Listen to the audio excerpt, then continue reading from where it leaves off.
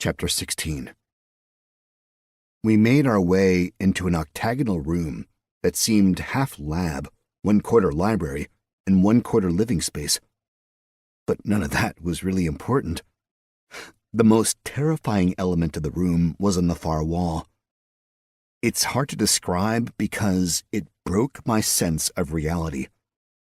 Pieces of, reality seemed to be in tatters and hung around, another. It was like something had torn the wall, and pieces of the wall hung down as if they were fabric. Looking through said hole, I saw another world. Bits of sand and a reddish sky. It was difficult to keep my eyes on it. The hole flickered around the edges, kind of like static. My only guess was that it was a wormhole of sorts, though having never seen one before, I had little confidence. "Fuck," Nikolai breathed quietly. "What the fuck is that?" I yelled. "A portal to another plane of existence. You've seen them before? Once. Any idea where it leads, like hell?" "Given that we face the Forsaken, hell would be my guess." "Wait, are you about to tell me that there's more than one hell?" "There is only one hell." "But there are other, negative planes. Hell, the abyss, the darkness, the wastes, and my personal belief is the worst, the outside." Ragnar and Skeld muttered. "And this leads to hell?" "Likely. I believe the Forsaken hail from hell, but I'm not completely positive." The other side of the portal was unpleasant, to say the least. I mean, where we were was full of demon shit, carcasses, blood, guts, and a whole host of other fluids I didn't even want to think about. But the other plane was just horrific. We looked into a valley that was completely devoid of vegetation. Clouds moved by in the sky, but far too quickly. Bold flashes of lightning were a relative constant, and thunder boomed through the air. "Okay," I said. "So I'm guessing we need to shut that thing down." "We do," Nikolai replied. "Which means we must go through the portal and find the portal stone." "Cool. What's that?" "The thing that keeps the portal open. It will be a thing from this land, taken over there and kept. Should we manage to bring it back, the portal will close." I smiled. "Sounds simple enough." "Nothing involving portals or the lower planes is ever simple, and to think it might be is to be a fool. So why am I surprised you think it is simple?" I rolled my eyes. Nikolai being such a drama queen was starting to wear on me. "I got this," I said. I took off the knapsack and handed it over to Ragnar. "Keep this safe." He nodded. "You and I will go through," Nikolai said, his eyes still not off the portal. "Your herd will remain behind to guard our exit. Should we perish," he said, turning to Skeld, "you shall take Cleve on to Osterstadt." "Apologies," Skeld said, then pointed at me. "But we can only take orders from him." "Just do what he says," I said. "I die, get Cleve to Osterstadt. Or if I don't die and the portal closes, get Cleve to Osterstadt, okay?" "Understood," Skeld replied. "Do I get to keep the bag if you die?" Ragnar asked. "Skeld gets half," I said. Then Nikolai and I stepped through. Chapter 17. The other side was, in fact, hellish. "Ah, an explorer. You have discovered another plane of existence. Welcome to hell. You gain 1000 XP. Points for discovering places. Seems like maybe it'd be useful to bounce around. But just 1000 points, though. Unless the points increased, it seemed pointless to do later in the game. The air was hot yet fetid, dry but stinky. Dread washed over me in waves, and I wanted to retch and run. I'd do anything to get the fuck out of Dodge. "This place sucks," I said. "It is literally hell," Nikolai said, his eyes scanning the place. "What were you expecting?" The man had a point. What exactly are we looking for? I have no way of knowing, he replied. It will be something from our world. It will retain the feeling of our world, so it will not feel as hellish as anything you touch here. Nikolai started searching in front of the portal, kneeling on the ground and looking in the various cracks. I walked around to the edge of the portal, trying to get a look at what was on the other side. It was confusing because on one side, I saw the room in the castle and Ragnar and Skeld standing there looking worried. On the other side, there was no sign whatsoever that the portal existed. So I just saw Nikolai fumbling around the cracks for a stone. Given other circumstances, it might have been hilarious, but at the moment it was rather terrifying. The Forsaken had been pretty easy to dispatch, but I had no desire to go up against anything bigger or badder. Then I noticed a man, or something that used to be a man. The figure knelt on the ground. His arms were outstretched, tied at each wrist to poles on either side of him. His head hung down. On his back, his skin had been removed and stretched out to form wings. Walking around, I saw that his ribs had been broken and folded out and were resting on his wings. Finally, his lungs had been pulled through his rib cage and were exposed to the air. On the far side of the man was a small hut, built out of a darker mud than any of the soil around the area. A rattling noise came from behind me, and I turned to look at the man. His lungs inflated, and I screamed, then backpedaled, hitting the ground with my back. Immediately, it was clear I'd made a rather large mistake. There was a very loud gonging sound, like, I realize now, the ringing of hell's bells. At the same time, Hellreaver started heating up to the point that I could feel it through my armor. What was that? Nikolai said, looking around, trying to see through the portal. My sword, I replied, pulling the blade from its scabbard and holding it out at arm's length. It glowed white, heat radiating off. Nikolai raced around the portal and glared at me. Any chance 'tis a holy relic of some variety? I mean, it's called Hellreaver. Your guess is as good as mine. Nikolai stared at the weapon a moment, and I felt a tingle as he cast a spell. Fool, Nikolai snapped. It is a blessed weapon, and you touched it to the ground here? By accident. Accident or on purpose, same result. I take it this is bad. Every devil, from the lowliest imp to the king of hell himself, just got notice of some element of heaven in their realm. They are all racing this way right now, slavering at the chance to kill an angel or agent of good.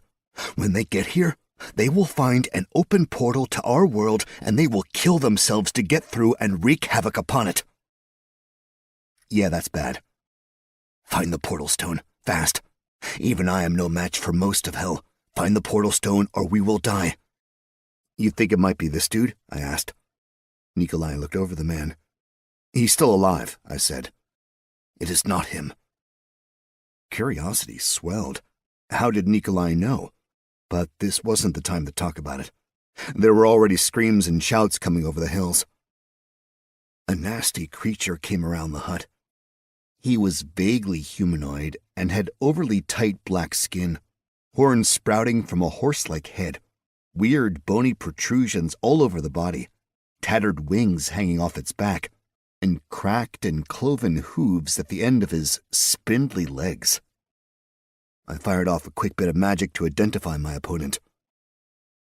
Voloth Tongue-Eater, Level 9 Tormentor.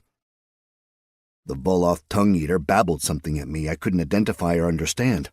Then my boon fired off and I got a notification. Smashing.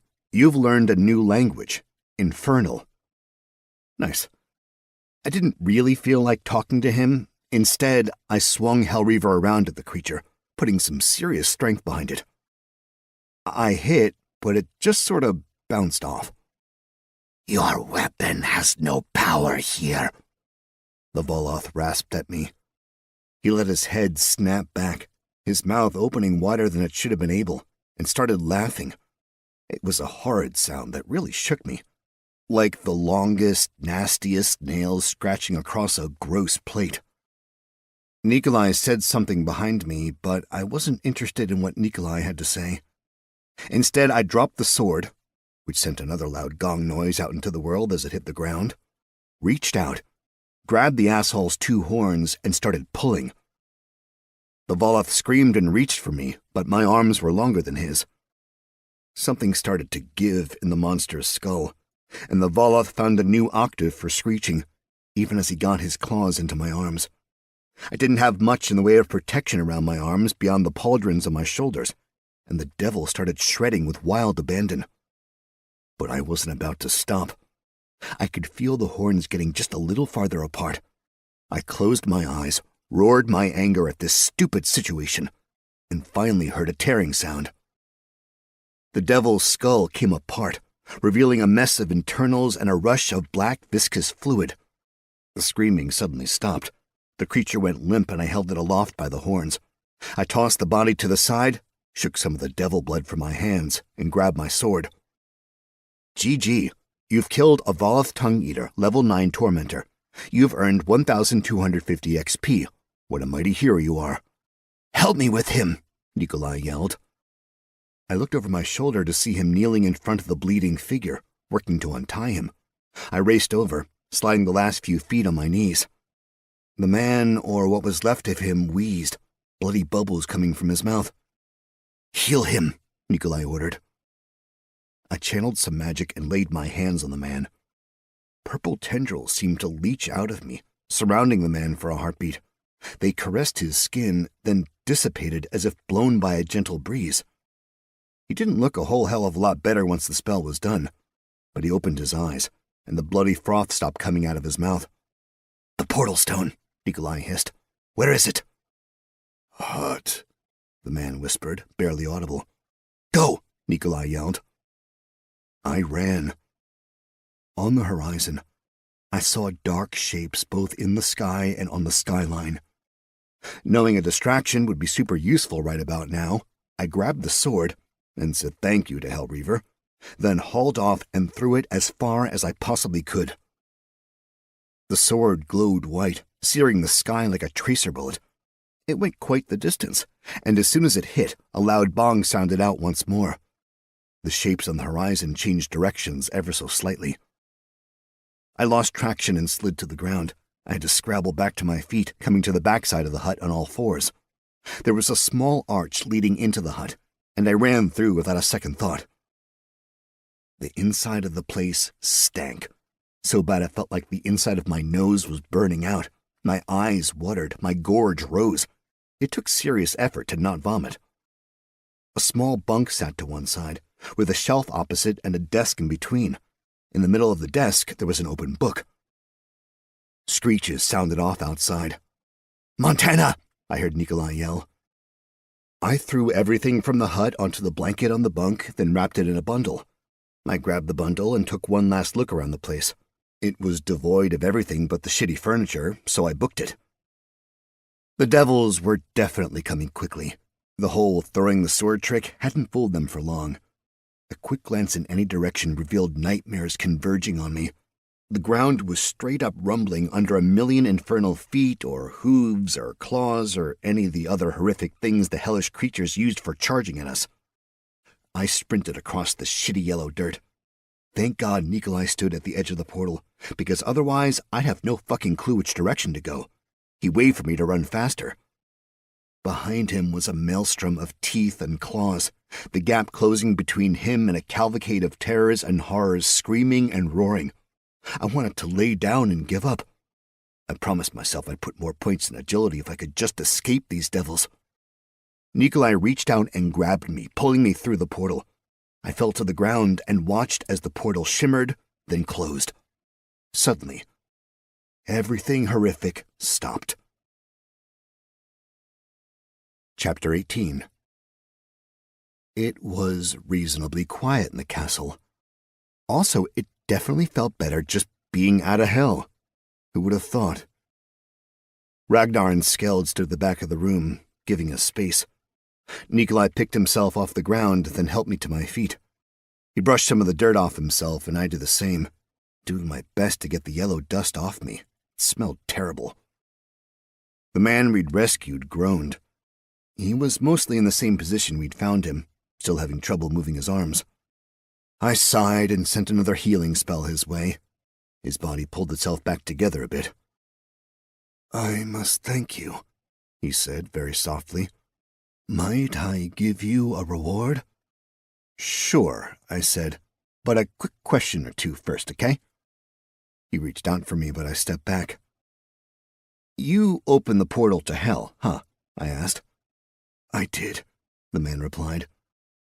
"I simply miscalculated the portal runes." "So you lost control of a portal to hell, and everyone in this castle paid the price?" "An honest mistake." "Dude, why were you making a portal to hell in the first place?" "Power," Nikolai said. "These fools always attempt to find more power and rarely pay the price." "The price?" the wizard asked, rage taking over his face. "I have been tortured beyond the limits of human endurance for what seemed like 10 lifetimes. How have I not paid the price?" I pulled my dagger from my boot and shoved it through the man's neck. "Enough bullshit," I said. "GG, you've killed a human, level 22 arcane archivist. You've earned 2,000 XP, what a mighty hero you are." Someone who had been willing to do what he'd done wasn't going to be giving me an actual reward. He was definitely planning on something insidious, so I figured I'd be insidious first. "You have completed a quest. Justice for a Duchess. The Duchess McDermott and her kin were killed by devils unleashed by a foolish wizard, and she seeks vengeance on that which slaughtered her family. Reward for success, 3,000 XP and access to the royal treasury." The ethereal figure of Duchess McDermott appeared. She put her glowing fingers around the man's heart and pulled it from his body. His own ghostly body formed, healed once again. He seemed to be saying something, but the Duchess ignored him. More and more spirits appeared around the wizard's ghost. They all put their hands on him. For a moment I could barely see because the glowing was so bright. The wizard's head went back, and his mouth opened up. It was all the more horrible to see in absolute silence, but it was very clear the wizard screamed. They tore the wizard's essence apart in a violent explosion. Then the spirits disappeared, and only the Duchess was left. She pointed to me, then beckoned for me to follow. We went back up the stairs into the keep and to a tapestry. She indicated I should pull it down, so I did. A door. I opened it and revealed a set of stairs. I wasn't particularly keen on following any more stairs in this castle, but, well, loot. We went down maybe 3 flights and came to a small room with a single door on the far wall. The door was made of metal and looked extremely solid. Its only feature was a singular keyhole smack dab in the middle. The apparition put her finger through my pouch, prompting me to pull out the key I'd found in the hidey hole. She pointed to the key, then to the door, and I resisted the urge to roll my eyes. Obviously, it went to the door. The key fit perfectly, and the door opened with not a single squeak. Inside was a smaller room lined with a variety of items on shelves. Duchess McDermott bowed her head to me, then vanished. Wisps of her ethereal glow remained behind for a heartbeat before dissipating. She'd paid her reward.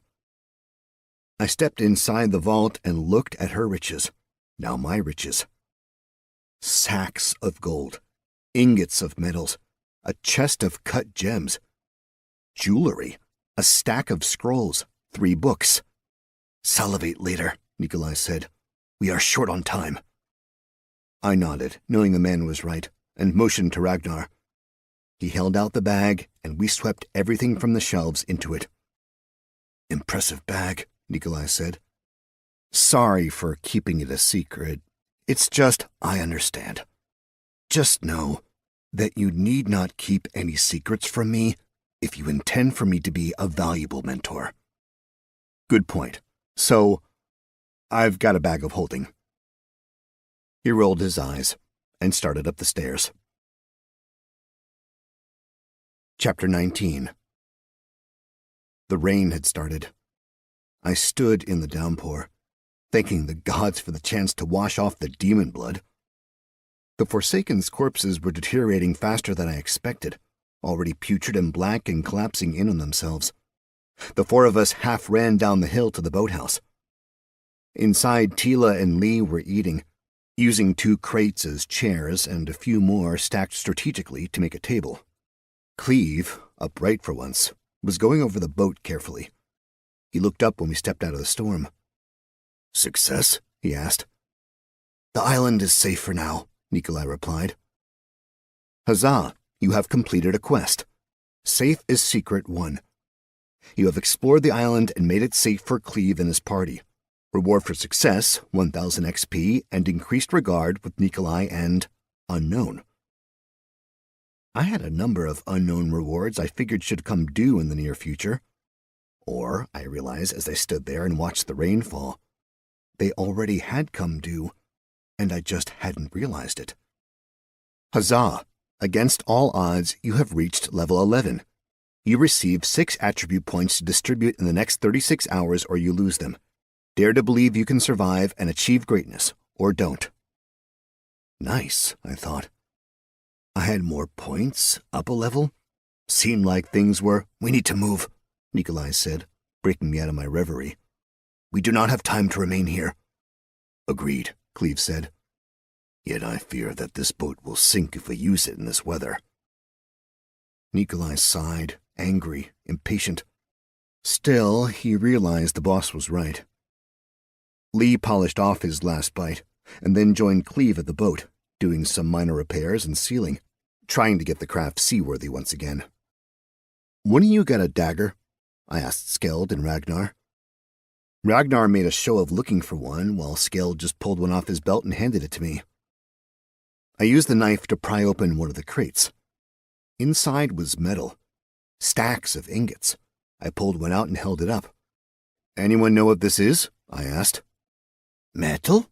Ragnar offered. Helpful as always. "Anyone have something more specific?" Lee came over and took the ingot. He turned it over, scratched it with his nail, hammered it on the stone floor. "Heavy," he said. "I would have guessed steel but no rust. Perhaps a bit too heavy. Tungsten? Stainless steel? Not shiny enough and too heavy. Stainless steel has a keen luster to it. If I had to guess, it's an alloy of something, or a native metal I don't know." He dropped it back in the crate and went back to the boat. I looked at it, then at all the other crates in the boathouse. There were hundreds of them. "Ragnar," I said. "Bag?" I nodded. He held the bag open, and I started grabbing crates, opening them and dumping the contents into the bag. I was going to find the limit to the bag's ability to hold, or die trying. Probably die trying when the bag finally exploded. Chapter 20. The rain finally eased up as the sun set, sending a glorious array of colors all across the sky. Nikolai rallied the group and we pulled the boat from the boathouse. With all the crates packed away, there was plenty of room to maneuver, and we got the boat in the water without much trouble. Then it was just a matter of getting our gear, ourselves, and some borrowed oars into the boat. We set sail, or, set row, heading into the sunset. Naturally, I got volunteered for the rowing. I was a little salty about it at first, but a girl likes to be asked, I also appreciated getting the exercise. After 100 yards or so, my shoulders and back felt nice and loose, and I really started to pull on the oars, enough so I really felt like I was working. I won't say I got whitewater going, but we definitely had enough of a wake so you'd be able to flip some pretty good tricks. We were making good time. Both Lutra looked over the edge of the boat into the water, and occasionally shot worried glances towards me or each other. Whatever was in the depths below didn't seem keen to interrupt us, though I'm totally confident we were being shadowed by more than one beastie. I'd like to believe we were left alone because of my badass rowing, but it's also possible we were left alone because all the lake monsters were busy that night, shampooing their hair or something. Everyone but Skeld slept at some point, while I rode into the night. Skeld stood on the seat right behind me, keeping an eye on the water, while making sure we didn't run into anything. I used the time to peek at my attributes. Attributes: Strength 55, Agility 30, Dexterity 29, Constitution 52, Wisdom 23, Intelligence 18, Charisma 20, Luck 27. Unassigned points 6. I was getting up in the attributes, but I had to wonder. If 20 was an amazing athlete and 13 was average, what the fuck was I? And where to put the points? Intelligence seemed like a good spot to slip them just because that was my lowest stat. And yet, I hadn't seen any measurable difference increasing my intelligence. It'd probably be very difficult for me to boost strength through working out or anything else. Maybe I should get my strength up higher. But was there a point of diminishing returns? Would a strength of 60 give me anything 55 wouldn't? This would be an ideal time to talk to someone about it, ask someone to help me make the decision. And yet the only person to ask was the taciturn Skeld, who was busying himself with the actual work of keeping us alive and on path. I dropped 2 points into intelligence, up to 20. Mensa, here I come. 3 points into luck, up to 30, a nice round number, and then a single point into dexterity to bring that up to 30. I didn't feel smarter. Oh well. Attributes: Strength 55, Agility 30, Dexterity 30, Constitution 52, Wisdom 23, Intelligence 20, Charisma 20, Luck 30. Unassigned points 0. "Your world," Ragnar said, his voice quiet. "Was it quite different from this?" I looked around at the boat. Skeld was standing at the bow, keeping watch. Ragnar was stretched across my pack in front of me, keeping low as to stay out of the wind. "Yes," I said. "Very much so." "Do you miss it?" "That's a harder question to answer," I replied, stalling. I laid into the oars and tried to come up with an answer. I'd been working hard not to think about home. It was too linked to thinking about the girl. And thinking about the girl just made me hurt with how much I wanted to be wherever she was. How much I wanted to know what had happened. Why she had died. All I knew was that, for once, I hadn't been involved in the mess. It wasn't me. Sure, I'd been blamed and I'd paid most of the price, but I wasn't the cause. I wasn't ready to go into it. "Do you miss your home?" I asked Ragnar. "Only been gone a day," the Lucha replied. "And I have been waiting to leave my whole life." "Why did you come here?" "Why did you?" "Life in Sommiers has been hard for my kind. With most of us as slaves to the Agagnern, it became difficult to survive. We were mostly young pups and a few of the older generation. I was one of the lucky ones. Skeld as well. Our families were intact. Even still, we were lacking good hunters and fishers. Winters were harsh, meals were few and far between, and the community of Sommiers had not been welcoming to us for a number of years. I trained for war in the day and cleaned a tavern at night, and I heard stories from travelers. The wide wonders of the Empire, the lands beyond. I wanted to see more than Sommiers and the War Waters. I wanted to see some of the actual world. And he wanted adventure, Skeld piped up. He would spin the yarns he overheard. All day as we trained, I would hear of the shifting sands of the Great Erg. I would hear of dungeons full of danger and treasure. All day, every day. Treasure and wonder, wonder and treasure. All the world awaits us. "So, you're here for treasure?" I asked. "I'm here to keep Ragnar alive."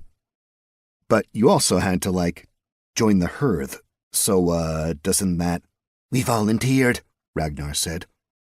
"It was an honor to join you." Skell looked over his shoulder at me and nodded. Whatever other reasons we had to leave Somir's, we joined you because you are a man of honor. We are proud to be part of you. I blinked a few times because I had no idea how to answer that. I'd never been on the receiving end of a genuine display of, well, respect. Thank you, I said softly. Chapter 21. As the sun rose, I found that I'd gotten into something of a fugue state. Row, row, row. Skell tapped me, and I stopped rowing. I looked where he pointed. A cloud of mist rose into the sky, and only one thing could make that happen. An absolutely massive waterfall. I realized it was already pulling us along. I spotted a speck of shoreline before the falls, giving us a tiny target to hit that wasn't a death sentence. Immediately, I altered course, turning the boat almost completely around. I pulled, putting everything I had into it. The boat leapt into motion, shaking a few of my passengers awake and off their seats. It wasn't enough. We were still headed the wrong way. I could only mildly alter our path. The mist rolled over us, blocking the sun. We were much too close to death. Nikolai stood at the bow with the rope in his hands, ready to jump to shore.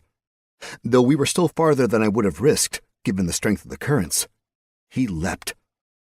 Nikolai stumbled once, then got his bearings, and looped the rope around a massive stone, tying a knot quicker than a blink. Then it was easy. We just pulled the boat in and unloaded. I took a moment to walk along the shore and check out the falls.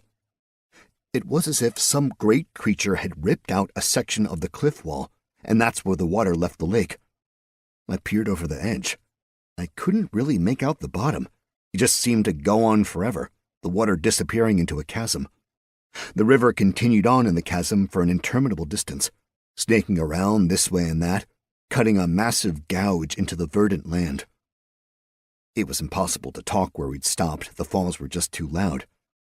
Since my secret magic bag was basically not a secret anymore, I decided to try to fit my pack of goods into it. But Nikolai grabbed my hand and shook his head, making it very clear my giant pack was not to go into the bag. So I got Skeld and Ragnar to help me get the trade pack onto my back, and made Ragnar carry the magic backpack. He promptly clambered up my back and sat on top of the trade pack. He pretended he couldn't hear me yelling for him to get off. Then Skeld followed Ragnar. I tried to shake them off, but they had claws. I just looked like an idiot. It's not like they weighed much. The difference was negligible. It was more the principle of the thing. A principle I quickly threw out as I grumbled to myself and started hiking behind Lee. The hike was strenuous, which meant I had to help Cleve. A lot, which meant he was pissed at me. I was totally having a ball. It wasn't quite full-on climbing, but there were definitely spots where we had no choice but to use our hands. It was worth it, though.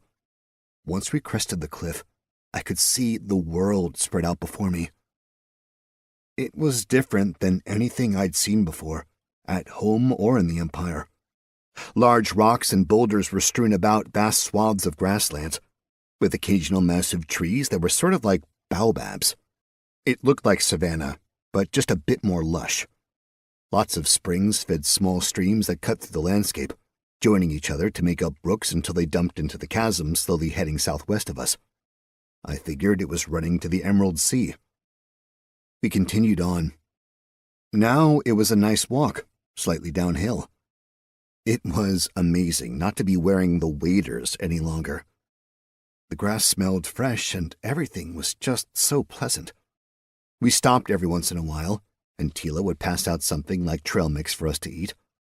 Lee would complain a bit, and then we'd continue on. As the sun dropped below the horizon and the sky darkened, Nikolai found a cliff where we could build a small fire and stretch out some canvas to make shelter. Over our tiny fire, Tila heated up some water and soaked some dry meat, making a rather vile stew-like concoction. My herdsman, having spent the day relaxing on my pack and likely snoozing, took the first 2 watches. I volunteered for the third. I missed my nighttime training sessions. Chapter 22. Skeld woke me from my watch, and I crawled out of bed. The little guy immediately took the warm spot I had left, and was snoring faster than I thought possible. The fire was little more than glowing coals. I found my bag, pulled out my axe, and leaned it against the cliff. A little walking about, and I managed to get some branches and small bits of burnable wood. I piled them up on the coals and got the fire going a little more. It was very dark out, but with a little thought, I got it to light up. Actually, just a tad too bright for comfort with my dark vision. It worked better in absolute dark. Still, I could see well enough to walk around. I decided to go back up to the top of the cliff, the camp almost directly below me. To the south, I saw animals moving, large herbivores eating the grass. Slightly to the west of them, I could see the grass moving as a predator stalked its breakfast. The air was crisp, especially standing above our little camp where I was fully exposed to the elements. I didn't feel cold, per se, but the wind bit at me. The skies were mostly clear, and the stars were unbelievable. I took a moment to really feel and experience the place, to take in this world I'd found myself in. I ran my hands over the grass, picked a small flower, and listened to insects talking to each other. In my old life, I never actually stopped to look at nature. I was always on the hustle in some way or another, always a million things that needed to get done, a person to find, a bone to break, money to collect. I smiled and shook my head. It was the first time I felt a real warmth and affection for my new life as Montana. I forced myself to return my attention to the world around me. Gotta stay present, can't dwell on the past. Coming up from the southeast, I caught sight of the slightest bit of light. I probably wouldn't even have noticed if I didn't have dark vision. It would have been lost in the distance. But even when starlight was a bit bright, the flash of a lantern looked like a fucking beacon. Seeing someone out in the middle of the wilderness could be nothing. It could be just a happy coincidence, and we would come upon fellow travelers. And yet, it seemed like an awfully big coincidence. A coincidence made even more unlikely given that they seemed to be headed directly for our camp. I knelt down, realizing I'd been a fool to present such a massive silhouette for anyone to see. Granted, I mostly thought I was on the lookout for beasts and monsters, not anyone intelligent. I scrambled down the cliff, dropping the last few feet, and tiptoed through camp until I came to Nikolai. As soon as my hand touched him, he was awake with a dagger at my throat. "Easy, boss," I said. "We've got company." The dagger disappeared as quickly as it had come out, and Nikolai popped up. "Show me." I crouched, walked him up to the top of the cliff, and pointed in the direction of the movement. "I see nothing," he said. "Do you have dark vision?" "Night vision." "It's pretty far out there," I said. "I'm guessing half a mile or so." "Tell me what you see." A hooded lantern, no, 2, plus 5, 10 figures. Humanoid. They're walking single file, heading our direction. "How direct?" "Pretty much a straight fucking line. Now they're pausing at a tree." "Point to the tree." I extended my arm and pointed with a finger, and he laid his head on my arm so he could sight on the tree I meant. He watched like that for a moment until the figures appeared on the other side of the tree, continuing on. There was no lantern with them this time. "Wake your hearth. Leave the others." Chapter 23. Ragnar went with Nikolai, circling way around to the north so they could get behind our pursuers. Skeld and I hurried from the camp, aiming for a small stand of trees about 100 yards south, where we could ambush the enemy if necessary. I knelt down and tried to keep perfectly still. The eastern sky was lightening. There wasn't a whole lot of time before daybreak, a point at which we'd have to get hiking again, when Cleve, Tila, and Lee would be up and ready to go. But nothing happened. I was getting bored. Antsy even. "It will happen or not," Skeld whispered. "No sense getting anxious." "That obvious?" "You are bouncing the leaves like there are deer rutting here." "Sorry." He shrugged. A moment later, Nikolai and Ragnar came tearing down the rise. Nikolai slid to a stop in camp, and Ragnar ran over to us. "Big mistake," he hissed as he approached the trees. "But we need to go." "What?" I asked. "Act normal," Ragnar said over his shoulder as he pushed past. "Need to go." Nikolai woke the others up, getting everyone to their feet and explaining that it was time to move.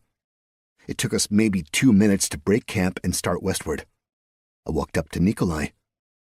"Want to explain all this?" I asked. "More than we can handle." "Are you sure they're enemies?"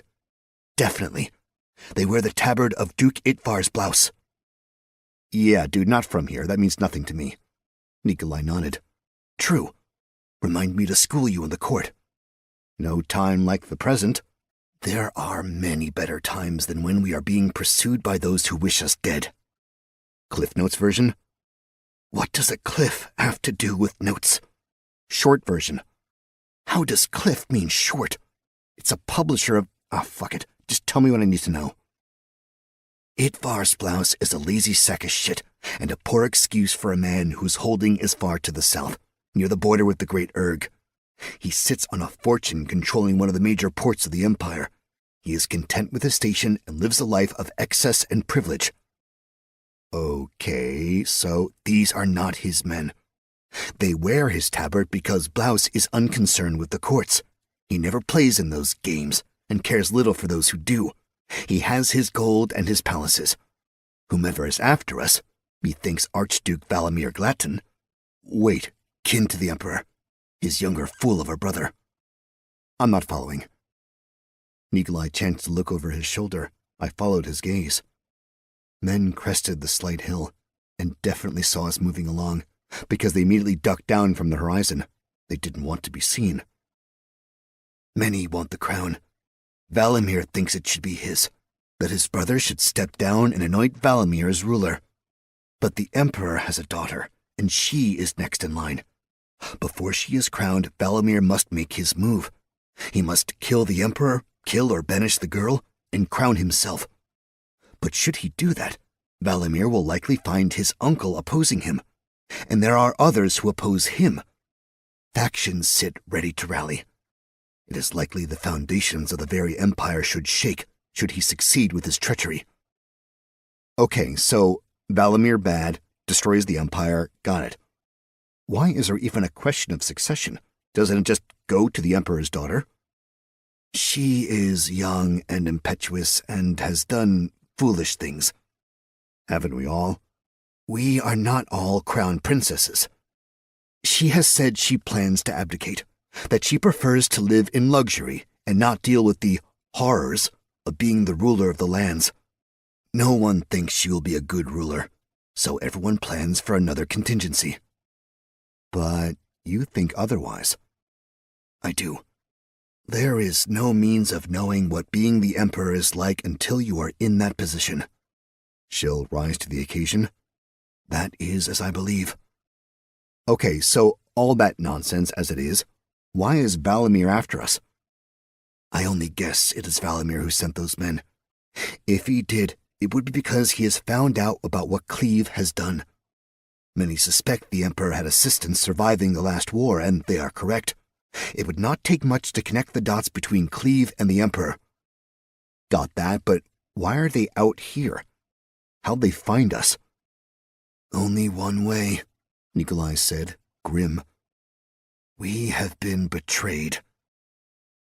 I stopped in my tracks. Nikolai kept going. I watched our small party move along past me. Cleve looking marginally better now that we weren't wet and cold all the time. Tila a bit haggard. Lee exhausted but determined. And my two Hearthmen at the back keeping an eye on our pursuers. Obviously, it made zero sense for Cleve to be the traitor. Why would he betray himself? Nikolai would just kill us all himself if it were him. My Hearth only existed for like a week, so it's not like it could be either Ragnar or Skeld. Plus, neither one had any connection to the Empire. I knew it wasn't me. There were the other members of the caravan, the ones who were driving the wagons around the long way. But how could they have known where we were going to get out at the other end of the lake? Possible, but unlikely. So that meant it had to be either Lee or Tila. Lee was new to the world, and I suppose he could plan on betraying Cleve to set himself up in his new life. But that seemed really unlikely. Tila, though, she was of Eldrani. She had the connections and the means to betray us. But Cleve and Tila had served together, and it seemed like there was a real bond between them. Could that really be torn asunder just to get money or land or power? Chapter 24. The men following us hung back, intent on avoiding a direct confrontation. They were probably waiting until we were sleeping, which I could understand. Nikolai was a higher level than anything I'd encountered, and I wouldn't want to mess with him. And that wasn't counting Cleve. I'd seen him in action, and he was scary. Granted, he was a bit close to death at the moment, but he'd probably be able to rally. To the north and the west, mountains soared into the sky, massive and terrifying. To the south, there were no mountains, but a downhill slope instead, with trees and hills in the distance. Behind us were bad guys and a big lake. Naturally, we were going west-northwest. More fucking mountains. The high plains were slowly changing, and the grasses were giving way to trees that looked a whole lot like aspens. There were a ton of them. There was enough space that we could walk through them without too much in the way of trouble, but I realized we'd be harder to spot as soon as we got a little deeper into the woods. My mood lifted a little. As soon as we hit the trees, Nikolai started moving faster. He weaved us further north, and about 15 minutes in, he broke into a light jog and steered us almost due north. The trees stretched out as far as I could see. Birds called out all around us, and I saw plenty of small creatures darting about, living their lives. Lots of squirrels hunting nuts and weasels hunting squirrels. It was nice to see so much that was calm, even if we were being chased. Noting that Cleve and Tila were breathing heavily, Nikolai called a break. He told everyone to kneel down and rest for a moment. He whispered to me that I should stand guard, then disappeared into the woods, my guess to check on our pursuers. I got the axe out and knelt in what I presumed to be a ready position. I noticed that Skeld and Ragnar spread out, positioning us in a light combat line. The minutes passed, and Cleve and Tila finally started to relax, breathing more regularly. The birds stopped chirping, and a heartbeat later, I felt a hand on my shoulder. "Let's move," Nikolai said. We started off again, heading north, weaving uphill through the trees. The ground was tilting increasingly upward, and the hike became much more intense. The trees were also growing tighter together, and finally began to deviate from being just aspens, or whatever the local variant might be. Nikolai called for a halt again, and Cleve basically just dropped to the ground. He was tapped out. If we continued running the way we were, our pursuers were going to take Cleve down without even needing to confront us. The rest of us gathered around Tila as she doled out some food. I noticed my two herdsmen took the proffered food, and then surreptitiously dropped it. I got Ragnar's attention with a raised eyebrow, but he held up one stubby finger, indicating we should wait to talk about whatever was bothering them. Skell did a little wag of his finger, letting me know that I shouldn't eat the food either. I turned my attention back to Nikolai, but needed a way to dispose of my own food, so I wandered a bit. I noticed a bit further up the hill that there was a particularly large tree, one with massive claw marks in it. "I think there might be something big and nasty living around here," I whispered, pointing at the tree. Nikolai sprang to his feet, and before no time he had his hand on the tree in question. Then he circled the area, sniffing. He took a branch and scraped something nasty off the ground, bringing it over to me. "Dude," I said, "that's disgusting." "Probably a worm of sorts," he said. "Nearby." He sort of played with the stuff for a minute, then tossed it to the side. "I need you to watch Cleve," Nikolai said. "He should be carried. I worry he may not be able to walk much longer, but he is too proud for that. Be his crutch." I nodded as we walked back to where the rest of our comrades sat. "We need to move quickly," Nikolai said, addressing our little band. "The group that is after us is large, and they are closing in on us. I have a plan, but it requires luck and speed. Take one more moment to drink water, and then we are back on the move." We were off, moving uphill at a quick pace and mostly to the west. Nikolai stayed in the lead, following some sort of trail no one else could see. Often Cleve would slip or stumble, and I'd be there, keeping him upright, helping him over branches and logs. I could tell things were really weighing on the man. He was hurting bad, sweat coming down his face in fucking sheets. And he looked like absolute shit. This didn't look good. Chapter 25. Nikolai waved us to a stop. We saw a cave ahead of us. A massive hole loomed in a cliff at the top of the slope we'd been hiking on. A cave I could have just walked right into with no problem. Provided I was willing and able to step over a multitude of animal remains. Just bones, but there was a wide variety to choose from, including several from creatures significantly larger than me.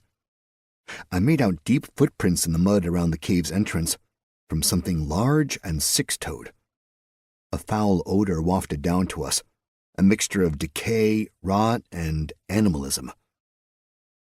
Nikolai weaved carefully back along the group, moving with absolute silence until he got to Cleve. He leaned in and whispered something into the older man's ear. I noticed there was very little noise in the forest around us. No birds, no squirrels, no animals of any kind. It was almost deafeningly quiet. Finally, Cleve gave a little nod.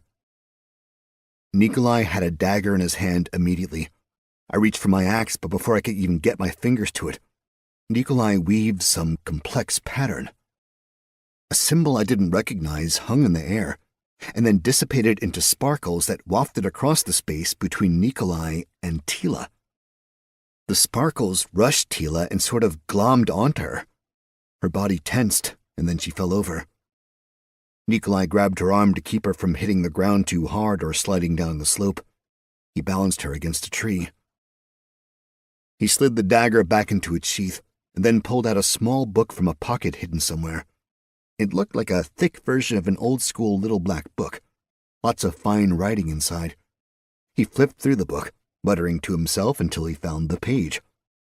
Then he searched through his pockets, coming up with a small flower. He crushed it and dusted Tila with the remains. A purple haze came over her, and she was weirdly iridescent for a second before turning to normal. "I am sorry to do this, Tila," Nikolai said. "But I need to know where the tracking device is." She smiled at Nikolai. "It is sewn into my corset," she said. "Thank you," Nikolai replied. "Of course." She had a wide and genuine smile on her face, the first one I'd seen this whole trip. While Nikolai carefully cut the corset off the woman, I watched Cleve drink from a small red vial. Color and vitality returned to the man immediately. Tila just leaned against the tree, not moving and still smiling to herself. Nikolai ripped her corset apart, revealing a circular gold medallion. It was about 2 inches across with a red jewel in the middle and had runic markings on both sides. Nikolai only touched the metal with gloved hands, never making contact with the skin. "You want to drop it in the bag?" I asked, thinking back to the theory that bags of holding were just portable portals to pocket dimensions. "Thought about it," Nikolai said. "But I have a better plan. If we drop it in the bag, there is no guarantee we won't be tracked, but if we give it as a gift to, new friend, our pursuers will be led in a vastly different direction. Cleve, any questions for Tila before this wears off?" Cleve looked at Tila with obvious hurt in his eyes. "Why?" he asked. Tila looked at Nikolai, who nodded at her. "You abandoned us," Tila said. "You chose this Thingman over the Legion. And these... She paused, searching for the word. Outsiders. You were desperate to find an heir, but you never once looked to those you used to call a family. I knew then all your promises were lies. And what were you given for your treachery? Cleve asked. Again, Tila looked to Nikolai, and he nodded. A barony. Baroness Tila Buiside, Cleve said softly. I wish you had come to me. Then Cleve nodded at Nikolai. So much was being left unsaid. I wondered if I'd ever understand all the ins and outs of this world. Seeing how I was never allowed to ask any damn questions, it seemed unlikely. Nikolai pulled Tila to her feet, bringing her into a kneeling position in front of the cave. Puppet, he said. I need some gold. Is that me? I asked. Am I Puppet today? Quickly now. I would prefer not to die here today. Ragnar was right by my side already, holding the bag open. I reached in and thought about gold coins. I got a big handful of coins and brought them out to Nikolai. Down there, he said, pointing to the ground in front of Tila. In a pile. Is this enough? I asked. He shrugged. Better to be careful. More. I got a second handful and put the pile of riches in front of the woman, starting to get more than a little concerned about what was about to happen. Cleve, Lee, Ragnar, Skeld, Nikolai said. Get moving. After a nod from me, my herd started walking parallel to the cliff face. Nikolai leaned down and whispered something into Tila's ear. She nodded and smiled at him. He took the medallion and, as hard as he could, threw it into the cave. Then he grabbed me and pulled me off to the side. When we got to a very dense bit of foliage, Nikolai dropped to his knees. I followed suit. He pulled a small pebble from a pouch and softly murmured at it. Blue runes glowed in the air, then settled across the surface of the pebble. The small rock split into two pieces, one pointy and the other chevron-shaped. Nikolai pushed the pointy pebble in my hand. Hide and watch, he said. Catch up when you can, and report. He darted off into the woods in a sort of crouched run, leaving me behind before I could ask what I was supposed to be watching out for. Chapter 26. It wasn't a long wait, at least not for the first event. Noises came from the cave. Tila didn't seem overly concerned. She was definitely under the sway of whatever magic Nikolai put on her. She didn't even flinch, completely fine with whatever was making the ruckus in the cave just a few yards away from her. The noise got louder, then quieter, then finally stopped completely. Slowly, large fingers curled around one edge of the cave, green in color with nasty black talons on the end, leaving scars in the rocks as the hand flexed. Another massive paw pushed into the dirt in front of Tila, followed by an absolutely massive head, about the size of a Volkswagen Beetle. A dragon. It had to be a dragon. A sinuous neck stretched from the head back into the cave, covered in green scales that stretched taut over cords of muscle. The creature had a squared-off snout and massive yellow eyes with black vertical slits for pupils. Two black horns stuck out of the back of its head, growing nearly parallel with the neck. I thought about using my identification spell, but this wasn't something I wanted to mess with. If that dragon thing knew I was there, I'd likely be viewed as his next meal. With a creature that size, he'd probably just divided the world into food and not food. And speaking of food, Tila just sat there, staring at the creature with a stupid smile on her face. The creature, in response, gave Tila a big sniff. Then it sniffed the gold and moved it around with a clawed finger. It looked to the left and then to the right. I don't know if it saw me, I can only guess it didn't. But it did look right at the clump of bushes I was in, and I did freeze completely, even holding my breath. Whatever the case, the creature seemed content with the situation and returned his attention to Tila. Chomp. One big bite, and Tila was gone. The creature chewed a few times, which was horrifying, because I got to hear all the snaps, cracks, and pops of my former comrade in arms going down. Then the big guy, or gal, licked its lips. One massive hand scooped up the gold, and then the monster withdrew into its cave. Not a drop of blood left behind. I finally let my breath out and sort of sat on my butt in complete shock, not only at what I'd just seen, but fully realizing what Nikolai and Cleve had done. They had killed Tila just as surely as if they'd pulled a blade across her throat. Maybe this was a better way, more humane or something, I don't know. I mean, in a sense, they were providing lunch to a creature of the forest, which, is kind of what would have happened had they killed Tila and dumped her body. Still, the brutality of this world, my home now, was challenging even to a man like me. Death and violence and savagery were just so incredibly commonplace. I hated myself for becoming complacent about violence and savagery back home. It didn't seem like I'd escape it here either. Watching the creature was also a great reminder of where I was on the food chain in Voldrani. Nowhere near the top. This thing was so much bigger than me that it had eaten a human with no real thought and certainly no problem. Like me when I ate a piece of beef jerky or a potato chip. I was still struggling to break free from my Earth worldview.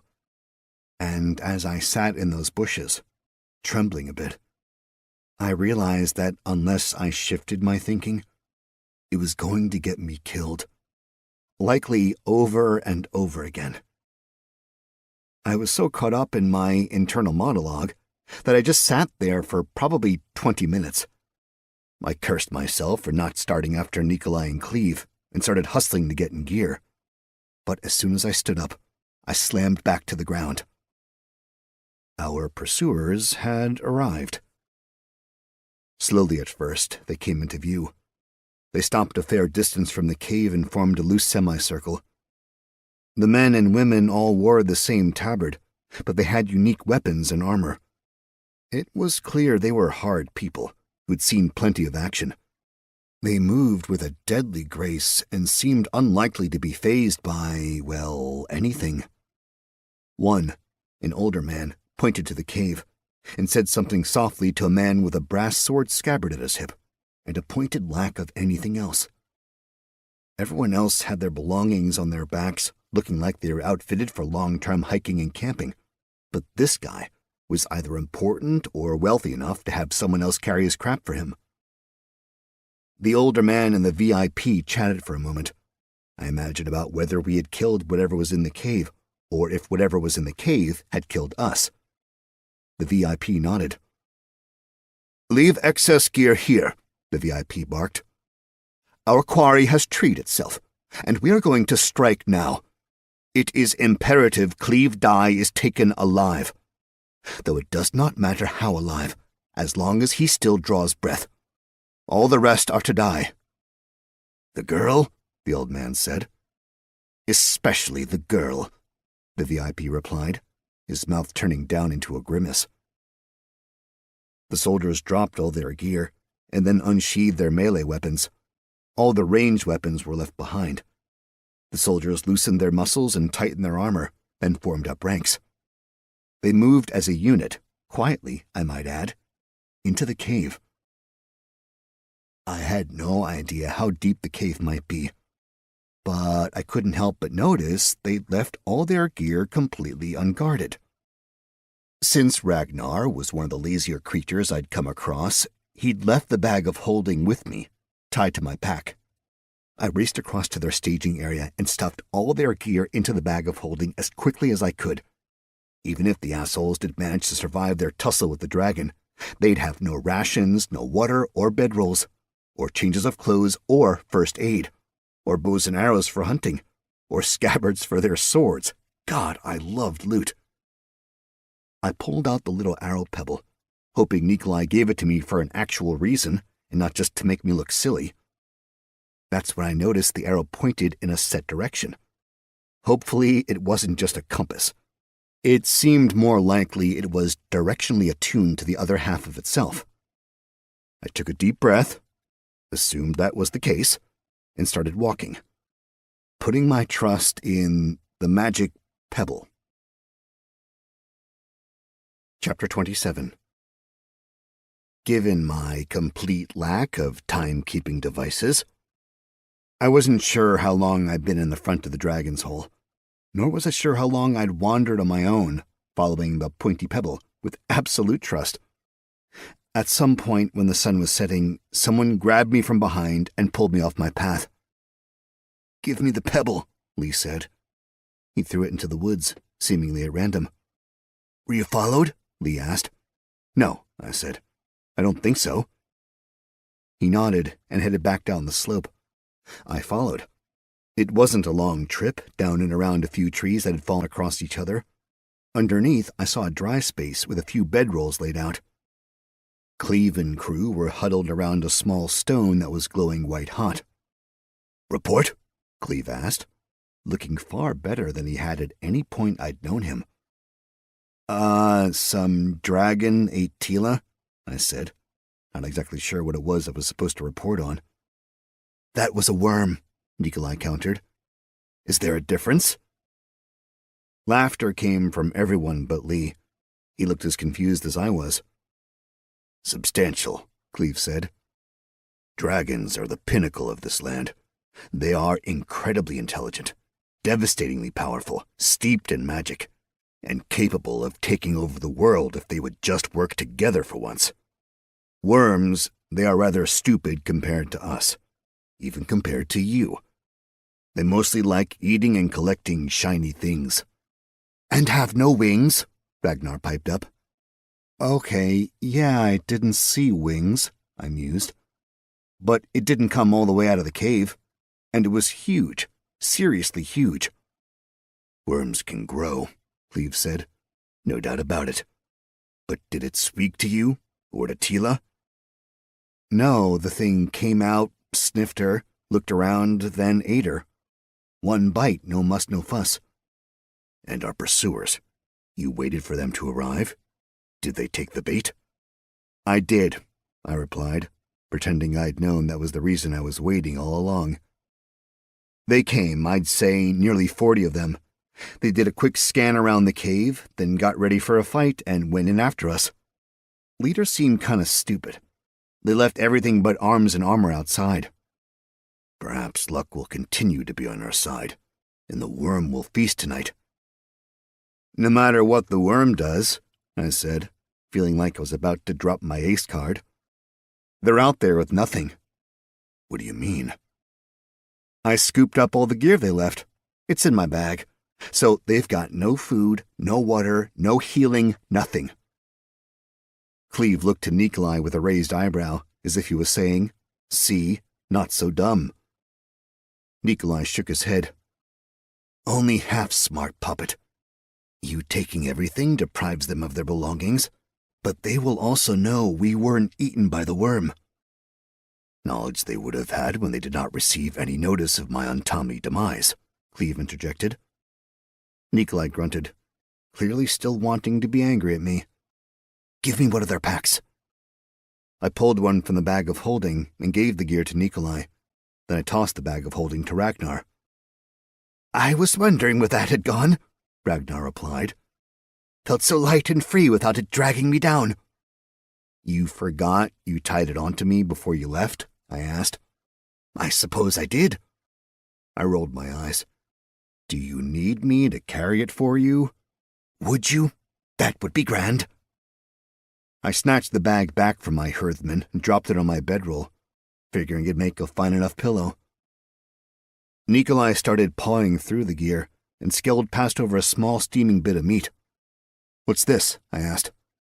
"Pheasant," Skeld replied. "I think." I nodded, looking forward to having actual food for once. It wasn't anything special, but I still counted among the best ever of my meals. Chapter 28. We were moving before the sun was up, and fast. While we hiked, Lee took the opportunity to fill me in on what he'd learned while I'd been watching Tila get devoured. Nikolai and Cleve had suspected betrayal all the way back in Arenberg. Rumors reached them there, and Owen and Solmiers confirmed their suspicions. Apparently, the barkeep was a retired Thingman, so he was in the know, or at least kept in a rudimentary loop. Nikolai suspected everyone except me and Lee, the Outlanders. Once we got past the lake, if anyone pursued us, it meant Tila was the one. Then it was just a matter of finding a good spot to confront her and lose those after us. The only downside came when Cleve realized Tila was poisoning him to slow the group down. Apparently it was pretty awful, and Cleve was a little worried she'd overdo it and he'd pay the ultimate price. Now we just needed to get through the last of the wilderness before taking Osterstadt. Then everything would be fine and dandy. At least, that was my working theory at the time. I turned my attention to the conversation going on between Nikolai and Cleve. There was something in the gear I'd stolen that implicated the Emperor's asshole brother, and that made me worried. I had zero desire to get into politics, and since there was a very good chance I was going to be a duke in the near-ish future, I probably couldn't stay out of it entirely. Also, I was pretty fundamentally enmeshed with the Emperor's life and death struggles. Regardless of whether or not I wanted to, I'd need to learn all the players in the game and the game itself, really.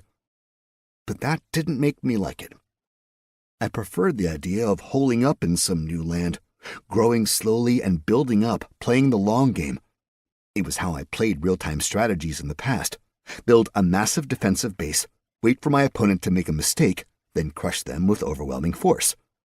But was that a viable strategy in the real world? I had no idea.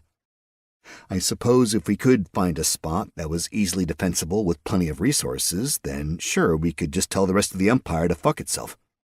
I had a feeling that was Cleve's plan. Just, other people kept getting in the way of that.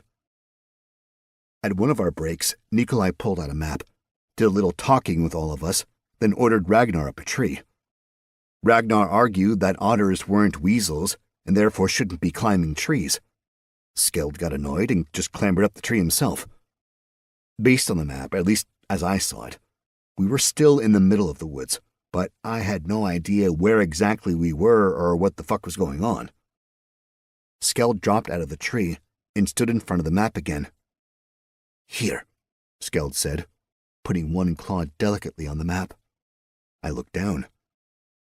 We were north and east of Osterstadt, along the mountain range that formed the current upper boundary of the Empire.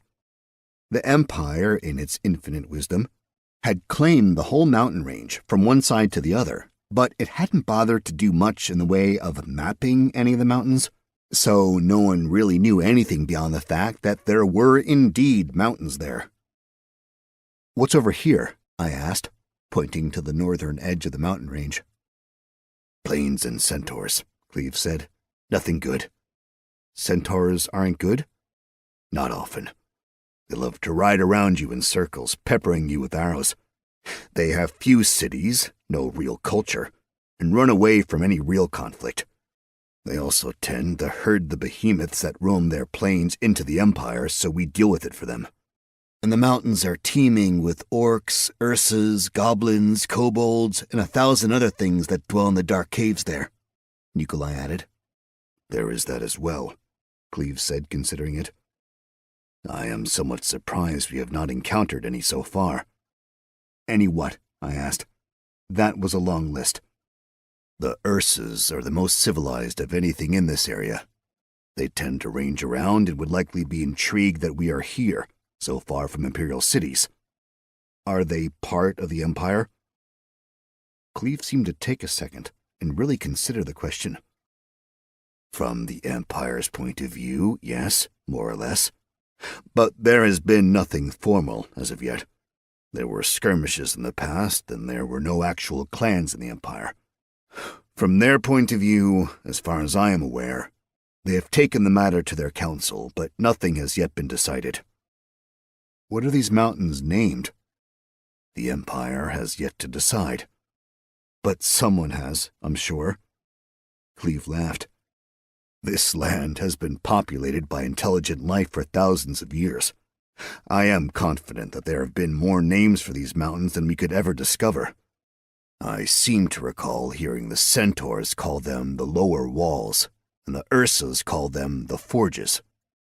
There are towns south of us, right? It is farmland, Nikolai confirmed. It is a fertile delta from here to the city and the Emerald Sea, so to call them towns is a bit overly generous. So there is always a reason behind what we are doing, Montana, Cleve said. The game you are about to be involved in is very complicated. You must always be ahead of your opponent, or they will crush you. For we are the target of a very crowded list of villains, knaves, and bloodthirsty powermongers. I'm just so very excited to be part of your family, knowing we're in the crosshairs of all of the assholes of the Empire.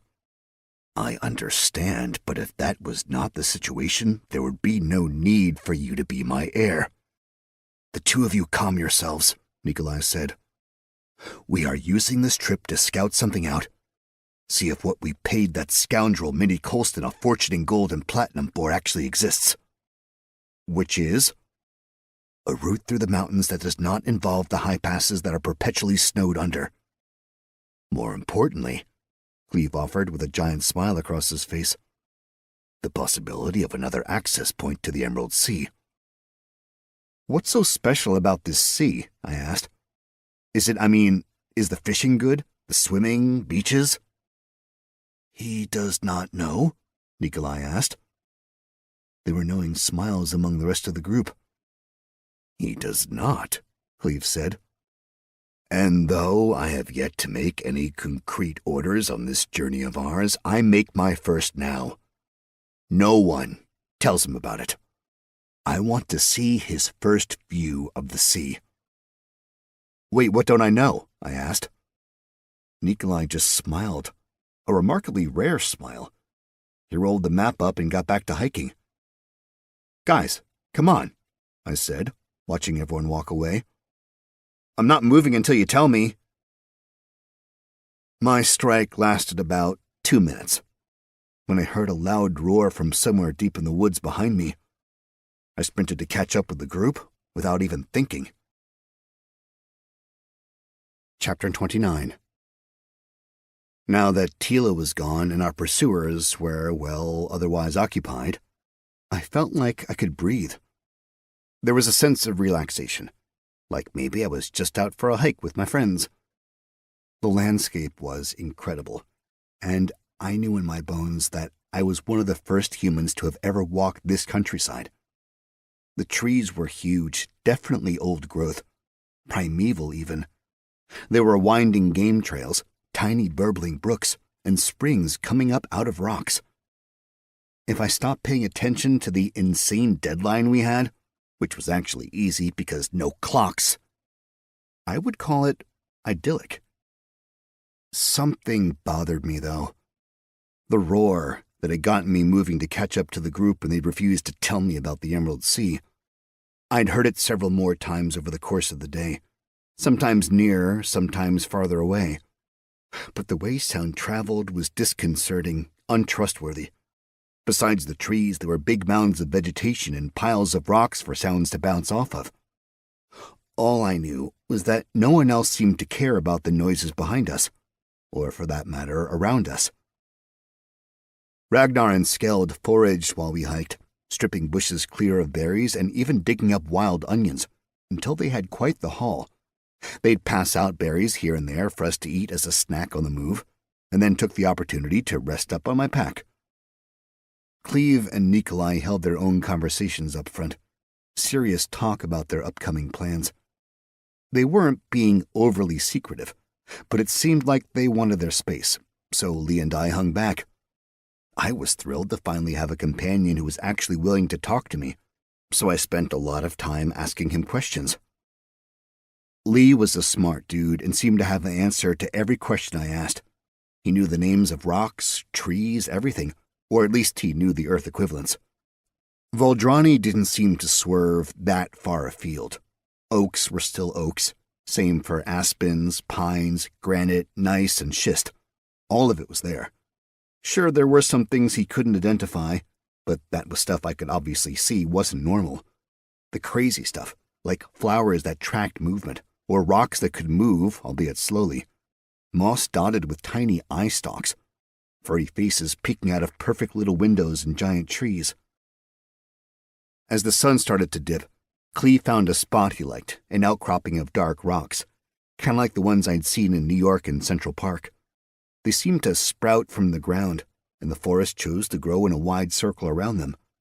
A stream came from the center, trickling out of the rocks.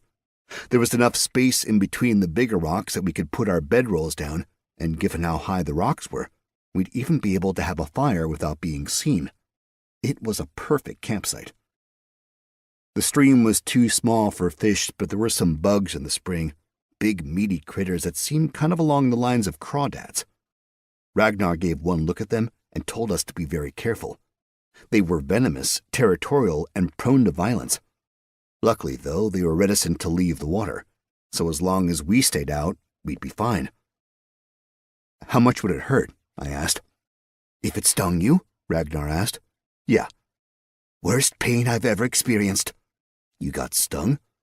On the butt, Skeld piped up happily. Sat on one, he did. I did not, Ragnar snapped back at Skeld. That is completely false. Hilda was there, she told me. Hilda told you that because she liked you and wanted to feel like I was no competition to you. You were no competition to me. Boys, I said, trying to hide my smile, happy that their personalities were continuing to come out. Let's just agree that this was a good warning, and no one should sit in the spring. We cooked the onions and some greens into a soup of sorts. It was phenomenal to have something hot to eat the second night in a row. Back home, it had been rare for me to miss a meal, certainly not during my last few years. And even more of a luxury, it had always been hot food. More fast food than I cared to admit, but still hot. Salty and delicious in its own disgusting way. And yet here, in this new land, the food was infinitely more scarce and a good deal simpler. But man, it was unbelievably better tasting. I settled down in between a rock and the fire, so I got heat from both sides. During the day it was temperate, very pleasant to walk around, but as soon as the sun went down, the temperature plummeted. I never felt like I was in danger of dying from exposure or anything like that. It was more just a lack of comfort. Montana, Cleve called out. First watch. So much for comfort. Chapter 30. I clambered up the rocks until I found a good place to sit, where I could see the camp and its surrounding area. Fireflies blipped on and off for my own private little light show. Bats swooped in and around, eating the bugs before they can get near me. The fire crackled and popped and sparks shot up into the air. With a sigh, I hopped down from the rock and did a loop around the clearing, picking up some wood here and there for the fire. I tossed a log on and continued around, cleaning all the dead wood off the ground until I had enough to make a stack. Snores came from the group. I ran through a few ideas, wondering how best to spend my downtime. I didn't feel like any more large weapon throwing. I decided to find a dagger, and while I searched in my bag, I realized something a little sad. All the fireflies had gone away, which was a bit surprising because I kind of thought the little buggers would go all night long. Then I realized another small detail. The night was quiet. The bugs that had been chirping away were now silent, and I couldn't hear any of the creatures doing their thing out in the trees. Everything was very still. Keeping my eyes on the dark forest, I took a few tentative steps backward until I bumped a boulder. I could feel something watching me. My axe was in my hands instantly. I turned it around a few times until I got a grip I liked, then pushed my eyes into dark vision so I could see. Nothing was there. Well, nothing I could see, but I could definitely feel something. The problem with our perfect camp was that the rocky outcropping blocked more than half the fucking woods. I scrambled up to the top, still gripping the axe. I scanned the woods. Something huge was moving through the trees, big enough that I couldn't place what it was, but it moved with enough grace that not a single branch broke. Then I saw its eyes staring at me. Big, dinner plate-sized eyes. Bright. Its eyeshine was super apparent in the dark vision. It blinked. "Guys," I said, "there's something—" It hit me like a fucking freight train, uncoiling and striking in a heartbeat. I had no idea how it had crossed that distance so fast. The creature's head slammed into my body, and there were definitely pops and cracks as several somethings inside me snapped. I flew across the clearing, shouting unintelligible curses to the party below me. I landed in a pine tree, its thick boughs doing a great job of slowing me down and keeping me from breaking my back against the trunk. They did a terrible job of catching me, though, so I fell out of the tree. But the 20-foot fall wasn't that bad. The ground was full of pine needles, so it was almost like landing on a mattress. A prickly, nice-smelling mattress. The creature used 2 massive claws to grip the rocky outcropping. It loomed up and over so that I was looking down on the camp. The firelight illuminated its absolutely massive head, and the ropes of saliva stretching down towards the lutra. My herdsmen were still waking up. Most everyone was. I shot an identification spell over. Forest worm. Level who knows, beast. The worm. Great. I glanced around for something to distract the worm before it devoured my buddies. My axe was nowhere to be seen, but I spotted a large rock to my right. I scooped it up and threw it as hard as I could. It tumbled through the air and booped off the beast's snout. The worm shook its head in surprise and then glared at me. So I grabbed another rock, and another. I threw rocks as hard and fast as I could, a cavalcade of stones raining down from the heavens, all with some measure of accuracy and hitting the worm's face. With a target that size, it wasn't particularly challenging to hit it. It was the size of a small barn, so I was quite literally hitting the broadside of a barn with my rock barrage. I don't think it did any damage, but it definitely pissed the fuck out of the worm. He reared back and gave a mighty roar in my direction, so powerful I could feel my skin ripple from the sound wave. My beard got plastered to my body in a sickening slime of worm saliva. The distraction was enough for Nikolai to get to his feet. He shouted a challenge at the worm, and his blade seemed to glow for a second before erupting in brilliant flames. He swung the sword, but the worm pushed back, its impossibly long neck arcing way up until it was well out of Nikolai's reach. I ran back to the group, out of rocks and in need of a weapon. The worm held himself back, out of reach, watching us. Cleve had his sword out and stood ready. Both Skeld and Ragnar held their spears and were on either side of me. Lee, for his part, was hiding under his bedroll, tucked up against a rock. I ripped open the bag of holding, then pulled a spear I'd liberated from the castle in the lake out of the bag. The creature let out a snort of excitement, its eyes opening wide. "Give me the spear," Nikolai said, sheathing his sword. I tossed the spear to Nikolai, and he snatched it from the air. Immediately, purple tendrils rushed over the spear, disappearing inside the wood and metal. The weapon seemed to ripple, and then it changed. The wood got darker and longer. The spearhead undulated, elongated, then got thicker in all dimensions. It became a completely different weapon, one that was much meaner looking. Nikolai hauled back, and with perfect form, he launched the spear. The weapon flew true, smashing into the worm's neck. It knocked some scales off, but not much else. It certainly didn't stick into the creature. There was no blood. The worm roared, then pushed off the rock into the darkness. "Was that it?" Lee asked. "No," Cleve said. "We face a stubborn opponent." "He is intelligent for a beast," Nikolai said, eyes scanning the darkness. "He will watch us, gauge our abilities. He may attack again, he may not. It is possible he determines we are too much trouble." "He saw the bag," Ragnar interrupted. "Then he will be back," Nikolai said. "He will not leave a magic item such as that behind. The worm will be determined to have it for his horde. Silence reigned. Nikolai and Cleve stood with their backs to the fire. They both had swords out and ready. "Is this a creature we can kill?" I asked. "It will be either him or us." "Great." I put the bag securely on my person, making sure it wasn't just going to fall off, and then I climbed to the top of the rock. I pulled out 2 weapons. First, the Mammoth Greatsword. Mammoth Greatsword. Item type uncommon. Item class 2-handed melee. Material steel. Damage 80 to 120 slashing. Durability 80 out of 80. Weight 52 pounds. Requirements strength 30. Description: built by giants for giants, the mammoth sword is used for the hunting and killing of mammoths.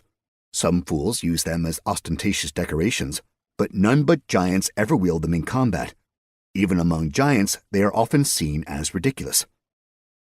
The other, the small obsidian dagger I'd liberated from the goblins. Goblin Sacrificial Dagger. Item type common. Item class 1-handed dagger. Material obsidian. Damage 21 to 25 slashing. Durability 8 of 25. Weight 1 pound. Requirements none. Description: an unbelievably sharp blade used for ceremonial sacrifices to goblin gods, spirits, shades, chiefs, bosses, or chefs. I did my best to hide the dagger in my belt, and then struck a pose with the mammoth greatsword over my shoulder. "Piddly worm!" I shouted into the darkness. "Hiding because he's so scared. Why don't you tuck your ugly tail under you and run back to your little cave?" "What are you doing?" Cleve hissed from below. A bellow came from the woods, followed quickly by the cracking of wood. The worm pushed some trees over and stood there for a heartbeat before roaring. I screamed back at him. Not quite as impressive. Despite my strength, I just didn't have the lung power. What I had was a stupid plan that I'd seen work in a tabletop RPG I watched once. I gave the giant sword a lazy swing around, doing my best impression of someone who wasn't actually strong enough to wield the giant weapon. I needed to make sure the worm was pissed off and overconfident. "Come and fight me, you coward!" I yelled. The worm launched itself at me, his giant talons swiping across, sending the sword pinwheeling into the woods. Then, as expected, he opened his mouth wide and came crashing down on me. Chapter 31. I jumped right in, snaking the dagger with one hand and grabbing a handful of flesh with the other. Immediate downside? The smell. It was fetid, hot, and disgusting in there. An unreal, malodorous combination forced its way down my throat, much the same way I forced my way down the worm's throat. I think he just thought I was stupid. Maybe he was right. So he just swallowed, forcing me out of his mouth and into his esophagus. I was pleased to find that worm physiology isn't completely alien, but I knew getting to his stomach was going to be a world of hurt. The muscles in the worm's throat were strong as fuck, and they were crushing me. Also, not much in the way of air. That was something I hadn't thought of. Another check in the stupid column for that. I still wore the ring of water breathing I'd snagged back in my fight with the Agak nerd, and I wondered how specific the water portion of the ring's title was. I took a tentative breath. Score 1 for magic. It was horrible tasting, but there was enough oxygen in whatever I was breathing to keep me going. Struggling back and forth, I managed to get my hand around the dagger and move it out ever so slightly that it scraped along the creature's esophageal lining. The worm stopped moving, and I stopped going down. With both hands, I pulled the dagger towards my face, slicing all the way. I thought the worm's breath smelled bad, but it was nothing compared to whatever foul things made up the creature's viscera. I gagged and threw up, which, was great in a sort of long-term killing the creature through infection way, but wasn't going to do much in the short term. Then the dagger must have reached 0 on its durability because it snapped apart in my hand. The worm was running or moving at speed, going crazy as it attempted to dislodge me. I was getting really dizzy, what with being upside down and moving in pretty close to absolute darkness, which is when I had the brilliant idea to engage dark vision. I couldn't see much beyond wet muscle and dark blood, but at least I was seeing something. I got an arm into the hole, out of the esophagus and into the, flesh of the worm's neck. He reacted by trying to throw me back up. I figured that was a sign I was doing what I needed to, so I doubled down, grabbing onto a ligament, tendon, with one hand, and a flap of throat muscle with the other. I held on with all my strength. A second later, I got to experience a new level in disgusting when I got to see Tila again. Well, pieces of her, in various stages of decay. Also, some creatures of the forest, and some rocks, and wood, and something that had to be poop of some kind. Plus, worm stomach acid. My face burned. Excruciating pain erupted across my whole body as the worm stomach contents washed over me, around me, and to an extent, through me.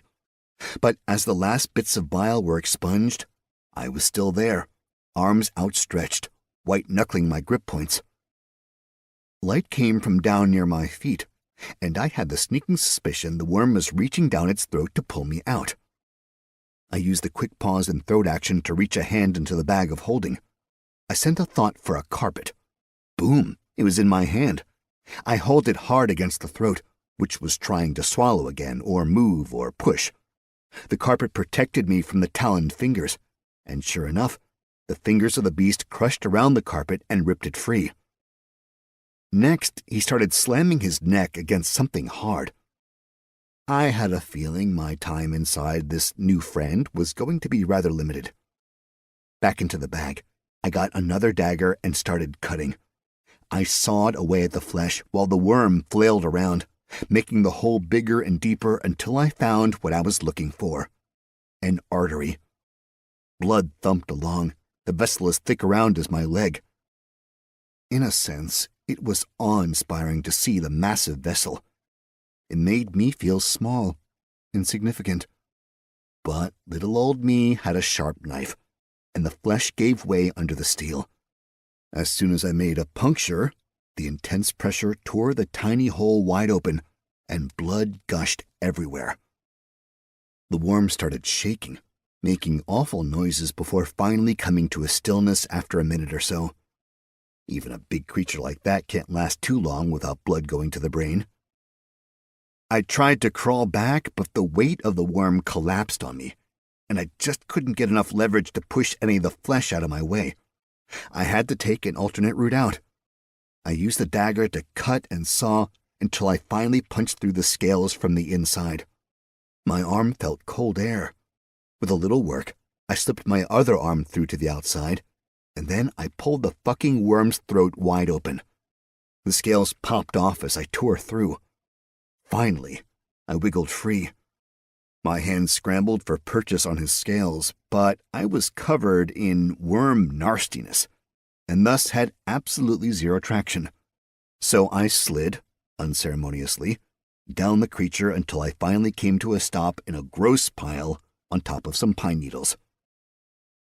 Blood cascaded down the worm, pouring out of the hole I'd made and leaking out of his mouth. I lay there, taking in gulping lungfuls of breath, my body steaming in the cold air. Pain was everywhere, not only from the acid burns over most of my body, but also from all of my internals getting crushed by the worm's muscles. The great beast's lifeless eyes stared at me, and I felt a hint of sadness. Dude was just doing what he was doing, just living his life. Granted, he'd come after me. I'd never done a damn thing to him until he attacked me.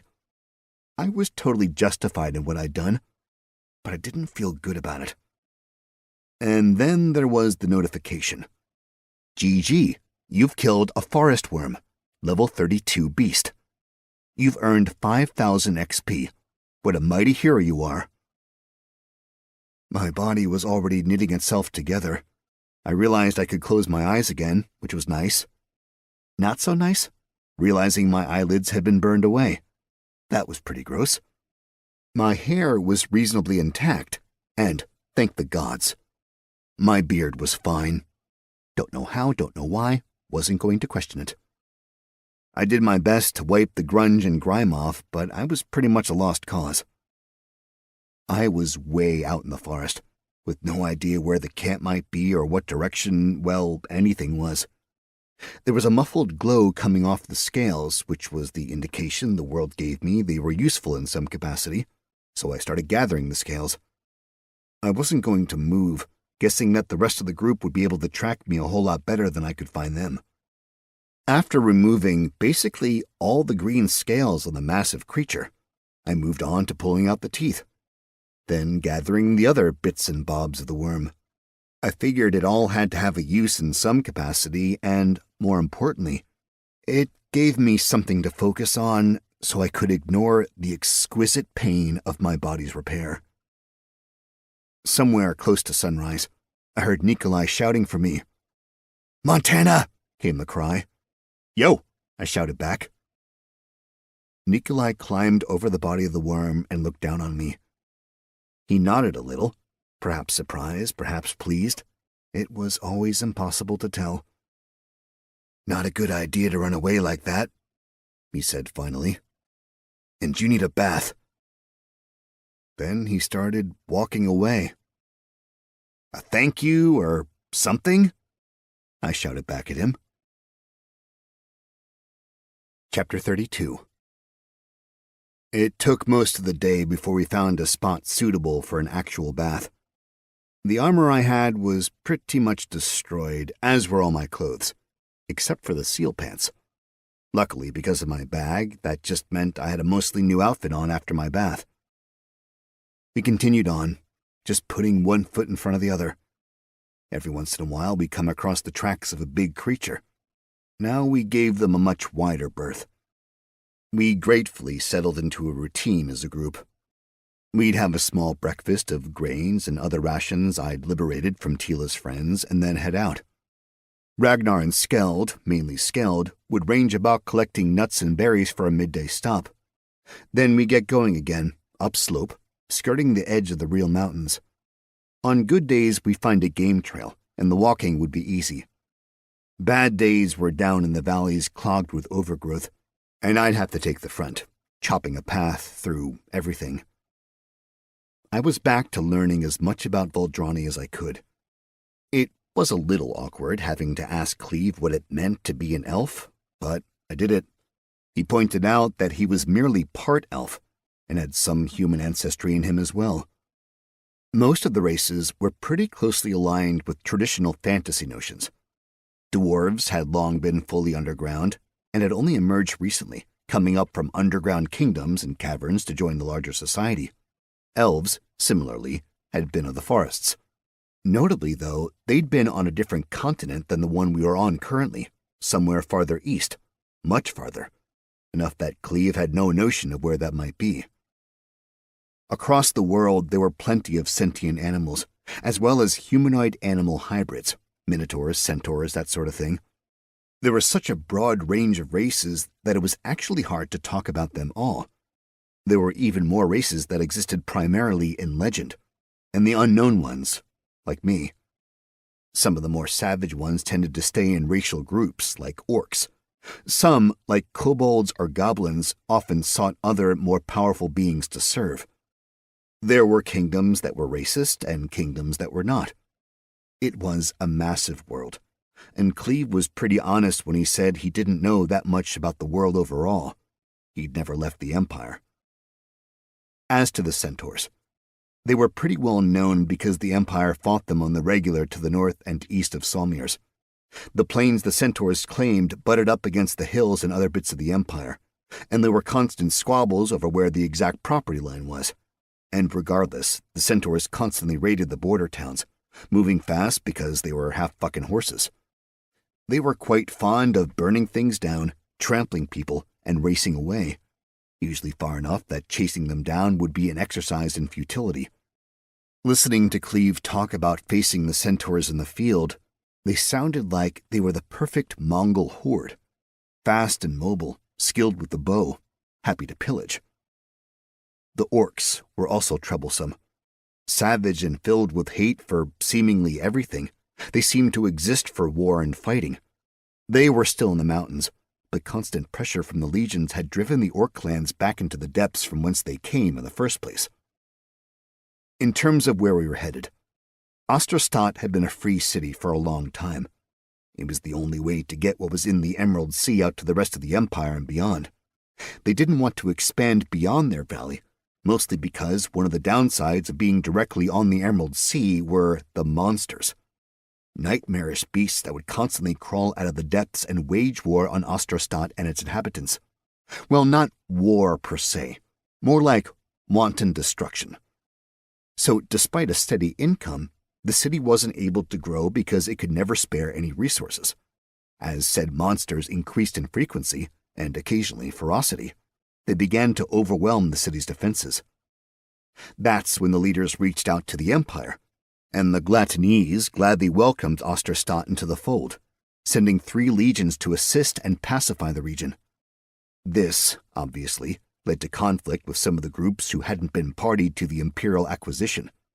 Hence the skirmishes with the Ursas, who, I suppose, were a tribe of people who just preferred to live in the mountains on their own. But that didn't really gel with the whole Empire state of mind, and there had been skirmishes on and off. Things seemed to have settled down in the last few years, and there was even talk of a formal meeting between all the Ursas tribes, and maybe even joining the Empire all out.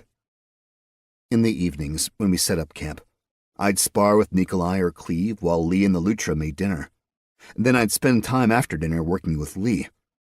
He was helping me develop non-combat skills, since pulling the dukedom out of the wilderness was going to be an all-hands-on-deck sort of thing. First, we did basic crafting, carving wood and bones into shapes, knapping out obsidian blades, tying knots. The skills were coming into my character sheet hot and heavy. Cool beans. You've learned the skill carving. With a bit of work, you can take wood, bone, or stone and make it look like something else. Watch out, flea market, here you come. Plus 5% skill, plus 1% value. Cool beans, you've learned the skill crafting. With a bit of work, you can combine wood, stone, metal, whatever you get your hands on, with other objects and make useful items. Watch out, flea market, here you come. Plus 5% skill, plus 1% value. And so on. I was carving wooden rings in no time, even getting small stones, some valuable and some not, into them. I spent 2 evenings making rather beautiful dream catchers, if I do say so myself. At the start of the second week, Lee guided me through putting several skills together, carving out something that looked like a huge cricket bat, then napping a bunch of small obsidian blades, and finally, attaching the blades to the outside edge of the cricket bat. Well, look at that. You have crafted your first actual non-improvised weapon, plus 150 XP. You have made a Makwaweetle. Makwaweetle. Item type, trash. Item class, one-handed melee, two-handed melee. Material, wood, obsidian. Damage 10 to 20, slashing, 12 to 18, bludgeoning. Durability 10 out of 10. Weight 6.8 pounds, requirements strength 9. Description: a flat wooden club with obsidian blades around the edge. Cool beans, you've learned the skill wooden weapon making. Now you can make clubs, staffs, staves, and other wooden weapons, providing you've got the blueprint for them or you've been taught how to make them. Plus 3% damage, plus 3% durability. Apparently that meant I was ready for the next set of lessons, which was when we started hiking closer to more rocks. It was geology or botany all day, every day. Granite over to the left, poison ivy to the right, schist all over the place. On the 4th day of the second week past the lake, we came to a river. Nikolai called a halt well before dark. We'd reached our destination. Chapter 33. The river cut through a cliff above us. Maybe something that had been a waterfall at one point in the past, but was now more along the lines of a whitewater tumble down a steep gradient. The mountains otherwise were straight and tall, soaring skyward, very cliff-like. The river had no banks as it went through the mountains, and there was nothing living here, just rocks. Where we were, though, was thick with trees, tall pines and redwoods, with little in the way of undergrowth beyond big ferns. A lot of rock lined the riverbanks, but there were occasional sandy spots as well. In many ways, it was like a miniature version of the river that left the Warwater Lake, cutting into the ground. Nikolai told us to make camp and also to wait. He and Cleve walked off, and though I was curious where they were going, I was also eager to get camp set up and to take a moment or 10 to relax in the daylight hours. I had no idea where they went. The Hearth boys and I did a quick scout about the immediate area, trying to pinpoint obvious dangers. We chose a campsite right above the river. At some point in the very recent past, the ground had largely collapsed, so there was a wall of rock that made a nice windbreak with decent cover. With a little work, we had a lean-to set up with a thick layer of pine boughs to lay on. It felt almost luxurious. With little else to do, I tore off all my armor and clothes and dove right into the river. Mild mistake. It was ridiculously cold. The river was crystal clear, a deep, intense blue, and tasted fresh. At least, the little bit of water I got in my mouth at that point. It moved quite quickly, and there was a singular deep spot carved out of a rock by an eddy just 20 or so yards down from where we were camping. Really, the only downside to the river was the temperature.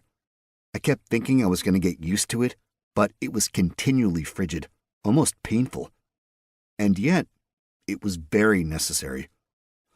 One thing I never really saw in fantasy books, certainly the ones I read, was that on long trips through the wilderness, you stink. Day after day, wearing the same armor, all sweaty, sitting around smoky campfires. You really started to smell, and that's not counting fighting. Add in fighting, and you've got random blood and mystery fluids all over you, things like piss, shit, and vomit. All things I'd seen far too much of on battlefields in this new world of mine. So I swam down to the bottom, got some handfuls of sand, and scrubbed myself. Lee stripped down and joined me for a quick dip. Skeld and Ragnar went crazy in the water. They shucked off their armor and clothes and swam about with wild abandon, going deep and bringing stuff up from the bottom of the river. Pretty soon, we had a small fire going with a pot of water full of crawfish. A hot lunch. A rarity in our lives, and I was going to make the best of it. I don't know what spices the Hearth boys made the broth of, nor where they found them, but it tasted delicious. The four of us were full and happy, naked in the midday sun. I closed my eyes to relax, but elected to just have my head out on a gently sloping rock, keeping the rest of my body submerged. A bit of a personal challenge to see how long I'd be able to stay under the water. Until I heard the not-so-subtle sound of someone clearing their throat. I opened my eyes to see 2 young women and 1 young man standing on the other side of the river. One woman had dark auburn hair, and the other mousy brown. Auburn and the man were both very posh-looking, their clothes full of finery and lace. They didn't have a whole lot of gear with them, so I couldn't imagine they were tramping through the wilderness. The posh ones had some similarity in their faces, so I suspected brother and sister. Brother had a small sword at his side. He struck a manly pose. "Ahoy!" he said, the voice the sort of grating nasal that made me immediately and irrationally angry. "You there, ruffian!" "Me?" I asked. "Ruffian?" "You speak the language, grand. Do be a dear and tell me what you think you are doing." "Here?" Sunning myself after having a bit of a swim. "I say, swimming. How quaint." The guy was wrangling me. I really wanted to swim over and pull the twit in. "I suppose that is why I cannot smell you," he continued. "Maybe that's why I can smell you," I replied. "Hint, it's not a good smell." "You insolent cur! You dare speak to me that way?" Yeah, I do. I dare. Maybe you should take your sister and, her lady-in-waiting, and mosey back into the woods from whence you came." "You know she is my sister? Either you are familiar with my family and stupid to be so insolent, or you are a magic user and must pay for your crimes. Neither, Dick Burger. I just used my fucking eyes.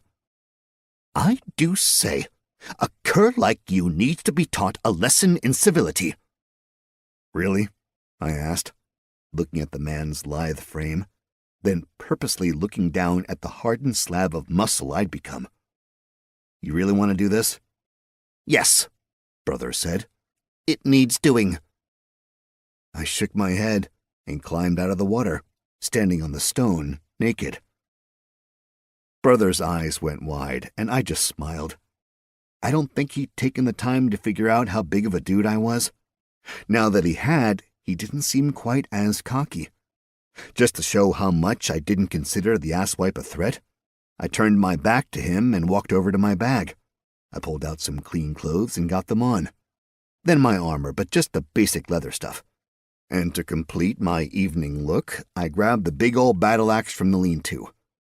It wasn't a subtle weapon, but I had a feeling the time for subtlety was over.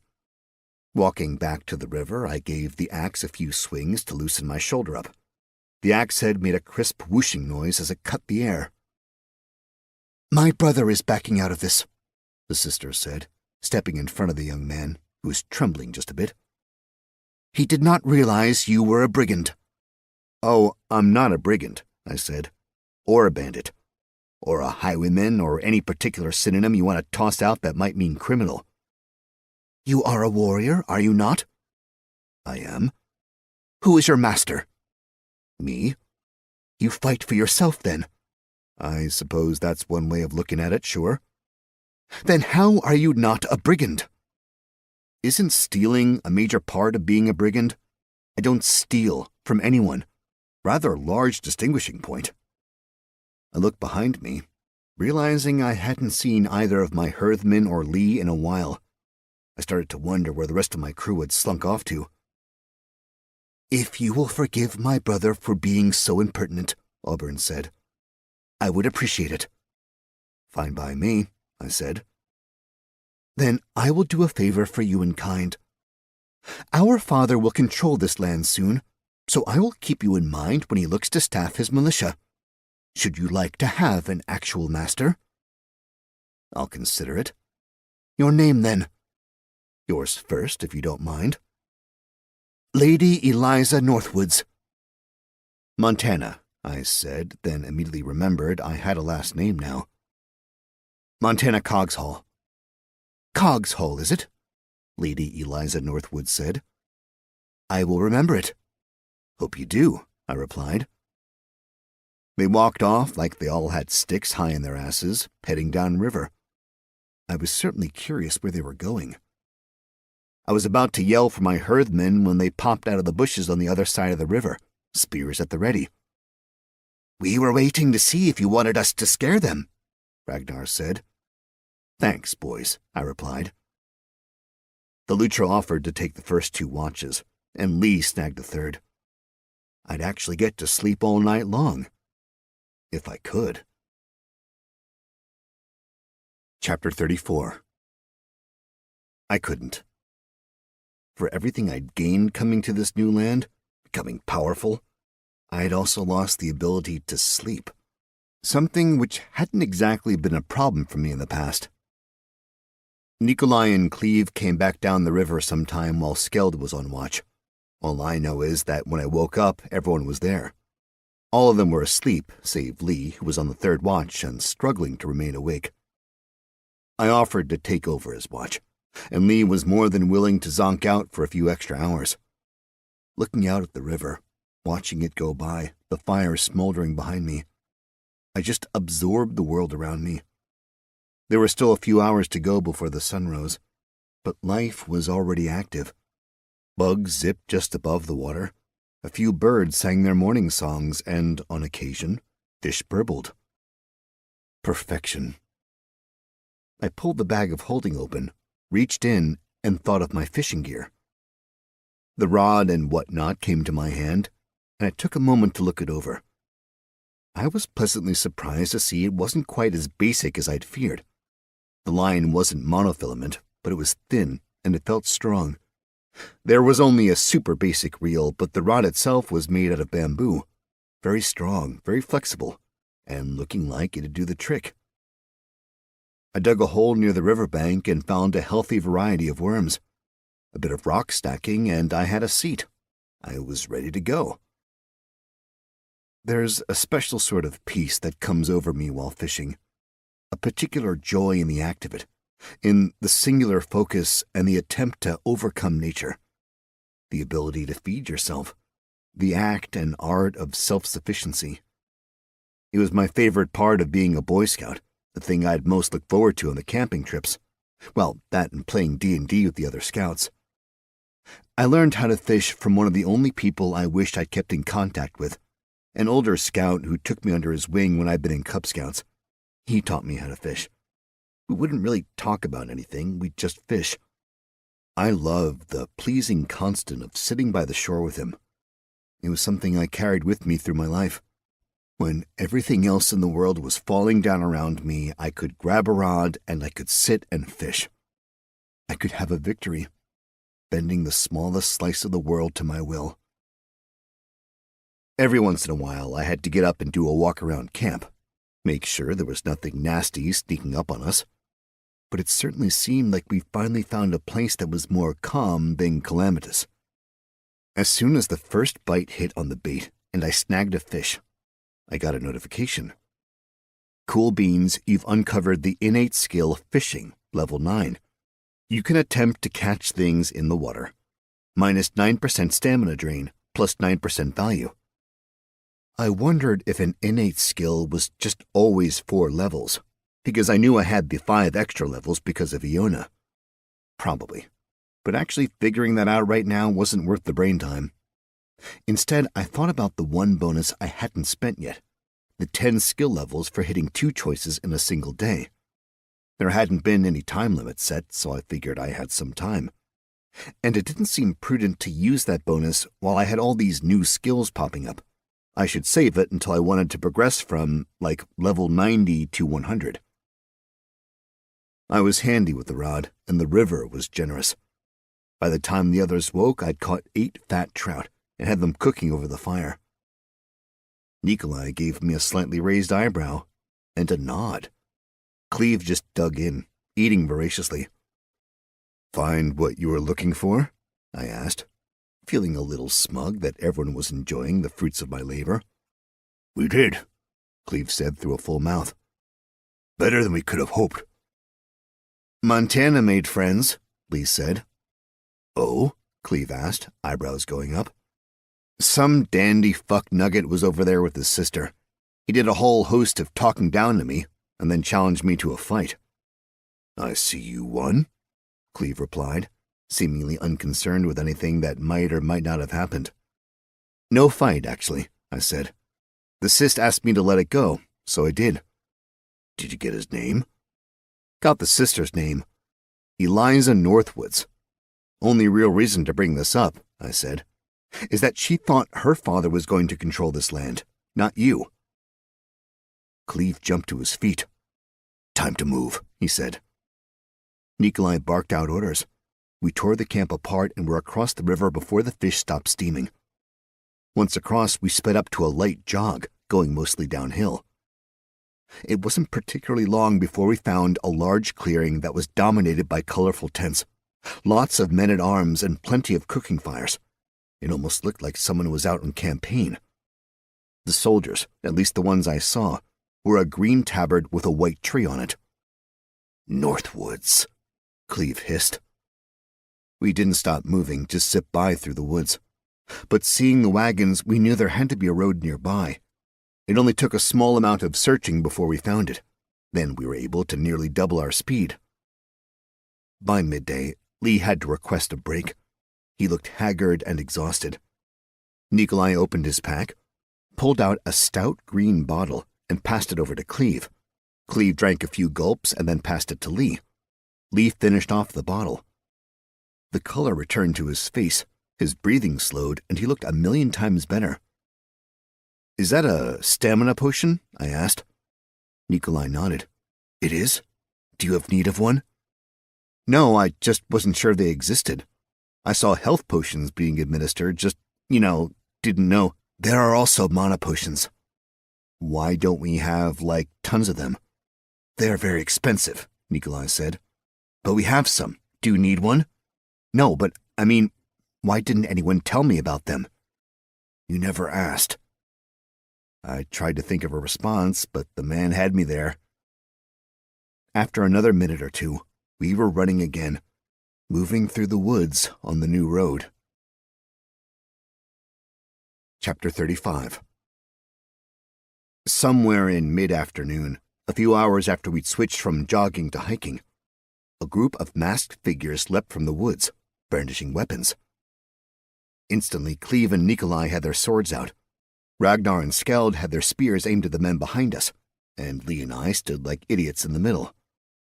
I pulled the axe out of my bag, and I heard one of the ruffians exclaim in surprise, "Magic!" "Gods damn it!" Nikolai shouted. "You think you can avoid doing shit like that when someone is trying to rob us?" "Good note," I said. "I'll make sure of that from now on." "Now," Cleve said. "Is there something we can help you with, gentlemen?" "I think we can help with the heavy bag that big idiot has there," one of the masked men replied. "Big idiot?" I asked. "Really? You barely know me." "Not the time for banter," Nikolai said. "Oh, I disagree," Cleve said. "Perfect time for banter, right, gents?" "What does banter mean?" Mask One asked. "Means we have a little talk, and then either go our separate ways peacefully, or 'tis your last little conversation." "Not sure you can count, O mighty lord, but you are greatly outnumbered." I took in the situation and did a bit of counting on my own. 5 of us who were armed and 1 non-combatant, 12 of them that I could see. If they were smart, some of their number would be out of sight, either as melee backup or, even better, as ranged fighters. "Yes," Cleve said. "I can understand why you might think you have an advantage, but I do not believe you know what kind of trouble we would cause." I did a quick bit of magic and fired off my only useful spell, seeing who I could identify. The nearest masked figure, tall with a bit of a paunch and a sword spotted with rust, came back. Human, level 12 ruffian. Going around the circle, I found mostly ruffians and bandits, 1 farmer and 1 hunter. The highest was a level 15, the lowest a 7. "Hey," I said to the farmer, "what are you doing with these idiots?" He blinked and looked at me, and then the rest of the masked bandits. "You're just a farmer, bro. You don't have to do this." Nikolai said. "Just because his choice says farmer?" "Magic user!" the farmer shouted. "Bounty!" "Oh, you is in trouble now," the leader said, a big smile spreading over his face below the mask. "Maybe you just hand over the magic user in his bag, and we pretend we found him defiling out here on his own." "I am afraid," Cleve said, "as much a fool as that man is, I cannot allow you to harm him, nor turn him in." "We waste too much time here," Nikolai said. "The North Woods will be along any minute." Cleve glared back at Nikolai. "Running from Lord Northwoods, are we?" the bandit asked. "Reckon I can understand that. Suppose you got a bounty with him too, eh? Maybe we ought to just kill the rest of you and skin your furry friends." Faster than I could see, Cleve snapped his blade up into the side.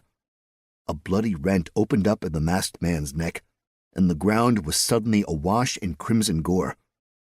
Nikolai, perhaps even faster, decapitated 1 man and stabbed through another.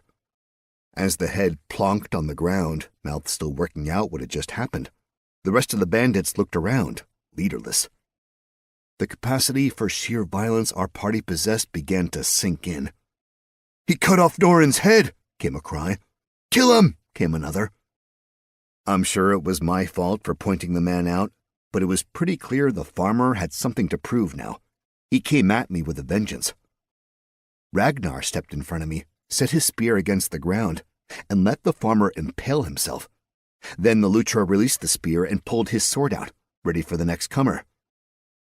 Feeling like everyone else could probably keep their shit together, I pushed Lee behind me and swung for the fences with the big axe. One of the bandits put his sword up to parry the blow, but the axe just knocked his sword out of the way as if it weren't there. The blade went through him and thunk solidly into his neighbor, just as his neighbor was bringing up a mace to hit Skeld. The man tottered. The axe felt stuck in his spinal column.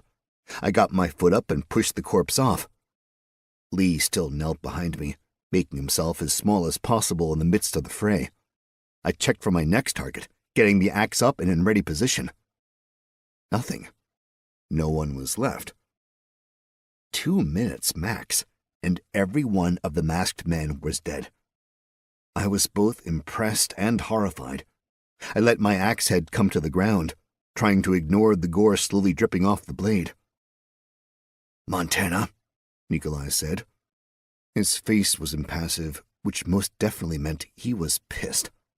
"I thought this could go without saying, but please do not perform magic and then tell people what you have done. You were trying to save someone who had already made their own decisions, and in doing so, you put the rest of us in danger. But no more on this. Keep your magic to yourself. Now check the bodies." In video games, checking bodies is neat and simple. Usually it's just a matter of walking over or near the body.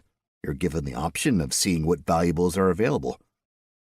Reality is significantly more unpleasant because, well, dead bodies for one, and two, you've got to deal with all the ramifications of the recently deceased, which means lots of blood, lots of guts, and usually recently evacuated bowels.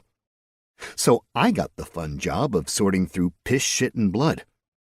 In this case, it netted us 2 rusting chain shirts, 3 sets of severely damaged leather armor, 5 sets of busted studded leather, 12 masks, 6 rusty swords, 3 iron maces, 1 shoddy warhammer, 2 hand axes with broken halves, and a grand total of 3 gold, 22 silver, and 14 copper.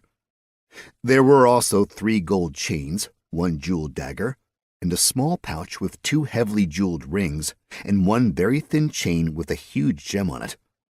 Outside of the bag of jewelry, there was nothing of real value amongst the group, which I suppose was to be expected from low-leveled bandits.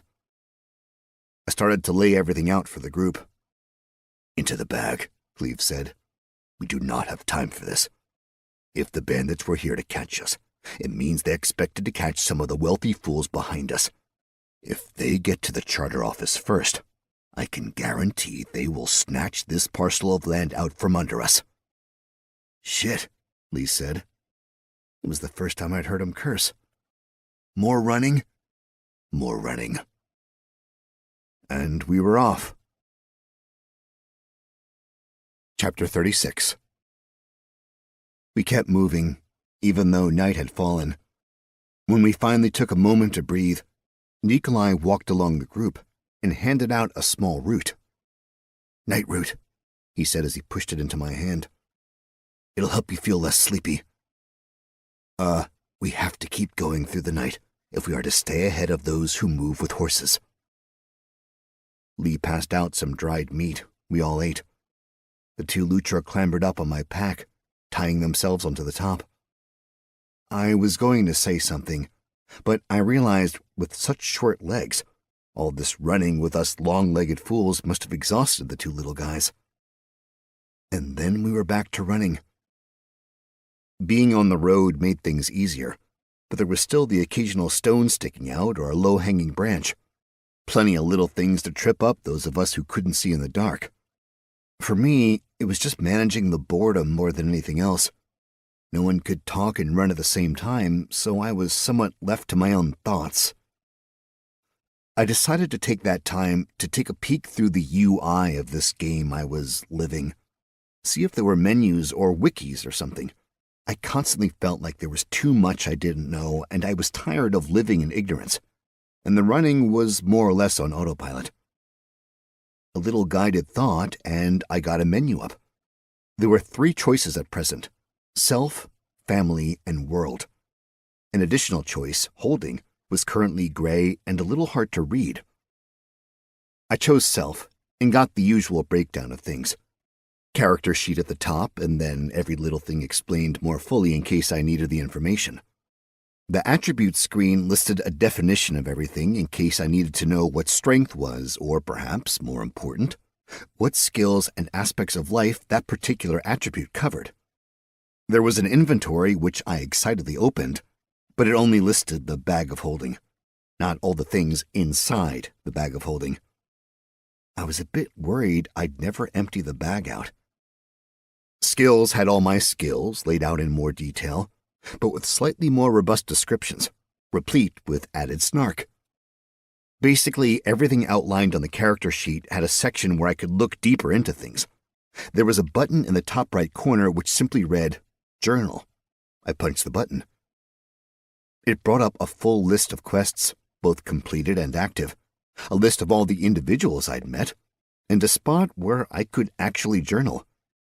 I could write down my feelings and thoughts, which, was a nice touch.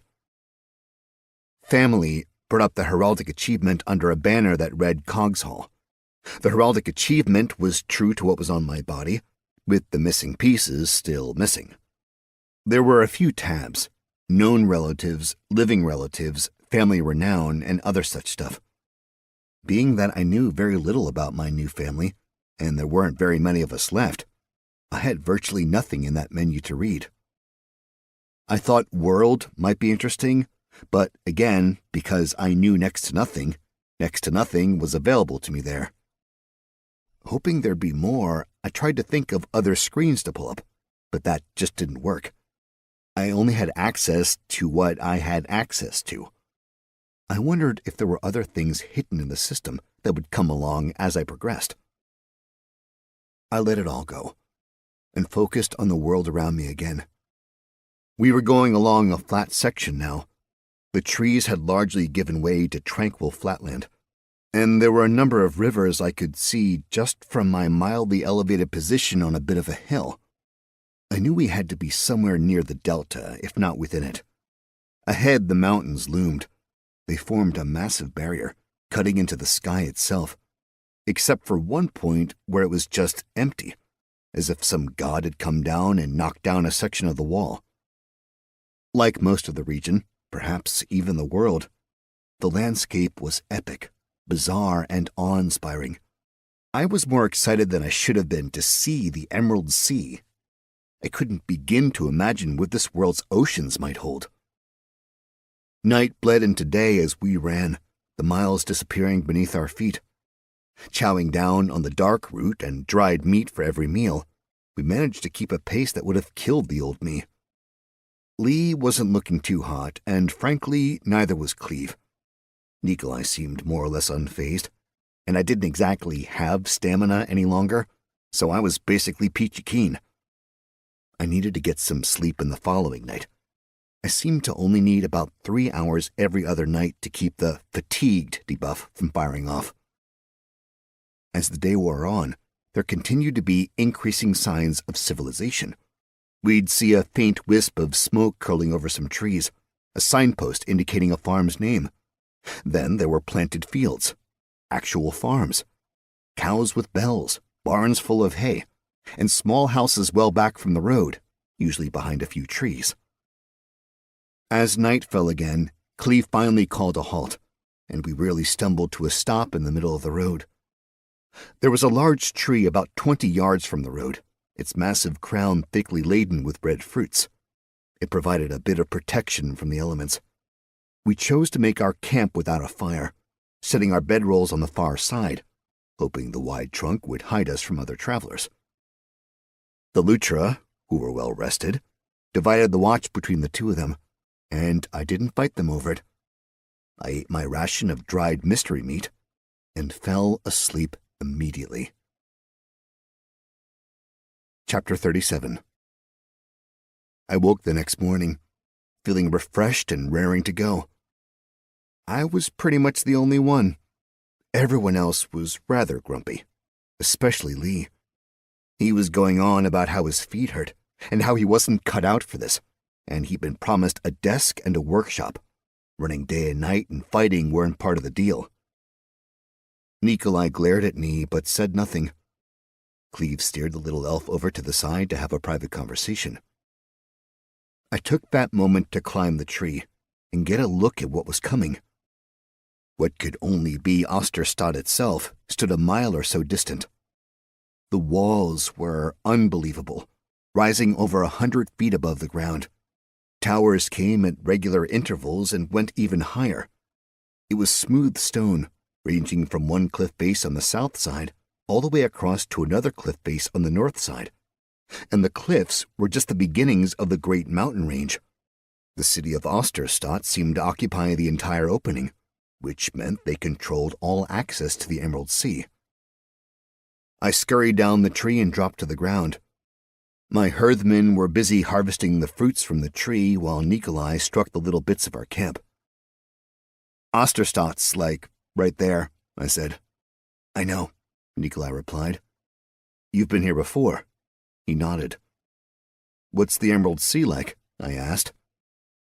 He smiled, shaking his head. Then he pushed my bedroll into my hands. Oh no, Cleve made his orders clear, Nikolai said with a wry grin. Lee and Cleve came back, Lee looking mostly mollified by whatever Cleve had told him. I hoisted my pack up, then tied the bag of holding on and let the Lucha clamber up me and take their usual positions. We started to walk, not run. Running attracts attention, Cleve said. Now we must be subtle. We must not be found out before we complete our task. We rounded a bend in the road, and Lee got his first sight of the city. He gasped. Ragnar and Skeld's mouths dropped open. Cleve and Nikolai kept walking as if this was old hat for them, which, it might have been. As we got closer, the wall seemed even more impressive.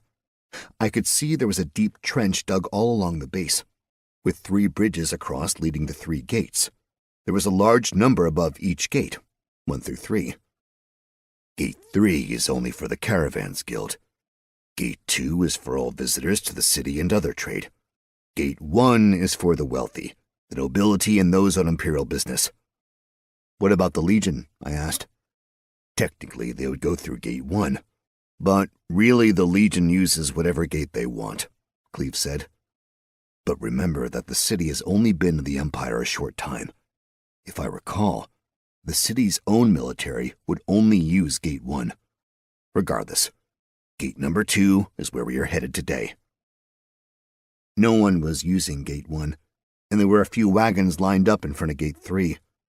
Gate 2, however, was going to be a wait. The line of people waiting to get into the city went all the way back across the bridge and a distance beyond. It was primarily farmers hauling their goods to the city, but there were also a number of vagrants, travelers, and even a few wealthier types, clearly irritated to be waiting in their posh wagons. As we got in line, I noticed there were clever entrepreneurs who walked up and down the line selling food, drinks, and even trinkets and doodads for keeping yourself entertained on the line. The line moved in spurts. A bunch of people got into the city quickly, and then we'd sit and wait while someone got searched or get ejected from the line. While waiting, I saw Gate 3 open up. A massive pseudo-wagon came out, something in the neighborhood of 100 feet long, with a few sets of wheels on it, each one able to turn. I didn't recognize the beast that pulled it, but they looked incredibly strong and rather plodding. The wagon-like thing was loaded with hewn timber beams, the biggest I'd ever seen. Each one was 100+ feet long, and 6 or 8 feet squares at the minimum. Huge amounts of wood, something that'd be inconceivable in contemporary Earth. Somewhere in the neighborhood of mid-afternoon, we got to the bridge, and were within 10 groups of entering the city. I looked over and saw a familiar posh asshole sitting astride a beautiful horse at the head of a procession of gaudy, extravagant carriages. His sister had her own horse, white, of course, and rode a bit behind her brother. Lady Eliza Northwoods looked elegant despite the rigors of the road. The man who had to be her father, a short, fat man wearing ridiculous enameled armor with the Northwoods arms on the cuirass, rode at the front of the grouping, astride a beautiful black destrier. They were making great time, heading for Gate 1. "Would you look at that bullshit?" I said. All the heads of my party turned to the south and looked. "Northwoods," seethed Cleve. Nikolai took a step, but Cleve's hand was on the man's arm immediately. "We cannot afford to be spotted," Cleve said. "A distraction could prove useful," Nikolai countered. "They will trace it quickly, and they have more allies in the city than we do. Once inside those walls, we are in more danger than at any point yet. But it is in those walls where we will beat them across the city. Or lose everything." "You want me to provide a delay action?" I asked. "Perhaps. We must wait and see what happens." "But you just—" Nikolai started. "You can be traced to me. He cannot," Cleve said. "Yet." The Northwoods reached their gate at roughly the same time we reached ours. I had to stop watching them in order to deal with the guards of Osterstadt. There were quite a few soldiers, some to stand on guard, some to question individuals who requested entry, and some to search farmers' wagons. We were directed off to the right to speak to 2 guards, both women who looked like they resented being on guard duty and would rather be out kicking ass. I noticed they, as well as most of the other guards, had some pretty gnarly scars on their exposed skin, and both their armor and their weapons appeared well used. "Name and business?" the first one asked. She had a very square jaw and a recalcitrant curl of hair that seemed determined to remain free from her helm. "Lord Benedict Cogshall," Cleve said, using his proper name and title. "I am here on Imperial business, and seek the fastest route to the Imperial Administration House." Her eyebrows raised at the pronouncement of Lord. Her partner narrowed her eyes at us. They didn't buy it. "Why have you come to Gate 2 if you are a lord and on Imperial business?" she asked. "Do not question my choices, soldier," Cleve replied with a snap. "Grant me entry to the city." And as soldiers have done since time immemorial, they decided their best course of action was to kick it up the chain of command. "Just a moment," the curly-haired one said. Then she thought to add a surly, "My lord? Let me get the captain for you." Cleve held up a hand in protest, wishing to get things over with as quickly as possible, but the guards were already moving. Nikolai looked over at Cleve, as if asking whether or not they should make a run for the city, what with the fact that there were 0 guards between us and an open city gate at the moment. Cleve shook his head. A moment later, the women returned with a stout man with a perfect coif of black hair and a white cape hanging off his back. It was quite the look. "Hello," he said, a rather officious smile on his face. "I am Captain Stans Hosmar." "Captain Hosmar," Cleve said. "As I told your able guards, I am Lord Cogshall." "Yes, I was told who you say you are." "Are you implying I am not who I say I am?" "Your name has come up on our bulletin, so I do apologize. But we are forced to impose upon you for—" Cleve dropped his pack. Both guardswomen had their swords out, which meant Nikolai's blade automatically followed. Lee moved behind me, and I stood there like a lump, not wanting to get into a brawl with the city guards before I'd even gotten into the place. Hosmar held his hand up, and the 2 women lowered their swords. Nikolai mirrored them. Cleve pulled his armor off, and then opened his shirt to show off the indicium on his chest, displaying the Cogshall heraldic achievement on his chest. Hosmar flipped through a small book he pulled from his pocket. He held it up to compare. In the book was a perfect copy of the Cogshall family crest and arms. A moment passed as Hosmar checked the book against the real thing. Finally, he nodded. "Apologies, my lord," he said. "I do regret to have inconvenienced you so." "Not a problem. Just a bit of a hurry, so—" "Allow me to assist you in that. Where are you going?" Cleve looked to Nikolai, and they had another one of their shared conversations with no words. "The Imperial House," Cleve said. Hosmar nodded and then darted away.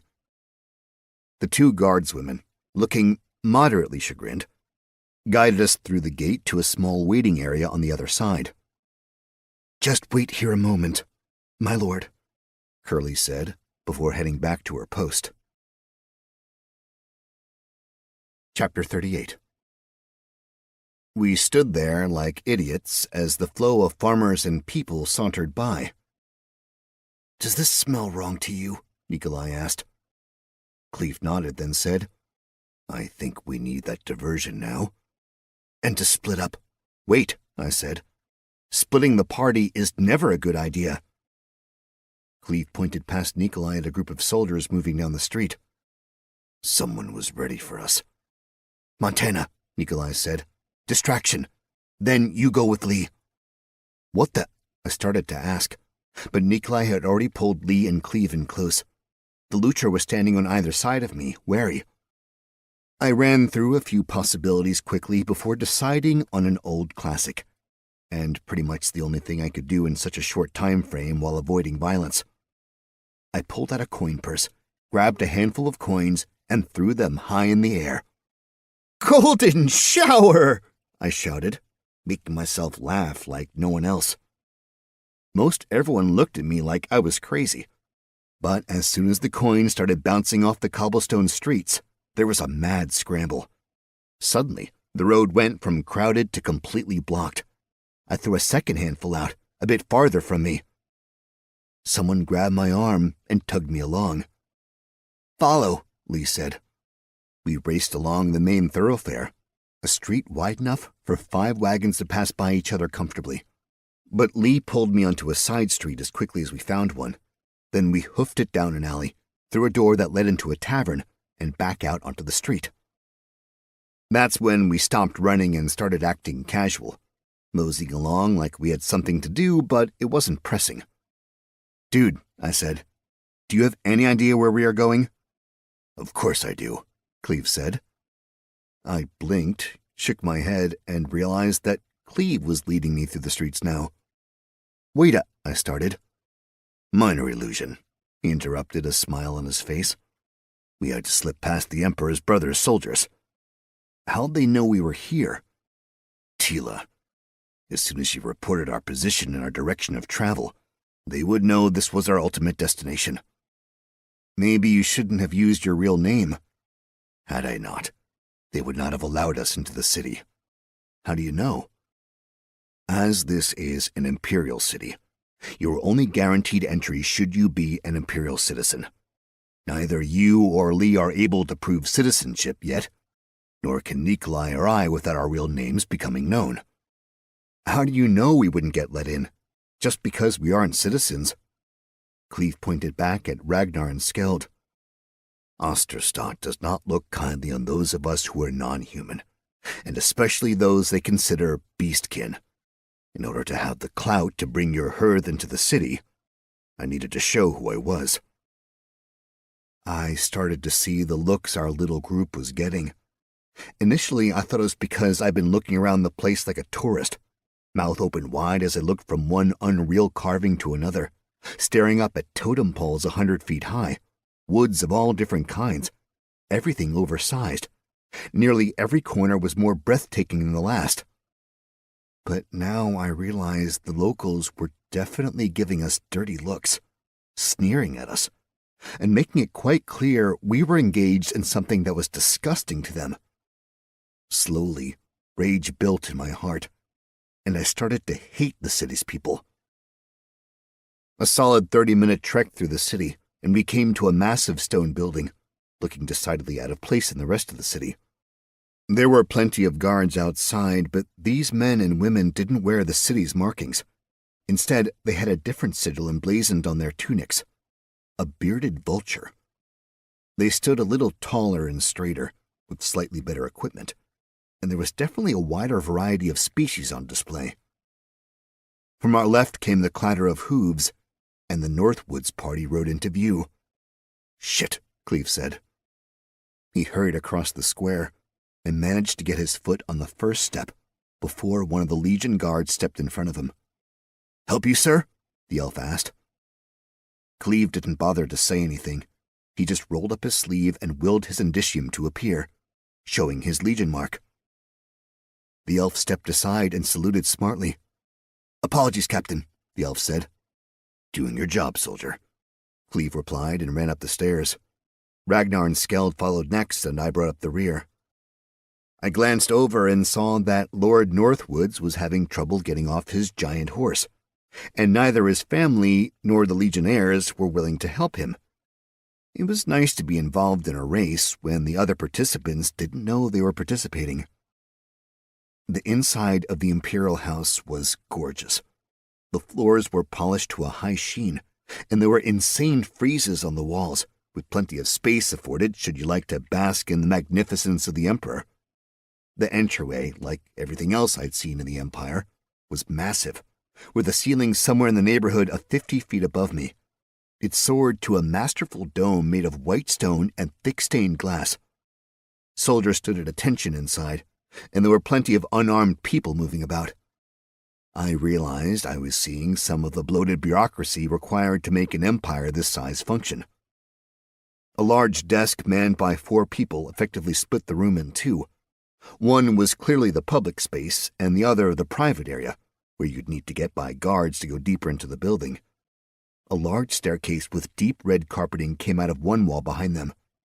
Cleve walked across the floor, right over the inlaid sigil of the Empire, heading straight for the desk. He stopped in front of a young woman, someone who wasn't human, but wasn't something I could immediately place. "I need to see the Viceroy, please." "I am so sorry," the woman immediately countered. "But tell him Lord Cogshole is here on behalf of the Emperor." The blood drained from the woman's face. She pushed back from the desk and ran up the stairs behind her. We were there for 2 or 3 minutes before Northwoods and company arrived. And what an arrival it was. The large double doors opened, and Lord Northwood strode in, his enameled armor looking resplendent, though not hiding his bulk. His armored boots echoed across the hall with every step. Men-at-arms bearing the tabard of his house flanked him, his beautiful daughter and his dandy son. I got a glare of recognition from the son, and a look of surprise from the daughter. But the father was too far up his own ass to notice much of anything, not even Cleve. Papa Northwoods walked to the desk and slammed his fist down. "I demand to be taken to the Viceroy," he said, nasal voice reverberating around the hall. "I have come to claim my new dukedom." I'm not sure what kind of reaction Northwoods expected, but I don't think it was silence. Conveniently, the Viceroy arrived just then, coming down the large set of stairs flanked by guards with big halberds and ceremonial armor. The man was young, maybe 30 at the outside. Like every other man I'd seen in the Empire, he was clean-shaven, but his cheeks were ruddy and soft. Happy face, though, and his smile stretched from ear to ear when he saw Cleve. "Ah," Northwoods boomed to the non-existent gallery. "I see you have been waiting for me." A singular eyebrow raised as the Viceroy looked over at Papa Northwoods. "You are?" the Viceroy asked. "I am Lord Northwoods, of course." "Oh, of course." Sadly, I was, in fact, waiting for someone else at the moment. I fear it is an appointment on the books for days now. The Viceroy turned to the desk attendants. "Please see that Lord Northwoods is given refreshments while he waits." Northwoods opened and closed his mouth a few times, but it would seem he had enough decorum to not speak back to a Viceroy. The Viceroy embraced Cleve in a big hug. "It has been too long, friend," he said. Cleve just smiled and gave a small bow. "Come," the Viceroy said, gesturing to a set of double doors. "Tell me how I might help you." Chapter 39. It was a short walk from the front waiting area, up the stairs, and down a grand hallway to a giant room that the Viceroy said was his office. It could have fit at least one basketball court and one side of bleachers, and about as tall. There was a massive table in the middle, and one wall was just a map of the Empire. My jaw dropped at the level of detail and the sheer scale of everything. The Empire was a damn big place, Despite having traversed the northern width of the nation, I'd barely covered any of it. It was much bigger north to south than east to west. The Viceroy's escort stopped at the door. There was a loud noise as they slammed their polearms into the ground. "I hate when they do that," the Viceroy said, walking us over to his desk. He gestured at the 2 chairs in front, and Cleve sat down. I started to pull my pack off, but then Ragnar hopped up into the chair, so I stopped. The Viceroy smiled. "Lord Cogshall," the Viceroy said, "what is it that I may do for you on this fine day?" "I come bearing something from the Emperor, Lord Viceroy." "Benedict, must you be so formal?" "I take it you two know each other?" I asked.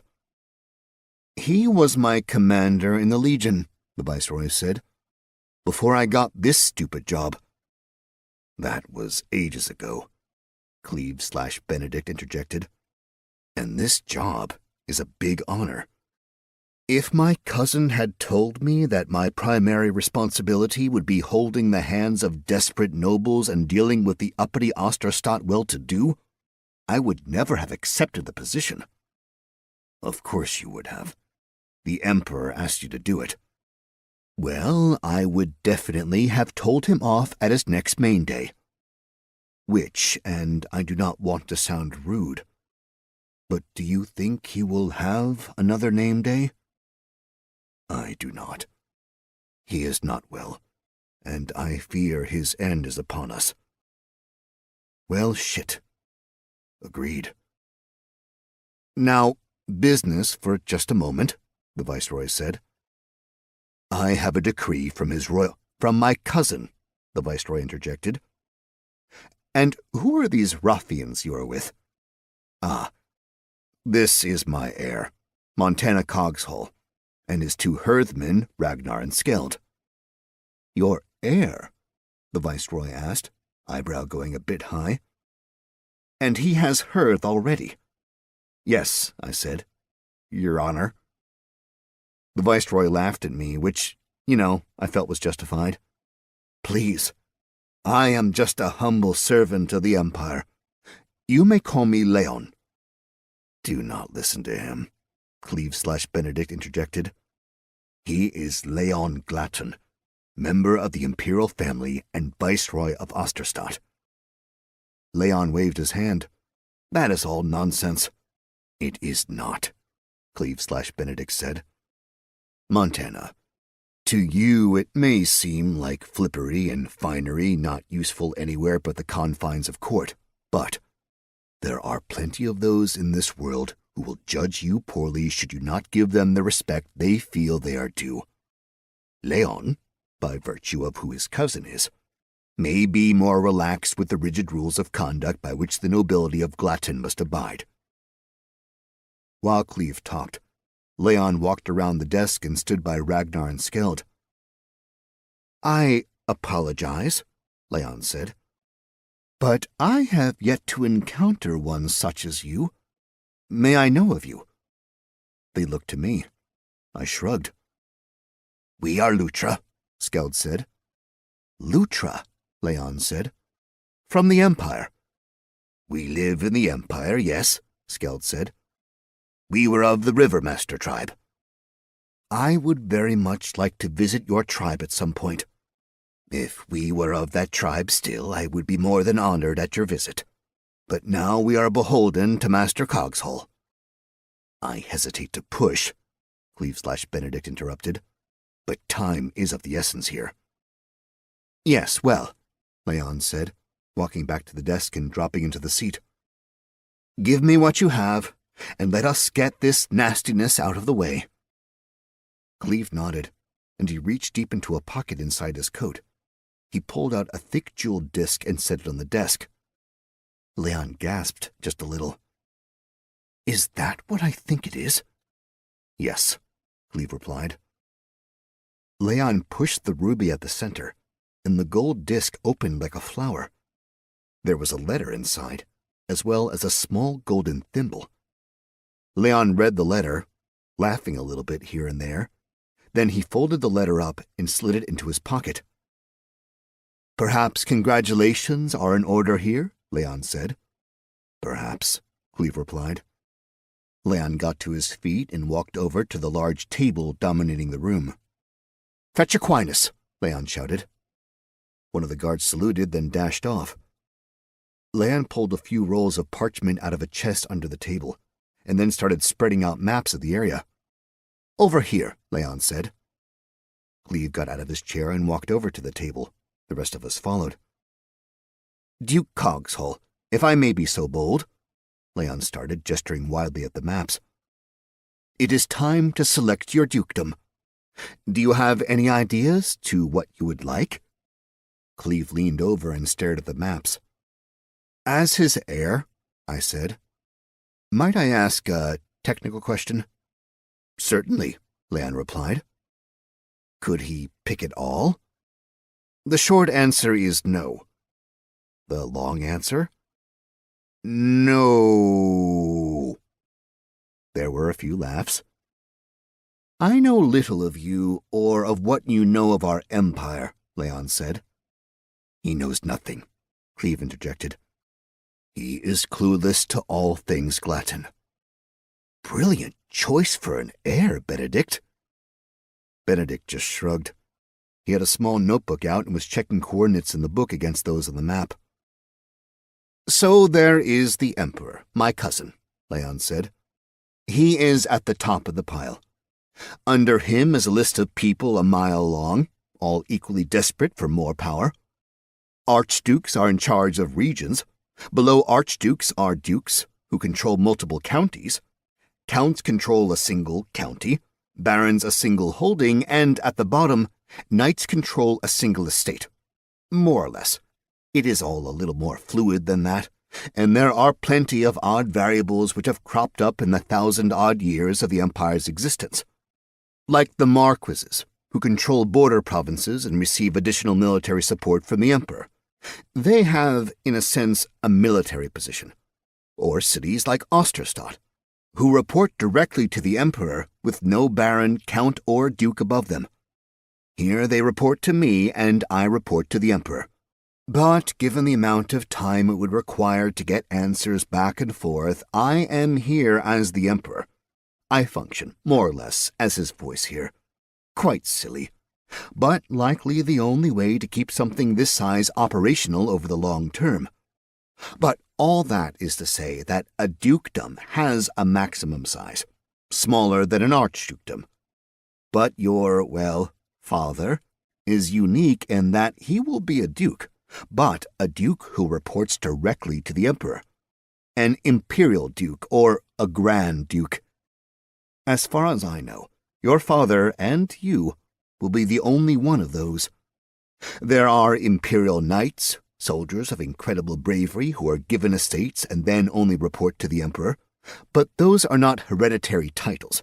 Their children either become regular knights reporting to a baron, or the title just disappears into the ravages of time.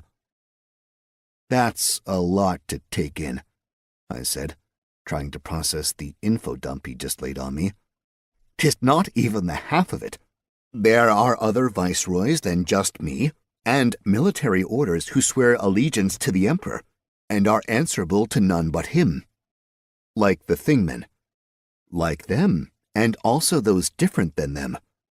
They generally don't follow orders in quite the same way or with the same severity, and they tend to focus on a single method of combat. The Order of the Lance, riding their ponies.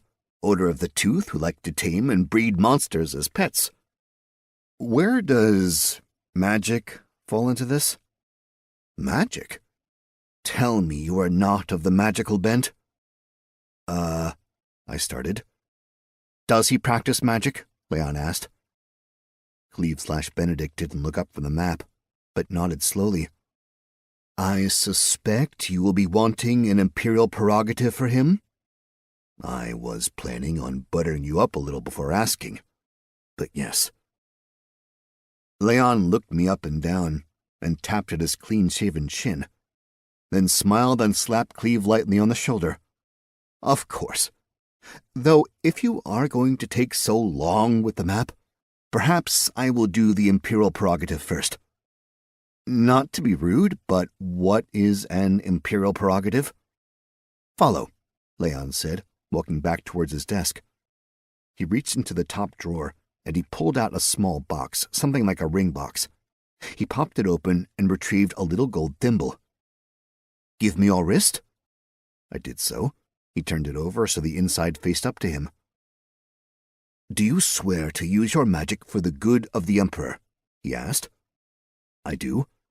Do you swear to never use your magic to harm the Emperor? He asked. I do. Lovely. He jammed the thimble against my wrist. I felt an excruciating pain for a moment. Then Leon let go. He popped the thimble back in the box, and I looked down at my wrist. There was a small black mark.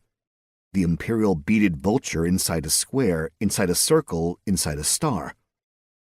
You have received the indicium of imperial prerogative, magic. You can now practice magic in the Empire, Leon said. Great. Indeed. Benedict, are you through yet? Yes, Cleve answered. I have the land chosen. Finally, Leon sighed, walking back to the giant table.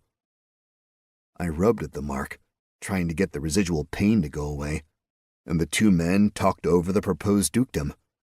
Leon pointed out where the boundaries of claimed property were when Cleve pointed to the area he wanted, and Cleve agreed to certain restrictions as well as various terms and conditions. Finally, Leon and Cleve shook hands. A man was escorted into the room. He had a wooden box under one arm, about the size of a tackle box. Aquinas, Leon said. So lovely of you to join us. We have some markings to do. Aquinas nodded and set his box on the table. He opened it up, revealing it was full of art supplies. Very fine brushes, bottles of inks, small nibs on polished wood. Leon ran his finger along the map, pointing out the boundaries to Aquinas. This time I watched, realizing that this was to be my domain at some point in the near future. Osterstadt sat at the western edge of this particular map, and then there was a great wash of green, the Emerald Sea. The lake we'd hiked across was a ways to the east.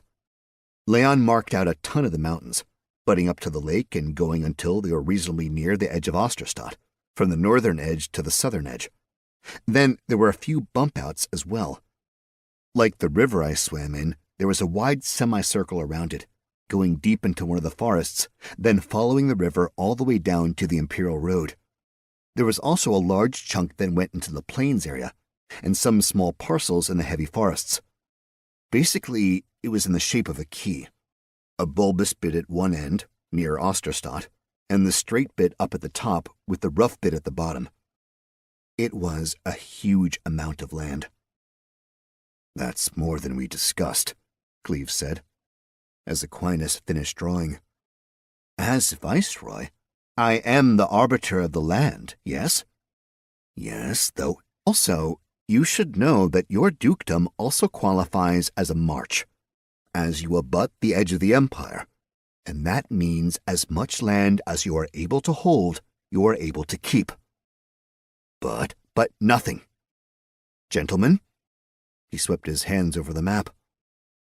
I present to you the... Oh, what is the name of your dukedom? Without hesitation, Cleve said, Cogs Hall. Chapter 40. Leon smiled. Good name. Cleve nodded, blushing ever so slightly. It was the first time I'd seen the man embarrassed about anything, or really be emotional about anything. Of course, now that this is official, it is time to make it more official. You are going to be a duke. I did not kneel. Cleve knelt, promptly snatching at my shirt to pull me down with him. Leon went to his desk and pulled out a ring of keys. He sorted through them, found what he was looking for, then walked over to a painting and pulled it off the wall. It revealed a small door with a keyhole in the middle. Leon opened the door, which revealed a lever. He pulled the lever, and there was a ka-thunk of gears coming together. A section of the wall came out like a drawer. Then Leon used a different key on that. As he lifted the top of the drawer up, light bloomed out. Leon turned around, holding a glowing sword. He walked over to us and set the sword point down in front of Cleve. Cleve reached out and wrapped both hands around the blade. I saw a dark drop run down as the sword cut into his hands. "Benedict Cogshall," Leon said, serious for the first time. "As the physical manifestation of His Imperial Highness, Thorismund Glatton, the Emperor of Glatton, I admit you to the rank of Imperial Duke, with only His Imperial Highness between you and the gods. Rise, Benedict Cogshall, Duke of Cogshall." Cleve stood, a big smile on his face, and he let out a sigh. His shoulders relaxed. He'd finally accomplished what we'd set out to do, which meant that I probably got a quest completion, which reminded me that I hadn't taken stock of the notifications for quite some time. Then Leon placed the sword in front of me. Up close, the blade was a sight to behold. The entire surface roiled with tiny runes, all glowing a light blue. The metal, too, seemed different, brighter somehow. Also, no blood remained on the blade, despite what I'd seen when Cleve grabbed it. Maybe I'd been mistaken on the whole bleeding thing. I reached out and grabbed the blade. Immediately, pain blossomed out from my hands, and, as expected when grabbing a very sharp thing, blood flowed down, a bit more than with Cleve. Maybe I wasn't supposed to grab the blade quite so hard. "Montana Cogshall," Leon said, still serious. "As the physical manifestation of His Imperial Highness, Thorismund Glatton, the Emperor of Glatton, I admit you to the rank of Imperial Ducal Heir, with only your father and His Imperial Highness between you and the gods." Time seemed to slow down for a moment, to where the wings of the fly across the room looked more like those of an albatross. "Greetings," came a voice, or voices. It sounded like it was a multitude speaking as one. Hi," I replied. "We rarely speak with those who come to us," the voice said. "But you are the first of your kind we have tasted." "I don't mean to be rude, but who are you?" "We are the line of the Imperium." "Might need to run that by me one more time."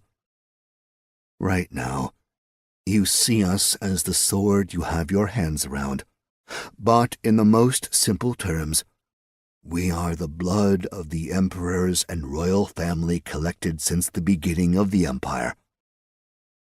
"That's really, I wanted to say weird, because it was weird, really weird.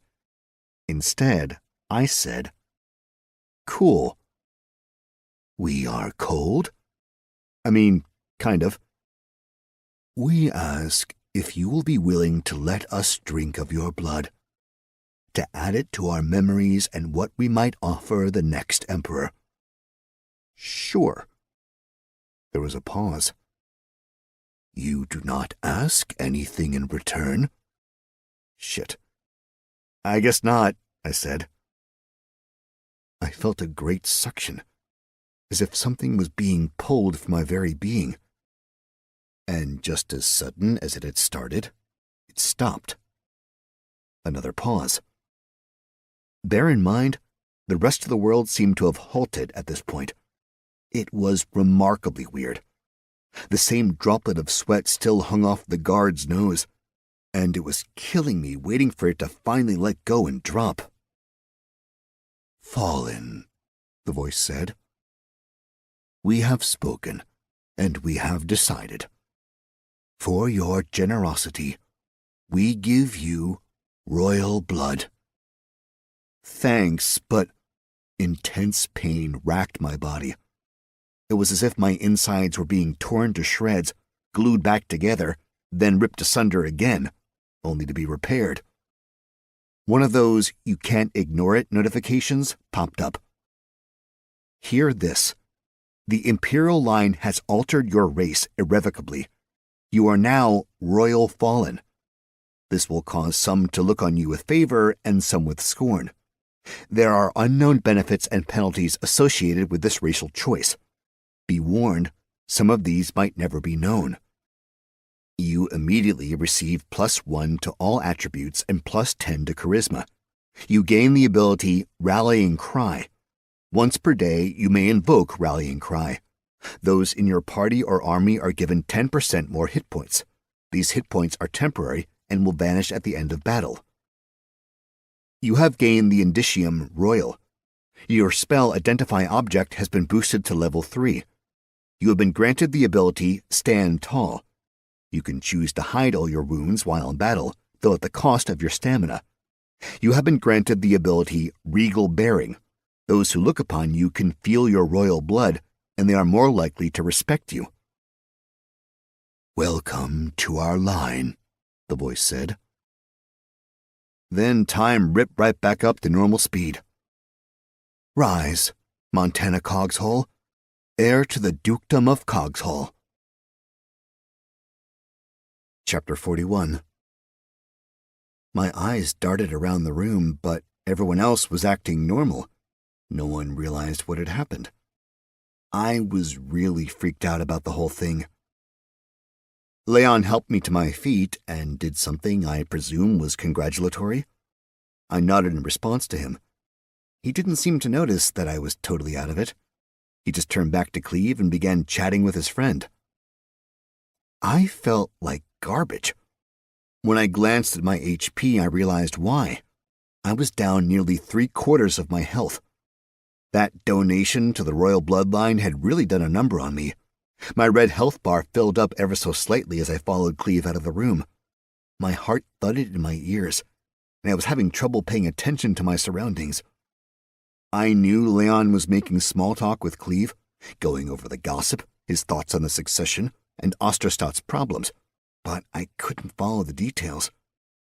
There was also something about monsters coming out of the Emerald Sea, how it just seemed to be getting worse. Finally, it was time for us to part. There were hearty handshakes all around before we were out in front of the building, the city bustling around us as if we weren't the least bit important. Which, to these Osterstadians, we probably weren't. Cleve looked up into the sunlight, closed his eyes, and smiled. I couldn't help but smile too, watching him take a minute to enjoy what he had accomplished. "When are we meeting Nikolai and Lee?" I asked. "We have one more stop to make," Cleve said, shaking off his smile and clapping me on the shoulder. "Follow."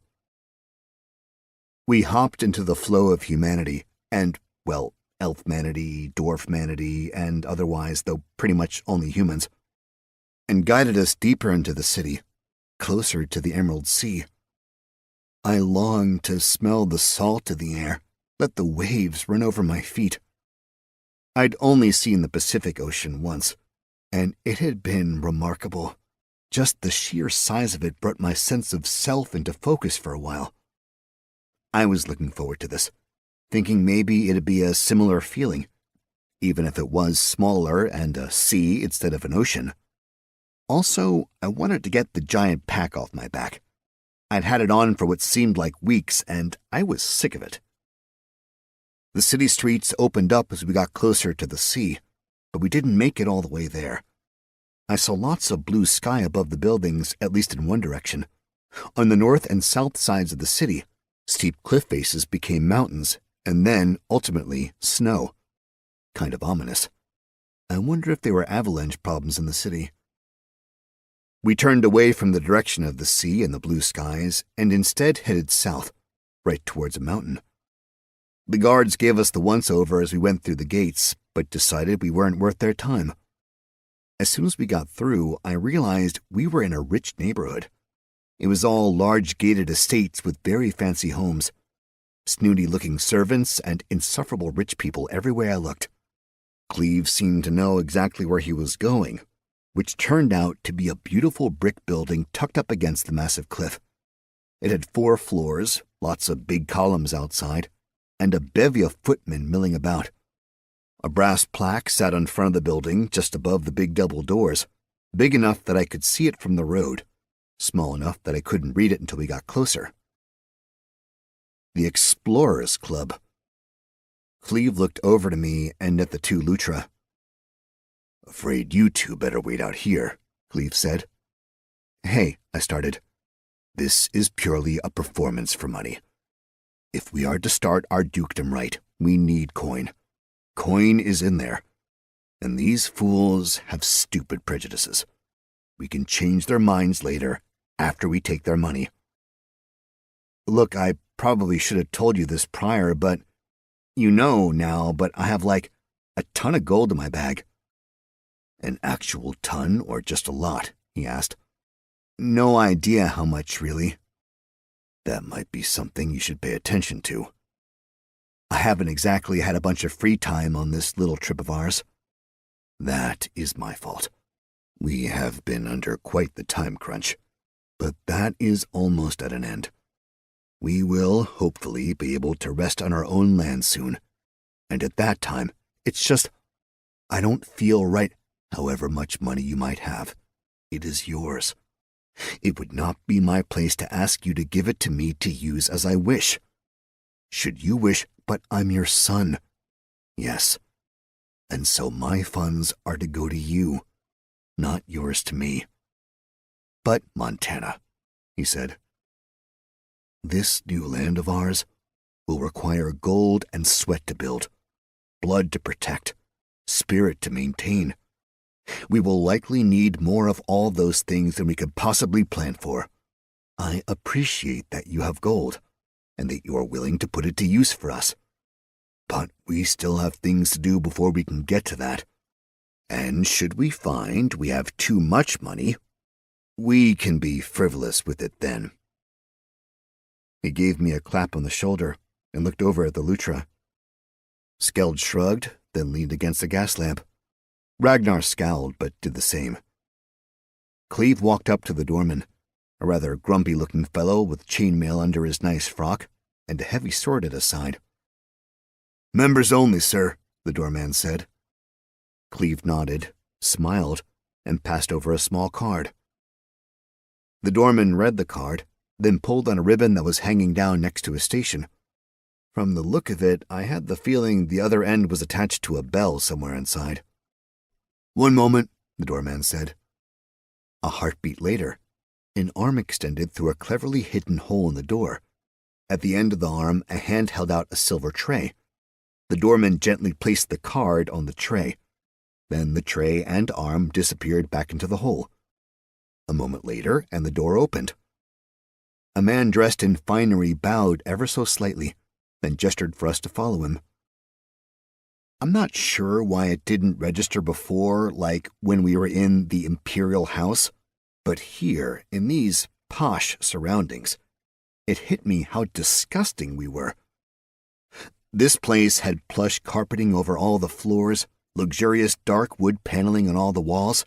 It was a gorgeous space holding plenty of wonders, and Cleve and I hadn't bathed in days. Had spent the last few days running, in fact, wearing the same clothes for the entire time. Not to mention I still had someone else's blood on me. Quite a bit, actually. I think I'd managed to reach as close to peak gross as possible. And now, I was in one of the most richly appointed buildings I'd ever walked through. Good job, me. The footman guided us through several halls, up some stairwells, and finally brought us to a set of doors. He knocked twice at the doors, hard taps. "Enter," boomed a voice on the other side. The footman pushed the doors open and announced, "Cleve, Dye, and Associate." Like everything else in the place, the room was opulent and amazing. Very large, with a high ceiling. There were big comfy chairs, huge fireplaces, big windows, a snooker table, and a few chairs and tables set up for other games. An entire wall was covered with various hunting trophies, mounted heads of all varieties. There was one that looked an awful lot like the worm I'd seen, and a massive humanoid sort, which I bet had to be a giant. Posh men and women busied themselves with drinking, smoking, and, well, leisuring. A man in a uniform had a tray with drinks and was delivering them about the room. As soon as we were announced, all eyes were on us. Cleve, however, saw his target immediately and strode over, a huge smile on his face. The target in question was a very large man who'd spread himself all over an armchair.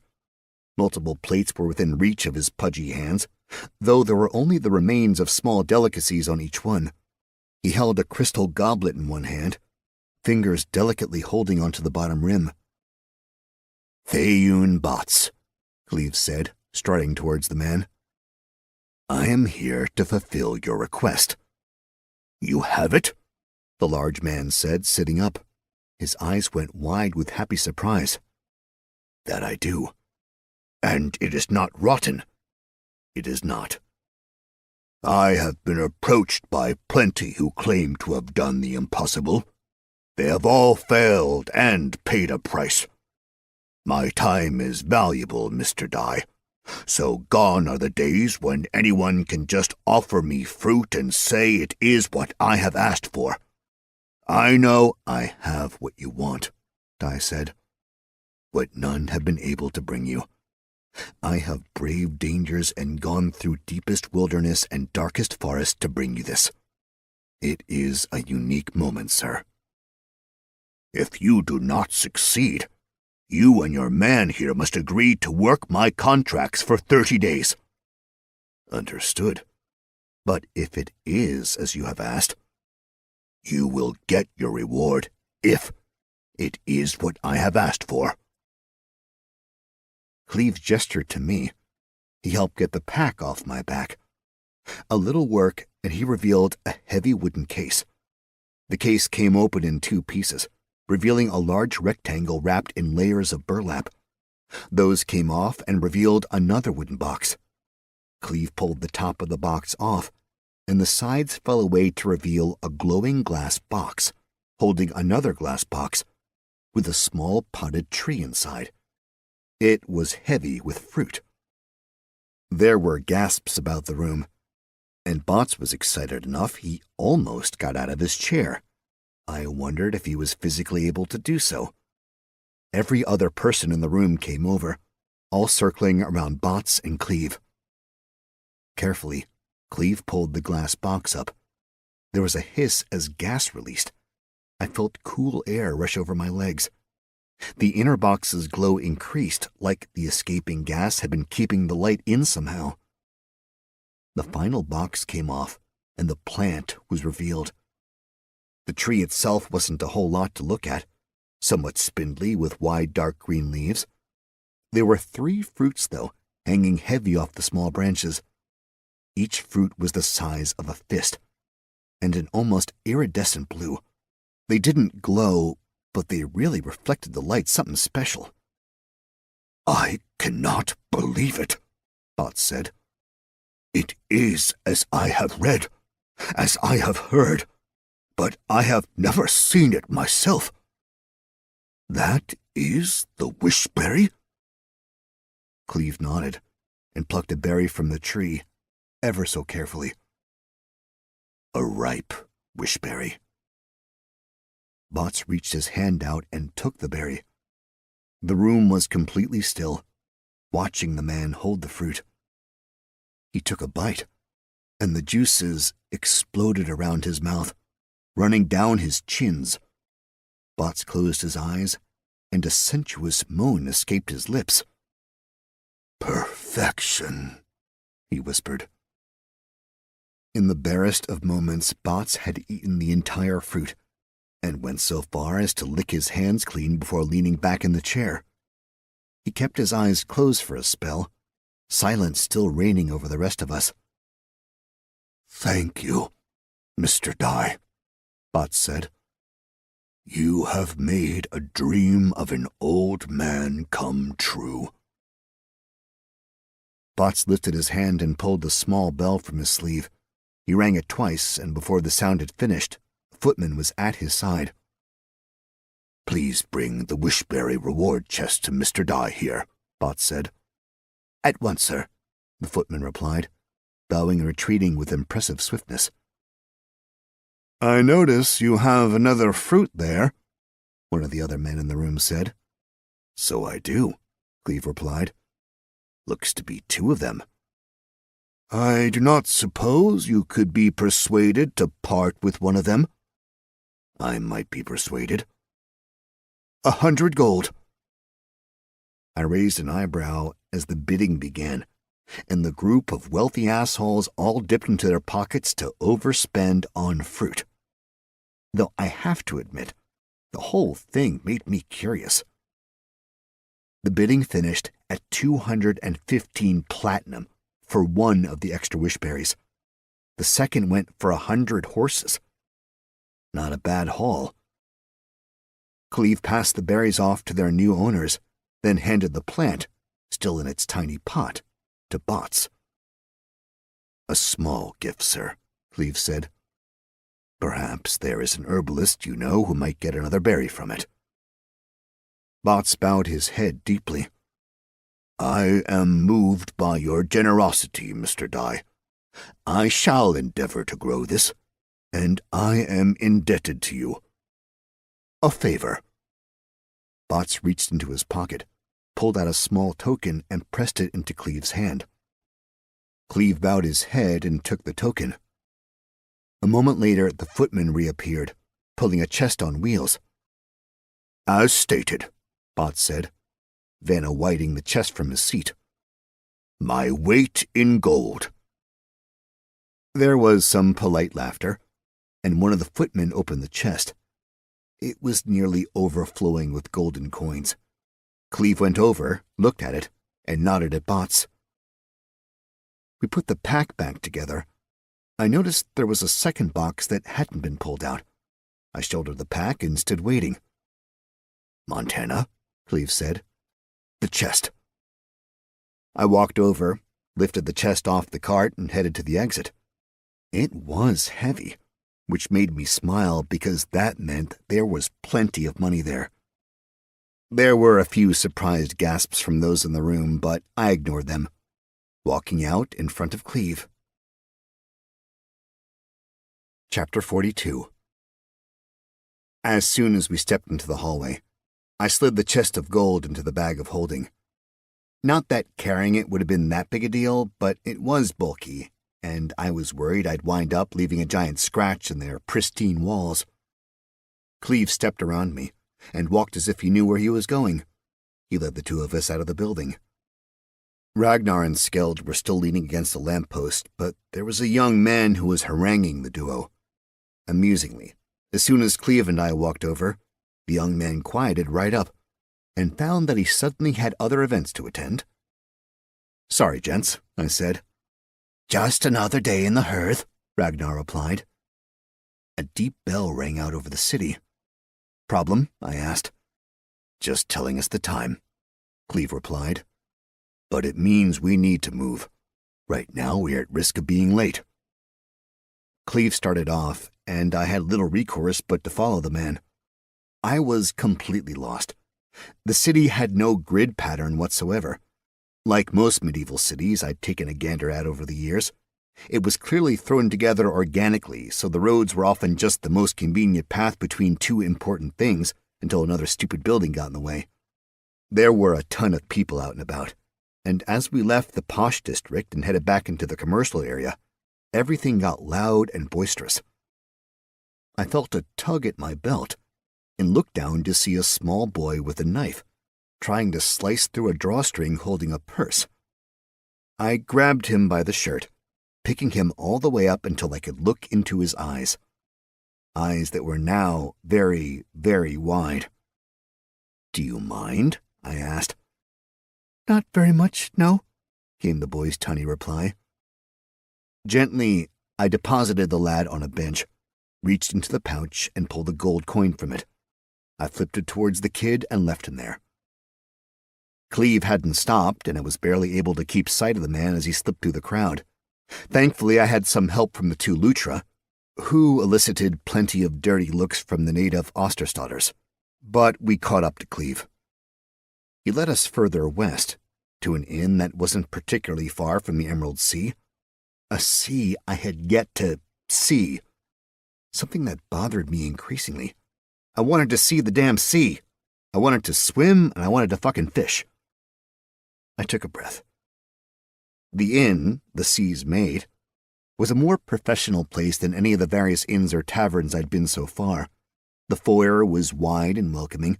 There was a seating area off to one side and a desk in front of a host of mailboxes on the other.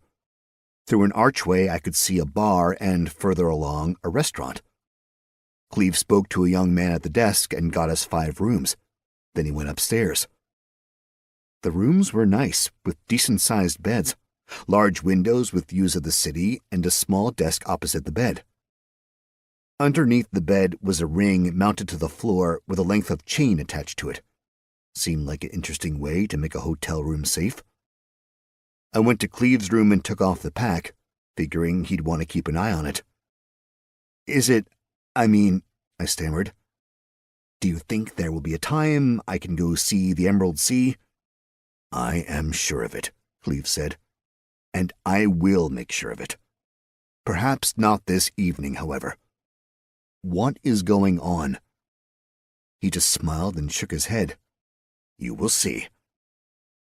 There was a gentle knock on the door, and before I could open it, Nikolai strolled in with Lee right behind him. They looked a bit haggard, but mostly well otherwise. All go as hoped? Nikolai asked. Cleve nodded, letting out a long breath. We are finished. Nikolai nodded. Chapter 43. We all stood around the room being awkward for a minute, no one really knowing how to feel about our accomplishment. Get out of here, Nikolai said. Cleve and I need to talk. Cleve shrugged. The 4 of us left, and we all went to my room.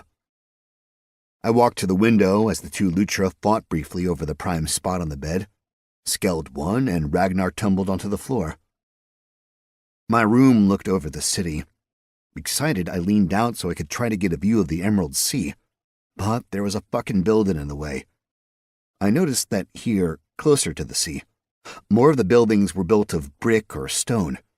They were robust, lacking the finery and filigree of the center city. Things were thicker, built stronger, and it looked as if there were numerous defensive points, murder holes and the like.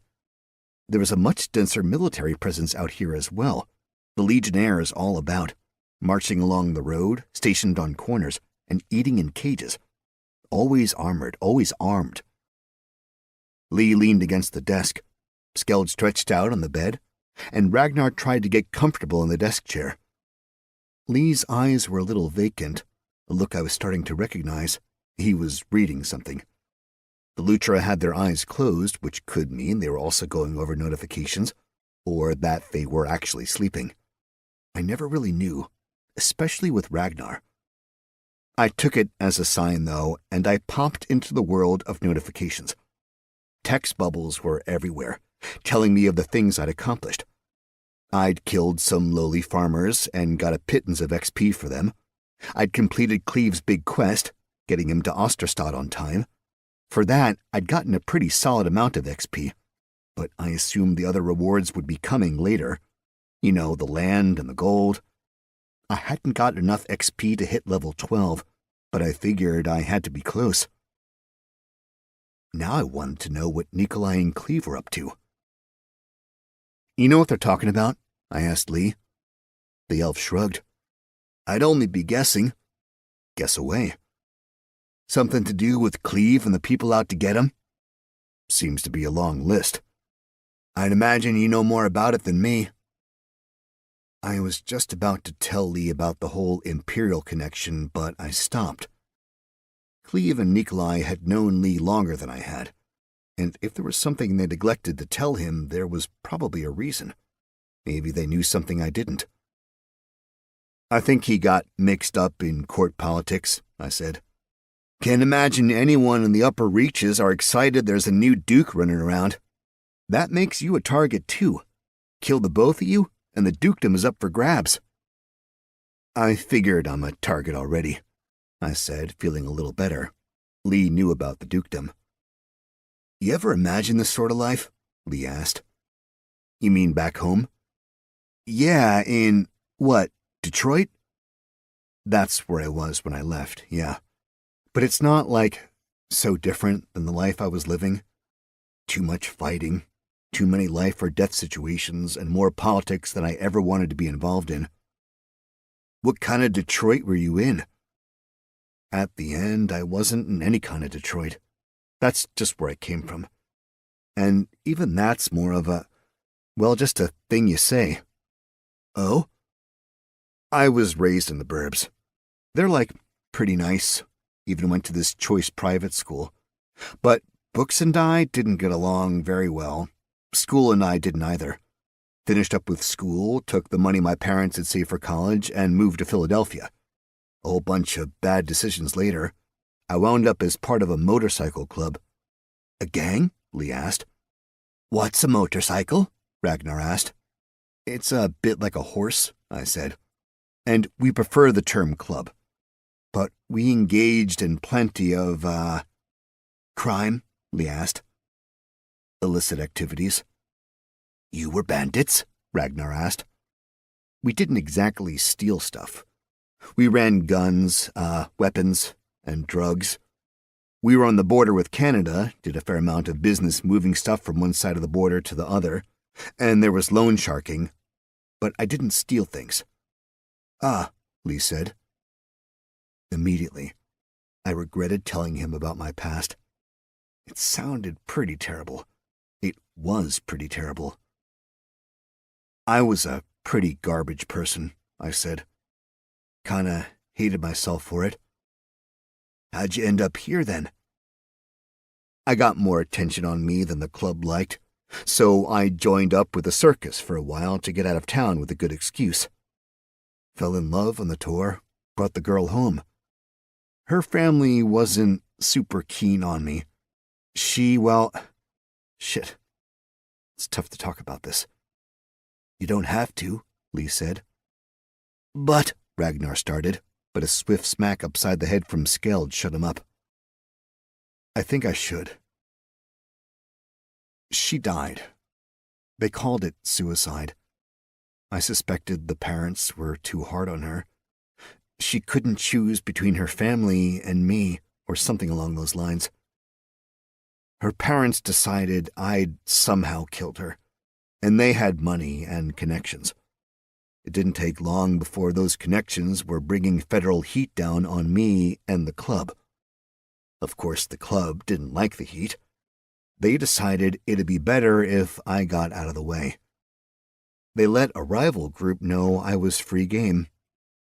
I got into a few bad fights, and then the rival club sent a bunch of men over to my house to kill me, and my last friend gave me a ticket here. That's the quick and dirty version, I guess. Silence in the room. I wished I'd just shut up about myself. What's your story? I said, desperate for someone else to talk about something. Long and boring, Lee said. Well, I've let myself sound like an asshole long enough. Might as well entertain us with a boring story. Lee gave the smallest of smiles and hopped up so he was sitting on the desk, leaning against the wall of the room. I was in the Air Force. Army Air Force originally. Started near the tail end of World War II. Flew a few combat missions before the surrender, and then I turned into a glorified delivery boy all around Europe. You're shitting me. Not in the slightest. I wouldn't have guessed you're old enough to be in World War II. I aged well, he said. Anyway, I got out, went to college, studied engineering, met a girl. But then I got pulled into Korea. She waited for me, and we got married when I returned stateside. Korea ended, and I got a job engineering air conditioners and heaters, HVAC. Then I lucked out and got a job with a defense contractor. Well, it was an odd deal where I was an officer with the Air Force assigned to work with the contractor. So there I was, wearing a uniform to work every day around a bunch of men in shirt sleeves, building missiles of every shape and size, always trying to deliver bigger booms farther away. Vietnam started, and they asked me to fly again. You flew in 3 wars? It's not quite what you think. I flew a bomber against Japan, flew in-country cargo in Korea, and flew back and forth over the Pacific in Vietnam. Mainly I was just delivering packages from one country to another. What about the girl? Lee smiled and looked up at the ceiling. Storybook romance. You guys stayed married? Till death did us part, he said. Had kids, grandkids. She died a few years ago, told me she'd wait for me again. That I needed to have plenty of adventures to tell her about when I got home again. So that's what I'm doing here, having adventures. She's not going to believe this. Not sure I believe this. You were a grandpa, that's awesome. His smile grew a little larger as he looked out the window. I miss those kids, but they all had lives of their own. Kept feeling like I was more of a burden than anything else. And here, well, here I'm young again. No back pain, no pacemaker, no indigestion when I eat a steak. Couldn't pass this chance up. I get it, I said, thinking about my body back on Earth versus the beefcake I'd become here. What is a rocket? Ragnar asked. It is like an arrow, Lee replied slowly, clearly needing a moment to finalize his metaphor. Except it is propelled by a continuous explosion. Magic? Physics and chemistry. I have not heard of those schools of magic. Perhaps I have skills in them. You have no magic, Skeld said. Always holding that over me, Ragnar snapped back. Just because you can do some minor magic and I cannot— Wait, I said, interrupting Ragnar. You can do magic? Skeld nodded. I didn't know that. Why didn't you tell me? You can look at my character sheet, can you not? Maybe. We see yours, Skeld said. It is because we are a hearth. I looked over at Lee. You ever feel like you just don't know a damn thing about this stupid game? Every minute of every day. A loud crash came from outside, in the hallway. Both Lutra were immediately on their feet. They grabbed their spears out of the corner of the room. Lee seemed like he was about to hide under the bed. Me? I just burst through the door. Chapter 44.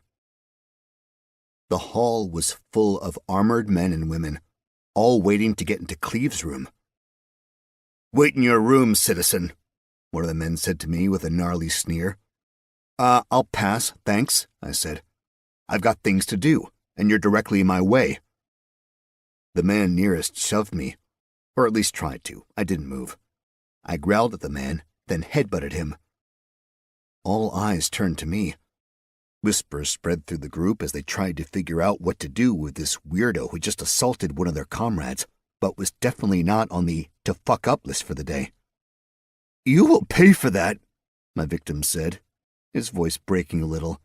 He had both hands around his nose and tears leaked from his eyes. Tough to look intimidating while you're crying.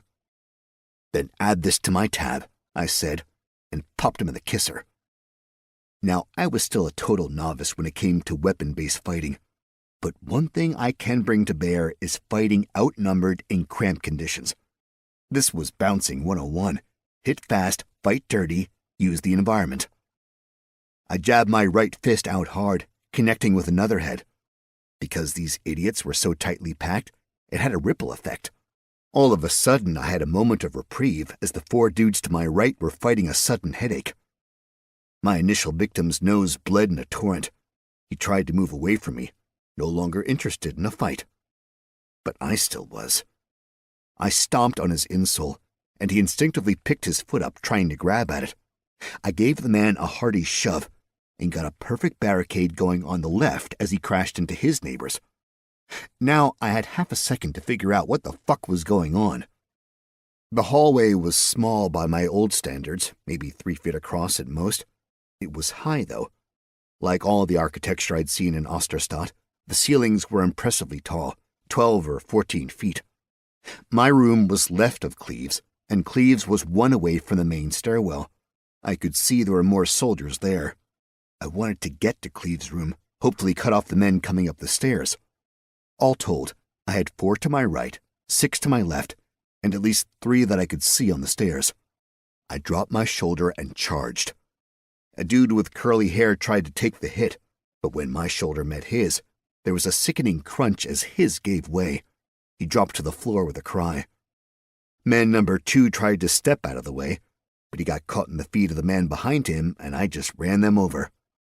3 down. 4 had a truncheon out, and he swung at my head. A little duck let the truncheon sail by, leaving poor 4 wide open. I lowered a bit more and picked the man up. I clipped him all the way over me and heard him slam into the pile behind me. 5 had a dagger out, and I slid to a stop. If I plowed into the man, the dagger would bury itself deep in my gut. With a "Hey-ya!" 5 lunged at me. I grabbed his wrist in both of my hands and brought it down on my knee. He screamed. I think mostly because he saw his bones come out, but bonus, he dropped the dagger. 6 saw what happened to 5, gagged, and took a step back. I chose to give 6 the old what for and kicked him straight in the nuts. He threw up. Eyes back in the head, he toppled over backwards and slumped against the railing. A stillness came over the hall as my opponents tried to strategize. 7 men were down in some capacity, 4 were fine. My herdsmen finally came out with their spears. Clearly, our opponents were very much cowards who seemed to think numbers were the only way to victory. There were more men on the stairs, and they all looked at me with a mixture of fear and anger. Swords came out then. It was going to get a lot bloodier, which is when I realized it would have been a much smarter idea to grab a weapon prior to leaving my room. With a deep breath and a modicum of courage, the first man on the stairs thrust his sword at me. I dodged to the side, the sword slicing a bit of my shirt off. I gave the man a hearty shove. He caught the railing with his hip and went ass over tea kettle, falling down the stairwell until he hit a landing with a solid thunk. Splinters of wood flew out around him. Second stairman was already coming at me, and third was doing his best to stab around his mate. I got my forearm up, and the first thrust sliced through a bit of my arm, but also went into the wooden wall behind me. I sucked my butt in and out of the way of the next thrust, which put me in the perfect position to kick back, horse-style, and catch third's arm. He spun and stumbled. Second busied himself trying to free his blade, not paying enough attention to me. I popped him straight in the side of the head, and he dropped like a rock. I stomped on third's arm, and it squished. The man screamed in pain. Once again, there was stillness. Behind me in Cleve's room, I heard talking. Below me on the stairwell, the gathered men moved to the side as someone more important than them came up. I could tell he was important because he had a cape and a fancy helm. He stopped several steps down, eyeing the mess I'd made of his men. "I believe there may have been a misunderstanding," Cape said. "Oh?" I asked, feigning politeness. "We are here to arrest someone." "Is that the case?" "It is. And I fear my men have been overzealous in their, shall we say, defense of their cause. Have they offended you?" "You could say that." "May I ask if there is a way we might rectify the problem without further violence?" "Well," I said, drawing it out, "I suppose if you leave and come back at a different time." The man smiled. "I cannot do that until my orders have been carried out." "And what are those orders?" "As I told you, I am here to arrest a man." "Awful lot of you for just one man." "He is very dangerous. We do not want to take any chances an innocent bystander might get injured in the fracas." "Is he, perhaps, Benedict Cogshall?" Kate bristled. He must have been operating under the idea I was just a random dude itching for a fight. I think now might be a good time for me to tell you that Benedict Cogshall is my father. I don't take kindly to you calling him dangerous or arresting him. Cogshall has no children, the cape sneered at me. You are a liar and— Dude, I said, holding up my hand. I could disrobe and show you the family indicium, but that'd mean getting half naked right here, and taking off my armor right now just doesn't seem like the best of ideas. So how about we agree to believe me for the moment, okay? If that is how you wish to be known, then that is your prerogative. I am afraid I will have to arrest you in addition. You in what army? What do you mean, what army? I mean, your men haven't exactly been kicking ass and taking names as much as eating shit and embarrassing themselves. So, if you want to arrest me, where's the army that's going to actually get the job done? He reached for his sword, starting to draw it from its scabbard. I didn't like where this was headed. So, I kicked him in the chest, Sparta style. He flew straight back, hitting the wall at the far edge of the stairwell before dropping to the landing like a rag doll. I'll say this for him. His cape fluttered nicely all the way down. A loud bell rang somewhere outside. It was deep and loud and profoundly resonant. It rang again. All the soldiers looked at each other. Third bell. Cleve's door opened, and another Cape man walked out. Cape 2 paused, confused at what he saw. Then he barked out, "You hear the bell? You move to your positions." Cleve stepped out of the room, and the new Cape man turned towards him. "This is not over, Cogshall," Cape 2 said, sneering the same way Cape 1 had. "I will be defending the city as well, Godfrey Duhamel," Cleve said, his voice calm and collected. Cape 2 whirled around and marched down the stairs. The soldiers gathered up their wounded comrades and followed their leaders out of the hotel. The bell continued ringing in the background. "Get armed and armored," Cleve said. "It is time for you to see the sea." Chapter 45. As soon as we stepped through the doors of the inn, I could tell things were different in the city. Something bad was going down. Mainly, it was the screaming coming from people nearer the sea, but also, anyone who looked like they had something to do with fighting was heading straight for the sea. A giant group of legionnaires marched in quick step down the road, their heavy armor jangling and their spears held high. "What the hell's going on here?" I asked Cleve. "The city calls for defense," he replied. "Yeah, got that part. From what?" "Whatever has decided to crawl forth from the Emerald Sea today." It was only a few blocks to the sea, but just when I thought I'd finally get to see the damn thing, there was a giant wall in the way. A sea wall, I suppose. All the armed men and women headed up the stairs. Though there were all sorts of different uniforms and tabards, everyone seemed to be of a singular purpose. I was the first of our group up the stairs. Up top, I found a wide wall, something like 50 yards wide. Beyond it, I saw something truly magnificent. Trees. As far as I could see, there were trees. Well, the tops of trees. It was as if all the trees ended at the same level. So, in a sense, it was like looking at a giant sea of green. And there were all different types of trees, pines, oaks, palms, all right up next to each other. The wind whipped along the treetops. I had the feeling the storms that came through this hole in the mountains were unbelievably intense. The Legion had formed up in a bristling square of spears, holding the center. All the rest of us were divided on either side, waiting. The wall ran the whole length, from mountain to mountain. It was probably half a mile long. There were a lot of us ready to take on whatever was coming up. The thing was, I couldn't help myself.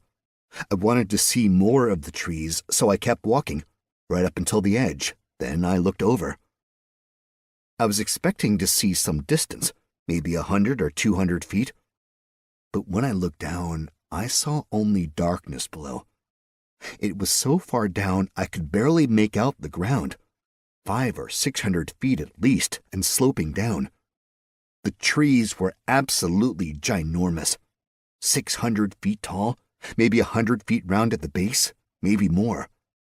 And, just to make it double trouble, a giant thing was crawling up the wall. It was big. 300 plus feet long, with a wide spade-shaped head, rather flat, and a mouth filled with rows of teeth. Kind of like a shark's, where its teeth go all the way down the throat. It had 6 legs I could see, and a bundle of tentacles coming out of its butt like it had a ton of tails. Smaller things crawled all around it, and my guess was that these creatures only looked small because they were next to such a monstrous beast. I fired off my identification spell. Ebony Gut Beast, level 12. A gut beast of the ebony variety, and only level 12, no problem. I fired off another spell, this time targeting one of the little things. Ivory Gut Beast, level 11 beast. I focused on the big motherfucker again, really trying to make sure there wasn't one of the little thingies, the gut beasts, in the way. Mammoth Gothferox, level who knows, beast. Better? Mammoth Gothferox. Sounded like a pushover. Its great mouth opened and it let loose a mighty yell. The sheer wind alone knocked me back on my butt.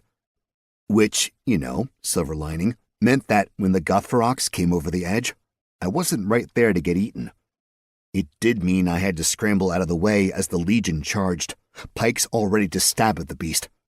The gut beasts, meanwhile, swarmed off the Gothferox, charging and snarling at anything they can get their teeth around. They were almost ant-like, with 8 legs attached to the middle of their 3 segments, long antennae coming off the tops of their heads, and no eyes that I could see.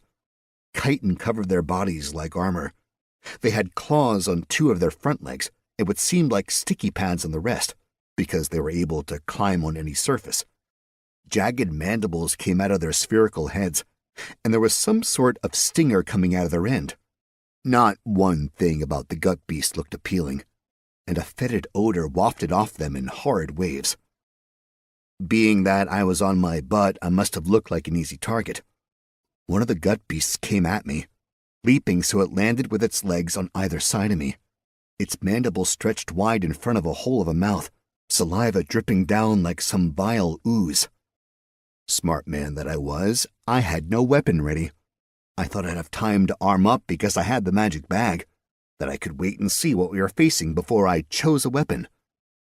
The mandibles came down at me, ready to rip my head straight off, and I did the only thing I could think of. I grabbed a mandible in each hand and tore them apart. I strained for a moment, but it really wasn't as hard as I expected. I was stronger than this asshole. Instead of holding the mandibles in place, I started to push. Immediately, they hit their organic stops, the chitin armor around the gut beast's head. The creature realized it was in trouble and started to pull away.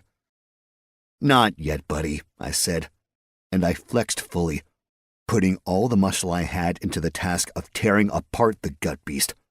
With a sharp crack, the armored head snapped open. The mandibles ripped out of their joints and came off in my hands. A torrent of slime, I'm guessing it was whatever served as blood for the gut beast, poured out of the ruined head of the creature. It started going a bit crazy, running around at random before crashing into its brethren and finally careening off the cliff. Meanwhile, I was left holding 2 mandibles, one in each hand. Each one was about 2 feet long, pointy at one end and full of serrations along either edge. Gut Beast Mandible, item type, improvised, item class, one-handed melee, two-handed melee, material, chitin, damage 10 to 20 slashing, durability 20 of 20, weight 4.8 pounds, requirements strength 8. Description: normally used in a pincher motion by the creature. You can do what you like with them. Good luck.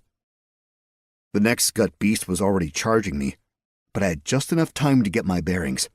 He headbutted my stomach, and I slammed both mandibles straight down, plunging them through the gut beast's head.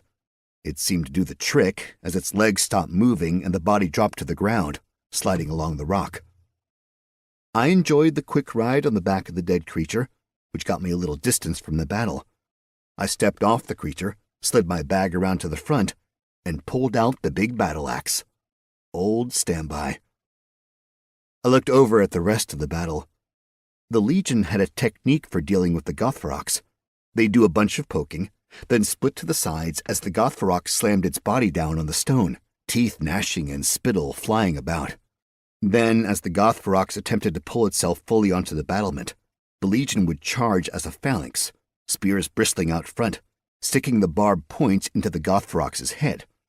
The behemoth would rear back, getting away from the spears but taking quite a few with him. The Legion would follow, keeping the pressure on. The next time the Gothrox would try to bring his body down on the annoying pokers, the Legion would flow out to the sides, and a fresh phalanx would be ready to charge.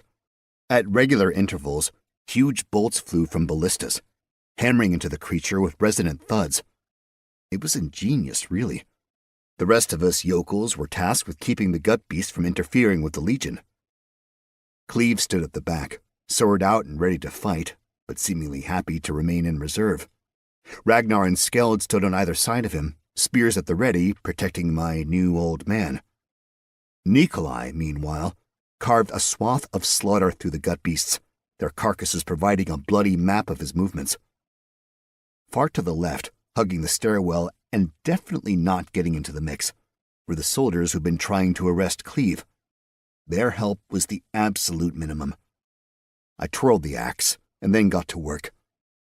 It was much easier facing off against the gut beasts than most of the other opponents I'd encountered. They were simple-minded, charging at the first thing they saw. A simple sidestep and a chop and their head would come off.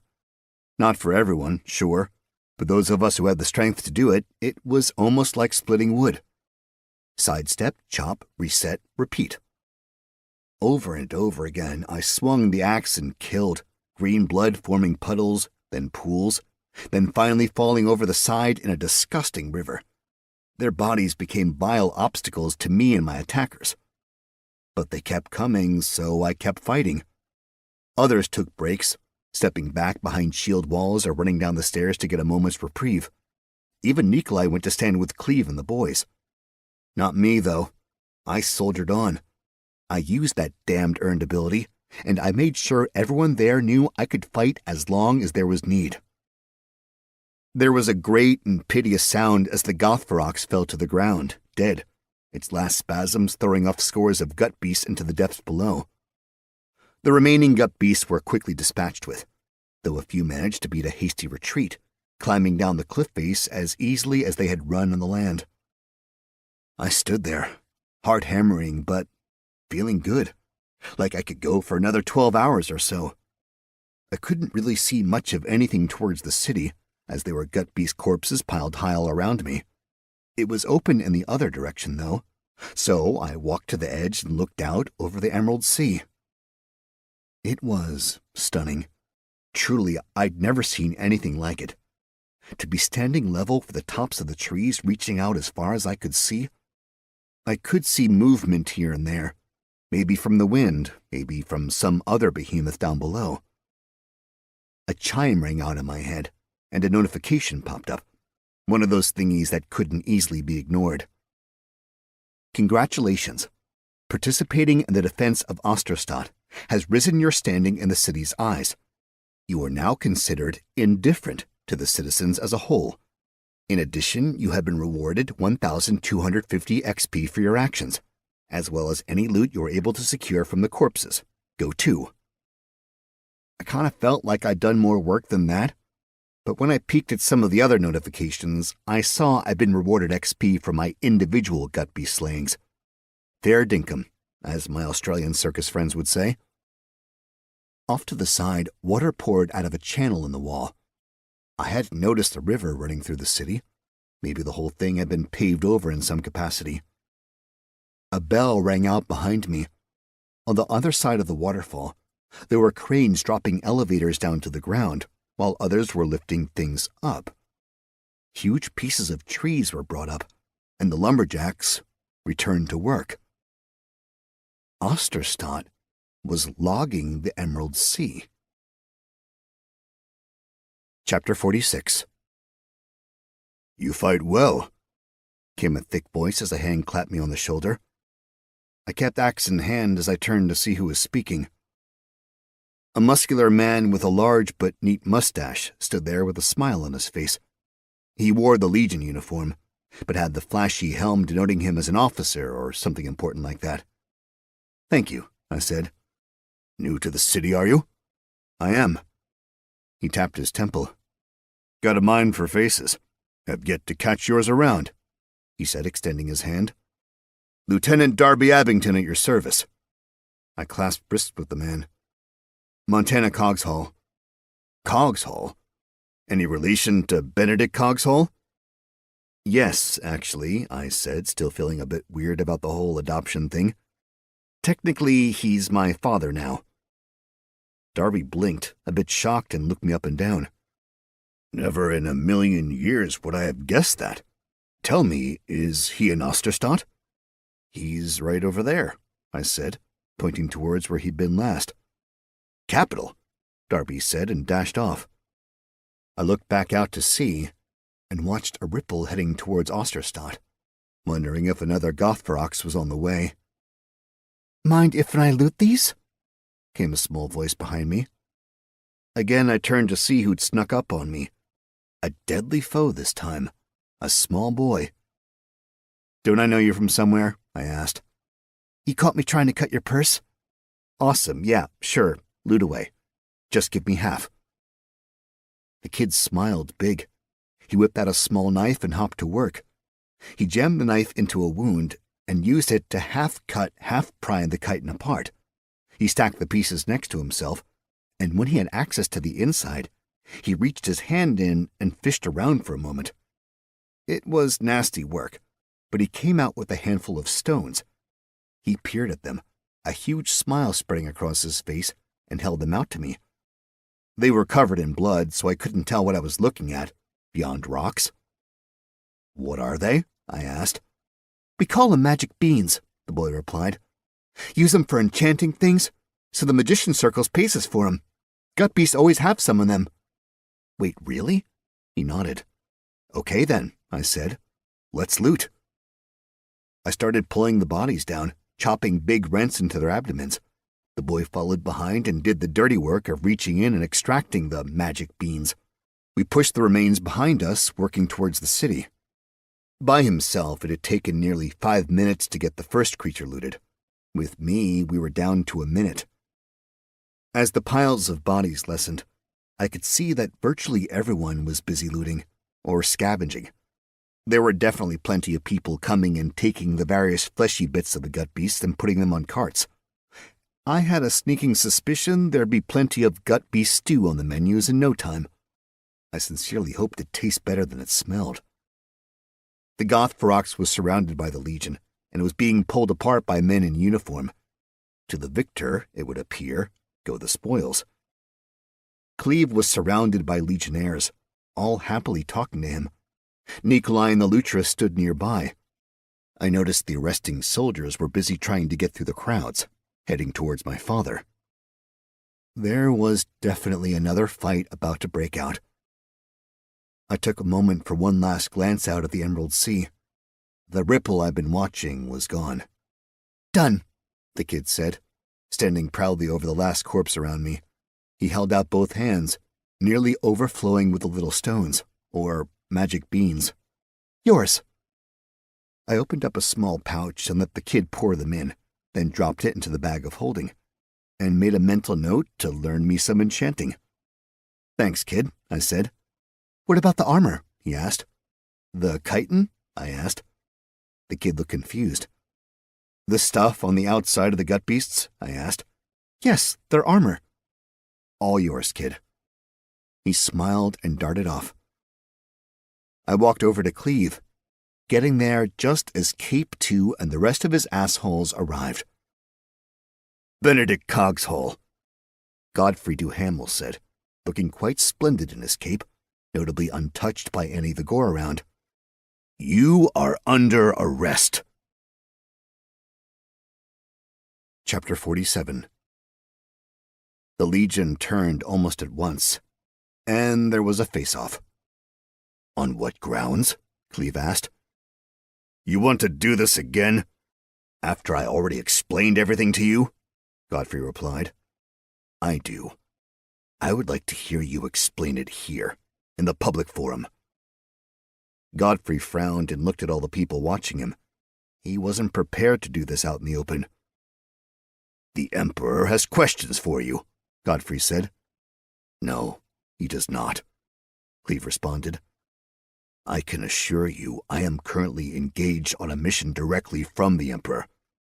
Should I guess that your orders came from the Emperor's brother? While the Emperor is convalescing, his brother is in charge. That is not how the Empire works, Godfrey. Do not take a familiar tone with me, Coggeshall. Just because you were once with the Legion, you are no longer. Now you are a mere citizen. I will have you know that Hey! I shouted, but a single glare from Cleve stopped me. I was going to point out that Cleve was a duke, but apparently that wasn't something Cleve wanted to make public just yet. I may be a citizen, Cleve replied, but as a citizen, I am afforded certain rights. An undue arrest is one of those. I have committed no crimes, and if the Emperor or his brother wished to speak to me, they would need to go through the proper channels, which, in the imperial city of Osterstadt, is the Viceroy. So if you would kindly retrieve Leon Glatton for me and have him tell me I am to surrender myself to you in order that I may be questioned by Valamir in his attempt to snake the crown out from under his brother, I will do so. Slander! Seethed Godfrey. Cries of outrage came from his men. Slandering the crown is an offense punishable by arrest. I demand you surrender yourself to me at once. Demand away. Godfrey's face turned red as impotent rage swarmed over him. It remains that this great city is under the power of the Viceroy, so it matters little what you demand. Godfrey ripped his sword out from his scabbard, which caused the rest of his men to pull out their weapons. The Legion in turn formed ranks. They slammed their shields to the ground, putting up a wall between Cleve and Godfrey. I believe, said the lieutenant, we will wait for the Viceroy to adjudicate the matter. We all know that dandy is too busy chasing around the footmen in the Imperial House to do anything. Yo, I shouted. Stop maligning a good man and shut your cowardly damn mouth. All eyes turned towards me, with Godfrey's eyes bulged with rage as he saw me. You dare speak to me like that? Not only do I dare, I said, pushing through the crowd. I relish the opportunity to put a jackbooted prima donna masquerading at being a soldier in his place, which, judging from what we saw here, is hiding behind a bunch of real soldiers. He opened his mouth a time or two as his face achieved a whole new level of red, somewhere in the neighborhood of vermilion. Veins all over his neck and face looked in real danger of bursting. For this, I will have your head, he shouted, spittle flying out of his mouth. If only I could challenge you to a duel. Instead, you will suffer in the dungeons. A duel? Why can't you challenge me? Because you are a low-born piece of trash, and duels are for nobles. His soldiers moved towards me, and, unlike for Cleve, the Legion didn't appear interested in interfering. I'm a ducal heir, assbutt, I said. Everyone stopped. You want a duel? I continued. Sounds peachy to me. Let's do this right here, right now. No hiding down on the stairs while the real soldiers fight. I knew I was egging him on a little more than I should have, but I was trying to get him riled up and stupid, hoping Cleve would take the opportunity to slip away. A duel it is, Godfrey said. Right now. He pulled out his sword, gave 2 swishes through the air, and said, I challenge you to a formal duel under Imperial rules and the eyes of the gods. You have been challenged to a duel by Godfrey Duhamel, level 17 noble. As you have been challenged, you are permitted to set the terms. What are the terms? Immediately, Nikolai was at my shoulder. "What exactly have you done, whelp?" he whispered. "Giving Cleve time to slip out of here. You are a master of being an idiot. You think he will simply walk away while his heir duels a man who does nothing but duel? You know him? He has spent his worthless life in the capital, dueling to steal titles and enrich himself. You can take stuff—" "What is the holdup?" Godfrey shouted. "I am his second," Nikolai snapped loudly, "and as such I am conferring with my first." Godfrey angrily swished his sword through the air. "Have you set the terms yet?" Nikolai asked, back to talking quietly just to me. "No," I replied. "Make them so onerous he will not accept." "Like what?" "Say he must give up all his titles, all he is heir to, all his wealth, all his property, and whatever spells he has acquired." "Sure." I went into the menu and put together the terms Nikolai specified, then added in a "not to the death, but either party may surrender at any time," for good measure. Then I selected yes. His eyes went a bit blank as he read over things. Then he gave me a sickly smile. "Acceptable," he said. "The duel has been accepted. It begins now." The man moved with lightning quickness, darting at me with his thin sword. I dodged to the left. The blade skipped along my leather armor and sliced through my inner arm. I hissed with pain, but got my axe up and ready. Godfrey laughed at me. "Only a savage fights with an axe." I hadn't exactly planned to fight with the axe. I figured I'd have a moment to rearm. I was totally unprepared. The crowd moved quickly to get out of the way and form a rough circle around us. "Maybe," I replied, "but only a coward hides when an entire town needs saving." He yelled and attacked. Motherfucker moved fast, I'll give him that. His blade feigned toward my midsection, so I brought the handle of the axe over to block it. But by the time I was set, his blade was going straight for my face. A quick shift and he merely grazed my scalp, but I could feel blood start to pour out. Godfrey didn't let up, his little sword coming at me, darting this way and that. I barely kept up with him until I managed to get a deflection off my axe head, and then I shot a quick jab out that rocked his head back. For a heartbeat, he seemed genuinely stunned that I'd hit him, but he managed to dance back a few steps before I could grab him or even get the axe moving around for a swing. Godfrey felt at his nose and seemed surprised to have blood come off on his hand. It was totally going to stain the lace around his sleeves. "You insolent prick! You have bloodied me!" "Weird," I said, lazily leaning on the axe. "That's what your sister said to me last night." Definitely got a few "ohs" from the audience for that one. Again, his rage got the better of him, and he made a big attack. I had a bit of a plan going, so I made a swing, and he barely parried the blow, his blade looking as if it were about to break in the attempt. But he had good steel, and so even though the blade bent, it snapped right back, and so did he. He pushed his sword, using the handguard to rotate it around the axe handle, and sliced into my side. I snapped my hand down and grabbed his blade, holding it tight. His eyes went wide as he struggled to pull the sword free. It should have been impossible, but I had just enough hand strength to bend the blade and give myself a handhold. One-armed, I swung the axe around, angling down. It rang like a bell as it hit the stones. Godfrey laughed one sharp bark, his breath garlicky and fetid. Then I hooked his foot with the axe head and pulled back sharply while headbutting him. He fell backward to the ground, leaving his sword in my hand. I pulled it out of my body and threw it far to the side. Then I set the axe blade at his throat, my foot on his chest. "Do you yield?" I asked. For a heartbeat, I thought he was going to force me to kill him. But just as I lifted the axe to cleave him in twain, he bunched his face in tight and shouted, "I yield!" I heard a very clear bell ringing out in my head. "You have won your duel. All titles of Godfrey Duhamel have been transferred to their previous owners, save those who no longer exist. All owned property has been transferred to you. All known wealth has been transferred to you. Congratulations, you are now the Count of Duhamel. Congratulations, you are now the Count of Helgund. Congratulations, you are now the Count of Dunnasmere. Congratulations, you are now the heir to the dukedom Old Lattimore. There was a heavy silence over the place, especially amongst the asshole portion of the crowd. They'd just seen their top dog get his ass handed to him.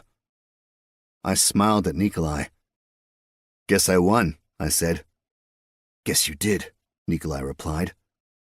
Cleve walked over to me and clapped me on the back. "Nicely done," he said. I gave a slight bow of my head. Godfrey stood up, rage and embarrassment fighting for control of his face. His hands trembled. I could tell it took all of his control to not kill me where I stood, or at least try. "Wow," I said. "Now you're a level 17 noble with no titles, so I guess nothing." He stared at me, then at Nikolai, then at Cleve. "I may have nothing at the moment," he said, "but that merely means I have nothing to lose." He lashed out with a dagger I hadn't even seen on him. Faster than I could react, he drove it deep into Cleve's eye, all the way through my adopted father's head and out the back of his skull. Nikolai screamed in rage, and while I was still getting my axe into motion, Nikolai sliced Godfrey in two. "Congratulations. You are now Duke of Cogshall." Fuck. This concludes Heir Today, Pawn Tomorrow by Eric Uegland. Narrated by Neil Helligers, a member of SAG-AFTRA. Copyright 2018 by Eric Uegland.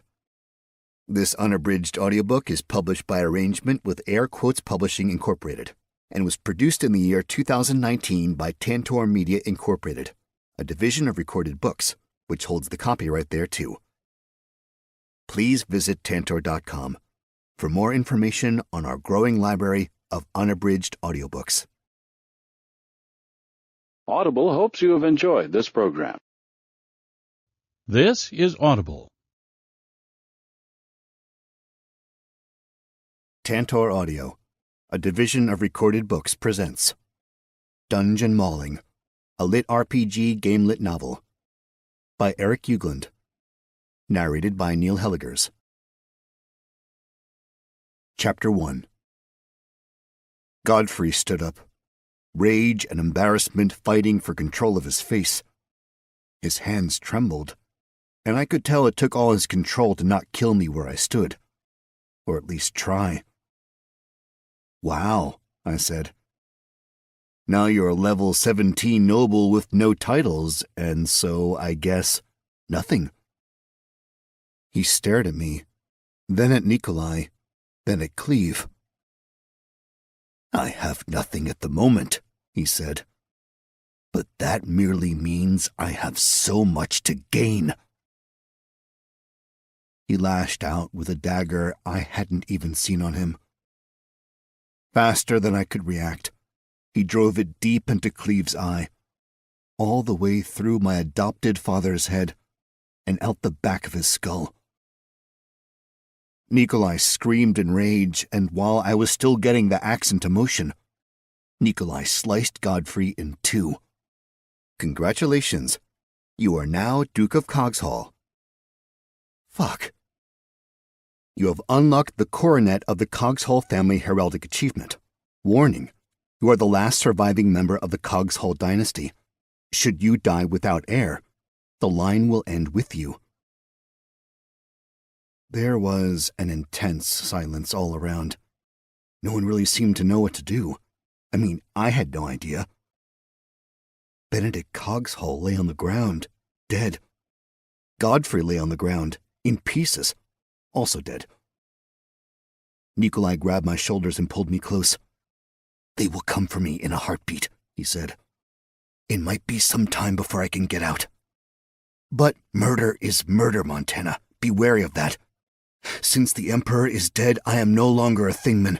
I have no strings to pull here. Get to the holding, build something safe. There are those already heading there, those who have been promised safety. You must be ready for winter. You have been offered a quest by Nikolai. Home again. Nikolai and Benedict planned to make a safe home for those who needed it, and many of those people are already on the way to the planned site. They will be there prior to winter, a season notoriously difficult in this part of Voldrani. You must make a place for them to live and survive. Reward for success? Loyal subjects in your new ducal holding? Unknown. Penalty for failure or refusal? The deaths of many innocents, loss of the respect of Nikolai, a tarnish on your title and name? Unknown. Yes or no? I have no idea what the hell This is no time for excuses, Montana.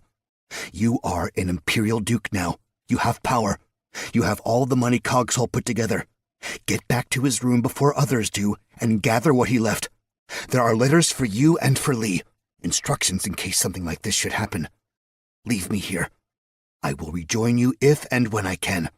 Until then, your focus is building the holding. Some men pulled Nikolai apart from me then. Legionnaires who were putting the man under arrest. I accepted the quest. Nikolai nodded at me, and I got the notice he'd left my party. Murderous stares came from all around me.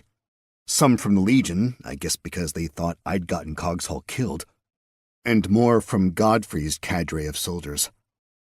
I knew Godfrey's men would jump me as soon as they could. I needed to get out of Osterstadt, fast. The Legion had Nikolai, and were frog-marching him into the city. I knelt next to cleave Cogswell's body, and did the only thing I could think. I hoisted him into my arms. The Legion lieutenant, Darby, stepped in my path. "Begging your pardon," he said, "but Captain Cogswell deserves a Legion burial." "Is there where does he go from here?" I asked. "We will take him to the Legion house. We prepare the body for burial. On tomorrow's sunrise, we bury him in the Legion cemetery. At no point will his body be without Legionnaires, for we leave none behind." I thought about making a point of Cogswell being my father, about wanting to bury him on our family grounds, but that was all recent stuff. The Legion had been his family for Cogswell's entire life, and though I felt a strong pull to take him with me, I had to imagine he'd rather go with them. Nodding, I held out Cogswell's body. Darby bowed his head to me. "Thank you." Legion soldiers had a shield flat and laid Cogswell out on it. They hoisted him up. Darby took a moment standing over Cogswell and going over the body. He turned back to me, his arms full of Cogswell's personal effects. Not many, just 2 heavy pouches, his sword and his dagger. "When he is laid to rest," Darby said, "I will get in contact with you so you may pay your respects." "Thank you," I said. All alone now, I watched the body of my adopted father disappear into the city. "What do we do now?" Ragnar asked. Poignant moment ruined, I looked down to see that I was, in fact, flanked by my hearth.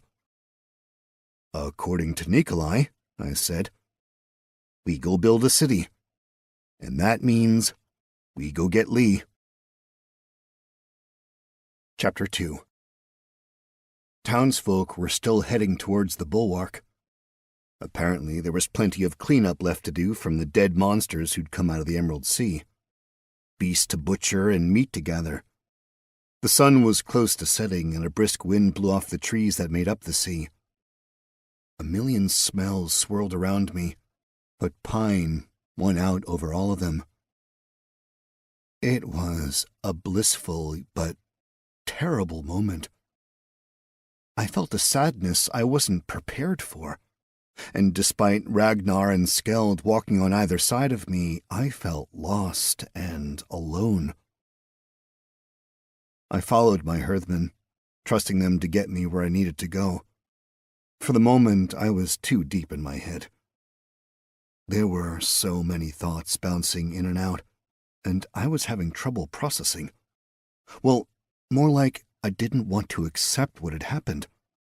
How quickly everything went tits up. I couldn't stop replaying everything, wondering if I'd taken the best possible path. Had my choices led to Cleve's death? Was it my fault? Again?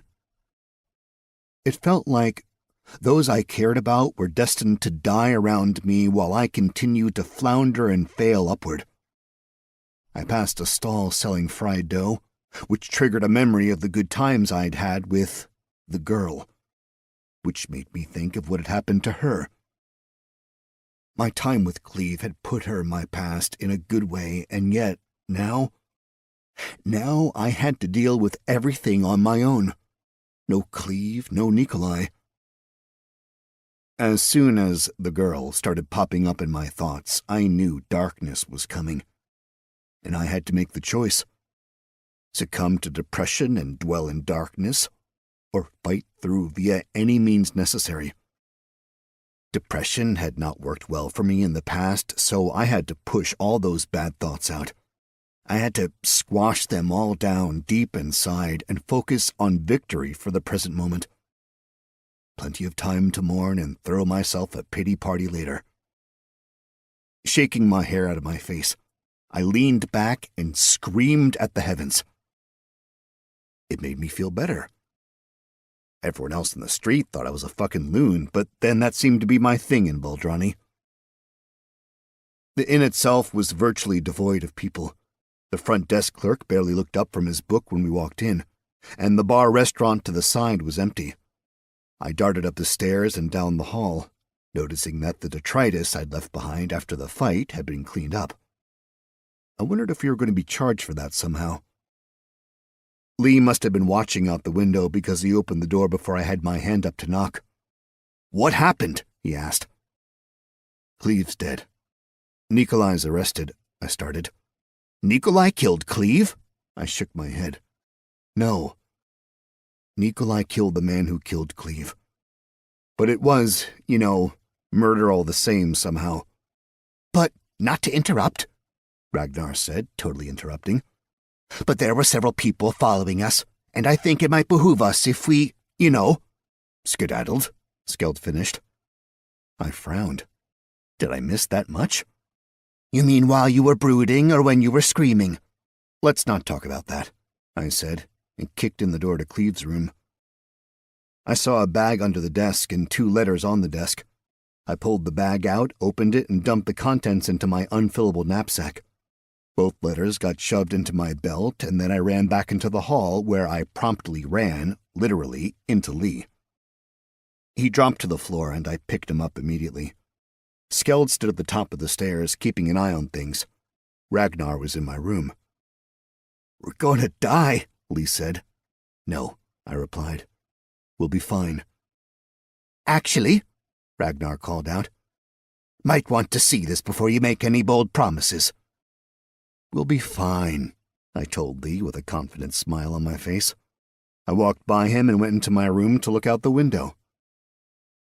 Glancing out the front, I saw a group of men and women wearing blue tabards of Valamir, the Emperor's brother, standing outside. I raised an eyebrow. It seemed suspicious for anyone to be wearing Valamir's colors so early following the Emperor's demise, especially since the Emperor's death wasn't actually known yet. But then again, Valamir had some people in the city already. I'd noticed them before. Most of the larger nobles had representatives of some form in Osterstadt.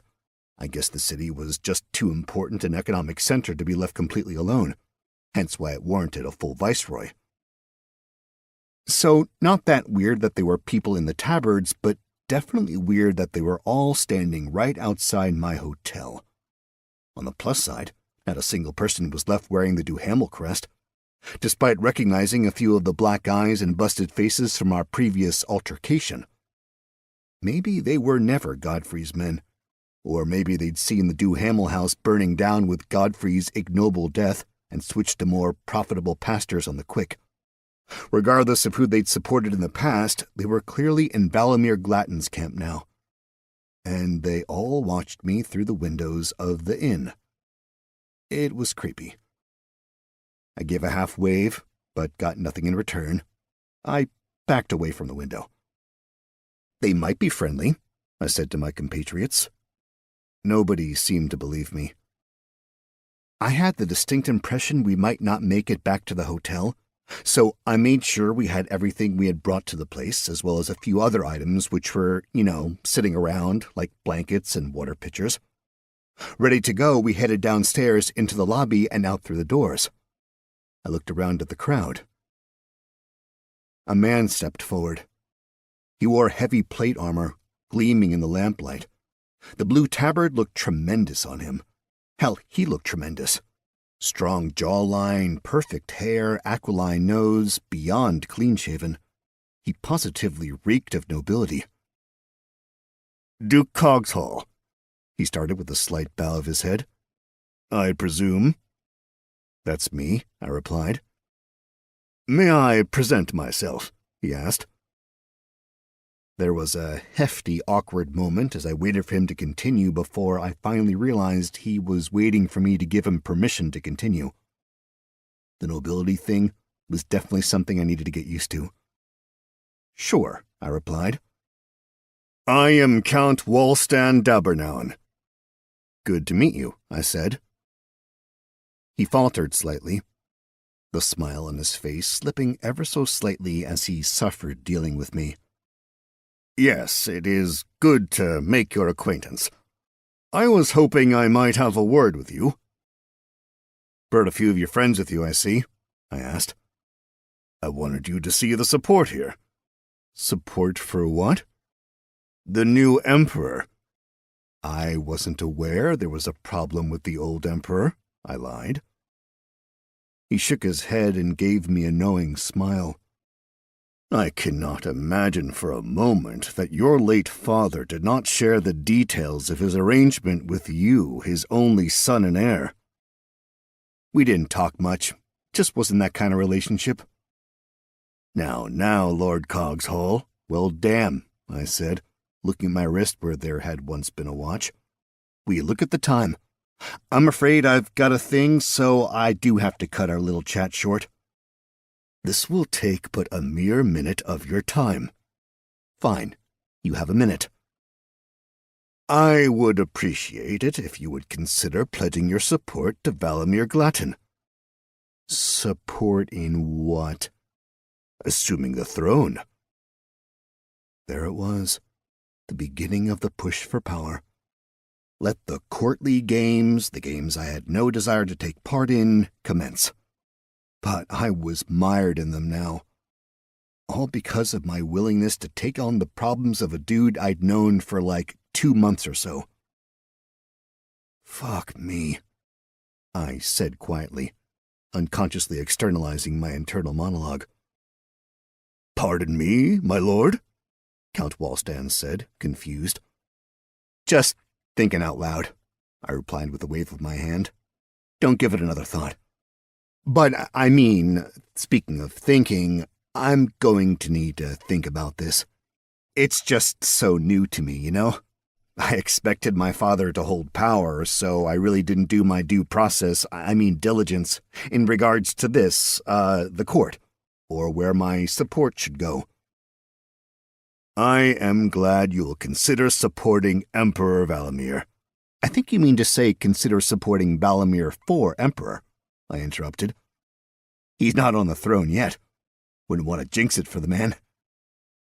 I gave Wulstan an awkward jab on the shoulder and tried to push through his men. "You forgot this," Wulstan said, pushing a blue tabard into my hands. "Oh, how silly of me," I said as I accepted the tabard. I made a show of putting it carefully into my belt, tucking it in, making sure it was snug while ensuring I wasn't actually wearing it. And then I looked to Lee and nodded. He walked through the crowd, followed by Skeld and Ragnar. I gave Wallstan a smile, which he did not return, and strode on. Not quickly, but with purpose. I could feel everyone's beady eyes watching me as I walked away. Chapter 3. Large fires roared in oversized braziers outside the Legion House, providing a spot for the guards to warm themselves while also keeping darkness at bay. These legionnaires wore heavy cloaks over their armor, and didn't look quite as alert as the day guards. I wondered if these men had been in the fighting earlier in the day. They looked pretty clean, so I doubted their involvement. Plus, the Imperial House was a good distance from the Emerald Sea Wall. Seemed like a bad idea to send the house guards to fight. Unless it was an emergency. No one bothered me as I walked into the building. I gave a cursory glance around the interior, noticing that there were a few more people sporting blue crests than I'd seen before. Most lacked armor, so there weren't tabards about, but there were smaller accents. Blue armbands, blue ribbons in hair, blue jewelry.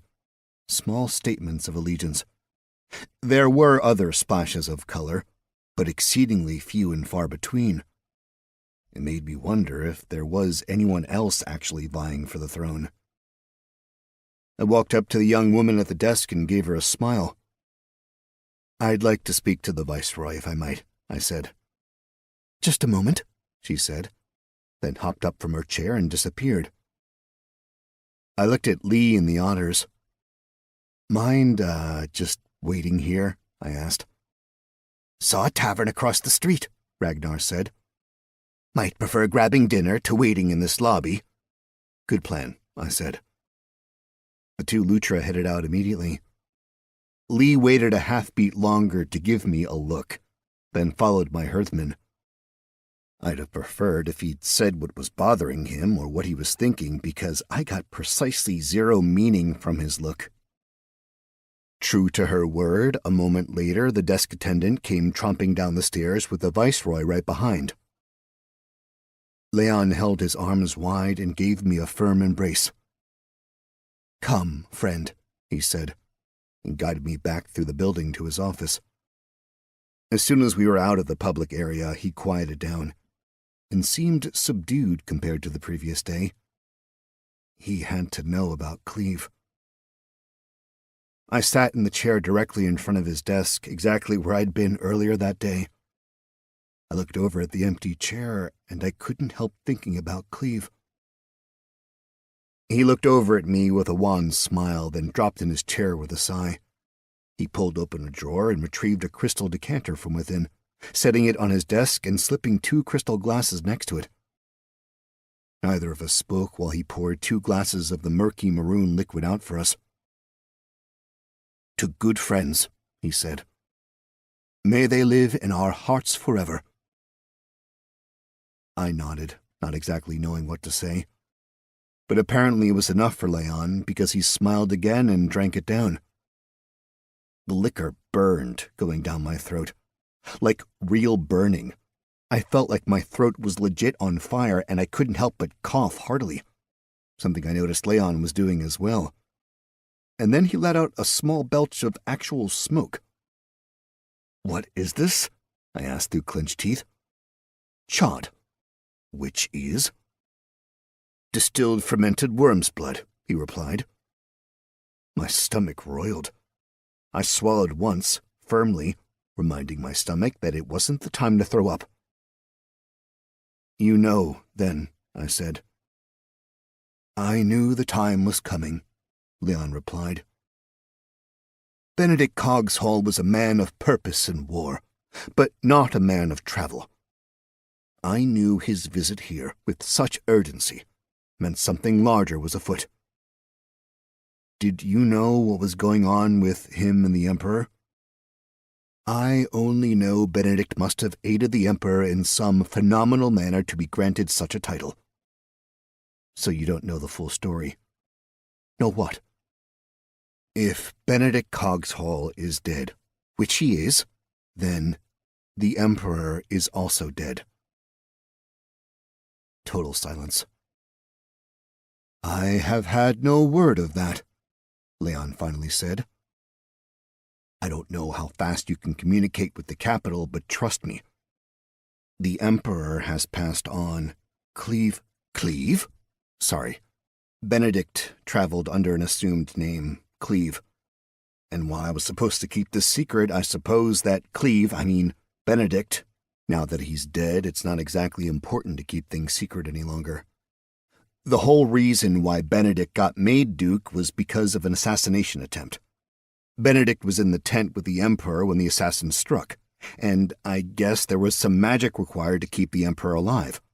Obviously it worked because you know that the Emperor lived, but it tied the two together. So if one died, the other would as well. Leon pushed back from the desk and stalked over to a panel in the wall. He fiddled with things over there, and after a moment he pulled forth the sword I'd sworn on, the one that had, theoretically, transformed me into royalty. But as Leon held the sword up, it was immediately clear that whatever magic had powered the sword in the morning was gone. It was just a normal blade in his hands. Gods, Leon said softly. He dropped the sword. It clanged on the ground, bouncing over once, the metal's ring hanging in the air. I looked up to see his eyes meeting mine. I assume this is going to complicate things, I said. That is the best-case scenario, he replied with a shake of his head. With the Emperor dying now, the throne sits empty with no clear line of succession. The princess is currently missing, so we lack even her worthless hide to toss up there for a stopgap. Likely my uncle will finally get his lifelong dream to seize the throne. I pulled out the tabard from my belt and tossed it over to the Viceroy. He caught it in midair and shook it out. Quick to choose a side, eh? He asked. I've made no such choice, Leon, I said. That thing was given to me by Count Dabbernown today. But look around. You'll notice blue is the new hotness in the Imperial House right now. Valamir knew. As far as Benedict believed, Valamir was aiming to have him killed. I think Valamir planned for a different timeline is all. Leon nodded. I am sure he would have preferred his brother's permission to take the throne. What's the whole process with taking power in the Empire? Can't he just seize the throne? If the princess is missing, who's to stop him? First, power in the Empire and being emperor are not the same thing. Often not the same thing, in fact. It just so happens that our last emperor, the one we lost today, was a strong and smart ruler. Assuming the throne is ultimately a two-step process. A candidate must first present him or herself before the Senate. There they speak on behalf of themselves, presenting their lineage and accomplishments. Then the Senate votes. So this is an electoral system? Yes, though with some caveats. The Senate as a whole has 401 votes. The higher your title, the more votes you may cast. The Emperor holds 200 votes. Every other member of the Senate must agree to overrule the Emperor, and as far as our history is written, there have been 2 overrules, both of which had enough historical consequence that they are still remembered today. Whomever the Emperor chooses as his heir has always been viewed as the imperial vote upon the Emperor's death. But when there is a sudden death and the Emperor has no set heir, those 200 votes are not cast. Then it becomes a political battle, likely to tear the Empire apart before it comes back together, if it comes back together. At least, that is what has happened in the past. This is certainly the first time I will experience the shit show. So what's the second step? I know the least about that. Most everyone knows the least about it, as the secret is shared only among the Emperor and the Keepers of the Blood. The candidate is put to the test. What that test is, no one knows. Those who fail the test do not emerge from the testing chambers. So when someone does pass the test, whatever that might be, that someone is given the throne. After that, coronation, celebration, and, usually, fertilization, to make sure there's not another political war for succession. And thus the empire continues on. And you think there's going to be some problems with the voting? Too many cannot imagine it will be anything but horrific for the empire. The princess is the next in line, technically, and was the emperor's choice until she abdicated said choice. But it is unclear if the emperor accepted her abdication. Either way, it matters little, as she still maintains her title, Crown Princess, which gives her quite a few votes in the Senate. Valimir has as many as she. But then there are a host of others, all the way down to the elected citizen, who has but one vote. And you, Lord Cogshall, as an imperial duke, you will hold votes in the Senate. But wait, I'm a new noble. How do I get votes? Won't that unbalance everything? As new titles are given out, new votes are added to the emperor's total. He receives an additional vote for every vote you receive. I believe the official word is that the emperor is gaining the land as you do, so that is why he deserves more votes. Okay, I said, thinking. With all this happening, what happens to you? Ah, he smiled wistfully. The bureaucracy of the empire keeps me in place until such time as a new emperor comes along, and then, likely, they will decide upon a new viceroy, which, to be honest, will likely be me, provided, of course, I keep my head down. Hence why what I imagine you are here to ask will provide us no end of problems. I came for 2 reasons, really. Biggest was to get someone out of jail.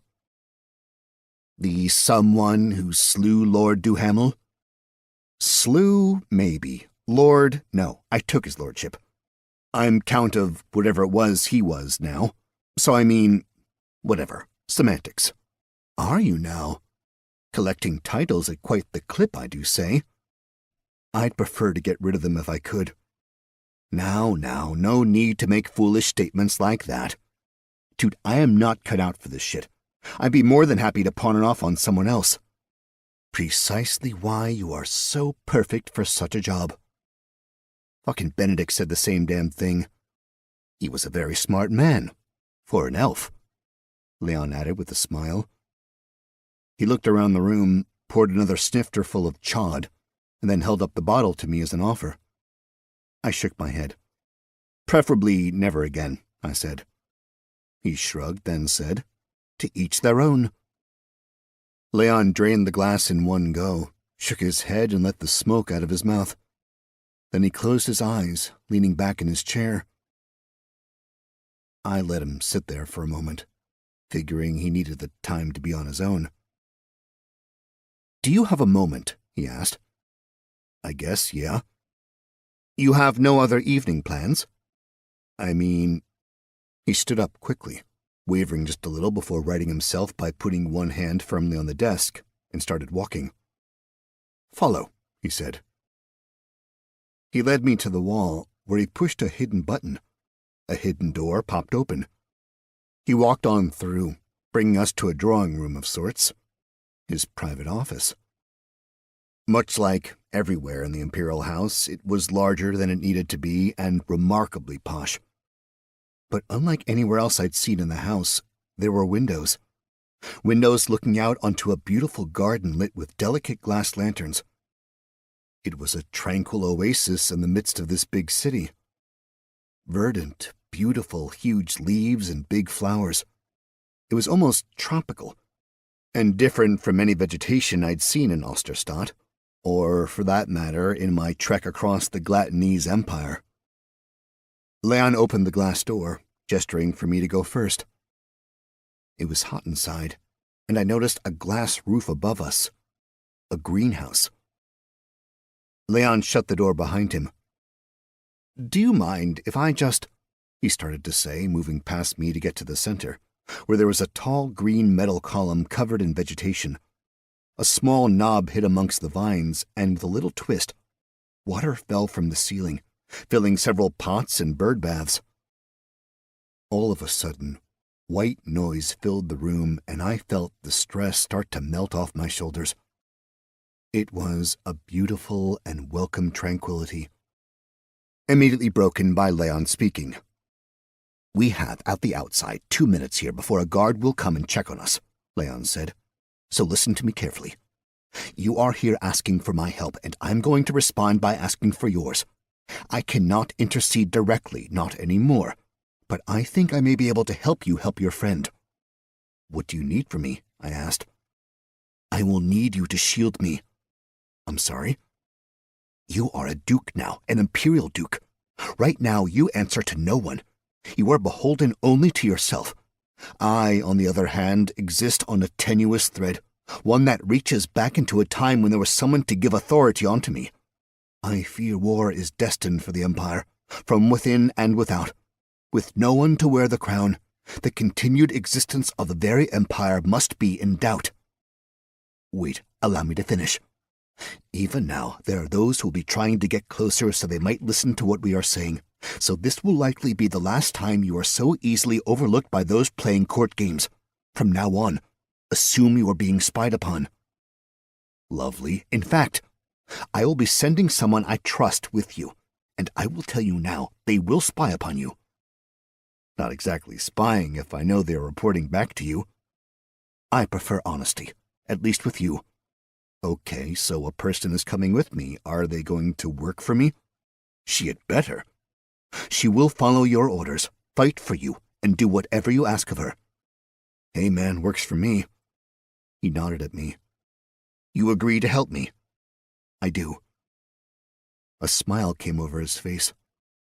"Then we best be quick about all of this. Your man is inside the prison, on the lowest of the levels.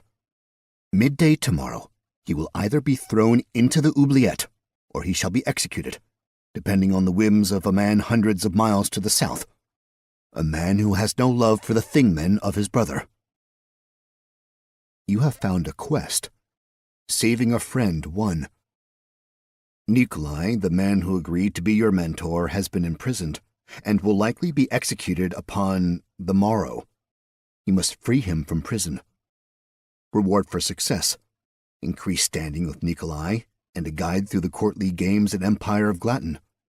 Penalty for failure or refusal: unknown. Yes or no?"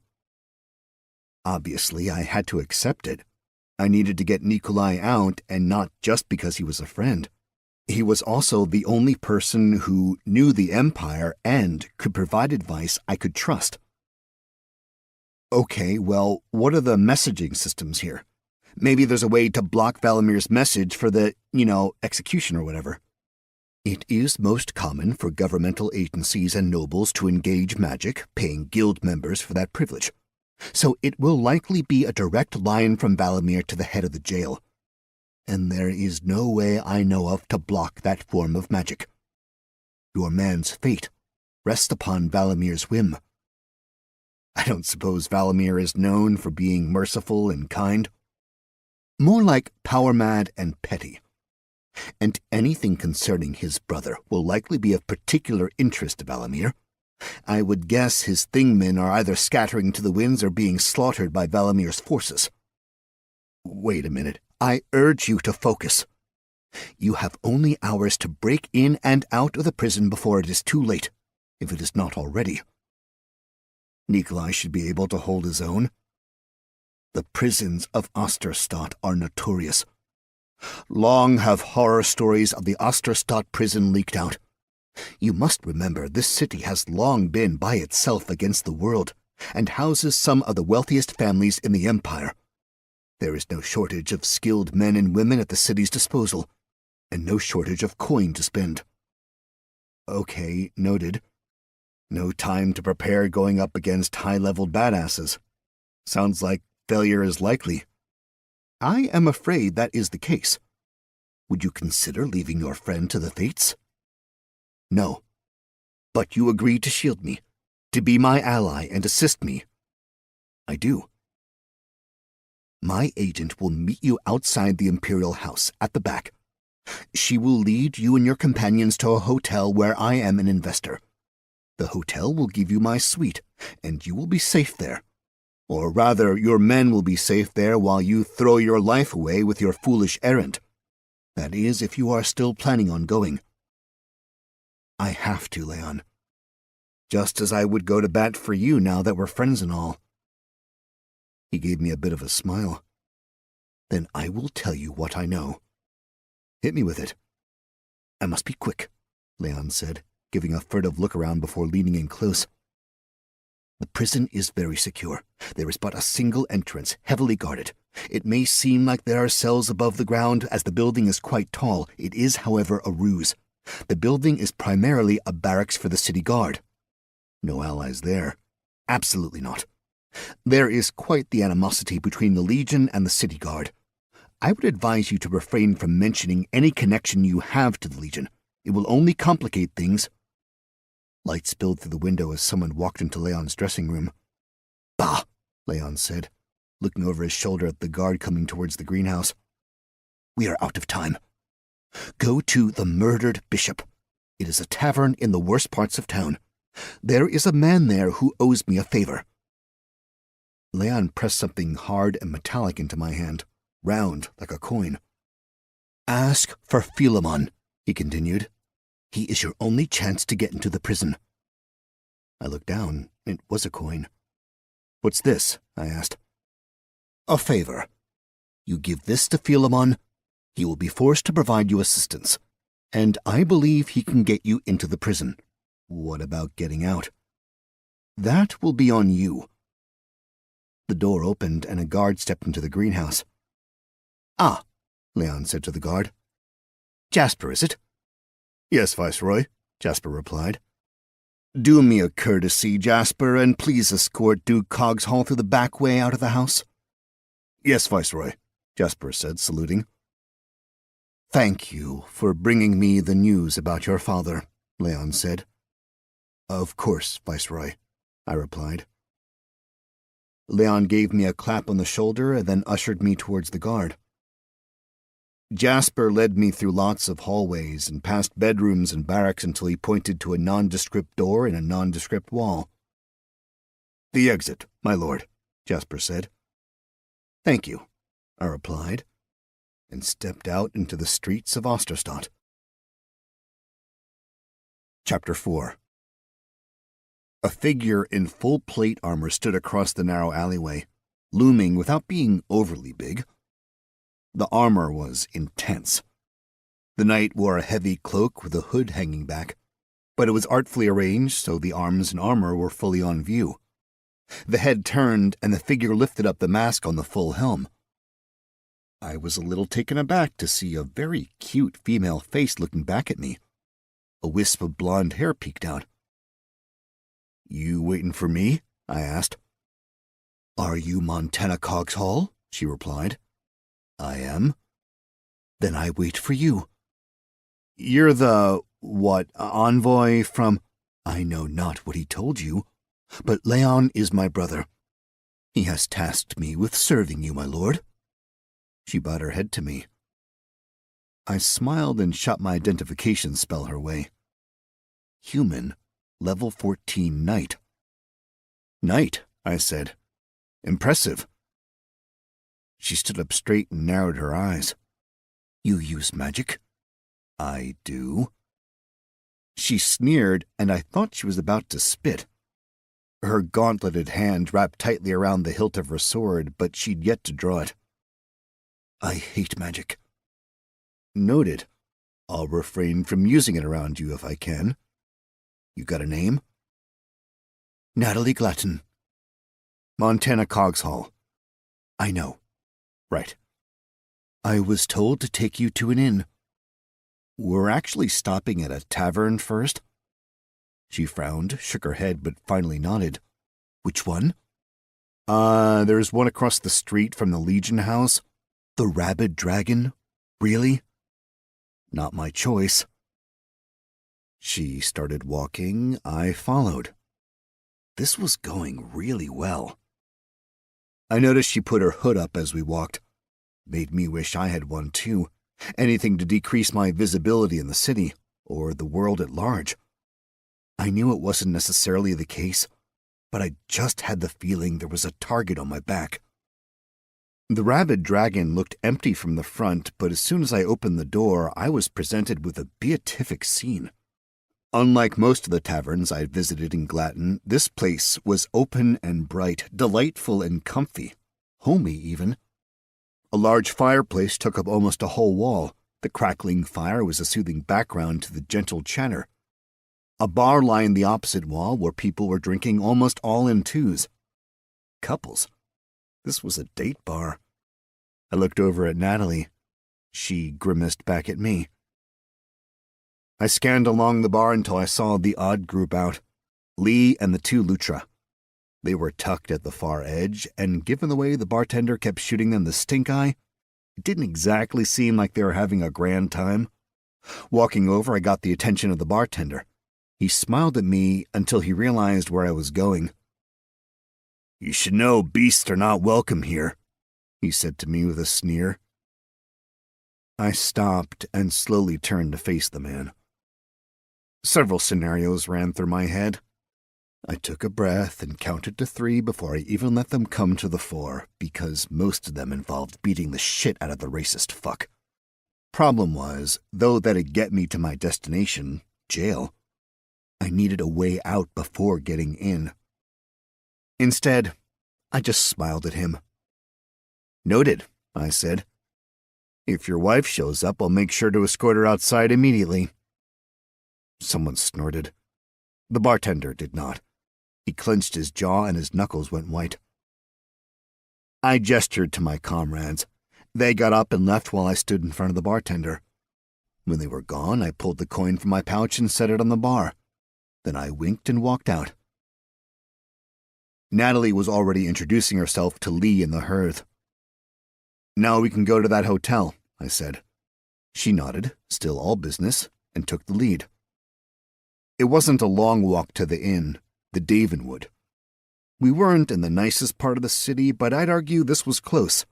Swanky, plush, not quite as fancy as the area around the Explorers Club, but it also lacked some of the stuck-upness of that area. The trees were just as manicured as the lawns. The streets were clean and wide, and I saw zero evidence of people dumping their chamber pots on the street, neither sight nor smell. That was something that had been conspicuously left out of all the fantasies I'd read. The smells I experienced on Valdrani were often intense and rarely pleasant. "Why is it called the Davenwood?" I asked. "The inn?" Natalie replied, as if I was a bit of an idiot.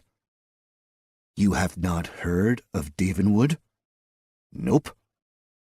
"It is named after a great forest outside of the capital, planted there by my great-great-grandfather to replace the trees he took to build the first great fleet."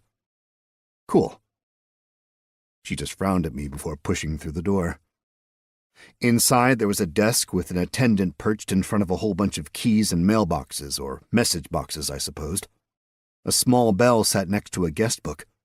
The attendant smiled at Natalie, his eyes creepy, exuding lechery. "These men are guests of my brother," Natalie said. "But of course," he said with a bow. He snatched a key off a hook behind him without even looking, spun it around his finger, and then held it out. Natalie took it and tromped up the stairs, her armor clanking. It probably had out on the streets as well, but now that we were indoors, it was easier to hear it. The pervy dude watched as she walked up the stairs, and then indicated we should follow.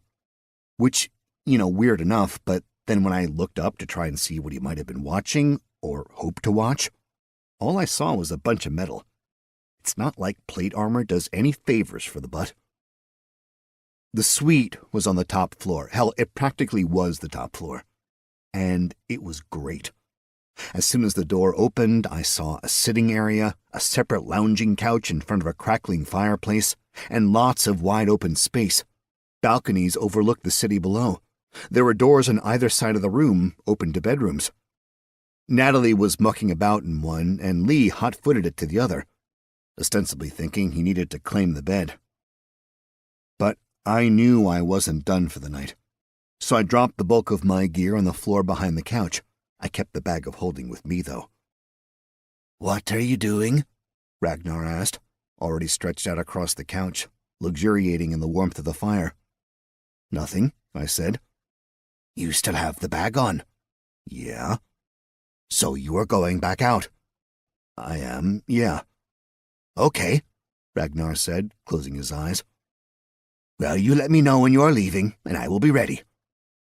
Wait, Lee said, stepping out of the bedroom. We're going somewhere tonight? I am, I said. You guys don't need to come with me. I must, Natalie said, and I jumped slightly.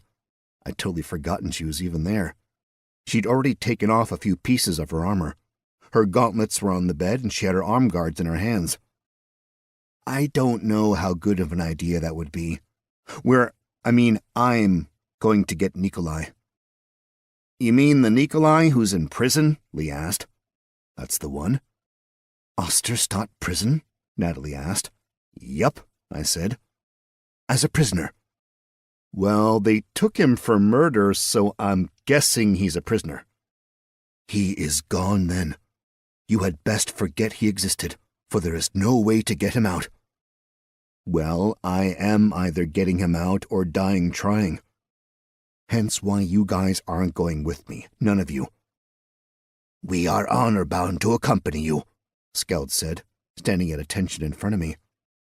Pretty sure he just ordered us not to, Ragnar said, basically a bump on the couch at that point. He cannot order us to abandon him, especially not to the start of a dangerous quest. Ragnar jumped up and stood on the couch. Trying to keep us from adventure and excitement? Ragnar accused, leveling a finger at me. That is the entire reason we came with you. And honor, Skeld added. Yes, well, and that, but mostly the other things. Guys, I started. I must go with you as well, Natalie said. Are you kidding? I asked. One, and I mean no offense, but I don't know you at all. Two, you're a knight, which means very little to me, but I have to assume you're very much into law and order and being heavily armored. So, not sneaky, right? I admit, I have not invested my time or points into stealth, but nothing. You stay here and keep Lee safe. Lee? Lee raised his hand. Me. Am I doing something? Gathering supplies, I said. What supplies do we need? Everything you think we might need to build this city. That's a tall order. Are you up to it? I think I can handle buying things, provided you've got some gold to spread around. I nodded. Oh, I got that covered. I reached into the bag of holding and thought of the trunk of gold we got from the Explorers Club, and soon felt it in my hand. I hauled it out, let it settle on the floor in front of the couch with an extremely loud thump. I opened the chest with a flourish. There were some oohs and ahs, mainly from Rangar. Where did that come from? Lee asked. The job Cleve and I did. Lee just shook his head. Then let's put a shopping list together. Chapter 5. I left Lee and Natalie with the gold and the start of a city-building shopping list. The Lutra and I headed across town, following Natalie's vague directions to the murdered bishop, or at least to where she thought the murdered bishop might be. After dark, the city streets were pretty empty. No one was sleeping, though, because there was still plenty of light coming from the buildings. As we worked our way north through the city, the economic levels of the neighborhoods clearly plummeted. The exquisite carvings on the wooden buildings slowly wore down until all that was left was purely functional. Streets became narrower and narrower, smells grew increasingly foul, and Osterstadt lost whatever sheen it had left. Having walked for what seemed like ever, we finally turned a corner and came to a small city square. It housed a meager park where most of the trees were dead, but some of the grass struggled on, unkempt and overgrown. The benches were filled with sleeping figures. Some human, some definitely not. On the far side of the square was the tavern, the murdered bishop in all its lack of glory. The sign hung tenuously by a single point, making it challenging to read as it was basically diagonal. Right below, a man vomited with surprising force all about the entrance. Enticing, Ragnar said. Kinda like the sort of place where you'd get help breaking into prison? I asked. Yes, definitely. Just... Ragnar trailed off. What? As far as I have heard, getting into prison is the easy part. Should we not find someone who can get us out? I just shrugged. Yeah, well, half of getting out safely is how you get in, I think. Whatever, this is the best I've got at the moment. Should we wait outside? Skeld asked. No, I said. Never again. Skeld shrugged, but I noticed a smile flit across Ragnar's face. Then the little dude led the way across the square, stepping over the vomit-strewn entryway and throwing open the door to the tavern with flair. No one cared. Partially because there was no one really inside, and partially because any patrons the murdered bishop did have were beyond drunk. It was definitely the sort of place where you drank to forget. Drank to get obliterated and have no actual concept of life, really. I smiled. It was the kind of place I frequented on Earth. I felt at home. The tables and chairs, made of rough-hewn wood, looked like they'd been repaired more than once. Sawdust and grime lay thick across the floor. Something odd. The floor was wood, but it wasn't made of thick planks, or wide planks. Rather, it was a singular plank. One piece of wood covered the entire floor. I stared down at it, my mouth just agape, looking around at the floor, trying to find joinery of any kind, but it was a single piece of wood, the size of a tavern floor. It was just a small difference from what I was used to, really, but somehow it was more disturbing than the worm or the agagnern or magic or any of the other things I'd seen. It was something theoretically possible to have seen on Earth, and yet something practically impossible at the same time. That, more than almost anything, really forced me to come to terms with being in an entirely different world. The barkeep leaned on the bar like it was absolutely essential for support. She was a haggard-looking woman, seeming like the type to rarely bother being sober. And there was the hint that she might vomit at any time. She squinted at us through one eye and held the bar with both hands. "What are you doing here?" She slurred at us, or in our general direction. I shook my head to hide the bit of a laugh and strode over to the bar, sliding to stop on a stool. "I am looking for 2 things, I started. "Better get your hopes down," she snapped. "Unless what you're looking for is disappointment." "Already found that. It's in abundance here," I replied. "I'm interested in an ale." "No ale." "Lager?" "No lager." "IPA?" "What in the fuck is that you're yammering on about?" "Okay, so maybe you just give me a mug of something." A twinkle formed in her eyes. She reared back and hawked the biggest, meanest, juiciest loogie into a dirty mug that had definitely been used at least once that evening. Then she slammed it on the counter between us. "1 gold," she snapped, her wry smile showing just how proud she was of her joke. The old me, the biker me, would have slurped down the snot and then broken the mug on her mug, and I was tempted to here. But at the same time, I thought about being a duke and whatnot now. Ducal behavior probably didn't include drinking snot and starting bar brawls. I smiled and flipped a gold coin on the counter. "Let's just pretend I drank her cocktail and it was delightful," I said. Part 2. She snatched the coin off the counter and sneered at me. Her teeth, well, tooth, was black and a little furry. "Part 2?" she asked.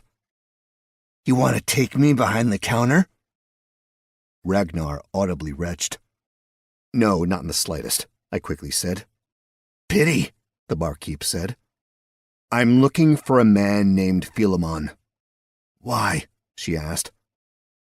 I debated how to handle this, but it occurred to me that the longer I took, the worse off Nikolai was. so I just pulled out the favor coin and showed it to the barkeep. She peered closely at the coin, and her entire demeanor changed. "Ah," she said, all of a sudden clear as a bell. "Just a moment, if you please." The barkeep disappeared below the bar. I looked around the tavern again and saw that all the drunks were now watching me, seemingly sober and alert. It took a few moments before she reappeared, coming up behind the bar as if climbing up a staircase. "This way," she said, gesturing for us to walk around the bar, where there was a staircase leading down to a basement. I gave one more look at the tavern and just shrugged. No way out now. Chapter 6. We went down the stairs into what seemed like the exact opposite bar. It was comfortably lit, with plenty of wall sconces and overhead lanterns. There were plenty of tables in the under tavern, all looking well kept and of quality. Nearly all of them had at least 2 patrons, and most of them had 3. A bald bartender gave a little wave to the haggard woman leading us down. Off to one side, I sported 7 players engaged in a card game of sorts, happening around a felt-covered table. There were also billiard tables back there, all in use. One man sat alone, a gent with a large hat topped with a ludicrous feather. Well, alone except for the massive hunk of muscle and rage that stood behind him. His bodyguard, I guessed. The muscle glared at me as I walked down the stairs, while the gent gave a lazy raise of his hand. Our escort pointed to the gent. "Philemon," she said. Without waiting for a response, she pushed past us and walked back up to where we'd found her. "Please," the gent said, his voice sultry yet unpleasant. "Have a seat. I'm very curious to hear about you." I gave the man my best smile, hoping all my points in charisma were about to pay off. I sat across from him and saw that my 2 comrades had pulled up chairs of their own and sat down. The gent raised an eyebrow at the Lutra. "You have a problem with them?" I began. "Not at all," he replied. "Rare to find a human willing to be seen as equals with others here." "Maybe I'm not human." He gave a wry smile and shook his head. "You are an amusing sort. Not human," he chuckled. "You are a large and hirsute human, but most definitely a human." "I don't do mysterious well," I said, sliding the favor coin across the table. "Ah, but you being here at all is a mystery to me. You see, knowing my name is rare amongst those who reside in Osterstadt, of whom you are not. But possessing my favor, that is of utmost interest to me, for I have given out but 3. I know to whom I have gifted all 3 of my favors, and you are not one of them, so who are you?" "Montana Cogshall, Duke of Cogshall."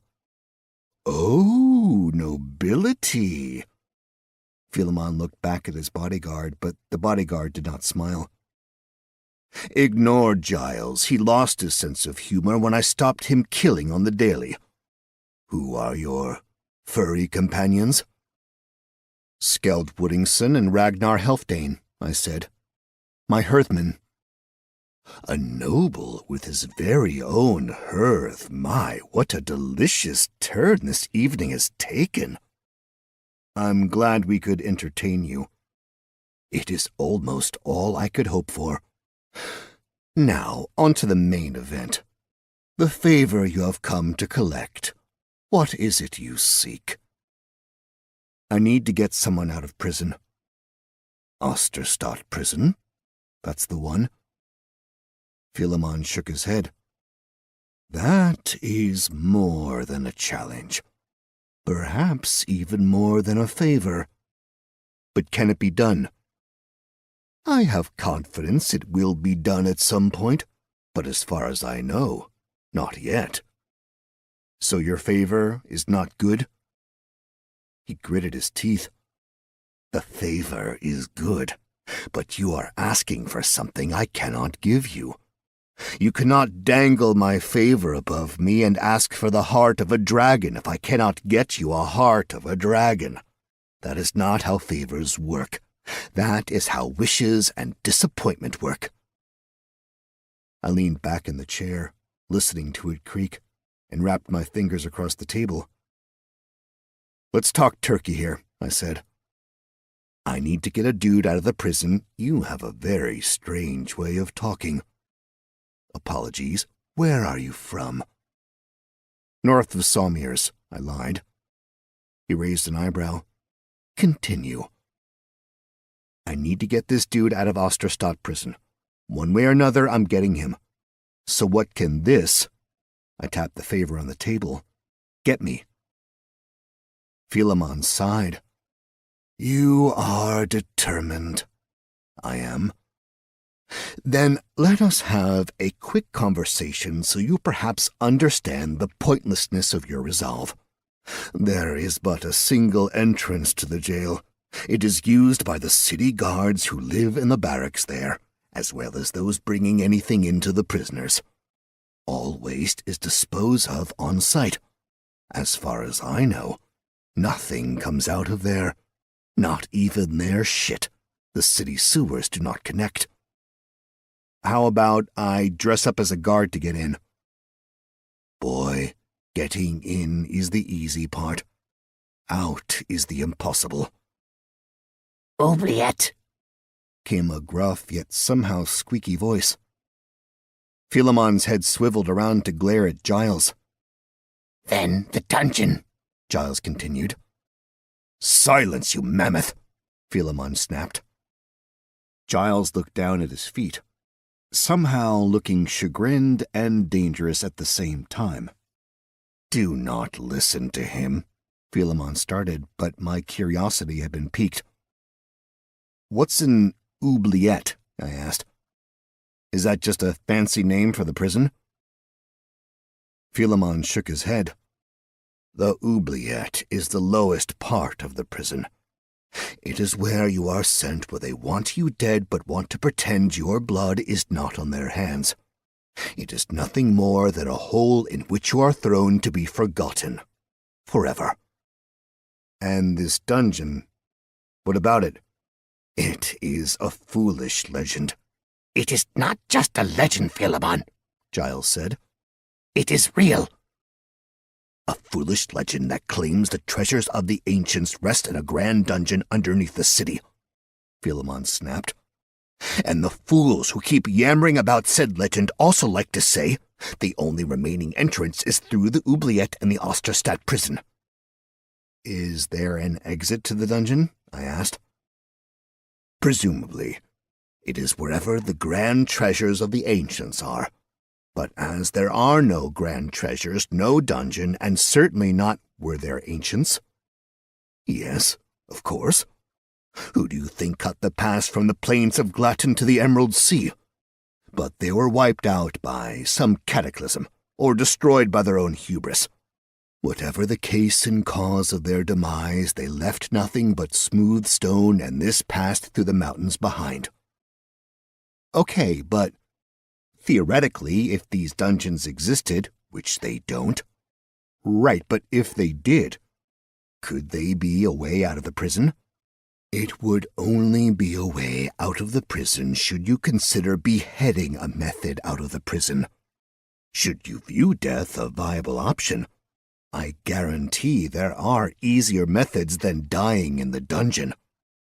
If it exists, which it does not. Does too, Giles offered. Neontes has been there. Neontes is little more than a lunatic at the best of times, Philemon said. Yes, Giles continued, something like a smile in his horrible face. But he has been in the dungeon. He says he has been in the dungeon, but he also says he has satisfied a nymph and beheaded a dragon. Just because he lies, it does not preclude him from telling the truth. Philemon's jaw dropped open, He stared back at his beastly bodyguard. "Giles, where have you learned to speak that way? It does not become you. Stop sounding intelligent at once." "Sorry, boss." Philemon turned back to face us. "Leontes," I said. "Maybe who did you get this favor from?" "Leon Glatton." "Nobles helping their own, eh? Tell me, are the whispers true?" "Which whispers might those be?" "I think you know." "The Emperor?" Philemon touched his finger to his nose. I gave the slightest of nods. Philemon nodded in return, a shared sort of sadness. "As far as rulers go, I cannot complain overly much. I fear we shall miss him more each passing day." For a moment, I felt the impulse to ask the man about his history, about life before the Empire came to Osterstadt. But curiosity lost to urgency. I needed to move the languid conversation along. "I'm on a bit of a time crunch here today," I said. "Or, tonight. I need to get this guy out of prison before the Emperor's brother, Valamir? That's the one. I need to get my friend out before Valamir issues the execution order." "How much time do we have?" "Apparently that all depends on the whims of Valamir." "Ah," Philemon said with a wave of his hand. "So no time at all. Seems that way means it kinda needs to happen tonight." Philemon sighed, long and languid. "You ask nothing but impossibilities of me. And here I was led to believe you're a man who can accomplish the impossible." He waggled a finger and tut-tutted me. "You presume much," he said. "But I do appreciate a challenge.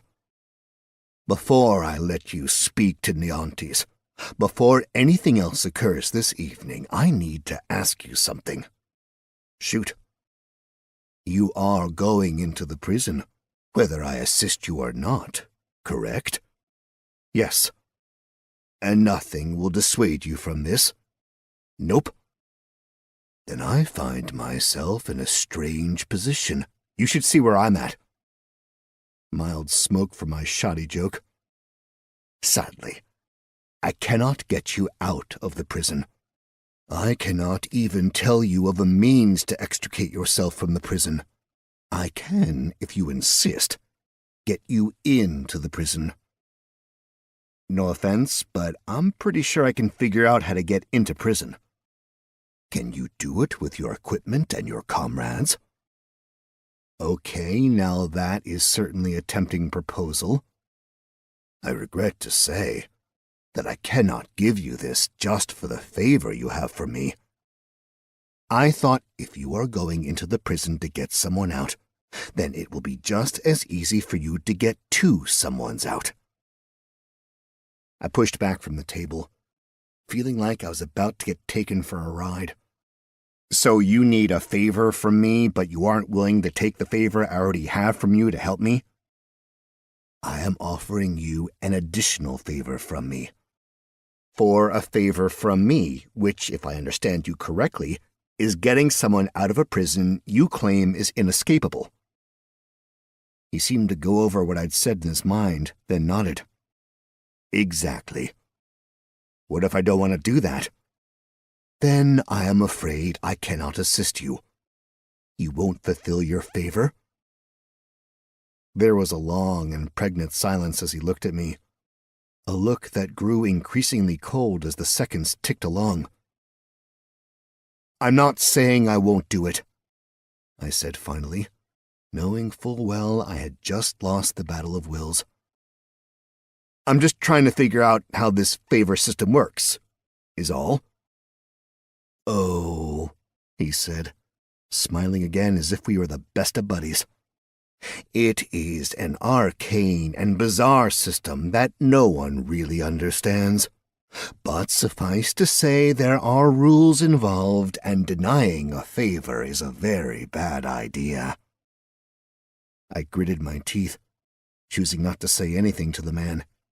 He had definitely played me. If I'd held out long enough for him to admit he wasn't fulfilling the favor, then maybe I would have something. Instead, I ended up doing a favor for the dude instead of receiving one. "Are you willing to do my quest, for which I will offer you a favor in return?" he asked. "You have been offered a quest by Philemon. Rescue the maiden. Rescue the girl, Emmeline Rogers, from the Osterstadt prison and bring her to the dukedom of Cogshall, preferably alive. Reward for success: a favor from Philemon and his assistants getting into the prison. Penalty for failure or refusal: Philemon's intense dislike and all that entails. Yes or no?" "Fine. Splendid. Now that we have that out of the way, let me tell you what I need. There is a young woman in the prison. She's there for... well, is it important what she did? Someone did not like what it was she did, and I would prefer she not remain in that prison. In fact, I would like you to take her with you once you depart the prison, as I assume you are removing your friend from Osterstadt once he is out, yes? Right? Then you will take the young girl with you wherever it is that you go. Forever? Yes. That is a pretty damn big favor, dude. What I am able to offer you in return is pretty damn big itself. Which is... do you have no idea who I am? Besides a dude who hangs out in the basement of a nasty bar? No. I dare say you should do your research, my lord, and you will come to know what a valuable coin you have. That is but one of 4 favors I have ever given out. Yeah, and now I have 2 of them. That you do. Consider how lucky you are. Super lucky. Who's the girl? Who she is to me is irrelevant to you. Suffice it to say, I find her important. Therefore, you will... I meant, does she have a name? Clearly I'd struck a nerve, which made me curious. Emmeline Rogers. Do you know where she is in the prison? Dear boy, I do not even know if she is alive. Okay, if I can't get her out, if she is deceased, which I doubt but do not know, I will not hold you accountable for anything on your end. I will only request that you pay me for my time getting you in. Okay, so if she's dead and I make it out, I give you the favor coin. If she's alive and I make it out with her, you give me another of your favors. That sounds agreeable, he said. Deal, I said, formally accepting the quest by clicking the yes button in my head. I will rescue Emmeline Rogers from Osterstadt prison. Frankly, I do not believe you will. But you taking the quest means I will have done my best to get her out, and my conscience is now... He took a deep breath and let it out slowly. Clear. I feel better. How about you? A drink? Kind of on the clock. So be it. Philemon snapped his hand up, finger held high. Giles, fetch Leontes and bring him to me. Giles nodded and walked off. Tell me, Philemon said, sipping a drink that had magically appeared. What is it you need to take into the prison with you? This bag, I said, pointing to my knapsack. Is that everything? That and these 2, I said, with a thumb pointing to either otter. Philemon nodded, took another sip of his drink, and looked at the ceiling, making a show of thinking about things. And that's when things got weird. Giles came back, pushing a large cabinet on squeaking wheels. I noticed that the underground area had become remarkably quiet, making the screeches echo in the silent basement.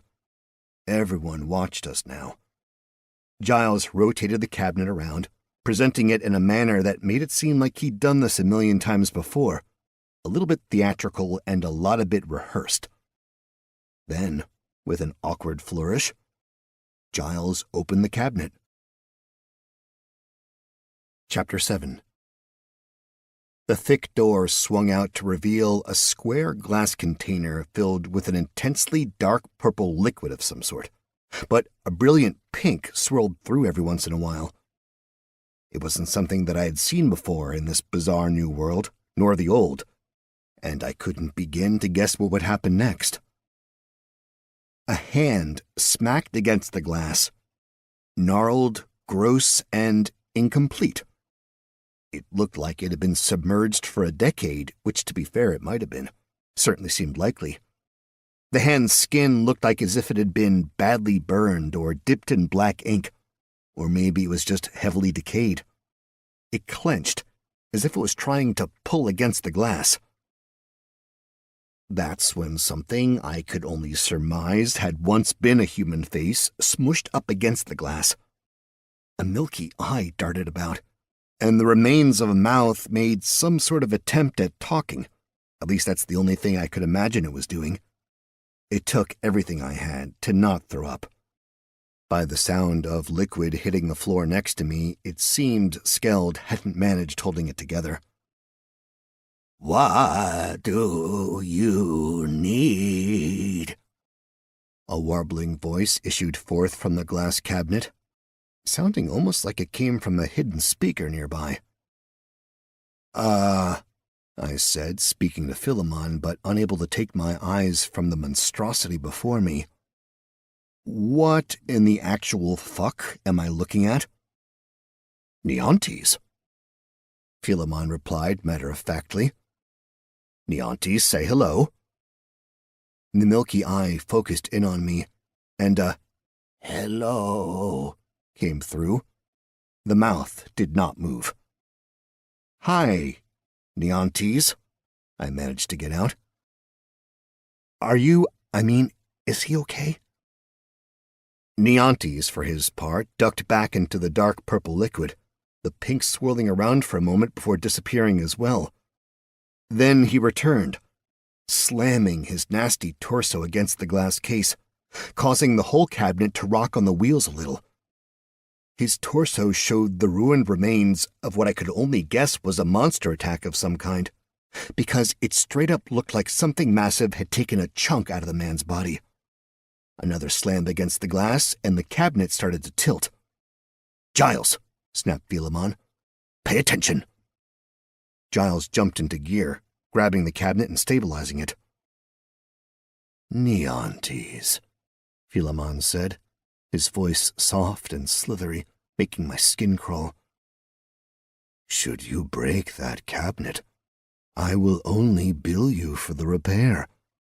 So be a dear and just do your job." The face reappeared, the single eye glaring at Philemon. But Philemon just winked and lifted his drink in a toast. The remains of Neontes' mouth seemed to open in a scream, and he disappeared back into the purple. "Ask your questions of the remains," Philemon said to me. "His ability to be coherent is sadly limited these days." I had no idea what to make of that, but I was intensely curious about this whole situation, and my mind was running 1,000 miles an hour. "The dungeon under the prison. Does it exist?" I asked. "Yes," Neontes replied in his warbling, watery noise-like voice. "And you can get to this dungeon from the Osterstadt prison?" "Yes." "Are you lying to me?" Silence. So that could be a yes, could be a no. "Where does the dungeon exit?" I asked. "Emerald Sea." "You have been to the dungeon?" "I have." "And you got out alive?" Silence. "Really?" Philemon asked, incredulous. He is obviously dead. I mean, he's talking, right? Necromancy, Ragnar breathed. Yeah, I replied. I guess that's a bit obvious now that you've pointed it out. Neontes, where is the entrance to the dungeon? In the jail, Neontes warbled. It was difficult to make out exactly what he was saying. Where in the jail? I pressed. A bunch of words came out. Well, things like words, noises that could be words, but nothing triggered my languages skill, so he was quite literally just making noises. Finally, he uttered the phrase, "The undermined." And then there was silence. And that is the show, Philemon said to the room at large. Free entertainment, how generous I am. I hope you all choose to at least buy an extra drink tonight. I looked around to see that everyone had gathered closer to watch Neontes and I talk.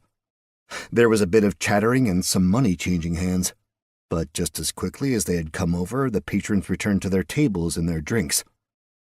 Giles closed up the cabinet and began rolling it away.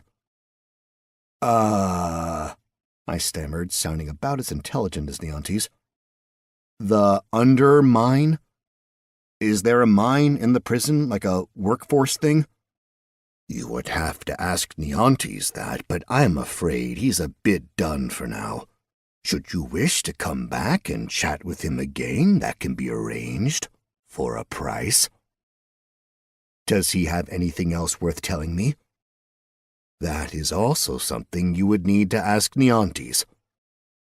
What's his story, anyway? Neontes? The man borrowed an immense sum from me, knowing he was going to prison. He did not think to pay me back.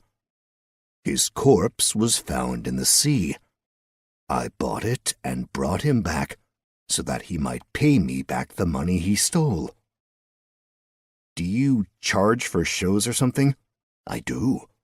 Some pay for the curiosity. Some pay to ask questions. You I have allowed access for free this time, so you might know a little more about what you are up against. So there's a mine in the jail? Not that I know of.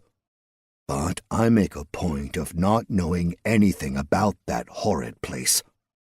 Okay, I said. How do we get into the prison? That has been arranged. Your bag, please. I took the unfillable knapsack, my most valuable possession, technically all my possessions, and I set it on the table. You must actually let go of it, you know, Philemon said. This was a stupid idea, but I did it.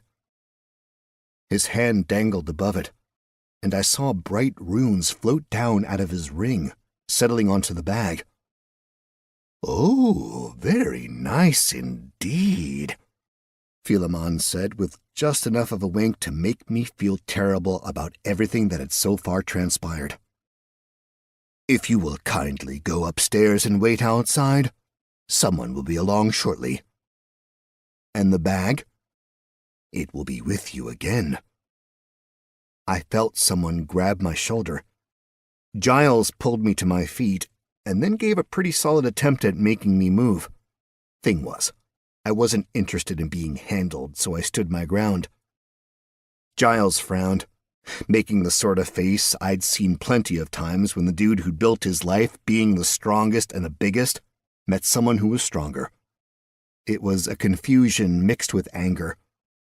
Giles tried harder, and I just smiled at him, not moving. Hey, he started, and I could see him moving quickly towards violence. I put my hand in my pocket and pulled out the favor coin. I flipped it onto the table. Let's just put this back into play, I said. As a favor, make sure all my stuff gets back to me. And tell your mook to keep his paws to himself. Philemon's smile slowly crept up. Dear boy, I am hurt. We have entered into an agreement, a quest. We are connected. Do you really think I might do something as base as to steal from you the thing you require to complete the quest?" He flipped the coin back up at me, and I caught it from the air. "Though some of us may traffic in the darkness, there is yet honor amongst us. I will give you a piece of advice," Philemon said, pulling a small book from his pocket and setting it on the table. "When you have an object of this value, this rarity, you must learn to hide it better, especially amongst unscrupulous types." I picked up the book. "Goodness, you have found the spellbook, Conceal Truth." Without hesitation, I slipped the book open and gave it a look. The pages whipped back and forth. A light seemed to shoot into my eyes. And then that delicious and horrible pain took over, as my brain was rewired to make room for a spell. "Look at that. You've learned the spell, Conceal Truth, Level 1. Conceal Truth allows you to alter what others are able to read about you and your objects. At higher levels, you can conceal more. At Level 1, you are able to conceal certain details of your possessions." "You are a daring man," Philemon said. "Taking in magic like that while in public. I dare say I look forward to seeing what you do in the future. Now be gone." Chapter 8. My hearth and I left with little fanfare, walking up the stairs, through the fake bar, and out into the streets. A cold wind blew off the Emerald Sea, west to east. The intoxicating scent of pine and wilderness was overwhelming. The sounds of the city were muted, and I had an intense feeling of being isolated, despite the urban setting. The otters perked up and immediately scanned the area. They'd heard something. I picked it up a second later. The jingle-jangle of armor, of armors, boots tromping on the stone roads. Across the square, a group of guards came marching in quickstep. They were fully armed and armored, all bearing the sigils of the city guard. "That was quick," I said. "Too quick," came Skeld's reply. I could see him tighten his grip on his spear. "No," I snapped. "Arms down. We're not here to fight." "We are here to be arrested," Ragnar said, dropping his spear and leaning up against the wall. The three of us watched the guards come across the square until they were about 15 or so feet away, at which point they stopped and leveled their pikes at our faces. "Montana Coggshall?" the leader asked, loud and proud. "Yeah," I replied. "But wouldn't it be embarrassing if I wasn't?" She was a little confused by my response. "You are Montana Coggshall?" "He is Lord Montana Coggshall, Duke of Coggshall," Ragnar shot back, coming to standing and baring his teeth at the guards. "Apologies for foregoing your whole title, my lord," she said with more than a hint of sarcasm. "But I have the warrant for your arrest, and you will come with me." I lifted my hands and showed my palms. "No need for weapons. We will come peacefully." The city soldiers looked to their leader, who looked at me. I think she saw I had nothing on my person, no blade at my side, no bag on my back, just a few small pouches tied to my belt. Finally, she nodded, and the pikes slowly went up. Again, I offered up my wrists, ready to receive some manacles. The leader nodded to one of her underlings, and there were soon chains on me. The guy who snapped the manacles around my arms stepped back quickly, as if he was afraid I might attack him. I didn't. Obviously. The Lutra were allowed to remain free and walked beside me. We were marched through the city, north until we hit the main road, then going east a goodly distance before turning back south, back towards the poor side of town. No one was awake, at least that's what it seemed like to me. Outside of a few main streets, there weren't even many streetlights going, just a whole lot of dark corners. Every once in a while, we'd pass a tavern, and if anyone was outside, they'd make a quick jump back inside and away from the guards. The mountains loomed ahead, tall, imposing, a slash of absolute darkness in the otherwise star-filled sky. The road dead-ended directly into a large wooden door plonked in a massive, unpleasant building. There were no windows I could see, just sheer stone, somewhere north of 100 feet tall. It was the ultimate example of brutalist architecture. As soon as that thought popped into my head, I stopped walking. Where the fuck had I learned about brutalist architecture? The guards came to a stop directly in front of the door, and the leader slammed her fist against it. 3 pounds.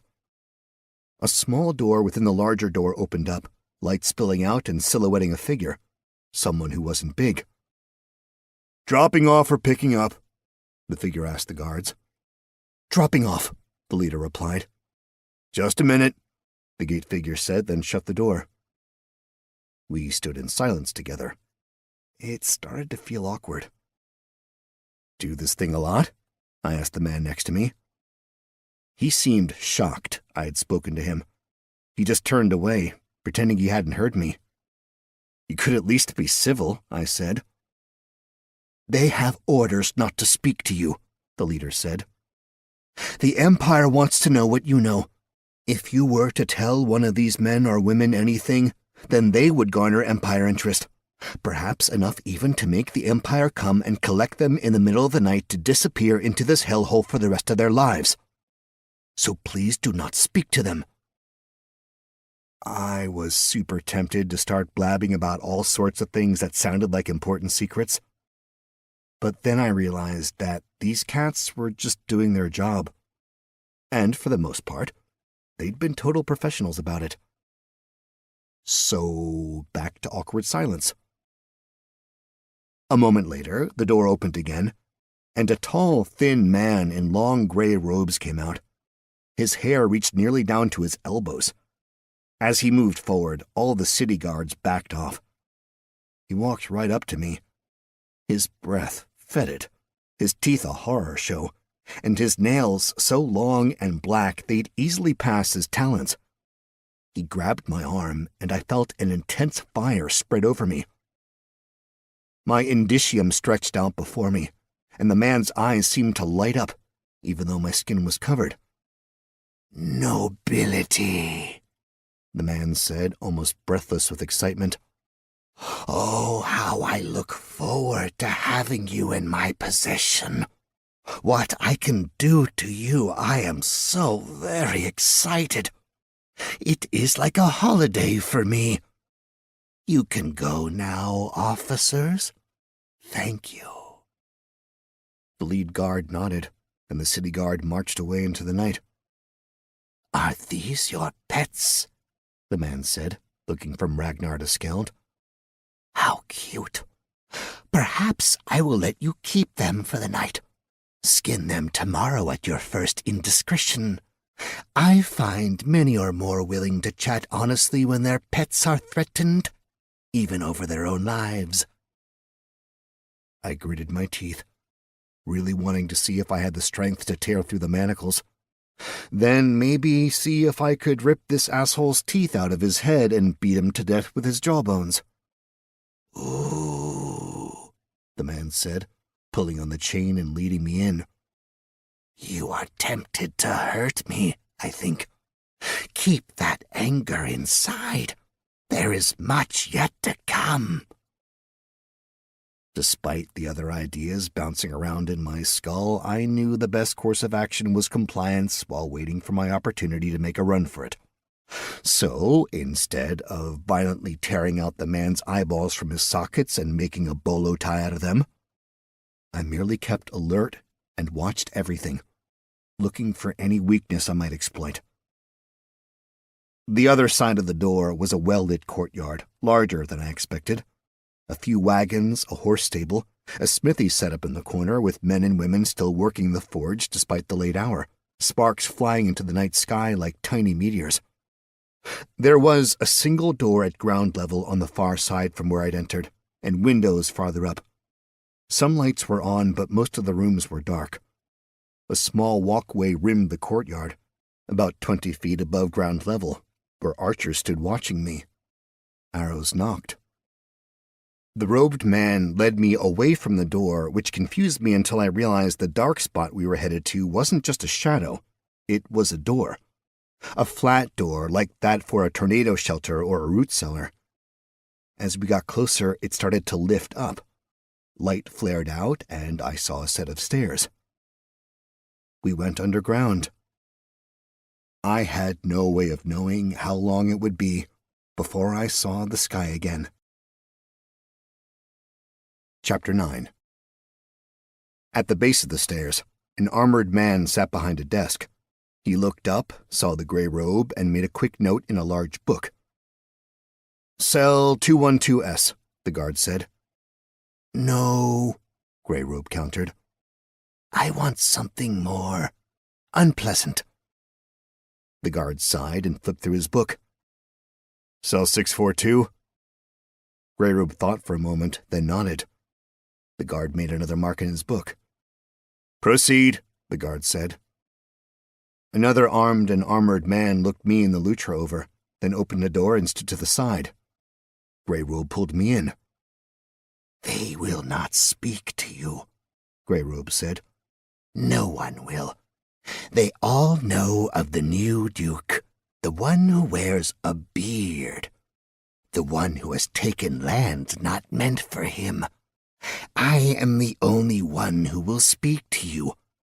Unless your pets talk. Do they talk?" "Mutes," I said. "How unfortunate." Grey Robe grabbed the chain connecting my manacles and pulled me along. I quickly lost my sense of direction in the maze of hallways. All the walls, floors, and ceilings were made of dark stone. All the doors looked identical. Large uniformed candles were placed at regular intervals. Suddenly, Grey Robe reached out and opened a random door, revealing a staircase. We marched down. More hallways, more dark stone. Everything perfectly designed to make it impossible to remember where you were, to incite confusion and consternation. It was working. For the most part. There was, however, one thing they didn't seem to really count on, and that was the ability to read. I had little to do as we walked, considering that someone was leading me along, basically determining my every step for me. So I spent that time scrutinizing everything I could. And right above the doors, I started to notice small numbers carved right where the ceiling joined the wall.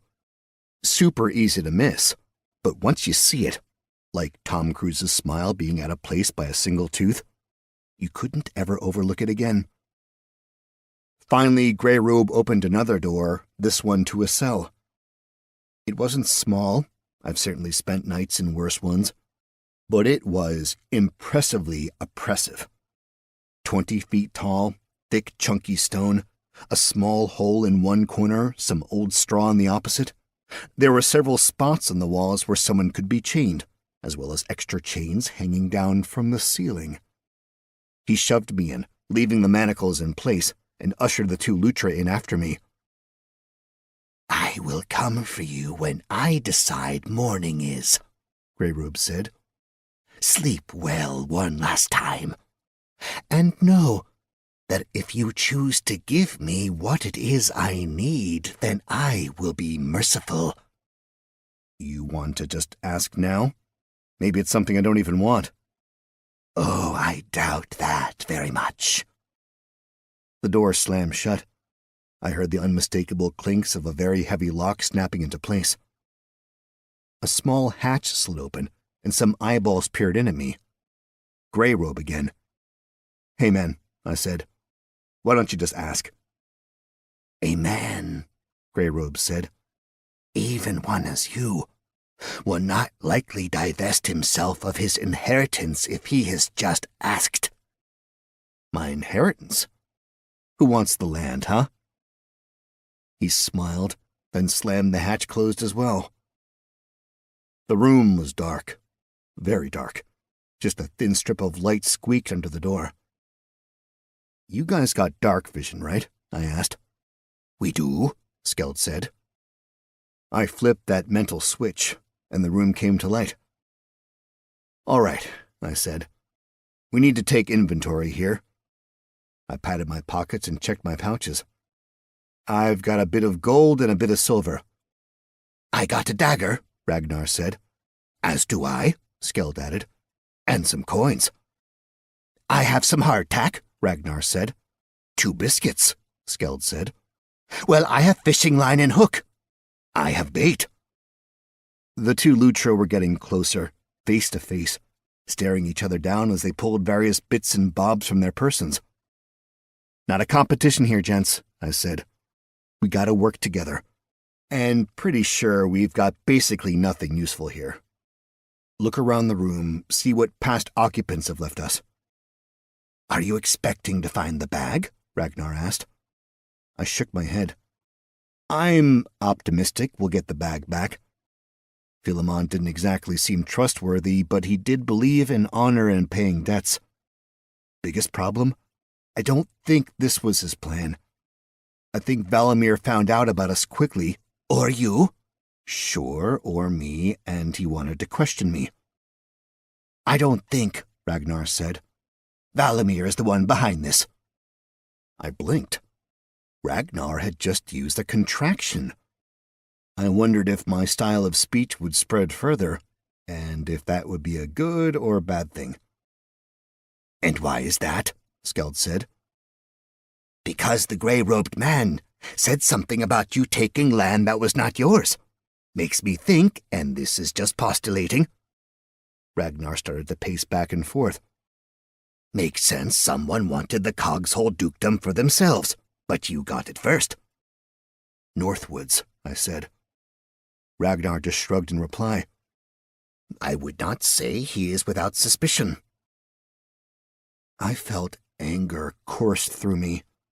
The cold kind of rage that was always behind my stupidest mistakes. I wanted to find Northwoods and rip his fucking head off. My hands were clenched so tight I could feel my nails digging into my palms.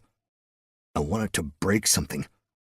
I looked at the door, and I even managed to take a step towards it before realizing I had to play this smart. There were more people who were depending on me here. Pointedly, Nikolai. If I just broke the door down, I'd be forced to fight my way through the prison. That would definitely mean killing a lot of people.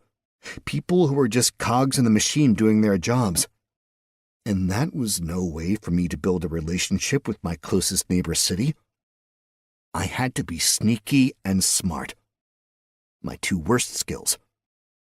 Realizing that only made the desire to break things even stronger.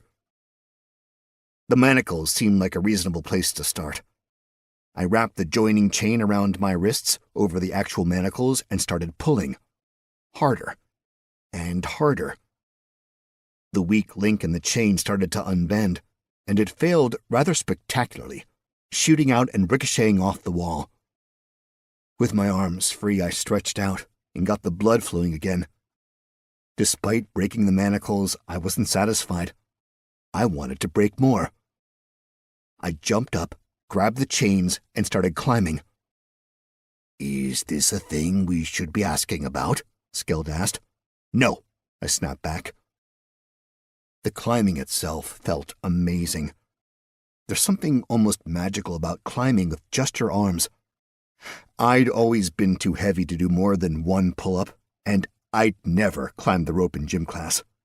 But here, in my new body, climbing was easy, effortless, almost fun. I got to the ceiling and did a little peeking around. The dark stone bricks were flat and regular. Whomever had done the construction on this place was remarkably skilled. Still gripping the chain, I flipped upside down. Boss?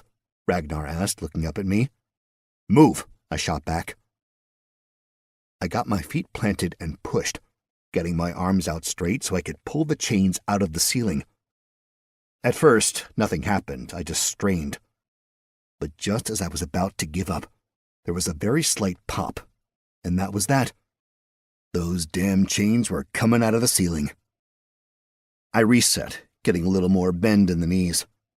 Then I gave it everything I had, groaning, straining, feeling that glorious burn in my legs, my arms, and across my whole body, blood rushing into my head. A sharp crack rang out as the stone block split in two, releasing the heavy metal eye bolt. Then the chain, the ceiling, and I went crashing to the ground. I hit hard enough to cause some damage to myself. It hurt. A lot. I lay there on the ground, feeling the pain, but also feeling that rage subside. Maybe it wasn't the healthiest means of dealing with the issue, but at least I hadn't done something truly stupid. Ragnar and Skeld were both looking up, totally ignoring me on the ground. "What are you two looking at?" I asked. "Light," Ragnar said. It took a moment to roll over so I could look up at the ceiling. Sure enough, there was a bit of light leaking through. I'd pulled down a fair amount of ceiling rock, plus the long length of chain, and had exposed the floor of the room above. And that floor was wood. The wood was cut into boards, long and thin, the diametric opposite of what had been in the murdered bishop. I had to wonder if that was a result of the giant trees being so close. Here in Osterstadt, having massive wood available, the thin strips would be a sign of luxury, that more work had been done to the wood. A singular chunk, on the other hand, that'd be something you might get as a leftover from an actual project. I made a mental note to ask some native Osterstadter once I had a free moment. There was just enough of a gap between the floorboards that I could see a little bit of friendly orange candlelight, or maybe firelight, peeking through. "Well, shit," I said. "We might have a way out of here." "How are you going to climb back up there?" Skeld asked. "With what, having ripped the chain out of the ceiling so subtly?" "If I hadn't ripped the chain out, we wouldn't know there was a wooden floor up there, numbnuts," I shot back. "Weren't we working together, as a team?" Ragnar said. "Does that mean you're volunteering to go up there?" "How would I climb?" "You'd fly." "I know we Lutra are a new species to you, but flight is not one of our—" I picked Ragnar up and threw him straight up. There was a bit of a surprised yell, but then he hit the ceiling. My aim was slightly off, and he dropped, unable to catch hold of any of the joists above. I managed a graceless catch on his way down, and he promptly bit me, so I dropped him. "You bit me! You threw me! Look at this teamwork," Skeld said, not even trying to contain his furry smile.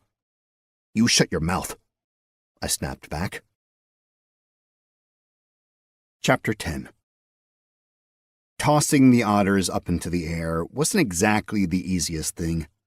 Neither of them were happy about it, and neither of them were great at flying. Or being thrown. There were flailing limbs, missed catches, and a lot of cursing.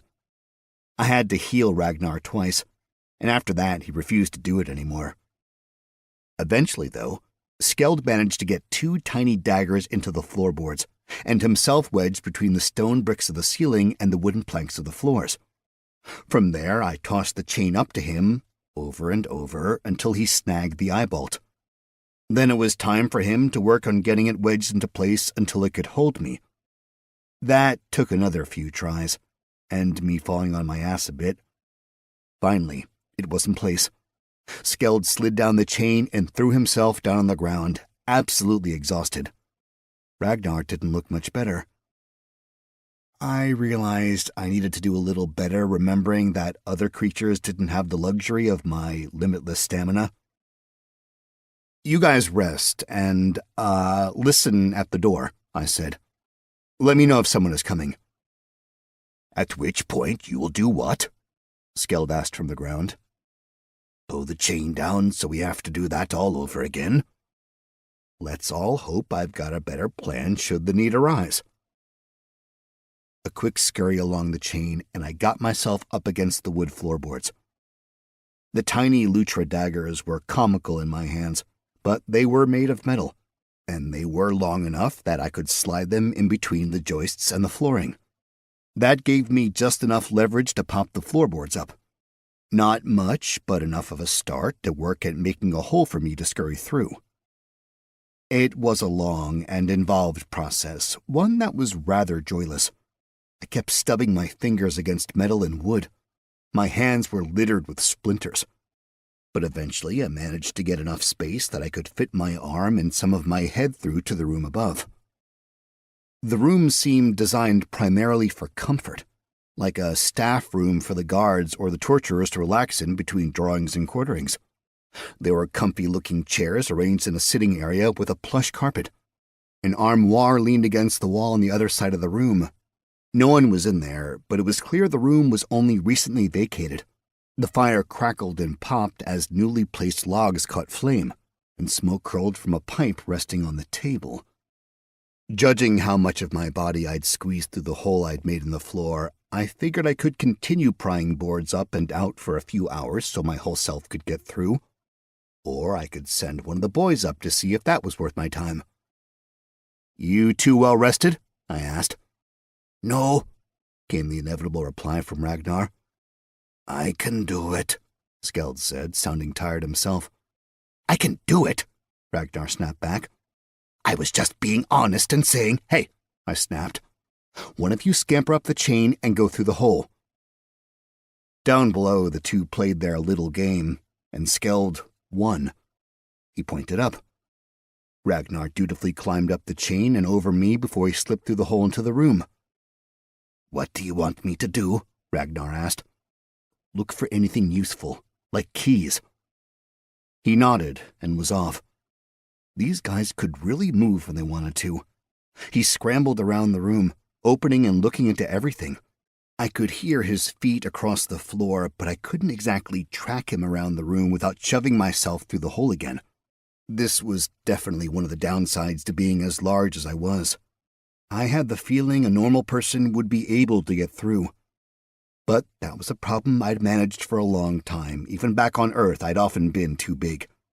I heard Ragnar opening up the armoire and rooting through it. "Robes," he whispered. "Grab 'em." A heartbeat later, I was hit in the face with a bunch of gray fabric. I let it drop to the ground, figuring Skeld could take care of it.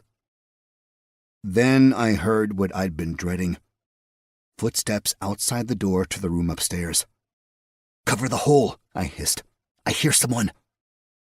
Ragnar, not quite the sharpest otter in the shed, grabbed the carpet near the seating area and pulled it over the hole, which left him upstairs.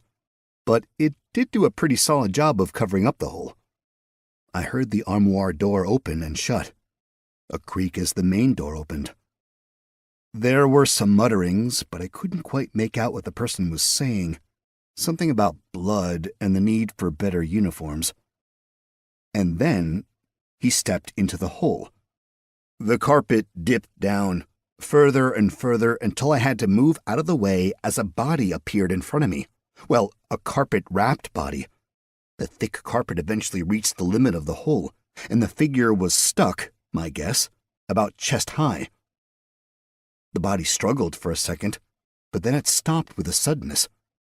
Given where the carpet was bunched up, I can only imagine it was around his ribcage. He tried to yell, but there wasn't enough air in his lungs. More struggles. "Ragnar!" I shouted. The body went still. "Stomp on him from above!" I shouted. The armoire door opened, and there were some definite sounds of surprise from the figure in the rug, and the sound of someone's face being stomped on. Grunts, groans, but no real movement. "He's totally stuck," Ragnar said. "Well, shit," I said. "Watch out below." I jumped and wrapped my arms around the figure in the carpet. We hung there for a wily coyote moment. Then there was a whoosh as the thickest part of the carpet came through the hole, and we dropped. The two of us made a solid thump against the floor. And it probably would have hurt a lot, if I'd been on the bottom. Instead, there was a kind man in a carpet who took the brunt of the blow. I rolled off him, grabbing the carpet and pulling it open. There was an older man inside, wearing a gray robe. His eyes went wide when he saw me, and his mouth struggled to make words while blood trickled from his ears. "What's up?" I asked with a smile. Chapter 11. Our new friend wore the same gray robes as the asshole who put us into the cell, but he wasn't the same dude. This guy had at least a modicum of dental hygiene. Mr. Clean-ish Teeth blinked a few times, trying to figure out what was happening. Then his eyes focused on me, and he seemed to realize what had happened. "You," he said, hissing it out. "Yep," I replied. "Me." "What have you done?" "Improvised?" He tried to get up, but it seemed like he'd broken his arm in the fall, and it crumpled under his weight. He grunted with undeniable pain. "Let me," I said, reaching out. "No," he snapped, fear coming out. He thought I was going to hurt him even more. And to be totally honest, that was my initial plan. I was actually thinking I'd force the bone out of his skin and stab him to death with it. But long term, would that really be the best play here? Ultimately, these dudes were just doing their jobs, fucked up as the jobs may be. I'd been saying that quite a bit lately, but I was trying to think of the long-term effects of my actions. If I was going to set up a city nearby, I'd need to keep relations reasonably friendly with Osterstadt, and cutting a bloody swath through their correctional facilities wasn't going to get things off to a good start. Fun, sure, but not smart. I knelt and put my hand on his arm. "What are you doing?" he snapped, trying to snatch his ruined arm away. I gritted my teeth and closed my eyes. I willed myself to be the bigger person, and not just physically. Instead, I sent my healing spell into the man. There was a spread of warmth from my hand, but despite the magic I'd poured in, I could feel the man's arm and the bones in his forearm were still apart. The man groaned in pain. He grimaced in my direction, making it quite clear that he found me repulsive. "You lack the proper spells to heal," he said through gritted teeth. He closed his eyes, muttered something, and glowing runes appeared around his head before settling around his arm. I heard a soft snap as the bones fused together, and the man finally let out a sigh of relief. The light dimmed above, and I saw Ragnar scuttling down the chain. "You hide the hole?" I asked. "Naturally." "With? A table?" "Better than a sign, I suppose." There wasn't a chance in hell someone would miss the fact that a large table had been moved to cover a massive hole in the floor, and that the big carpet was missing. Ragnar just shrugged. "It was a mistake doing this," my captive said. "There was a chance you could have walked out of here a free man, and now—" "Dude," I said, interrupting him, "you and I both know that's a lie. You are involved in some shady shit, and personally, I'm feeling y'all have reasons to want me dead."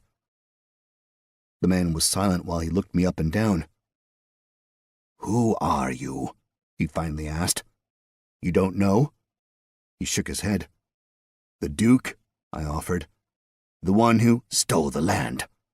"Well, now there we've got to disagree, but at least you've heard of me." He nodded, giving a sad sort of smile. "It would appear you have run afoul of someone with power and money." "Would that be Lord Northwoods?" "I fear I am unable to tell you that." "Unable or unwilling?" "In most cases I would be both. But you have me puzzled, my lord." "I seem to do that to people." I got to my feet and shook my limbs out. I did a little jumping around. The cell was cool, bordering on cold, and I didn't want my muscles to seize up. I figured it was going to be quite some time before I got any rest. "Let me ask you this," I said. "You got keys to this place?" "To the prison? Of course I do." "On you?" "Yes, but they will do you no good." "And why is that?" "They are magically attuned to me. They will only work with my hand on them." "What if I took your hand with me?" He paused. "You intend to cut my hand off?" "I mean, you could just come with me." "Despite your kindness, We are currently on opposing forces, so you would need to kill me. I picked him up and gently laid him on the carpet, then rolled him up until his head was just sticking out. "Wait," he said, struggling.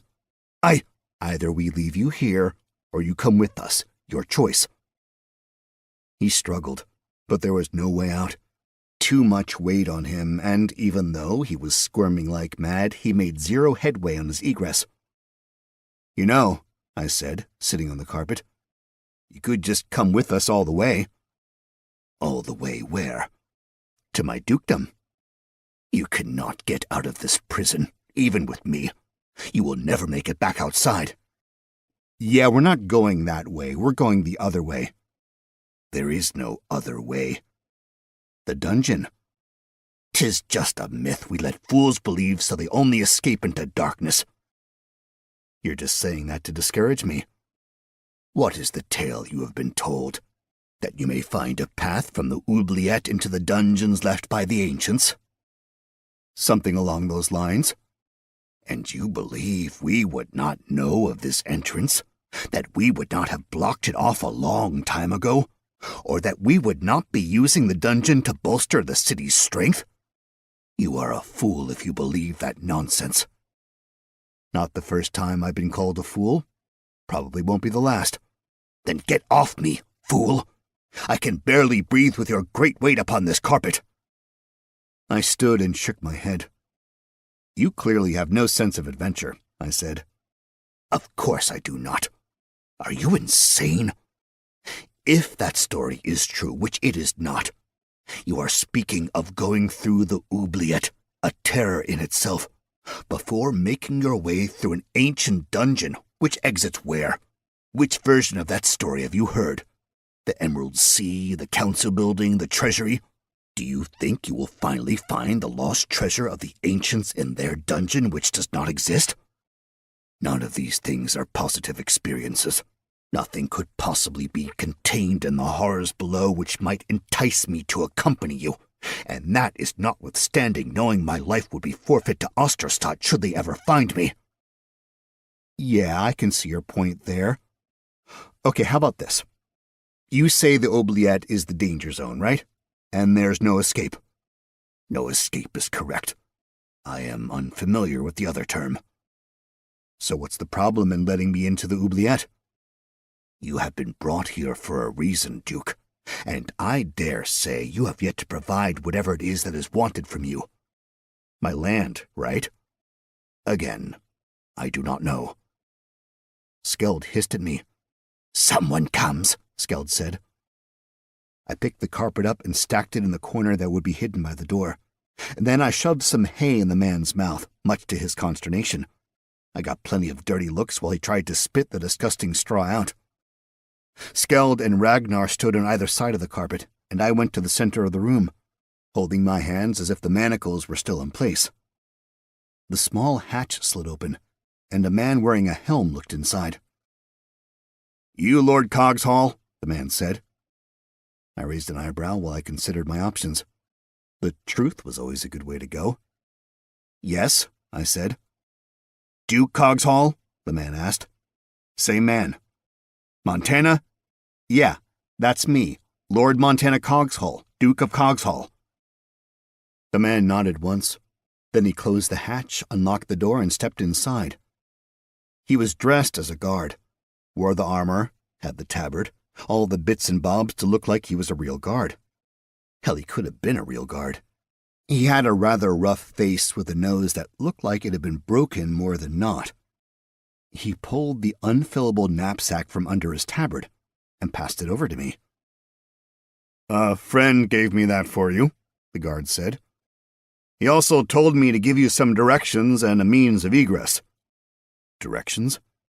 "From what I have been told, you are here for someone who's in a heap of trouble, right?" "Yeah." "I was paid to give you the way there." "Oh, that's awesome. Mind if I ask how the hell you found me?" "Yes." "Oh, okay, well, thank you."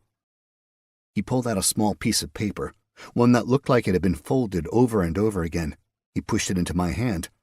Then he gave me a heavy ring of large metal keys. Keys are only to the doors you need. I'm leaving now, the guard said. If I see you again, I will be forced to kill you. Start that way. He pointed to the left, and then turned and headed in the opposite direction. I looked at Ragnar, then at Skeld, then at the retreating form of the guard. Holy shitballs, I said, not able to hide the smile on my face. I can't believe he came through. I purposely avoided using Philemon's name. It is quite a stroke of luck, Skeld said. I admit to being fearful we were at our end. Not yet, I said. Not by a long shot. Unfolding the paper revealed a bunch of directions and a cell number, 6. Cell 6. In crap handwriting. The note explained that the directions would lead us past all the patrols, provided we followed it exactly. Down, down, right, left, down, left, down, right, down. 4th door on the left. Notably, our friendly guard didn't bother to lock our door or even close it. And he definitely didn't look behind it, thankfully, which meant our gray-robed friend didn't get a look at the guard. I pulled the knapsack on, and Skeld tossed me a robe. It was a tight fit, but better than walking around like I was. The 2 Lutra pulled on their robes, which were comically large, and I took a last look at the rolled-up man in the corner, his eyes wide. Dude, I said, I'm not really one for leaving you here like this, because most likely you're going to really get hurt. But you refuse to come with us. And even though your people are the ones who will hurt you, you're probably going to do the dishonorable thing and start yelling as soon as you think I can't hear you. So what I need to know is, are you a man of honor? The man nodded immediately. You boys think that was a little too quick? I asked. Skeld nodded, and Ragnar spit at the man's feet. You're going to have to chance surviving on your own then, I said, shoving some more hay into the man's mouth. Maybe think about a career change, bud. Then we left, the man inside screaming through a mouthful of disgusting hay. Chapter 12. We moved down the halls as quietly as we could, but despite our best attempts, all the prisoners in the cells we passed seemed keenly aware of us. Some called out to us, harassingly. More often, we heard the scuttling of feet away from the doors, clearly broadcasting their fear that someone might come into their cell. Finally, we reached the end of the hallway where there was a door. It took a few tries, but one of the keys worked, and we opened the door to reveal a stairwell. The stairs spiraled in both directions, but our little crib sheet had instructed us to go down. Round and round we went. By the time we got to the next doorway, I definitely couldn't tell which direction was which, in a cardinal sense. Thank God for the directions. We moseyed out of the stairwell and headed down the next hallway. It was functionally identical to the prior hallway, but at the far end was a guard station. A few guards stood at something that strongly resembled a nurse's station in a hospital, talking in muted voices. They were way too far away to give us much notice, though. Otherwise, the brick was the same, the doors were the same, and the candles were in the exact same positions as above. With 3 ways we could go, we would definitely be lost without directions. But we followed our notes, and it almost seemed easy. One thing we noticed. As we got deeper, the ceilings got lower. The stone bricks had moisture on their surfaces, moss growing in the cracks. It seemed much older, or like the place had been largely ignored over the years. The floors were dusty, muddy along the edges where rivulets of moisture finally ran to the ground.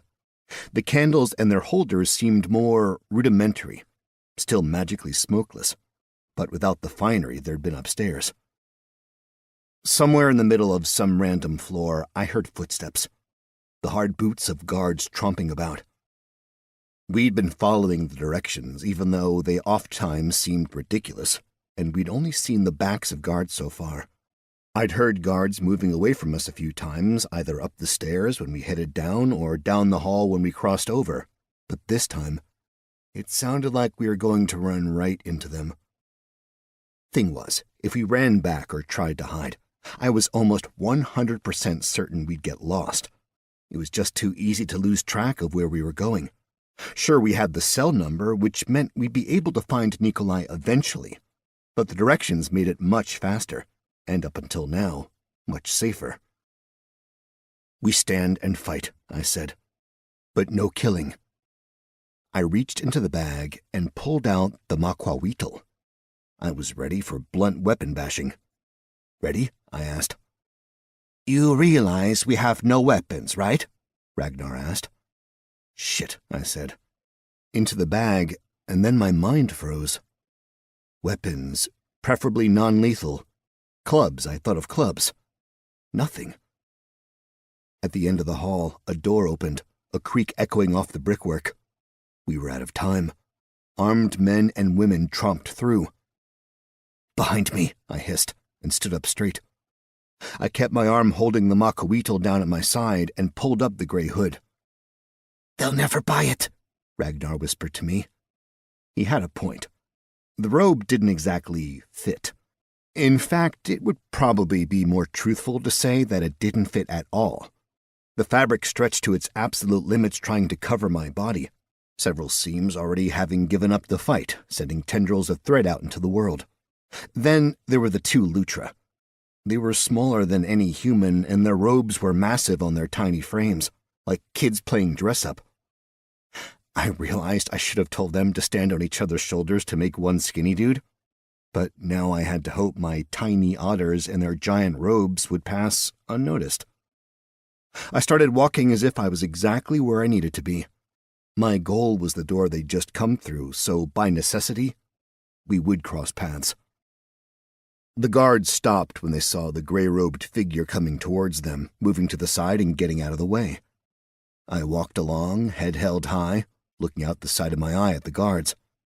They wore heavy armor, small plates of metal over thick leather, with swords hanging off their hips on the right and non-spiked maces on the left. Their eyes were all glued to me, and I could almost hear their cogs turning as they tried to parse out the truth of the situation. I counted 4 of them. A man with a busted nose, a man with a scar down the side of his face, a woman with a missing ear, and a man with a single blonde ringlet peeking out from under his helm.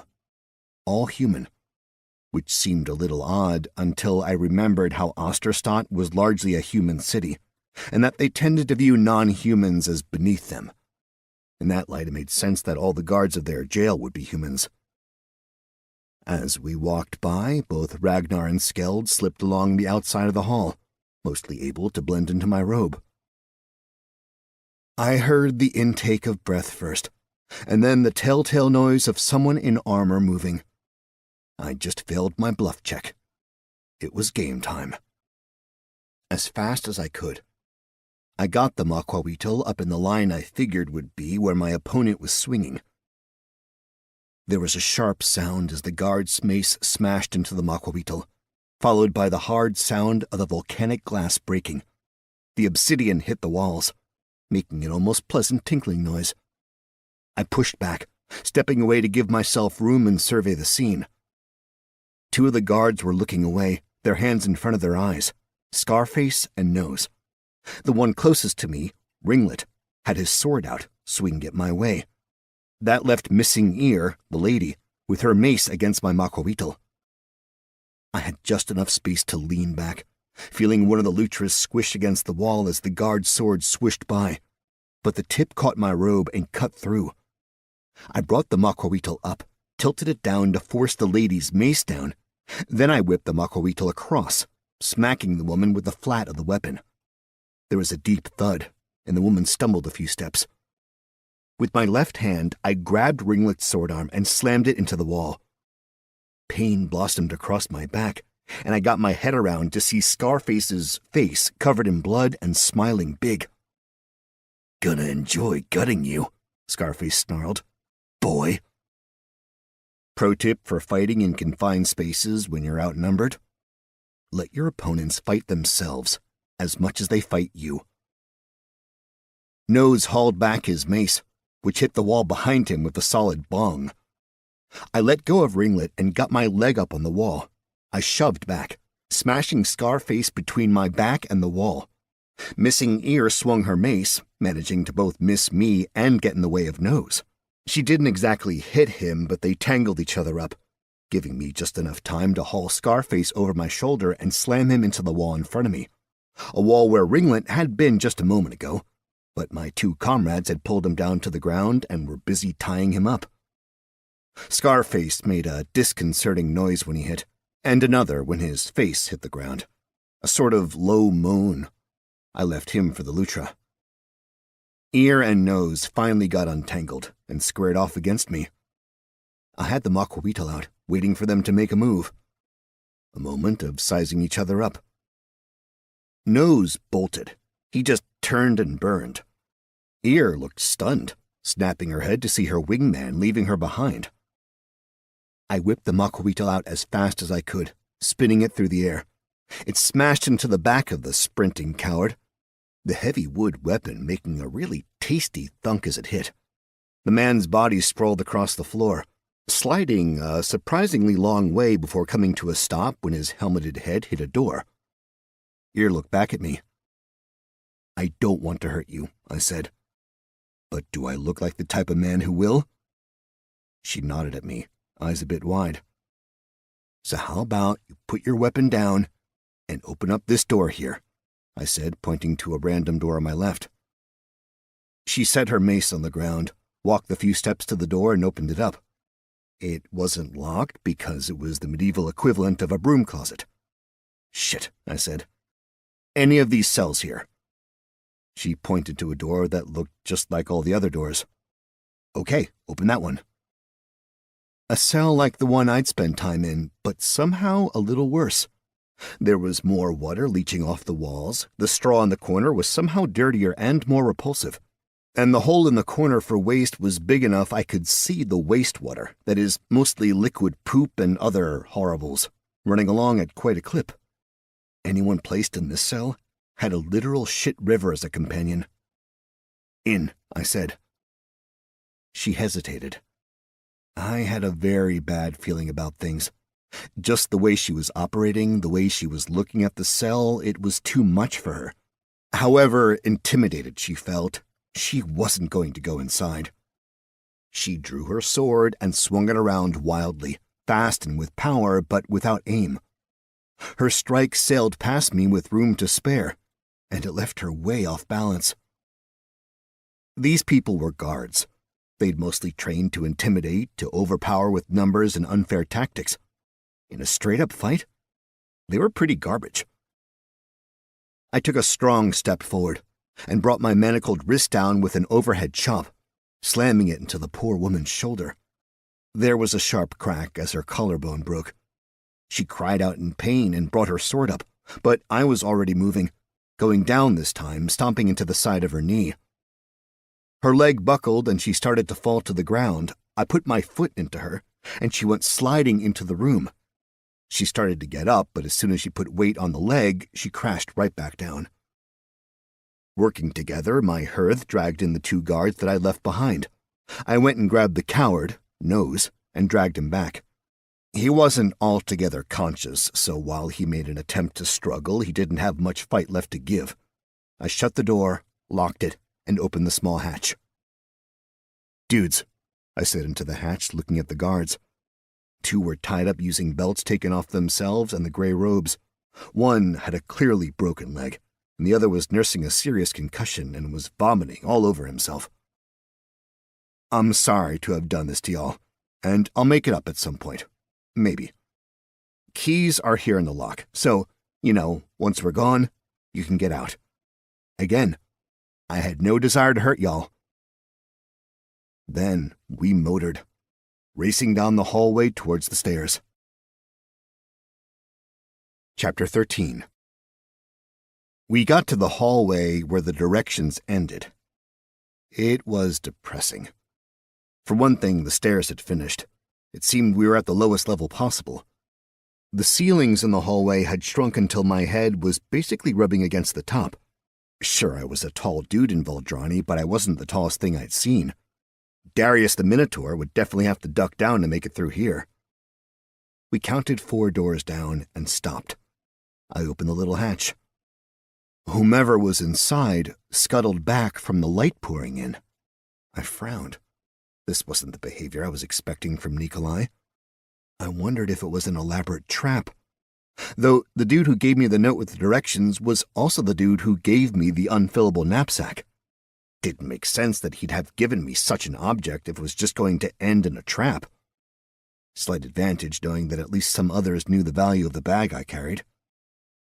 "You think it might be a trap?" Skeld asked. "That's the dumbest thing I've ever heard," Ragnar said. "Prep in case," I said, pulling spears out of the bag and handing one each to Skeld and Ragnar.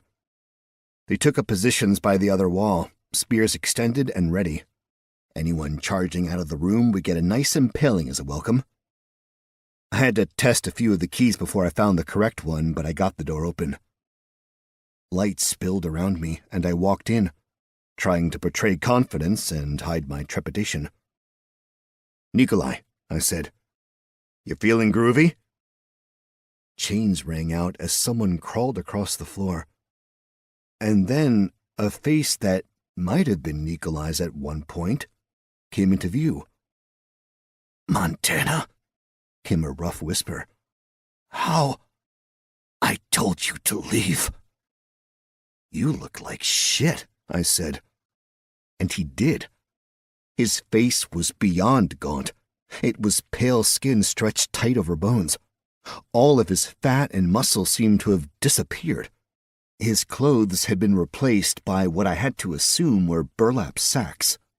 I itched just looking at them. "I feel worse than you could possibly imagine. Can you move?"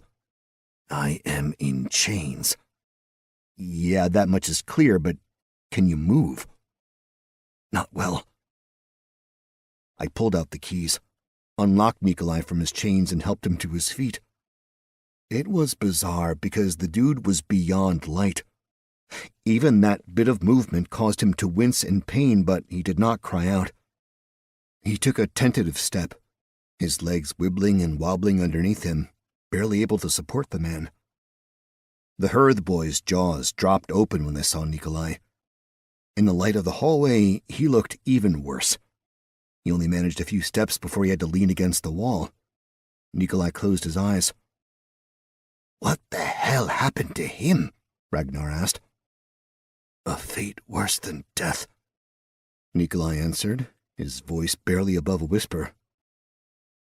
"Glad you're being so clear with us," I said. "They took my levels," Nikolai snapped. I shot my spell at him, needing to see what he was talking about. Nikolai Petrov, human, level 1 nothing. "That's possible?"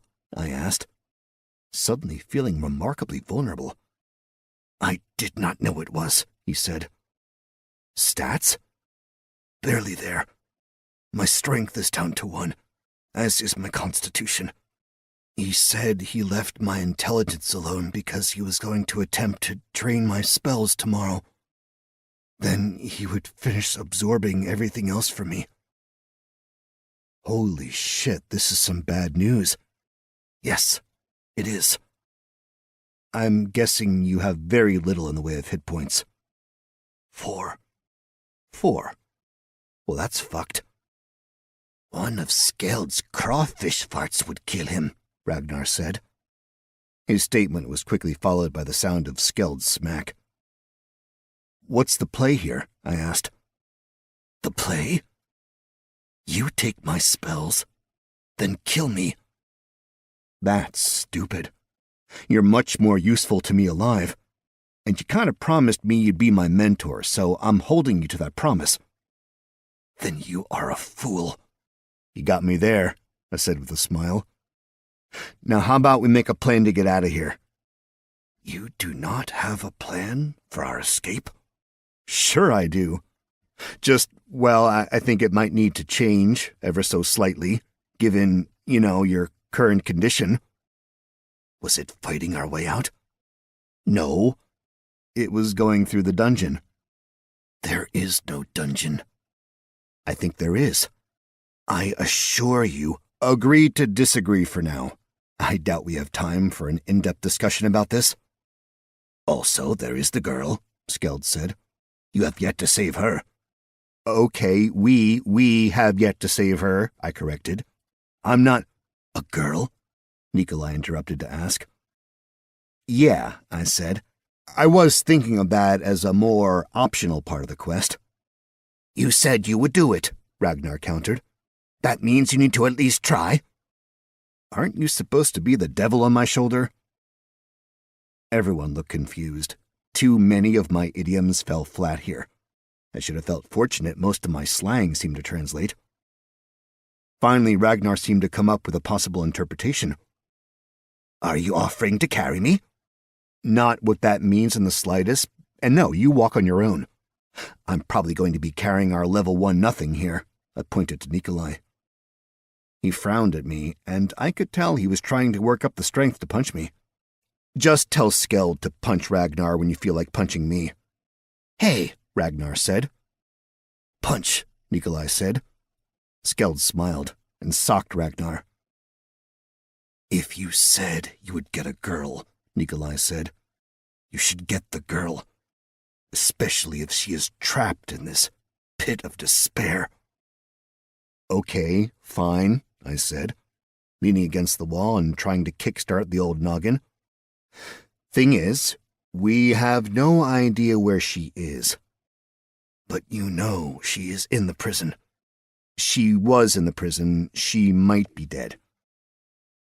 The guards were diligent checking me in. They took plenty of notes making sure they knew everything going on, Nikolai said. You need to see the logbook. Any chance you've got a copy of that laying around? No, but there are plenty around this institution. When I was being taken in, I noticed that the logbook is a magic item. All the books are updated when any are.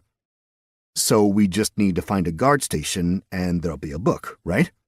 I believe so, yes. Provided I am correct, we will find this woman. The jailers are meticulous in their note-keeping. An idea started to form. We needed to sneak around, find out where the girl was being held, then rescue her from her cell. This all seemed really familiar, like I'd seen this in a movie I knew well, and maybe one we could emulate. Okay, I said.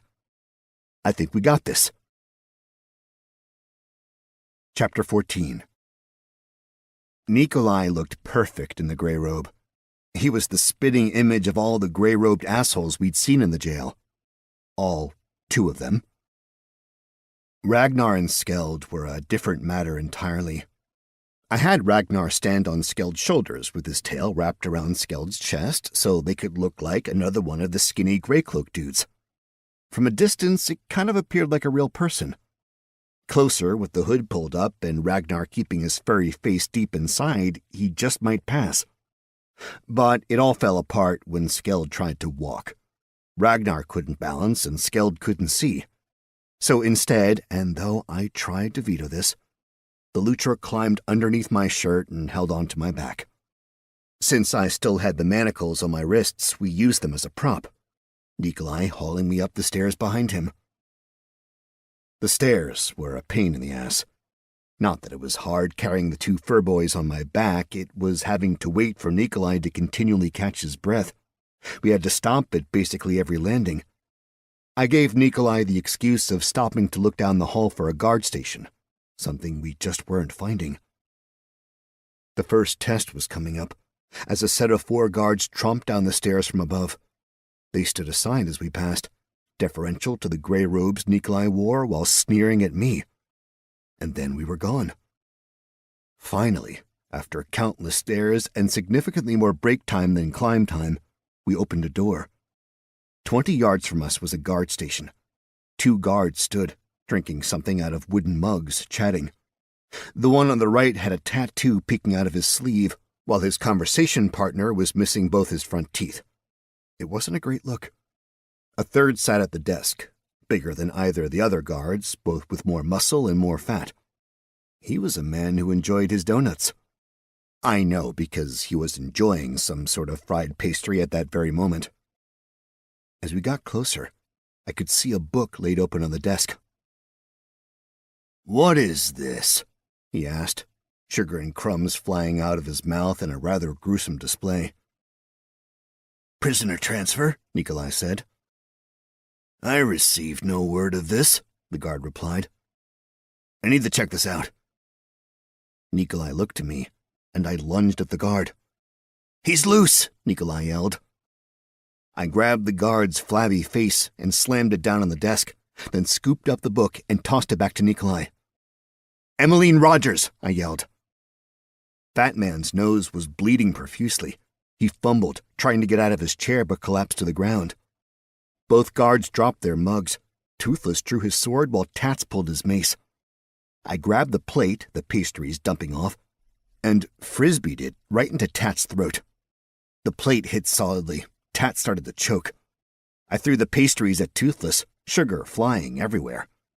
He brought up his arm, trying to block some of the shit hitting his face, and that caused him to stop for a second, which gave me enough time to look around for a weapon. There was a pencil on the table. Or the table. Indecision struck, and apparently that meant I needed to fire off the identification spell. Table.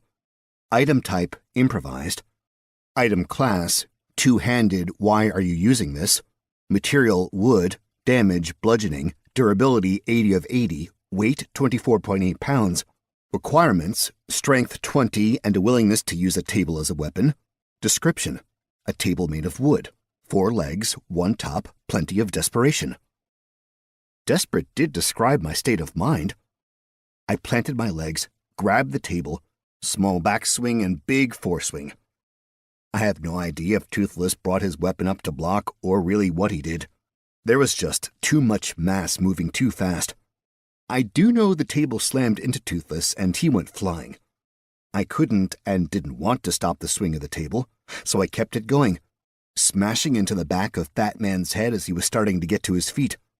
I heard a hollow thunk and a solid groan as Fat Man went to ground a second time. I completed the swing and saw the destruction. And the problem. Clearly Tats had seen what I'd done to his compatriots, and he'd taken off. He was already pulling open another door at the end of the hall, shouting at the top of his lungs about escaping prisoners. "We're going to have company," I said. "No shit," Ragnar said, startling me because he was talking directly into my ear, his head poking out from my shirt. "Why don't you run after him?" I asked. "No chance we'd reach him in time." I pulled Ragnar out of my shirt, tearing the collar along the way, and dropped him next to the groaning Toothless. "Tie them up," I said. "Get them in a cell." There was, as per the norm, grumbling from Ragnar while Skell did most of the work.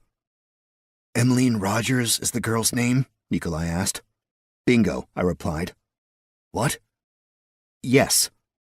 There is an Emmeline Rogers in cell 40. A quick moment of thought, going over all the cell numbers I'd seen, and I estimated 40 was 2 floors above where Nikolai had been held, which meant a sprint downstairs. Check one up for luck. "Boys," I said, "time to motor. And Nikolai, this time you're riding me." I shook my head, realizing how much shit I'd gotten back on Earth for saying that. Nikolai gave me a look, clearly trying to communicate there was no way he'd allow something so debased to happen to him. So I had no choice but to pick him up and sling him over my shoulder in a fireman's carry. "Montana," he started to say, but I just ran, and bouncing him on my shoulder forced all the air out of his lungs. "Hearth," I yelled. "Follow, double time." Going down the stairs was much faster than going up. I could basically jump from landing to landing. I wasn't sure how fast the otters were going behind me, but I figured they'd handle it on their own. I slammed into the door where, by my count, the hallway holding cell 40 would be. I was wrong, too low. "Back up," I shouted, hopping over the Lutra as they skidded to a stop. Up the stairs, we heard a cacophony of feet, arms, and armor. A lot of guards were coming, like a ton. We slipped through the door to the next floor up, and I could see some of the guards coming down the stairs. One of them threw a spear, missing me but slamming into the door with enough force to stick in the wood. "Nice shot," I said, then snatched the spear. I slammed the door shut and jammed the spear in the jamb across the door, hoping the spear would hold the guards back for a hot minute. "Cell 40, I called out. The Lutro were already spinning down the hall, checking the numbers. "Here," Skeld yelled. "Put me down," Nikolai snapped. I ignored the man, fumbled the keys off my belt, and threw them towards Skeld. "Try those." The Lutra scooped them off the ground and slotted one into the hole, then another key attempt. Another, and another. One last. It popped the lock. Behind us, the guards reached our level and slammed on the door. The spear wasn't going to hold long. Skeld pushed the cell door open, and this disheveled, feral-looking creature leapt out. I shot my arm out and snatched the thing by the hair out of the air and threw it right back into the cell. "In!" I shouted, and Ragnar and Skeld bolted into the room. I snatched the key from the door, then pulled it shut. I heard the spear shatter in the hallway, and the thud of boots filled the space. The guards quickly spread out, searching for us. "Who are you?" came a small voice. "Quiet," I hissed. "Can you set me down?" Nikolai whispered. I did. Then I flexed that internal change, and my vision flashed over, allowing me to see. The cell was depressing as hell. The ceiling was rather low, the walls completely flat, and there was nothing in the room except for the hint that some straw had once been there. Plus the ever-present hole in the ground with the wastewater of the prison flowing by at a steady clip. The smell in the place was overwhelming, and I saw Ragnar lose the battle with his stomach and puke all over the floor. The feral thing was definitely a human woman now that I had more of a moment to see her. She'd just been in the cell for some time, so she was filthy. Her hair was matted and rank, somewhere in the process of dreading up. Her clothes were tatters, barely covering her body. She was skinny, and had more than a few cuts and bruises about her body. Still, all things considered, she looked substantially better than Nikolai. The guards went from quiet searching to running around, yelling at each other quickly, and I had to guess that they were checking the other stairwells. We had maybe a minute or two before they realized we hadn't left the floor and started going through the cells to find us. "Who are you?" she asked again. "I think this is where you say I'm a little short for a stormtrooper," I replied.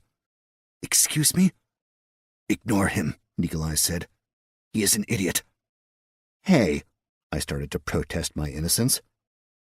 "The idiot and his friends are here to rescue you," Nikolai said, totally interrupting me. "I was already a prisoner here." "Maybe," I interrupted. "Instead of calling me an idiot again, you can put your remaining attributes to use planning a way out of this cell and off this level." "You only made the plan to get in?" she snapped back. "But nothing to get out? Some rescue?" "You want to stay in this literal shithole forever?" I said. And that jogged my mind a little. I walked over and looked at the shithole. It was a literal hole in the ground, where a small river of shit drifted by on repulsive currents. I gritted my teeth, knelt down, and shoved my arm into the effluence. Let's just get it out of the way in the beginning. It was disgusting. There were so many foul things I could say about it, but let's just leave it at revolting. Notable, however, was the size of the poop chute. It was big, enough to where I wasn't able to reach the bottom without fully extending my arm. And the edges around the hole were thin. They'd been worn down by an eternity of poop flowing on by. I stood and looked at the shocked faces around me. "No," Nikolai said. "Absolutely not." I just gave him a wide smile in return. Chapter 15. As much as I hated to pull anything out of the bag of holding, knowing I'd be forced to leave it behind, it was rather important. I got some of the busted furniture from the first castle, and we used that to wedge the door closed. We laid the pieces of a broken table along the floor, then the busted dresser, and finally 2 chairs. making a reasonably solid line of wood from door to wall. Anyone wanting to get through to the cell was going to have their work cut out for them. Sadly, I had my work cut out too. I got the old pickaxe out of the bag, part of my starting gear, and I started wailing at the floor around the shithole. I had to enlarge the thing enough for my giant ass to fit through. Everyone else sat around, looking nervous, listening to the guards get closer, something that happened very quickly once the noise of the floor being broken got out. As the opening widened, it only got more revolting. I was having some serious second thoughts about the whole hole idea. I could see larger, more solid pieces of waste floating on down, and I began to get the idea that we were seeing not just the sewage flow of the prison, but the entire trash disposal. Everything went out through this tube. A few solid swings and a chunk of the stone floor tumbled into the brown water. The thunks on the floor were now matched by thunks at the door. "You have no idea where that goes, do you?" Nikolai asked. "No," I said in between swings of the pick. "But I know death is coming through that door." The last piece I thought I needed crashed into the muck below. "Let's go, boys," I said to the Lutra. Ragnar just shook his head. "I prefer death." "Earth order." I got glares from the both of them, but they jumped in and promptly disappeared from view. "Some rescue," Emmeline quipped, then jumped in feet first, holding her nose. "Already said that," I replied. Then I looked over at Nikolai. "Down to you and me." "I am ready to die," Nikolai said. "I will provide a rear guard." "You'll stop him for what, a second? Maybe a second and a half? Useful." I shoved him. He stumbled, lost his footing, and fell into the poop chute. But somehow he managed to do it while glaring daggers at me. The door behind me cracked, the wood starting to give under the onslaught of the guards. I watched the shit flow for a second. Then I jumped in. Chapter 16. I'd been in deep shit before, both literal and figurative. This, however, was a completely different experience. We were careening down basically the most foul water slide you could possibly imagine, with a big push coming from behind. We hit a curve, and I went all the way around the dang pipe. Then there was a drop, then a long straightaway, where we gained more and more speed. Points of light marked our passage as we zipped by cells and their poop holes. Curve, drop, straightaway, all while gaining momentum. We were seriously motoring. If it wasn't for all the retching, I'd almost be having fun. I saw light up ahead. I shot forth from the pipe, sliding along a slick track of poop, riding along the surface of the feculent water until I came to a slow stop, engulfed by the sludge. I brought my feet down and felt the bottom. I hoped. But as I stood, my feet sank further in until I either hit the floor or there was just enough shit to support my weight. We entered into a rather strange chamber, something that looked like it had been adapted to its current use, like it had been a tunnel at one point, looking a bit like subway tunnels, especially the unused ones. The room wasn't especially wide, maybe 20 or 30 yards, but it was long, so much so that I couldn't see the end. There were heavy braziers hanging down from the curved ceiling, and they burned, well, something. Maybe magic, or maybe there was some poor schlub who had to put fuel in them. I didn't know then, and I don't know now. There were piles of garbage here and there, piles of varying heights, some small, some nearly scraping the ceiling. Additional chutes deposited waste of differing types into the room at irregular intervals all the way down the tunnel. Some spewed out water, others more solid objects. It looked like there was just a ton of crap coming down the tunnel. Neat. As soon as I had my bearings and while I was wiping the vomit from my beard, I looked for my people. Skeld and Ragnar were pulling Nikolai to his feet, and Emmeline was running. To be fair, I understood her reaction, at least to a certain degree. We were just some weirdos who busted into her cell and then took her from one shithole into another, well, bigger one. I caught movement out of the corner of my eye, and managed to turn my head fast enough to just catch the butt end of a creature darting behind a pile of garbage. It had very sparse hair and spindly legs, more insect or spider-like than mammalian. I felt a sharp pain in my left hamstring before my entire leg went a bit numb. A small green notification popped up in my vision. "Whoops, you've been poisoned." I spun and looked behind me. One of those insect-type things was running away. I fired off my identity spell, but got nothing back. It managed to slip beneath the surface of the sponge before I could get a read on it. My health was dropping, not fast, but it was going down all the same. And I had a feeling there had to be more to the poison, like a stamina debuff. That was something I always remembered from games, but since I had no stamina, that meant I had no debuff showing. "The bugs bite!" I shouted ahead to the herd. "Keep them away from Nikolai!" I ran to them, but with my left leg not exactly working the way I wanted, it was more of a hop-run-jump thingy. Faster than walking, though I worried I was going to lose my boot in the muck below. Ahead, much to Nikolai's chagrin, Skeld and Ragnar stood with their backs to him, trying to keep an eye on everything around them. They didn't have weapons, so I reached into the bag of holding, I pulled out a spear and tossed it to Ragnar. Probably should have warned him first. He saw the spear at the last minute. Poor guy made an effort to catch it, but he couldn't get there in time, and the spear just disappeared into the muck. Ragnar gave me a look. "Sorry," I said. "Behind you!" Skeld yelled. I turned. One of the bug creatures was trying to be all sneaky, and was just within striking range.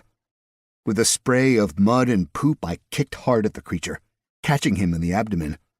His body seemed to almost wrap around my foot before shooting off into the distance. There was a wet smack when it hit the curved ceiling, and a splash when it dropped into the water below.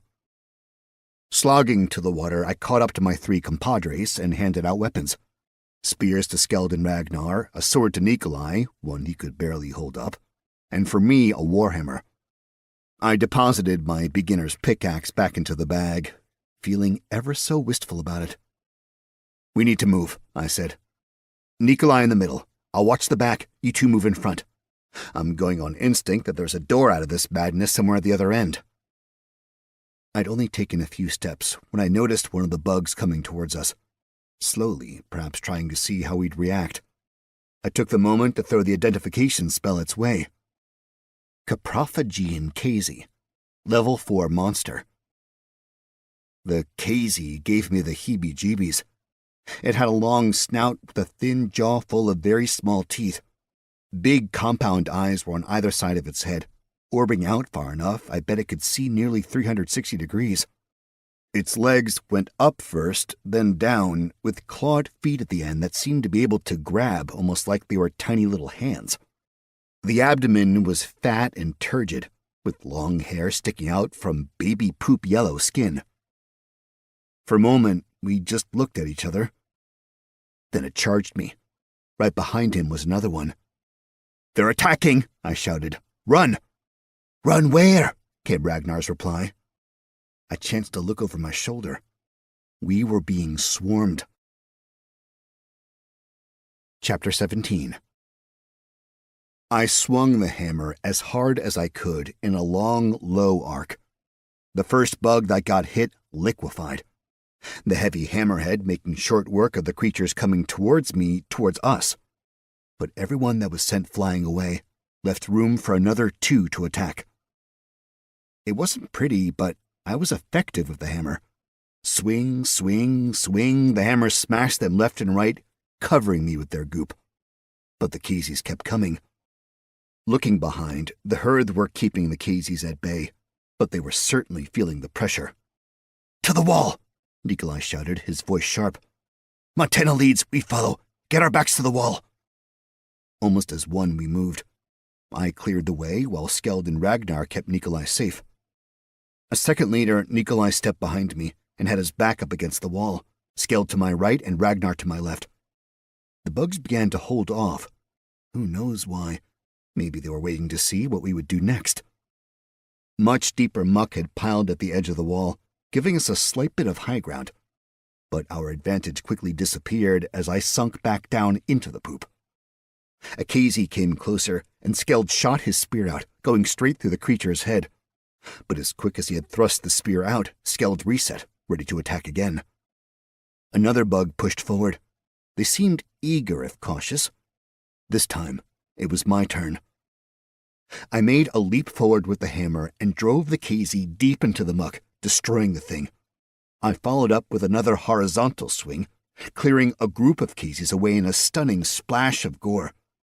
Their internals, now externals, all across the poopscape. I stepped back, not wanting to get drawn out. Nikolai was a single hit from death. Moving as one, all the bugs burrowed down into the muck. "What the fuck are they doing?" I asked, looking back and forth across the muckscape, trying to find any clue of the creatures or their movement. My mind whirred, running through all sorts of possibilities. Nothing came to the fore. "I think we move. Backs to the wall, head away from where we entered."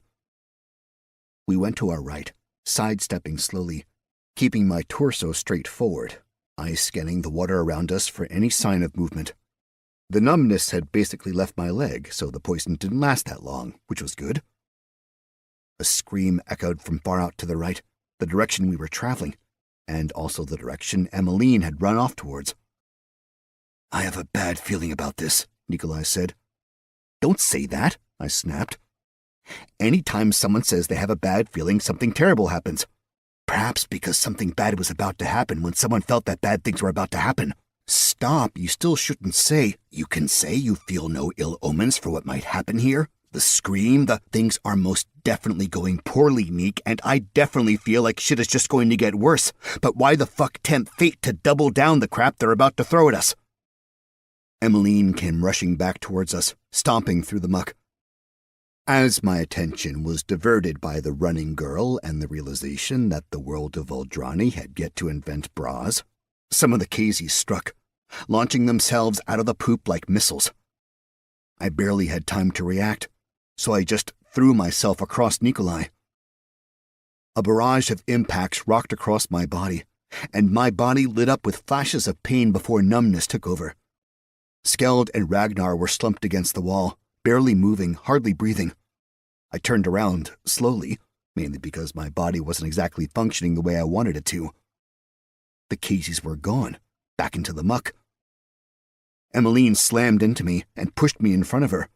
Even the act of watching her happened as if it was in slow motion. It was like being underwater. "Big monster," Emmeline said in between big breaths. "Coming this way." I frowned at her. "Monster?" "Why are all of you pissing your pants here?" she asked. "Not like anyone would notice." "Fucking bug things attacking us." "What? The Caseys?" "Yeah." "I thought you were a big fuck-off warrior, and your knees are knocking over Caseys? The fuck? Little tots grind out XP by killing Caseys caught in the Osterstadt dumpsters. Worried about losing a hit point or two? And what the fuck were you running from?" She pointed. "That!" Following her finger gave me a look at something I never wanted to see. Not that I knew it before I saw it, but once I saw it, it was immediately something I wished I'd never seen. A large beast, a rotund, almost spherical body squatted over short, fat legs with long tentacles dragging behind him, large enough I couldn't see their end. As far as I could tell, there wasn't a mouth anywhere on the thing, nor any eyes or ears.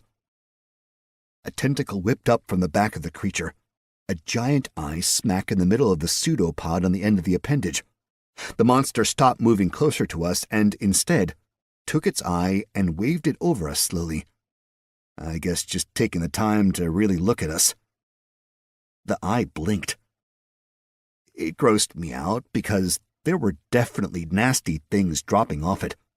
Bits of poop, fetid water, and other liquefied nasties. The body dropped down in the muck. There was a sucking sound, and then the creature stood up again, its body moving about almost as if... I realized exactly what had happened. The creature had taken a bite of the muck and was chewing it. The mouth was on the bottom of its body. We were very likely in trouble, and I didn't have many options available to me. I figured I'd try diplomacy.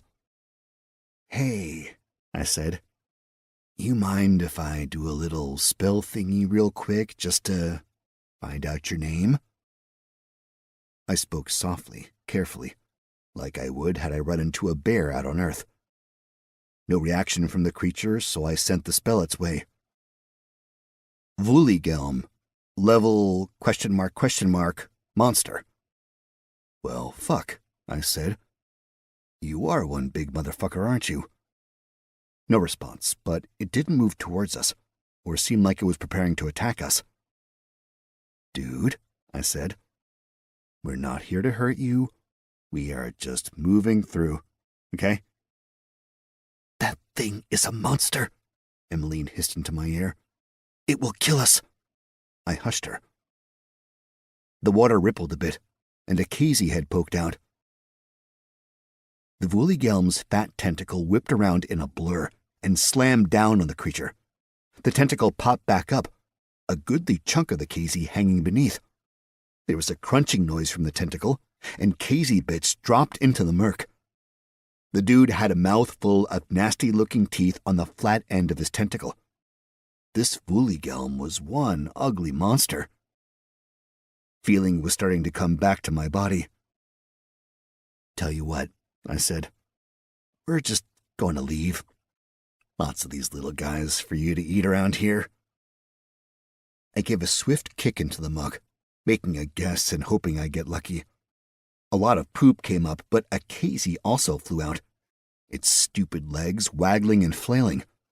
The Vuligelm tentacle snapped the Casey right out of the air, and I got to see the tentacle mouth and teeth in action, a horror in its own right. I started to move, carefully, slowly, just walking like it wasn't a big deal, keeping my weapon low in a completely non-threatening way. The Vuligelm's tentacle eye watched us move, but the body didn't shift. Another Casey poked its head above the surface, and, like lightning, Vuligelm was on it, his tentacle smashing down on the creature and snatching it up, munching on it. "I think we're okay," I whispered. "Maybe he's used to people coming in here to add fuel to the braziers." There was a pressure on my brain suddenly, as if something was trying to push into it in some manner. The Vuligelm eye was focused directly on me, and the creature moved its tentacle eye closer and closer, and I decided to take a chance. And I forced my brain to relax and let the pressure in. "More!" A voice roared into my head with impressive force. I couldn't help but take a step back and wince. Chapter 18. The others around me did as well. "Oh, yeah, totally fine," Ragnar said through clenched teeth. "Just great." "You want more, Caseys," I said to the Vuligelm. "Right?" "More!" "Okay, I'll take that as a yes." I looked at my comrades. "Let's go digging for Caseys."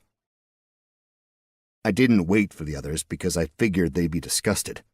Instead, I just started digging into the shit. Any time I felt something solid, I'd grab it and throw it into the air. Sure, sometimes it was nothing but poop, but more often, I'd have a Casey leg. As soon as the Casey reached the air, the Vuligelm tentacle would gobble it up. Skeld was doing something similar, but using his spear instead of the more disgusting means I engaged in. Every few steps, he'd fling another Casey out of the poop and into the air. Even Emmeline got involved, despite her lack of weapon, which forced her to mirror my tactics. Nikolai stepped forward, but I shook my head, indicating he'd better make a move towards the other end of the room, the spot where I bet there was some form of exit. Ragnar, ever the one to avoid as much work as possible, grabbed Nikolai's rotting shirt and pulled him along, acting as guard to the man. It was gruesome work, but at a certain point my brain just sort of shut off, and the motions became routine. I lost track of the time we were doing it, and the number of creatures we fed to the Vuligelm. But at some point in the revolting endeavor, I felt a strange caress on my back. "Friend," came the roar into my brain. Clearly, Sydney had little training in indoor voices or indoor psychic emanations. "Fool!" he roared. I stood up, my back screaming in protest.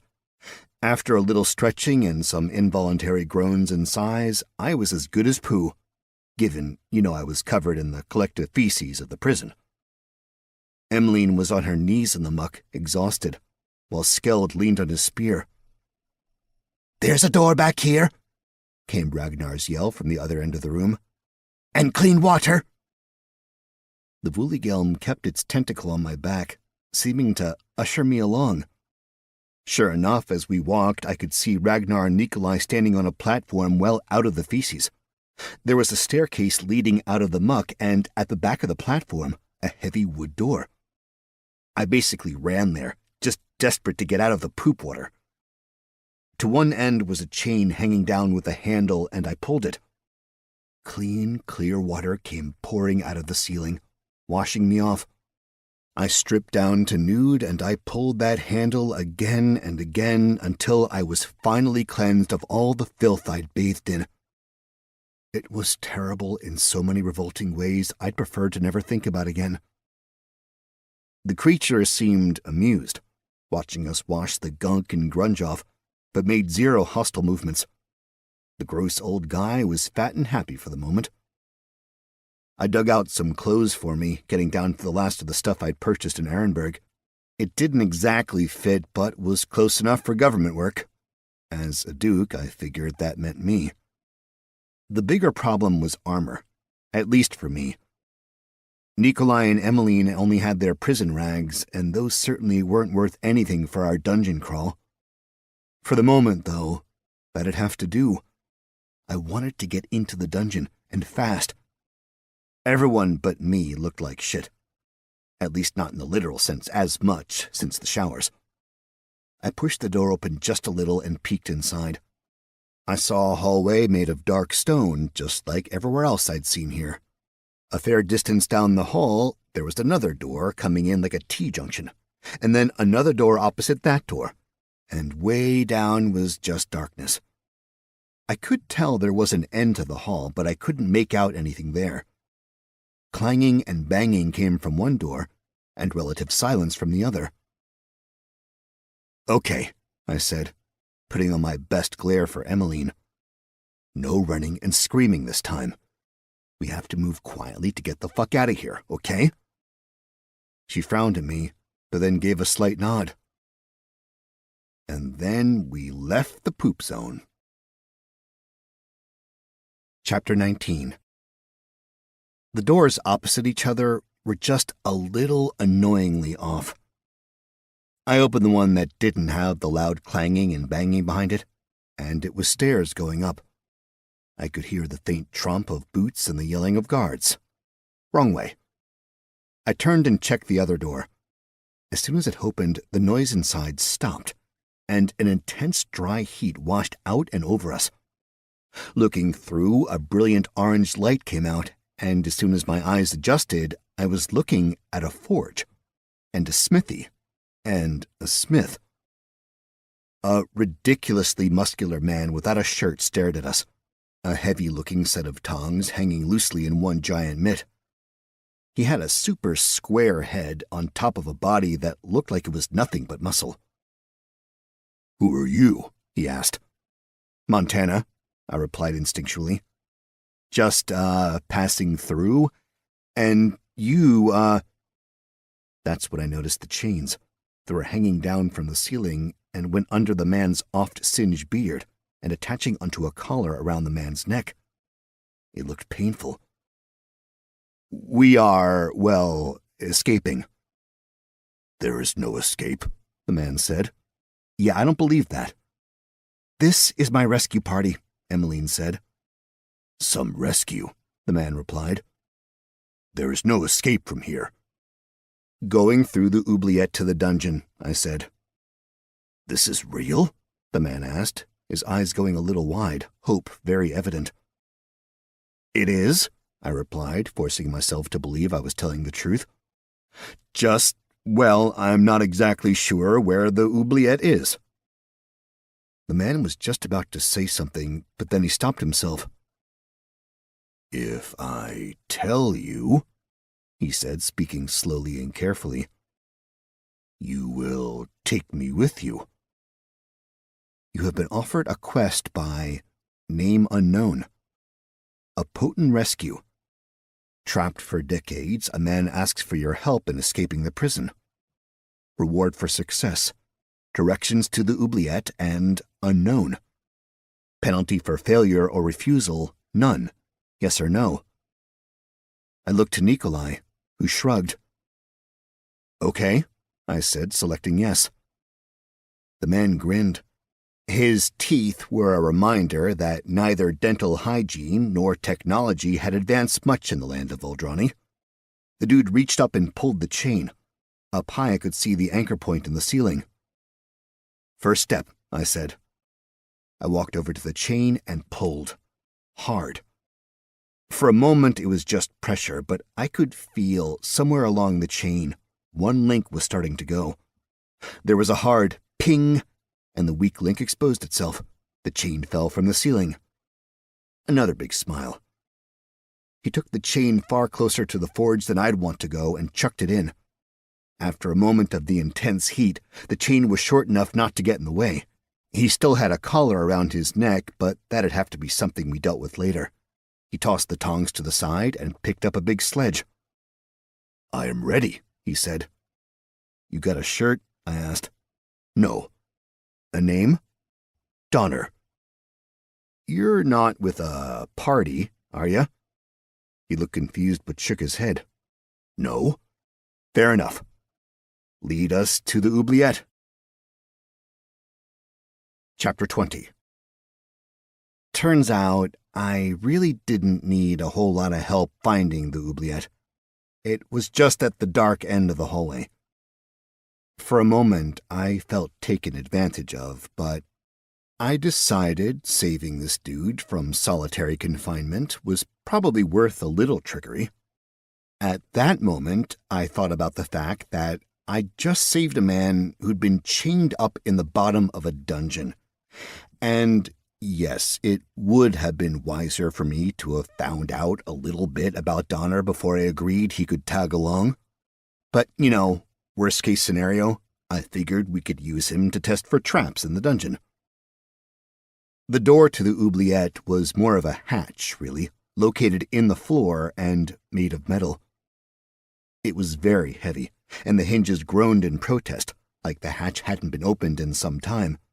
The candle I carried barely made a dent in the darkness below, but I could make out vague stonework about 30 or 40 feet down. So they just throw you in? I asked. Yes, sir, Donner said. Everyone looked to me. I wanted to look to Nikolai, but that didn't seem to be an option. He looked wiped, barely standing. If someone was going to figure this nonsense out, it was going to be me. I reached into the bag, thinking rope, and I found rope in my grasp. I pulled it out and whipped up a quick double bowline. It's a comfortable knot for the purpose of lowering a person. Much better than a single bowline, which can cause some real pain. I said, Donner, go grab a few of the candles or whatever around here, and chuck 'em down the hole. I'm going to drop Skeld, then Ragnar down, just in case there's someone or something down there that might cause us some problems. Then the rest of y'all ride down, and I'll drop down last. Blinks. Let's go, I snapped. The people moved. It took a second to drop the otters into the pit, and I could barely see them, spears out, forming something of a perimeter. Nikolai was next, and he needed a little more help. Emmeline didn't want to get into the de facto harness. There is no way out of there, she said. You can go up the stairs if you like, I replied. You know that is a death sentence. Yup. So I guess the only question is, do you want to die in their hands, or do you want to take a chance with us? She paused, thinking. And dude, I continued, this is the last time I'm asking. From this point on, you need to be with us. Whatever is down there, we need to be a cohesive unit if we actually want to survive. Death or death, eh? She asked. Giving up or having hope? Your hope is misplaced. Hope is hope. Once that's gone, you're done. Let us hope you are right, she said, stepping into the loops. Lower away. She was down by the time Donner came back, and it was just the two of us standing above the hole. Thundering sounds were coming from the staircase. Guards coming, Donner said, chucking a hefty sack down into the oubliette. You do something vile to get stuck down here? Donner shook his head. Debt, he said softly. I could hear the guards tromping down the stairs. I knew our time was almost up, but I needed to find out more. Doesn't make sense, man.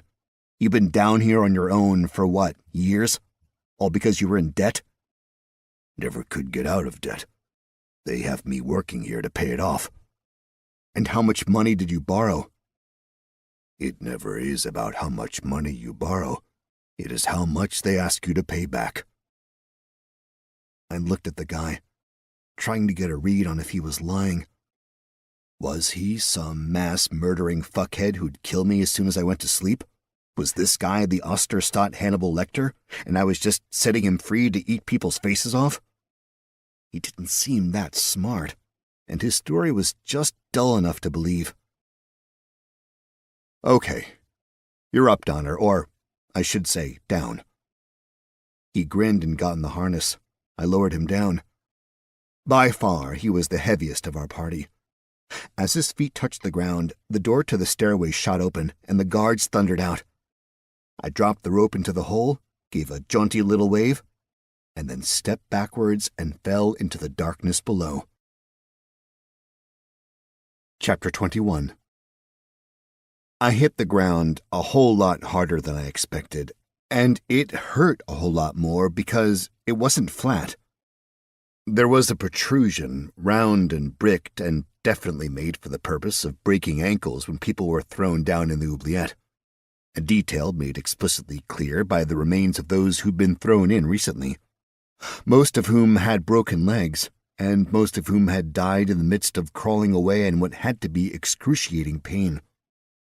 I did a quick check to make sure nothing was broken, at least not in an incapacitating way. I was good, but man, my shins hurt like hell.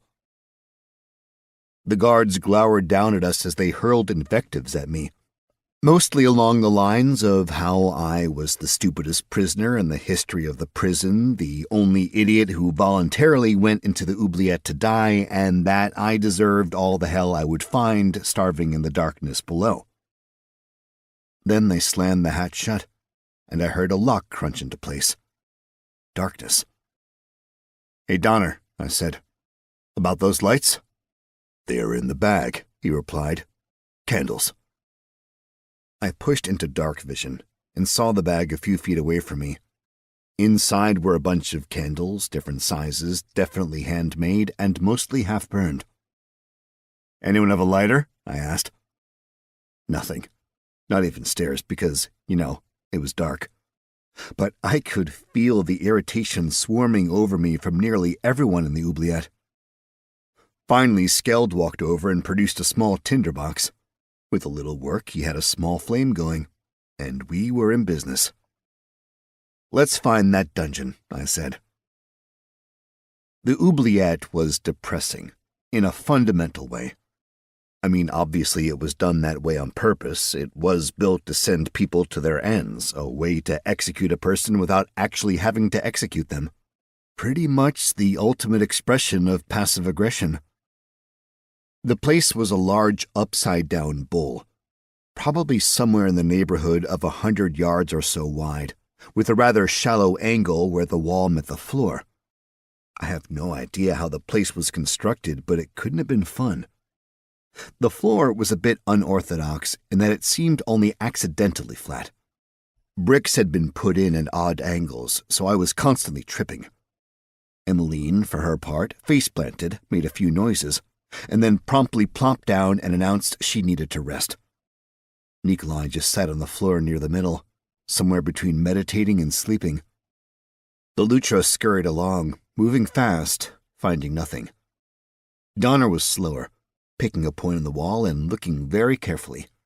He, too, found nothing. I found a lot of bones telling the tragic tales of the oubliettes' previous residents. I found teeth marks on the bones. Some from smaller creatures, rats and their ilk, but also larger.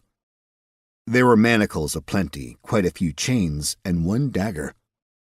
More depressing, there were a few trinkets. Clearly precious mementos prisoners smuggled in. A locket with 2 paintings of young girls.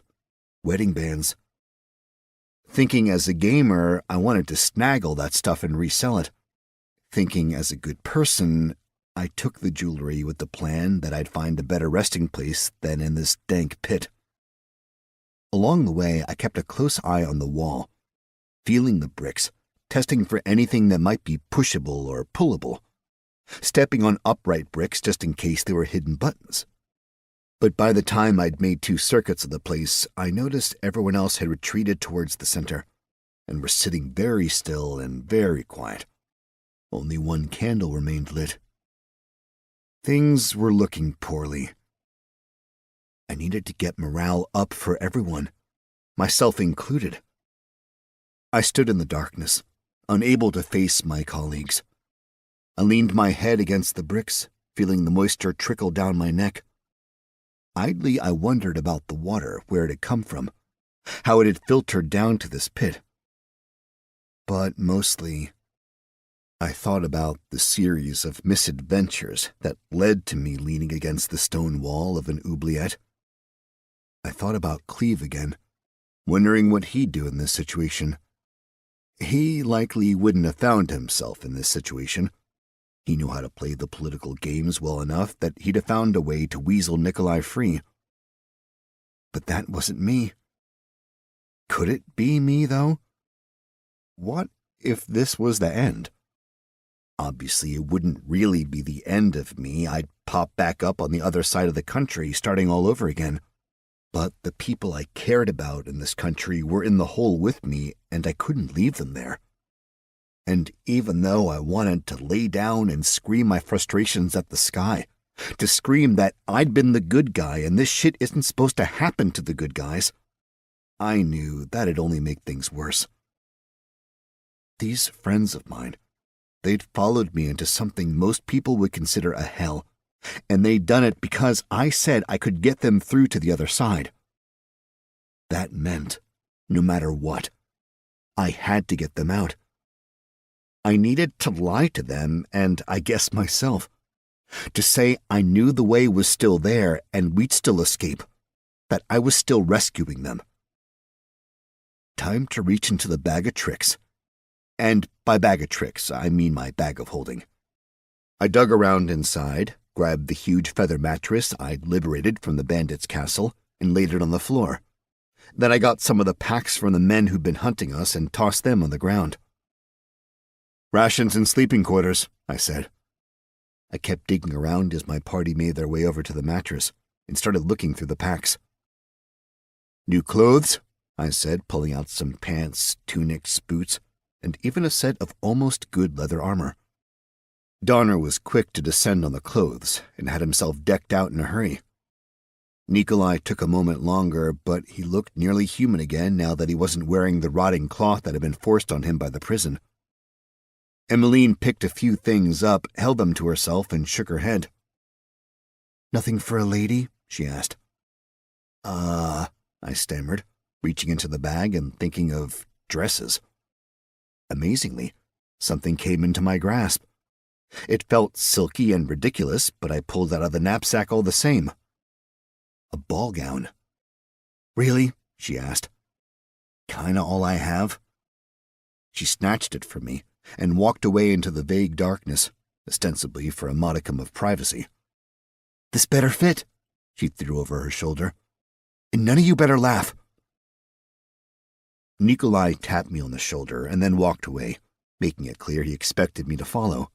So I did. He walked all the way to the side of the wall, just about as far away from where everyone else was sitting. "We have a moment to speak here," he said.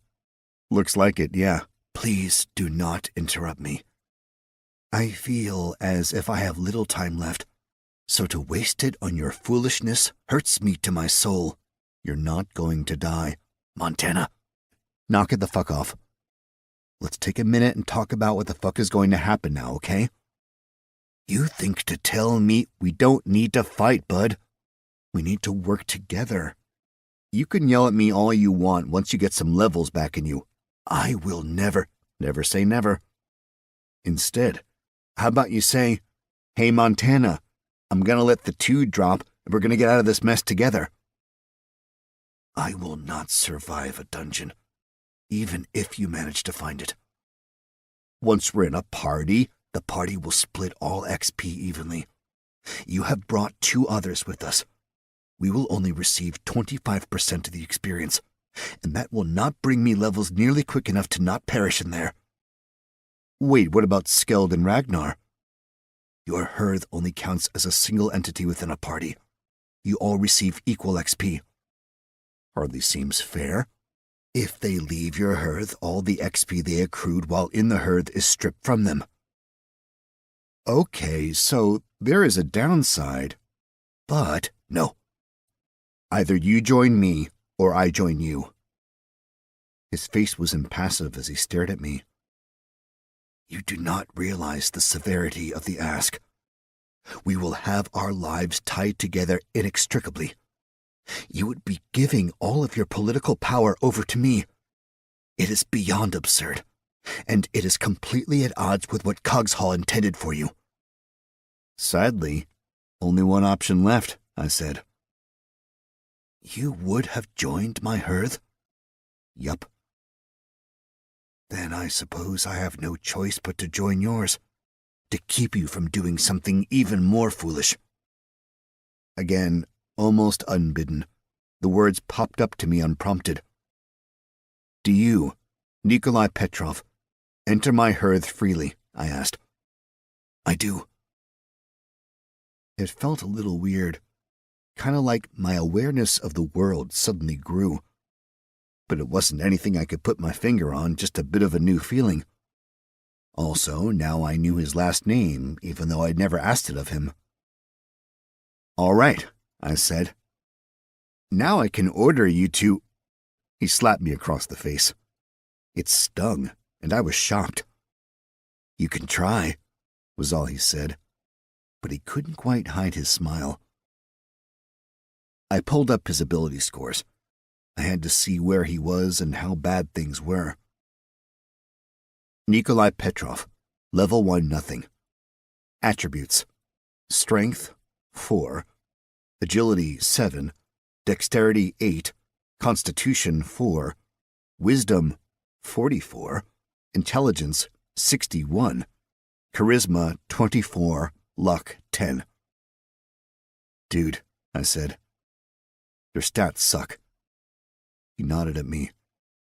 Now you know why I am doubting my survival.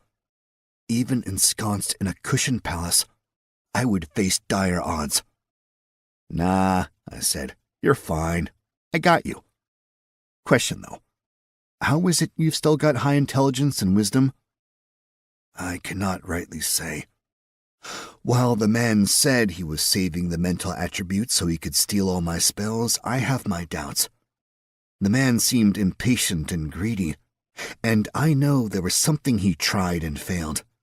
Though to that end, whatever it is they did to me was something I formerly thought impossible.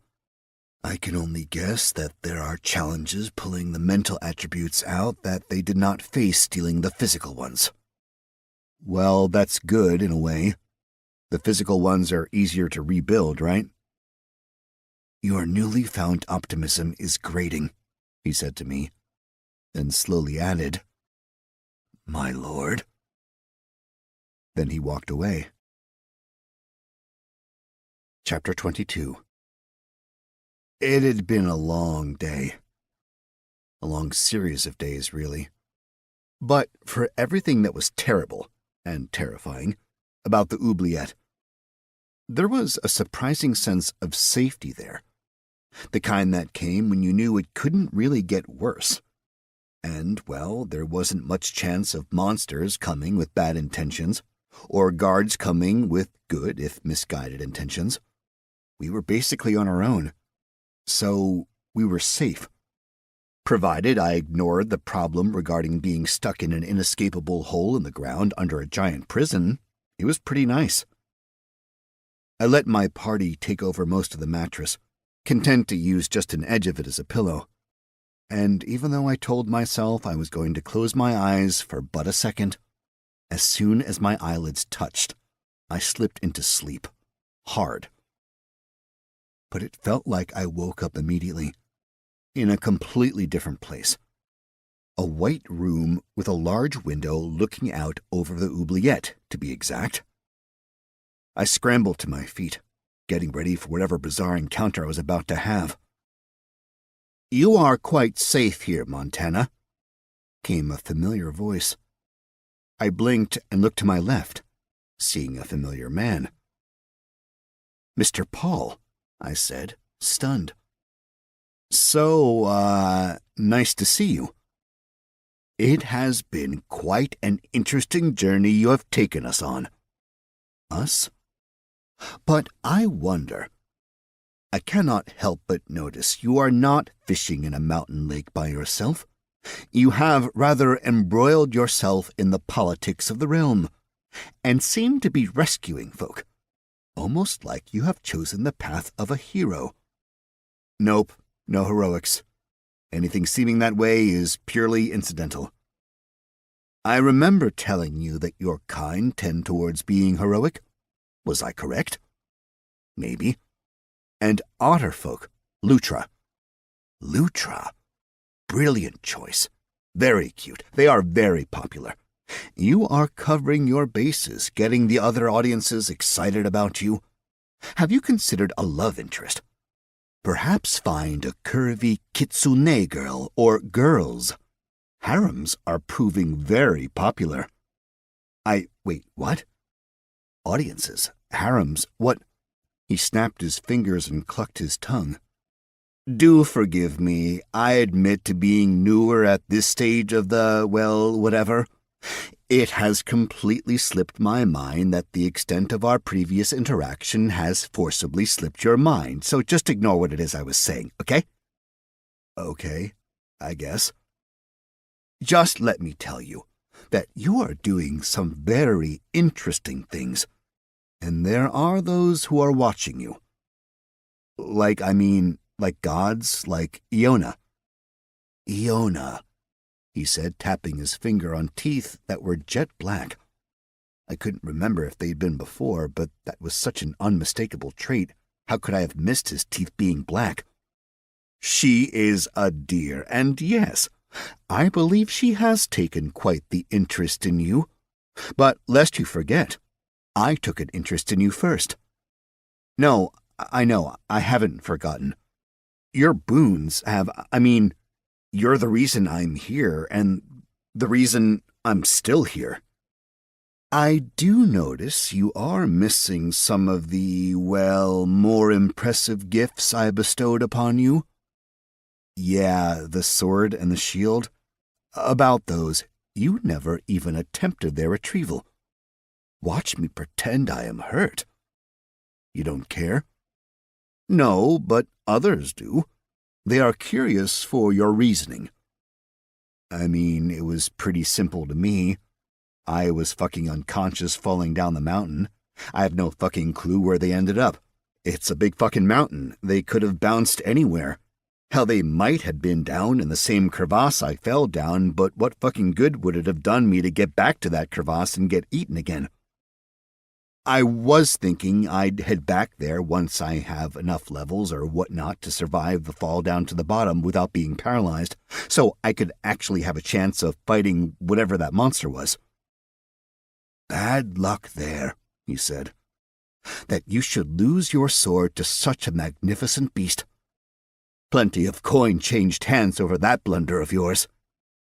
"Yeah, I was tempted to ask him about the coins and who'd been gambling on my life, but it seemed that any time I asked questions along that line, he stopped talking about it. I just wanted to go fishing then, man. I wanted to lead a life of solitude, be on my own. The sword was a nice bonus, but it wasn't until I met Cleve that he made me until he adopted me, that I decided I needed to be more than just a dude. Rather serendipitous, if you do say so. You had a hand in that? He gave me a wry smile. Of course not. It was the perfect sort of non-answer. I had no idea if he had played a role or if he hadn't.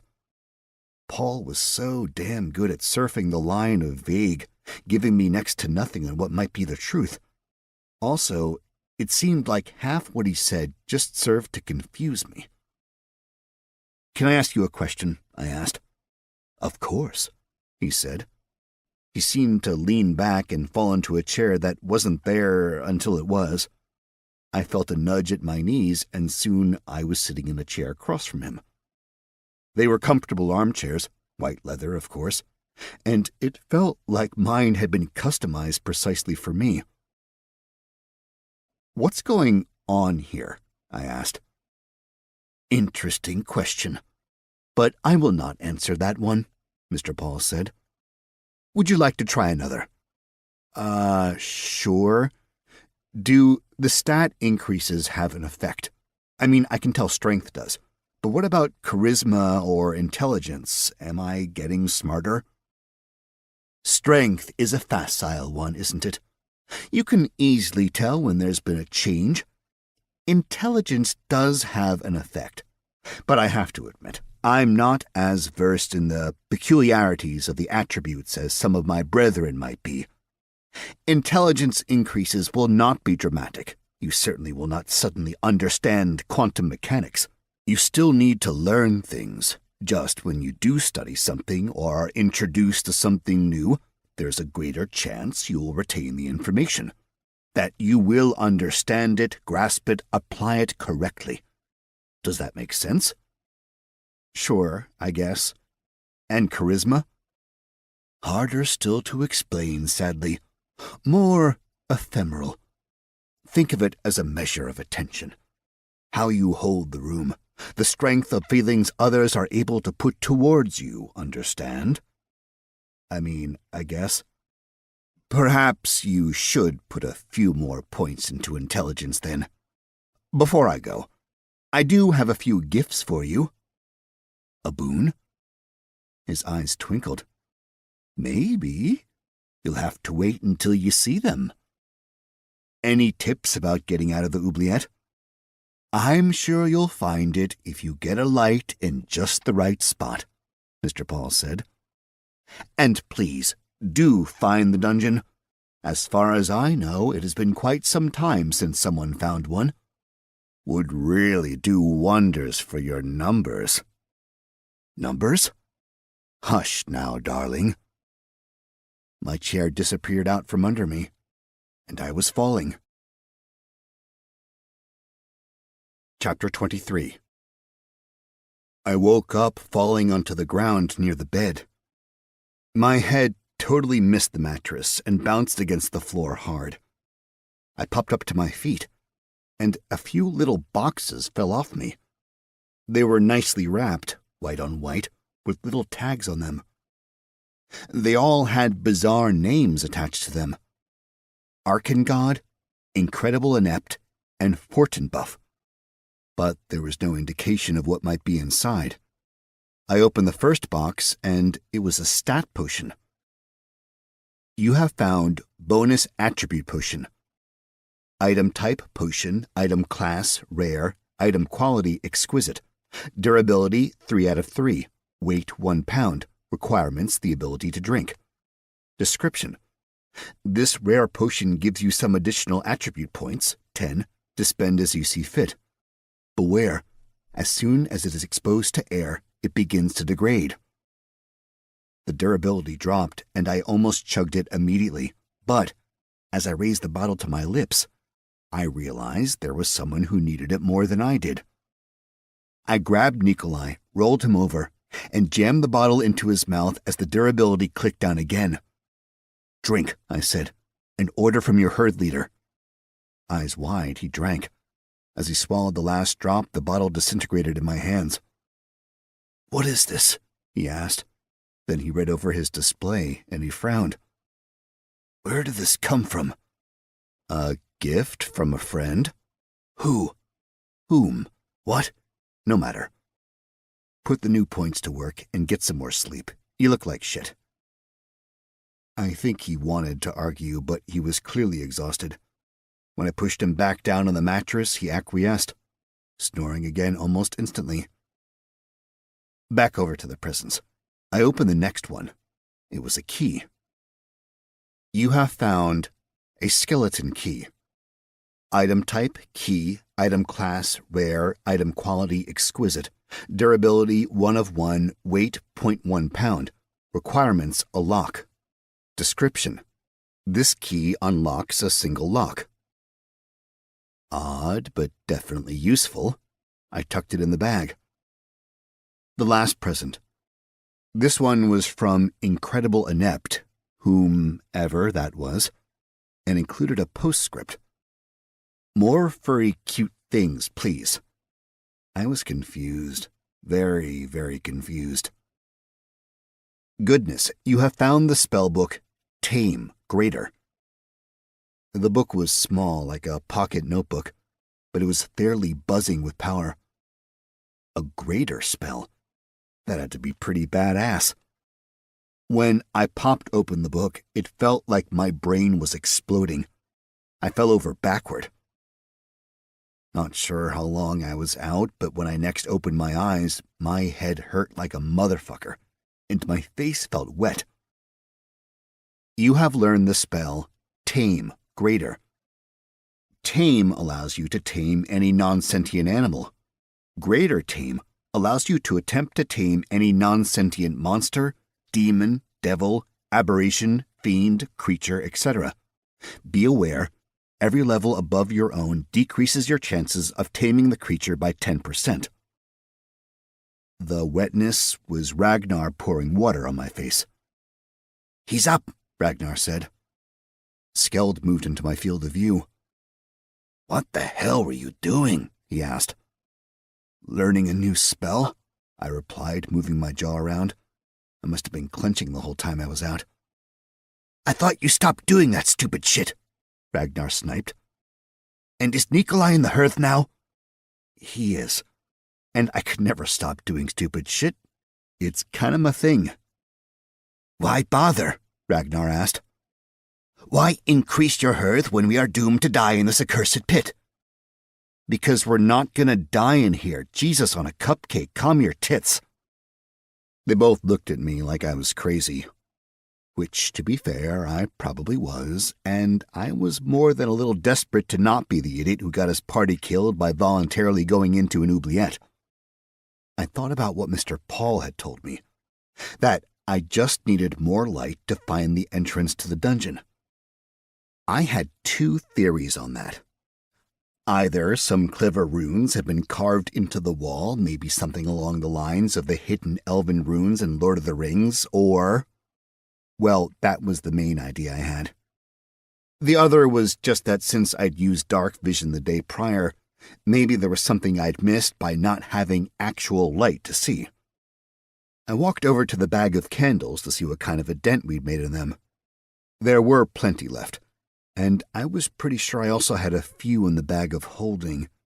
Still, it wasn't an inexhaustible supply, so I needed to make sure we kept an eye out for light sources. Emmeline was still asleep. All the prisoners were, for that matter, or ex-prisoners. Poor things must have been completely exhausted. I smiled at the thought that they finally felt safe enough to rest.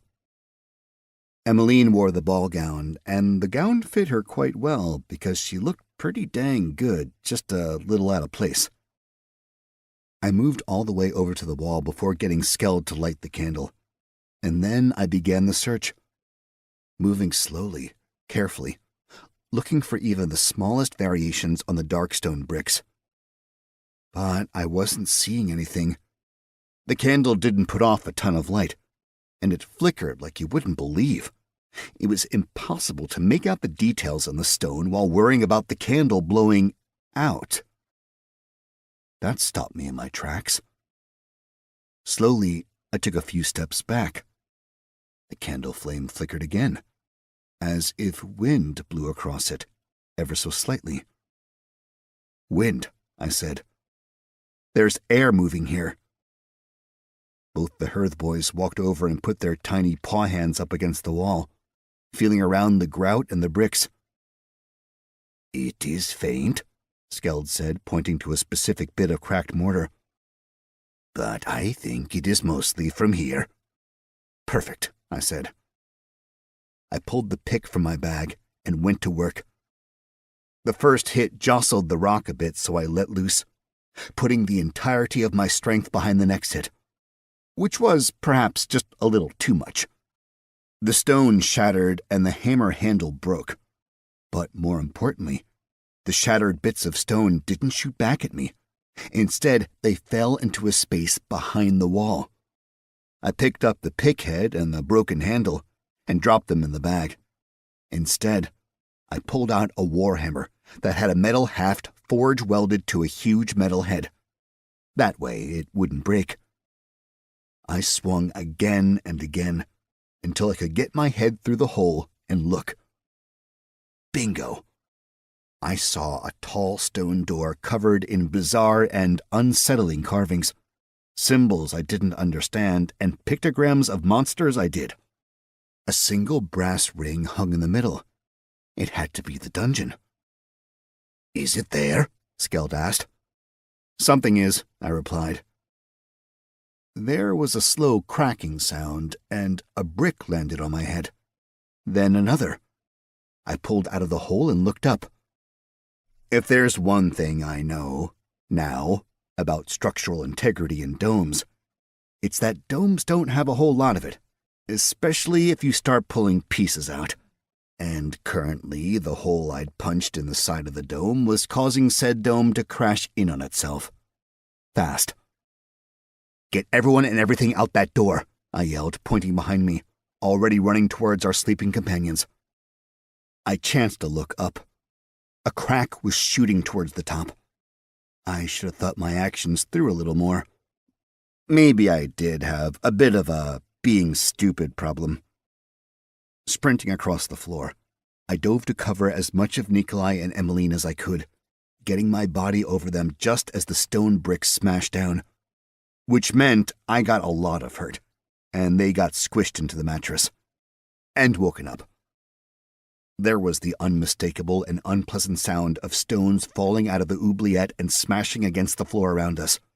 I pulled Nikolai under one arm and Emmeline under the other, ignoring his squawking and her smashing her petite fists against me. I ran for the dungeon. Next to me, the Hearthman pulled Donner along, dodging the falling rubble. I slid to a stop and set my charges down. We turned to watch the destruction. Rocks continued to fall, dust pouring in and around the area. Even with dark vision, I was about to be blind. With no other choice, I reached for the door. As soon as I touched the center ring, I got a notification. "You have reached the Dungeon of the Ancients. Congratulations and warnings onto you. Do you wish to form a party or enter as a solo adventurer?"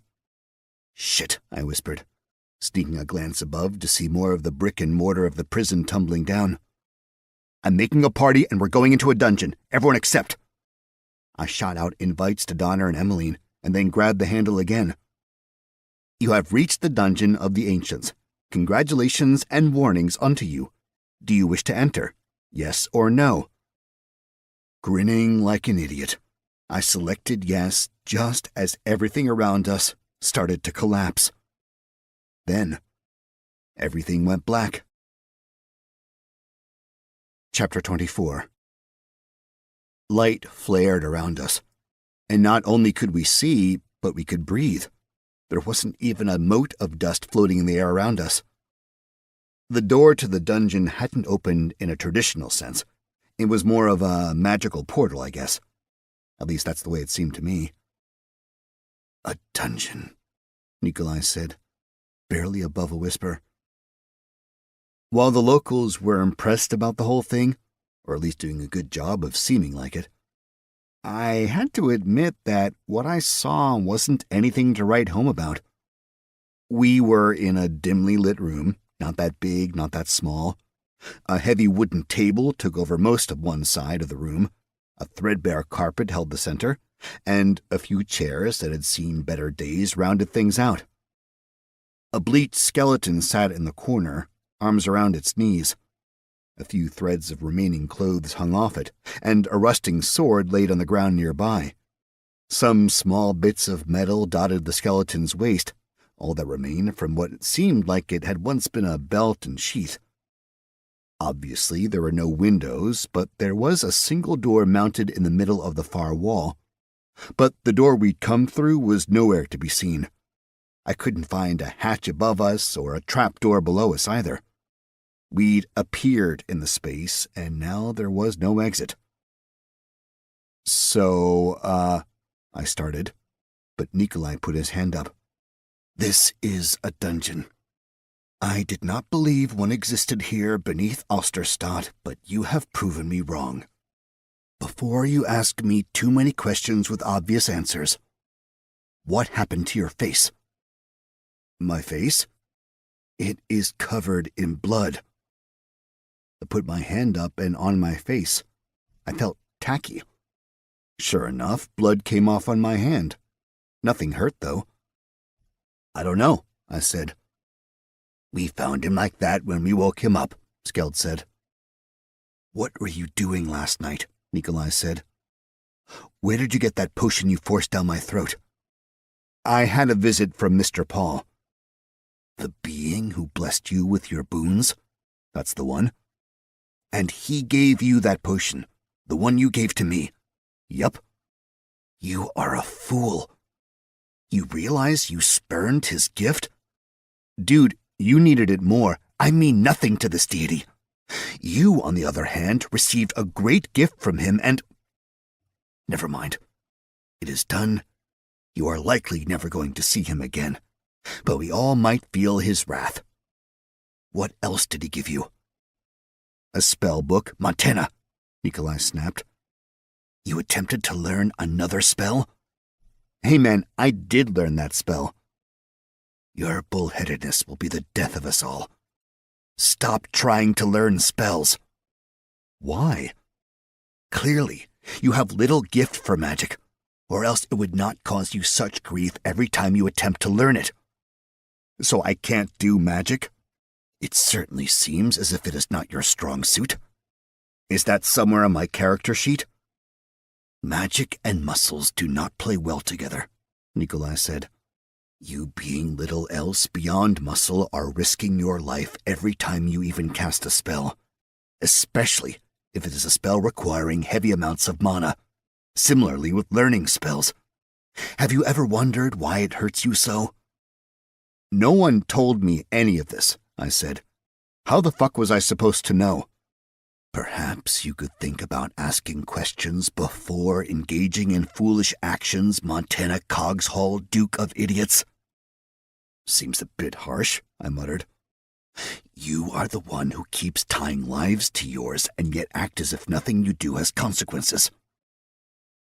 I opened my mouth to rebut him, but I really had nothing to say. The man had a point. It may have been a point I didn't particularly like, but it was a point nonetheless. Nikolai shook his head and started pacing. I am assuming none of you have been in a dungeon before, he said, then looked out at his collected audience. No one said anything. Silence. Good. Perhaps you've heard of dungeons then. There were a few nods, slow, steady nods. For the idiot among us, Nikolai continued, and for those who think they know, I will explain a bit. Dungeons are built to protect things, namely treasure. They are built with and by magic, which means the dungeon itself is magic. There is a host of creatures who are built in the dungeon, spawned by the dungeon, and do the bidding of the dungeon. One of the great mysteries is why, but we do not care. The dungeon wants to feed on the life force and energy of as many living creatures as it can, or even the energy and unlife forces of the undead. Thus, it fills itself with bonus treasure to lure in the stupid. Even the smallest dungeon is full of riches beyond measure. This one, if it is as old as it seems, and if it has been left idle as long as it has, will likely be ripe with treasure and rife with peril. I cannot, in good conscience, lie to you and say we will all make it out alive. It is likely we will all perish. You are just amazing for morale, I said. Fucking lie to us, man. He frowned, and I could tell he wanted his levels back just so he could punch me in the face.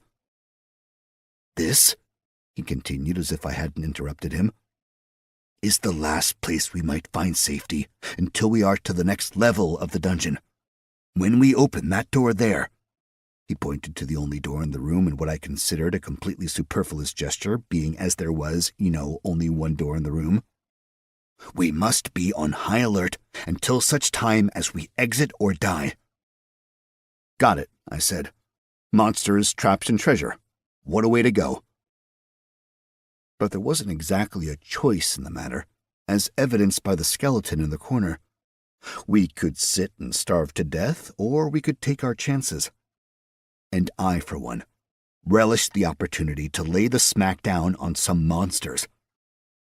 Fighting against other humans, or other sentient races for that matter, always left a bad taste in my mouth, which could just be the blood I always seemed to get splashed with, but I'd like to believe it was also the burgeoning conscience I seemed to be growing in this new land.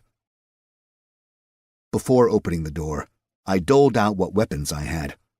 A short bow to Emmeline, as well as a few quivers of arrows, which really completed her ensemble. Nothing matches a ball gown quite like ranged weapons. Donner rolled with the warhammer I'd been using, while I pulled out a busted shield and a big sword. Nikolai got to use Cleave's sword, the Cogshaul blade, while the other two members of my herd stuck with their weapons of choice, spears. After a little stretching and limbering up, I pushed the door open. A very loud gong rang out. As soon as we were all through the door, it slammed shut behind us. Game on, I said. Chapter 25. The hallway was long and reasonably well lit. It was difficult to discern where the light was coming from. Nothing seemed to be in place, no torches or lamps or anything, just ambient light.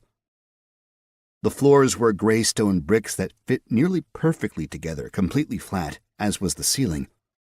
The walls, on the other hand, were more rustic-looking, with the bricks protruding ever so much. There was no dust on the floor, no cobwebs in the corners. It was, well, cleanish. I wouldn't eat off the floors, but I'd probably extend the 5-second rule out to 30. I moved forward, taking the lead. Looking ahead, there were doors and junctions aplenty, and I had a sinking feeling. The first junction was a simple offshoot. At the far end, I spotted a familiar group of creatures. Goblins. 6 of them. They played dice against a wall. "Hey," I yelled to them, thinking perhaps we could avoid violence. "Think we could, play through?" There was a tense silence as the goblins stared me down. They all had swords of various makes, nothing particularly impressive. Every piece looked as if it had been scavenged and then customized. There were no rings on these guys' swords, though. The biggest of the goblins had a massive scar cutting through one ear and all the way across his face, and the scar seemed to have blackened, making him look vile, evil. One had an extra ear hanging right in front of his right ear. They all had on black leather armor, again looking like it had been patched together. They unsheathed their weapons and stood to attention, the dice game forgotten. One of them screamed and they all charged. I put the shield out just in time to catch a goblin's thrust, But while I was stopping the fastest goblin, the next in line lunged at me. His shitty sword skating right along my rib, the bone saving me from what might have been a nasty wound. He was so close to me that I couldn't even swing my sword. Apparently, dungeon-based goblins were more skilled than the first assholes I met in Voldrani. From behind, a spear shot under my arm, going deep into the goblin's face, and the creature's viscera splooshed all over me. The battle was on and over in barely a heartbeat, thanks to my trusty Lutra. Even though goblins are pretty small, they seem to have an incredible amount of gunk inside them. A 10-foot section of the corridor was just nothing but gross, and I happened to be in that section. Notably, so was Donner. Everyone else, though, made it through fine. A simple white globe, maybe 1 inch in diameter, floated in the middle of the hallway, hovering above the remains of the goblins. It glowed, gentle, inviting. I reached towards it, then remembered I'd been a bit of a dumbass lately, or, since the second I came into either one of the worlds I'd been in. So I stopped and looked at Nikolai. He nodded at me. I touched the orb. As soon as my finger made contact, a pile of coins dropped, bouncing on the stone floor. Donner was on them immediately. I looked over the goblin's equipment. I thought about taking it, but it was all garbage. "This is weird," I said. "Even for Voldrani." "What do you mean by that?" Emmeline asked. "Don't listen to him," Ragnar said as he wiped the goblin blood off his spear. "He says dumb things." I spent a minute getting the goblin gunk off myself, and as I was clearing the ichor from my face, I yelled in surprise as Nikolai was barely an inch from me. "You fight like shit," he said. "And now that I am rather incapacitated, we cannot survive this mess if you do not get better. Quickly." He ripped the shield from my arm and hit me with it. 1 point of damage. "The shield is not a tool for bashing," he snapped. "It is for blocking. If it were not for your quick-thinking backup, you would have been sliced to pieces by a fucking goblin. A goblin!" I blocked 1. There were 6. Blocking 1 the way you did left you wide open for the other 5. Despite the pain it clearly causes you, do some thinking. Remember your fucking training. Cleve did not sweat night after night because he wanted the exercise. He wanted you to be better at what it seems you are destined to do. If not for me, improve because Cleve wanted you to. It sucked to get my ass chewed out. Double suck for throwing out the guilt train of me disappointing Cleve. But then again, it was kinda nice seeing Nikolai return to a more normal version of himself. I just wished it wasn't quite so focused on my being an idiot. I guess I could try to listen to him and not suffer his abuse anymore. "So what should I do then?" I asked. "Decide what it is you're going to do. Are you going to use a shield and sword? Fine, focus on that. Learn how to use them. Master them. Are you going to use an axe? Fine, do that. A hammer, a spear, a bow, whatever it is. Conquer that before moving on. Because in here, in this dungeon, you need to be our front." "So I should use a shield?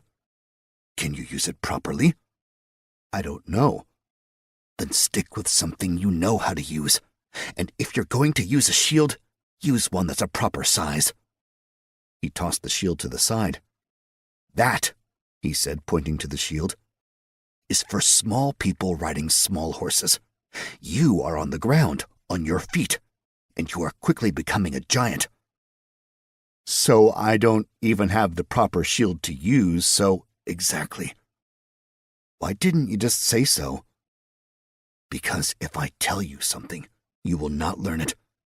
I am trying to get you to think for yourself." He flicked my forehead and then walked away. "Skeld," Nikolai said. "With me. We are scouting ahead." "Welcome to the dungeon," Emmeline said. Holding her gown up a little, she stepped over the goblin mess. Chapter 26. I pulled out a battle axe and marched to the T-junction at the end of our current hall. Nikolai kneeled at one wall, looking to the right, while Skeld peeked around to the left. "And?" Skeld called out. "Door," Nikolai replied. I walked out into the junction and looked. Sure enough, one direction, left, looked like someone just stopped building. The other way held a heavy wood door. "I guess we know which way we're going," I said. "This is why you are not choosing," Nikolai replied. "Skeld, Ragnar, down the hall. Be slow and careful. Check for traps, and make sure the wall is actually a wall." Skeld and Ragnar moved down the hall, checked the stones on the floor, and that was that. Nothing. "Nothing," Skeld said. "All clear." Nikolai moved slowly up the hall until he got to the door. He put his ear up and listened to the other side. It smelled bad next to the door, like death. Nikolai put his hand against the door, then gave a little push. It wasn't locked. Inside, bodies in various states of decay were stacked like cordwood. No humans that I could pick out, just all sorts of humanoid monsters, a surprising number of them goblins. There was a small, clear space in the middle, creating a sort of walkway, and another door on the other end. As soon as our door opened, the smell worsened immensely. It was absolutely revolting, and I had a tough time keeping my stomach to myself. Emmeline puked over the wall she was standing next to. I reached over and held her hair back. "We will move quickly through here," Nikolai snapped back at us, apparently unaffected by the filth. "There is a reason these bodies are here, and I fear what it might mean for us if we linger too long." With that, he was moving. We followed, hands over mouths. There was a strong feeling of wrongness in the place. Perhaps the death, also the sickness, but it seemed like more than that.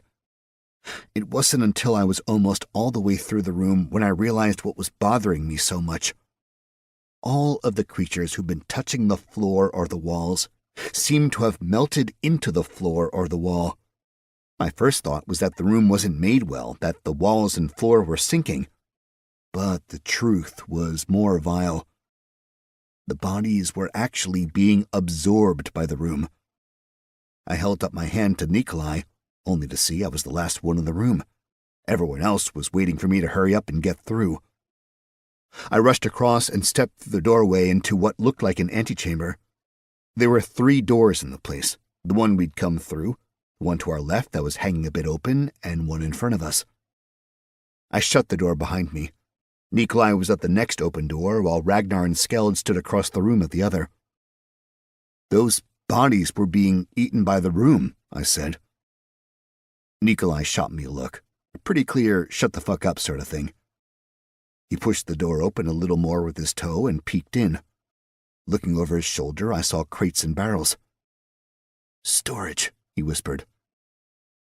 "Wait," he held up a hand. "Stop talking," he snapped. He moved around me and headed over to the rest of the hearth. I looked at the barrels and stuff in the room, and I thought about grabbing it all and shoving it in the bag, but it was pretty nasty stuff. Dark mold grew in between the crates and up onto the walls, mold which hadn't been disturbed in a rather long period of time, and I couldn't see any scenario in which adding mold to the mix made things better. The last door opened onto a hallway about 30 yards long. At the end, an open archway led to what looked like a large open room with a dark red carpet across most of the floor. There was a lump in the middle of the carpet. "This is most definitely a trap of some sort," Nikolai said. "Obviously, shut up." He arranged us the way he wanted us to travel. I was point with Ragnar and Skeld behind me, Nikolai and Emmeline behind them, Donner in the back. Nikolai traded his sword back to me in favor of a rather mild-looking short bow. He'd asked for the smallest bow I could find, and this one looked almost like it was for a child. I led the way into the room, stopping any time I thought I saw something odd or out of order. I didn't exactly know the kind of traps we'd find in this place, but I had to imagine they were similar to things I'd seen in the games I'd played. tripwires, and acid pits. At the edge of the room, I could see the lump much better. A body. Something goblinoid without being a goblin. Bigger, more refined. A Goblin 2.0, perhaps? Someone behind me gave me a push. My bet was on Ragnar. Onwards. Statues were positioned around the perimeter. They'd been made with some skill, but not a whole lot of artistic beauty. The things were hideous. Creatures I never wanted to realize existed, let alone see, even if just carved in stone. There was a doorway to the left, one to the right, and a stairwell in front of us leading to another large open archway. And while I could tell that there was a room of sorts beyond, I couldn't see anything on ground level. You know, what with the ground being a full story above where I was. Directly above, the ceiling soared, and at the top I saw another carving. A great black thing with tentacles. I could just make out some gold filigree up there as well. Unique design, but nothing I'd pick for my home. I knelt at the carpet and slid my axe blade underneath, just a peek. Stone floor. Nikolai stepped around me and walked over to the dead creature. He knelt. "Hobgoblin," he said. "I'm sorry, what?" I replied. "Hobgoblin. Goblin's bigger cousin. Harder, faster, smarter." "Awesome." The creature was bigger than most humans, about 6 or 7 feet tall. A solid amount of muscle under what looked to be thick orange skin. Not like bright orange, not unreal, but like a muted carrot. Or a tanning salon aficionado. Black fingernails came to points, and wiry black hair shot out of various places about the body.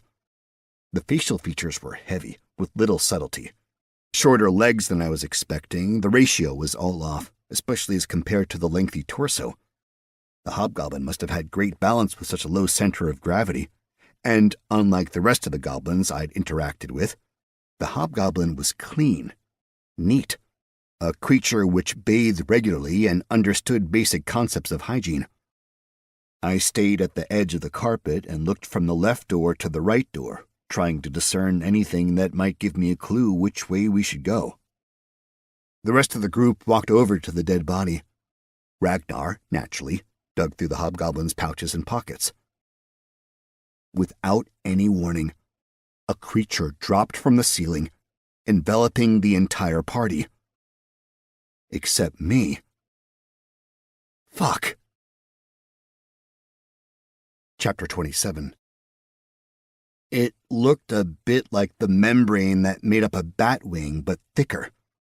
Almost like a black leather cloak, with a singular grasping hand thing on its back facing the ceiling.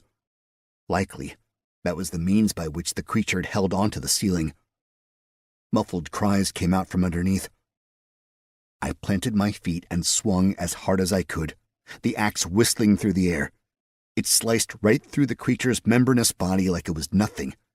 Chop and slice and deal with ichor. Chop and slice, chop and slice. The thing tried to crawl away, but it couldn't move particularly well. When I got close to the middle of the thing, I made a big horizontal slice, lopping off a big chunk. There was an eruption of thick black oozy blood or some other equally noxious bodily fluid, and the creature stilled. But it started undulating a second later when my friends underneath it pushed and pulled, attempting to get out from under the thing. I ripped the leathery skin apart, afraid of using the axe when I didn't need to, thinking what might happen if I were to cut into Nikolai. As soon as I tore the skin, though, I heard a bang and a roar. To my left, a hobgoblin came into the room, axe held high above his head with both hands. I kicked my axe up, grabbed it, and threw it, almost in one motion. It hit the orange skin smack in the head, splitting the skull and stopping the momentum of his upper body. The lower body continued, legs shooting up in some sort of gruesome slapstick. I could hear my friends coming up from behind, so I sprinted over to the newly deceased body and snagged his axe off the ground, which I promptly threw, catching the incoming opponent by surprise. Another solid hit, another spray of blood, and it was fightin' time. The hobgoblins didn't seem like they had much in the way of concern for life, straight up shoving their dying buddy out of the way to get to me. 3 of them came at me.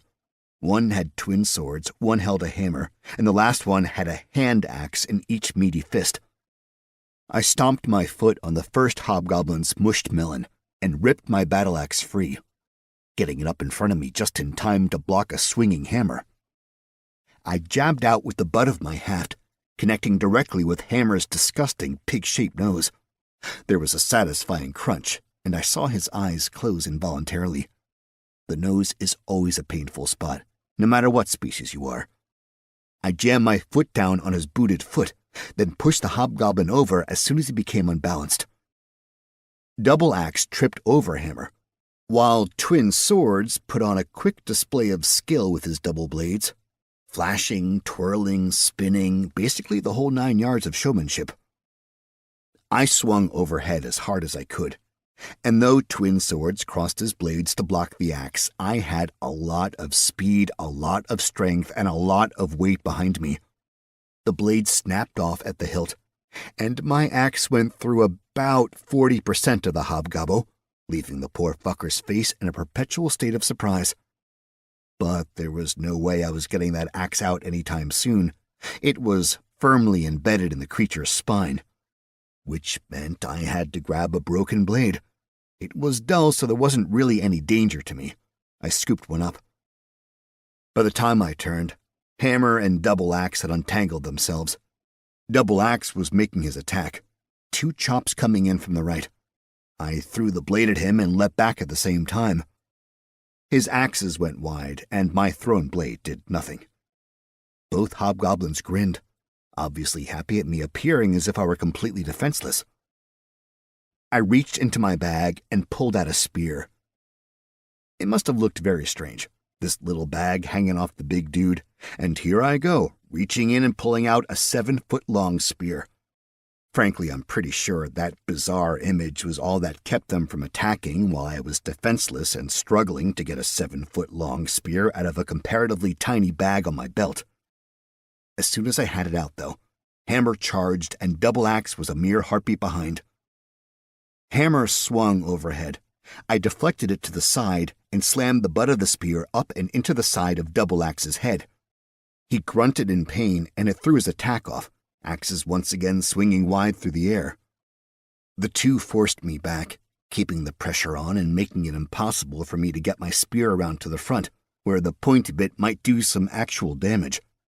Instead, I had to block like mad, thumping with either the haft or the ends, and it was less like I fought with a spear and more like I fought with a staff. My back hit the wall, which meant Hammer hit me, straight in the shoulder with a solid fleshy thunk. Pain blossomed out, and I couldn't move my arm. I dropped the spear, and the axes slammed straight into my chest. Then an arrow came out of Double Axe's eye, garnishing me in gore. Hammer turned his head to look behind him, and got a face full of spear from Ragnar, again splashing me with all sorts of gnarly carnage. I pulled the hand axes out of my chest, and leaned back against the wall that had nearly killed me. "You okay, boss?" Ragnar asked, pulling a piece of cloth out of a belt pouch and wrapping it around my chest. Perfect. Chapter 28. We were a pretty solid mess. The thick, leathery creature's corpse took up most of the floor space. Lots of gross stuff oozed out of it. The carpet was definitely ruined. Shame, too, it really tied the room together. Turns out that the creature managed to magically stun everyone when it fell. It wasn't particularly tough to kill from the outside. It was definitely an ambush predator. But had I been trapped underneath, it would have been game over for the group. Once the creature was dead, the stun wore off, and they'd gotten out, only to see me have my ass handed to me by the 2 hobgoblins. Thankfully, Emmeline had good aim. It was her arrow that popped the hobgoblin's eye. The dungeon gave us some more orbs, 1 large green and 1 smaller blue. The green dropped a bunch of coins and 2 vials full of thick red liquid. The blue orb, on the other hand, dropped a pair of gloves. No coins, nothing else, just a pair of gloves. I shot my identifier spell over towards it. Gloves of grip. Item type, rare. Item class, gloves. Material, spider silk. Durability, 200 out of 200. Weight, 3 pounds. Requirements, not applicable. Description: a pair of gloves able to grip on most anything. Grab a hold, keep it.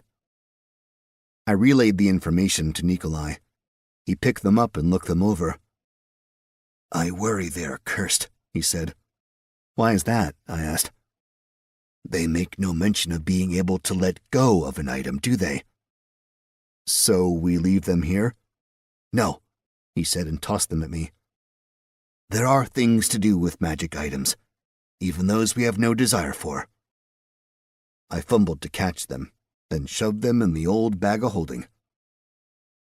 Everyone looked a little worse for wear. Those who had been under the creature were coated with a sort of mucus.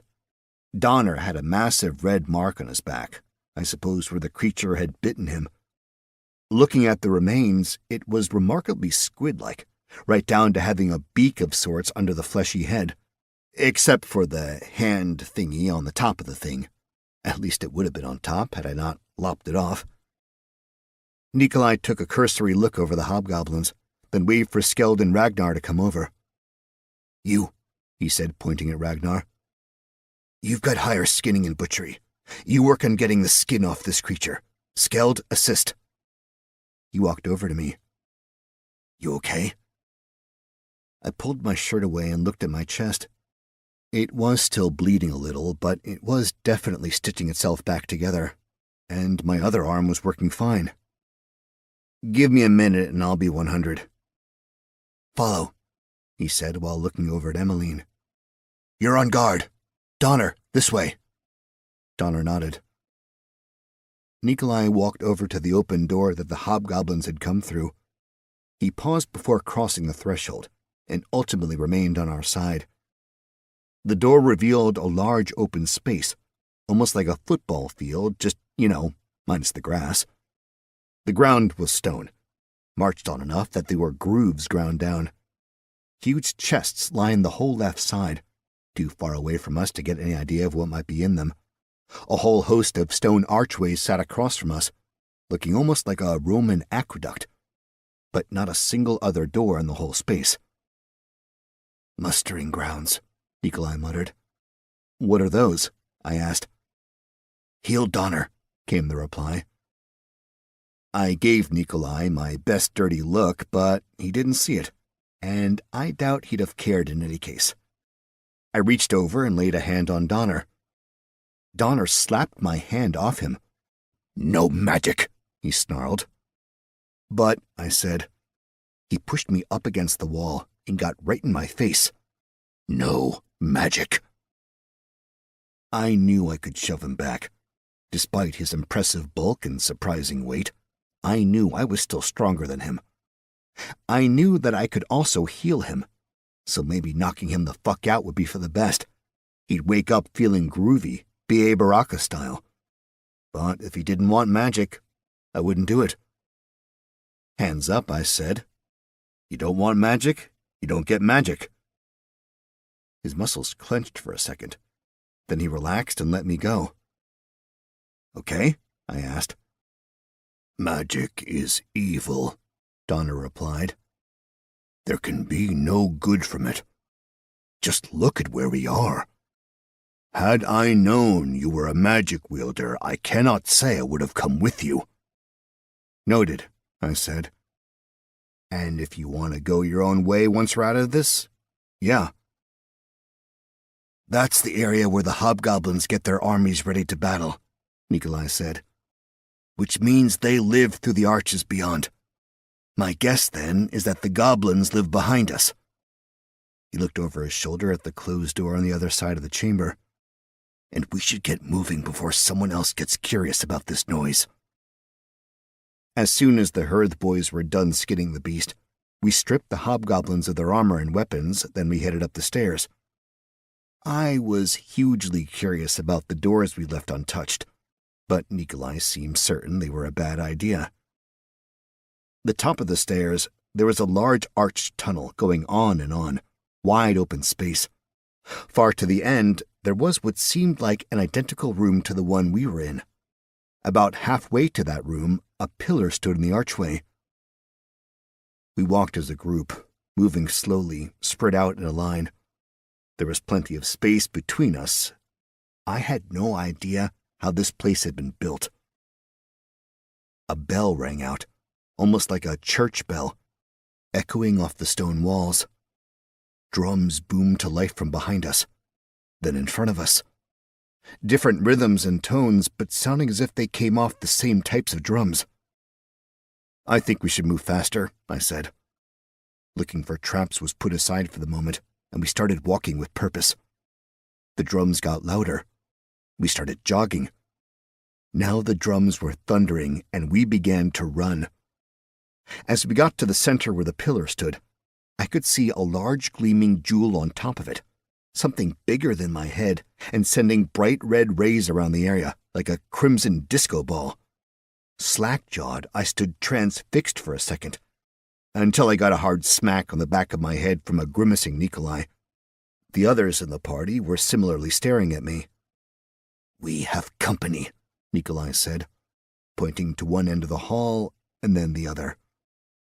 I followed his points. Where we'd come from were red shields. Behind the shields, armed with spears just tall enough to be at the ceiling, were hobgoblins. The other end, blue shields, but otherwise the same. Both sides held. Then they chanted. First one, then the other. Back and forth they screamed at each other, slamming spears against shields, raising fists. It was all rather impressive, and I felt some genuine terror. Loud, primal, powerful. But as long as the group stayed at either end of the halls, it was fine. Naturally, that's when they charged. Chapter 29. Despite the complete lack of chance we had of victory, I took a position against the red group while Donner went up against the blue. We each had one lucher with us, and our two ranged members took up their positions behind us on either side of the pillar. I'd like to say I felt no fear facing down the charge, but that'd be a lie. The only thing I managed to do was remain still and hold my axe. The armies thundered down the hall, the noise overwhelming. The sight was overwhelming, too. I took a deep breath and resigned myself to a glorious death fighting for my friends, hoping beyond hope I'd be able to stay upright long enough for a miracle to happen. The charge halted on a dime. Out of nowhere, the hobgoblins slammed their shields on the ground and held their spears straight up. I snuck a glance behind me. Same thing with the blue guys. Stillness for a moment. The group in front of me began to part down the middle, and a grizzled hobgoblin in ornate armor started moving towards me. Hands behind him, he walked without a care, but with just a little curiosity. He made his way through his troops until he stopped in front of them, looking at me. He said. Then he moved past me. I followed him with my eyes, not daring to make any movements.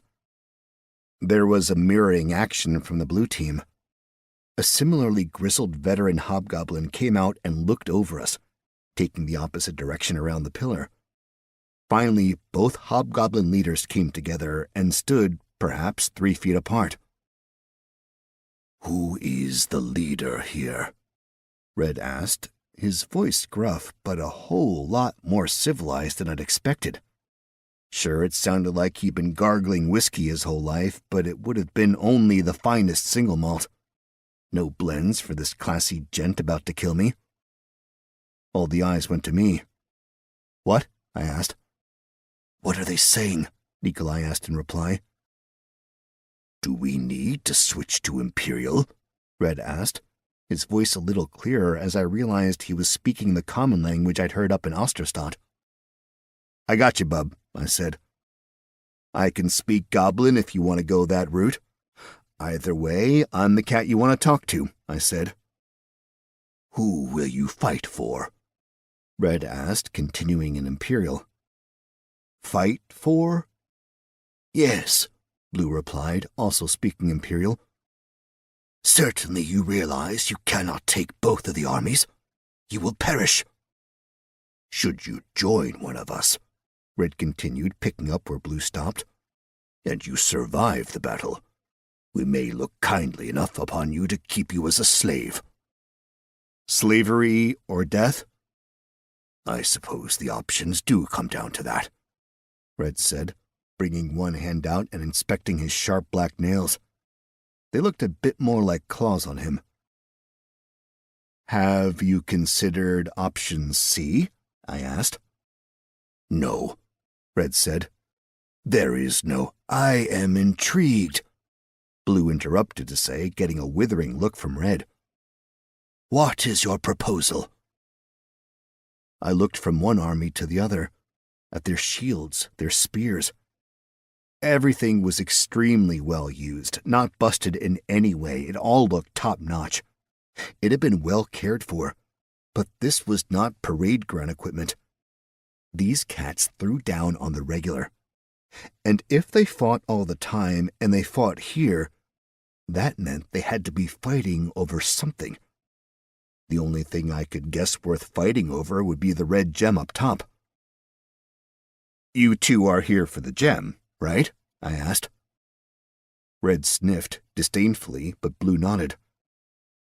And I have a feeling that most days your armies are evenly matched. Most often end in a draw, right? Let us say that perhaps we do, Blue said. What is the gem for? I asked. Why do you fight for it? We are able to trade it for goods, Blue said. For food and materials.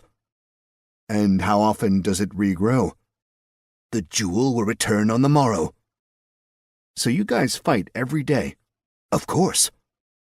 Why don't you just trade who gets the gem day by day? They looked at me like I just said something extremely offensive about their mothers, while letting a noxious fart rip. Never mind, I get it, I said quickly. The fight is important.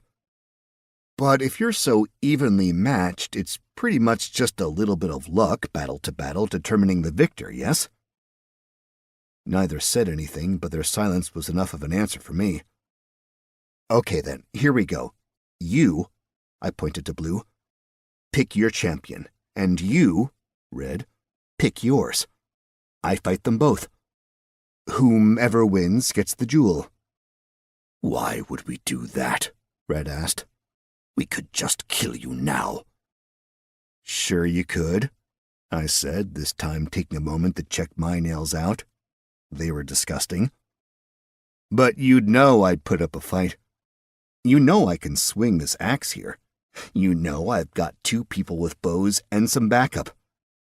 The 6 of us might not win against you, but we will, and I can guarantee this. We will fuck you up mightily before we go down. And after we put a dent in your army, my boy in Blue here will have enough of an advantage to crush you today. And if he crushes you today and gets that gem, he'll be stronger tomorrow. So how long are you going to be able to last getting the shit kicked out of you by Blue before your Red clan is no more? Silence. Thoughtful silence, though. But if you each throw out a champion, I said, really hoping I was about to play a big enough trump card. At worst, you lose only a single fighter. At best, you win the gem without losing anything at all. Blue smiled. I happen to like option, what did you call it? C? Yeah, C. Option C. That's 2 votes, I said. I mean, obviously I'm going to pick C. Blue looked to Red, almost daring Red to disagree. I was definitely impressed with the discipline in either army. Not a single hobgoblin had moved this whole time. No coughing, no fidgeting, nothing. It also made the whole thing incredibly eerie. I agree to it, Blue said. Red snarled at Blue, probably because Blue forced Red's hand, but still, the hand had been forced. I agree, Red said, thoroughly less excited than Blue had been. We are agreed then, Blue said. A battle of champions. Red nodded. They both looked to me. I'm in, I said. Let's do this. Prark! Blue yelled out. Red sneered. That is your choice. Prark is a weakling and a coward, and I look forward to his death. Duskalk! Duskalk? Blue said with clear derision. So your plan is to lose? Daring. The blue army parted, and a wiry-looking hobgoblin stepped up. He had a long, thin sword out and took a few measured swings through the air. His face was long, his beard was seemingly endless, and he had no mustache. Looking around, almost all of the hobgoblins had facial hair of some variety, whether full beards or mustaches or some bizarre combination thereof. His black hair pulled back tight into something like a bun. Prark wore blue-tinged chainmail that moved seamlessly with his sinuous, lithe body. Duskalk was basically the opposite of Prark, a hulking beast of a hobgoblin, with muscles appearing to be layered on top of muscles. Duskalk's thick gauntlets were wrapped around the girthy hilt of something like a big two-handed sword. It was more a 6-foot-long flat piece of metal with a super-long hilt.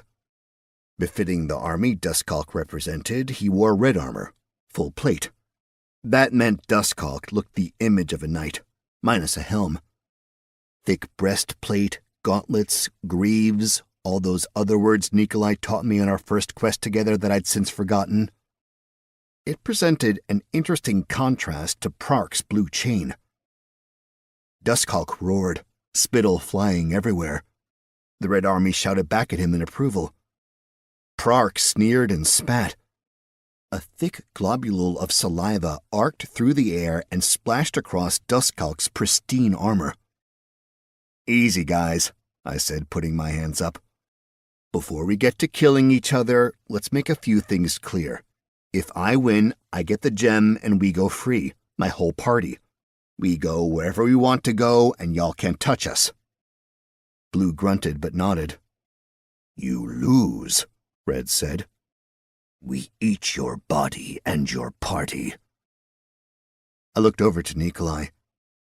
Everyone else in the party shook their head, but Nikolai nodded. Once. Small. Deal, I said. Fight! Red roared. Chapter 30. I don't want to go out on the limb to say Duskalk cheated, but I'm pretty sure Big Red was swinging his giant sword thing even before his bossman had said, fight. The blade straight up thundered as it crashed through the air. Seeing no other option, I basically just fell backward, watching as the massive blade whooshed over the space I'd previously occupied. I slammed onto the stones, rolling away from the attack I knew had to be coming from my blue opponent, Prark. Sure enough, there was a metallic prang as Prark's sword hit off the ground. I jumped to my feet with my axe in my hands, holding it across my body, full defense, ready to see what my foes had planned. Everyone else moved back from us, including my party, who stood up against the wall on the far side of the gem pillar. The two hobgoblin leaders stood in the first ranks of their respective armies. We had a small, open-ish area to fight in, the big pillar serving as a center point. Given how my last fight had ended, I paid special attention to my movements. This time, there wouldn't be someone to save me. Duskalk took a step towards me, but as Big Red did, Prark lunged out. Duskalk had to parry Prark's sword, which left an opening for me. I quickly swung my axe left to right, but Duskalk was faster still, dodging enough out of the way that my blow just slid off the thick red armor. Immediately, I knew I'd been played. Prark's thin sword slipped right into my abdomen in an explosion of pain. I jumped out of the way, but not before I felt blood pour down my side. So the two hobgoblins were willing to work together to defeat me before focusing on each other. My instinct was to hold the wound, staunch the flow of blood, but that wasn't an option here. I could see a blinking marker on the side of my vision denoting a bleeding debuff. My health was dropping steadily. But I had a two-handed weapon, so I had no hands free for anything silly like keeping myself alive. Both hands went on the axe, and I started to sidestep. I fired off my identification spell, first at Prark. Prark, Hobgoblin, level 21 Swords Hobgoblin, and then at Duskalk. Duskalk, Hobgoblin, level 21 Battle Butcher. Battle Butcher? That was a pretty sweet name for a class. Both were much higher level than I. Both clearly fought on the daily, killing who knows how many of their fellow hobs. That meant they both knew what they were doing fighting-wise. I was pretty well hosed. Still, no reason to give up. Instead, I squared off and gave a smile. That made the hobgoblins angry. Duskalk roared and went for an overhead chop. I had to fight defensively and barely got my axe up to take his hit. The blade slammed into the haft, and I slid it off to the side, right where Prark was coming in with another lunge. Duskalk's eyes went wide as his sword went down, slamming right into Prark's outstretched arm. Sure, Prark got a bit of a stab in me, but he took a pretty brutal hit in return. I jumped back again, watching Prark's arm going limp. He snarled in Duskalk, barking out a quick phrase in what I had to assume was a hobgoblin language of some sort. 3 words long, just enough for me to grab the language. Smashing, you've learned a new language. Hobgoblin battle cant. You are just weak, Duskalk snapped back at the retreating Prark. Prark growled, but the arm was pretty close to useless. Blue transferred the blade to the other hand, hopefully an offhand. So far I'd only seen Prark fight right-handed, so I had to hope Prark fighting lefty would give me an advantage. I didn't want to give Blue any time to recuperate whatsoever, so I feinted at Duskalk, who tensed into a defensive posture, then took a huge step and swung an overhead chop at Prark. Prark darted left, getting the good arm in parry position, not thinking I'd be able to switch directions mid-air. But one joy of being overly strong is the ability to do what people think is impossible. So I just pulled the swing to the side and went right by the upraised sword, hitting Prark's relatively unprotected neck area. The axe cut deep, cleaving right through Prark's flimsy blue chainmail. Blood fountained out of him, and though Prark got to his feet, Prark only remained upright for a second. Then his legs buckled and the blue champion crashed to the ground. I jumped over the body and spun to see how Duskalk would react. Big Red just squinted, looking at the remains of Prark. Keeping the body between us gave me at least a mild warning should Duskalk attack. It was a pretty gnarly obstacle, and I knew I wasn't going to be the one to go over it.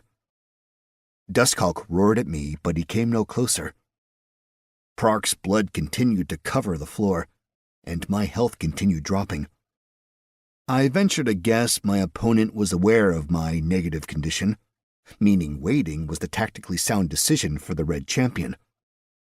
Foot over foot I sidestepped, seeing what Duskalk was willing to do. Duskalk mirrored me, keeping our positions relative. But I'd run into the pillar if I kept going. Big Red was going to wait me out. It was something of a cowardly tactic, at least from my perspective, but it would most likely work. I ran through all my possible tactics. Nothing really stuck out to me, so I decided to go with Old Reliable. I threw the axe, winging it as hard as I could at Duskalk. Naturally, he moved to block the blow, but there was an incredible amount of force behind it, if I do say so myself. It blew by Duskalk and went spinning end over end, smashing into and cutting down a hobgoblin standing right next to the Red Leader. Duskalk couldn't help but look over at the cry of pain from his ally. I knelt and snatched up Prark's sword, leapt across the body, lunging forward with the sword outstretched.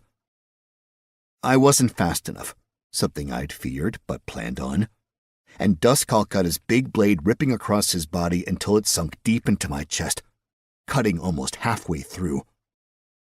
Cheers burst from the Red Army. They figured they'd just watch their champion win. Pain erupted through me, possibly the worst I'd experienced up to that point.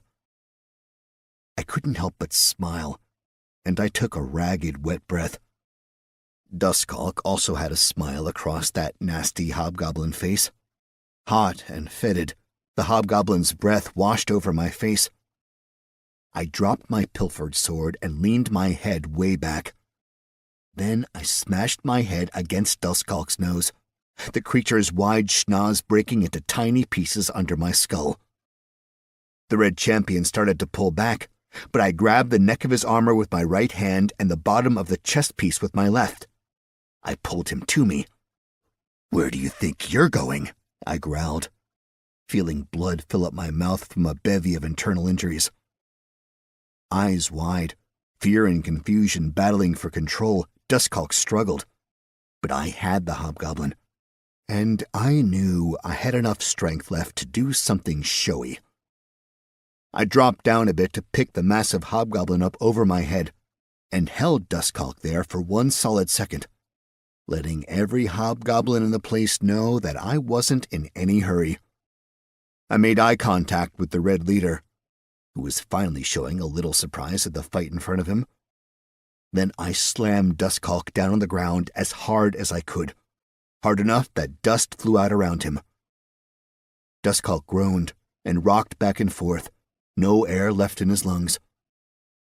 I ripped Big Red's sword out of my body, took a bit of a faltering step, and then swung down hard, really taking a weight off his shoulders. The disembodied head blinked at me once, while blood poured out. I threw the giant blade on the floor. A gnarly sort of clang rang out in the otherwise silent hall.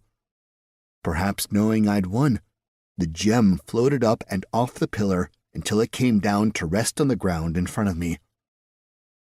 I shook the sweat and blood out of my eyes and spit out a mouthful of blood. "Looks like I win," I said.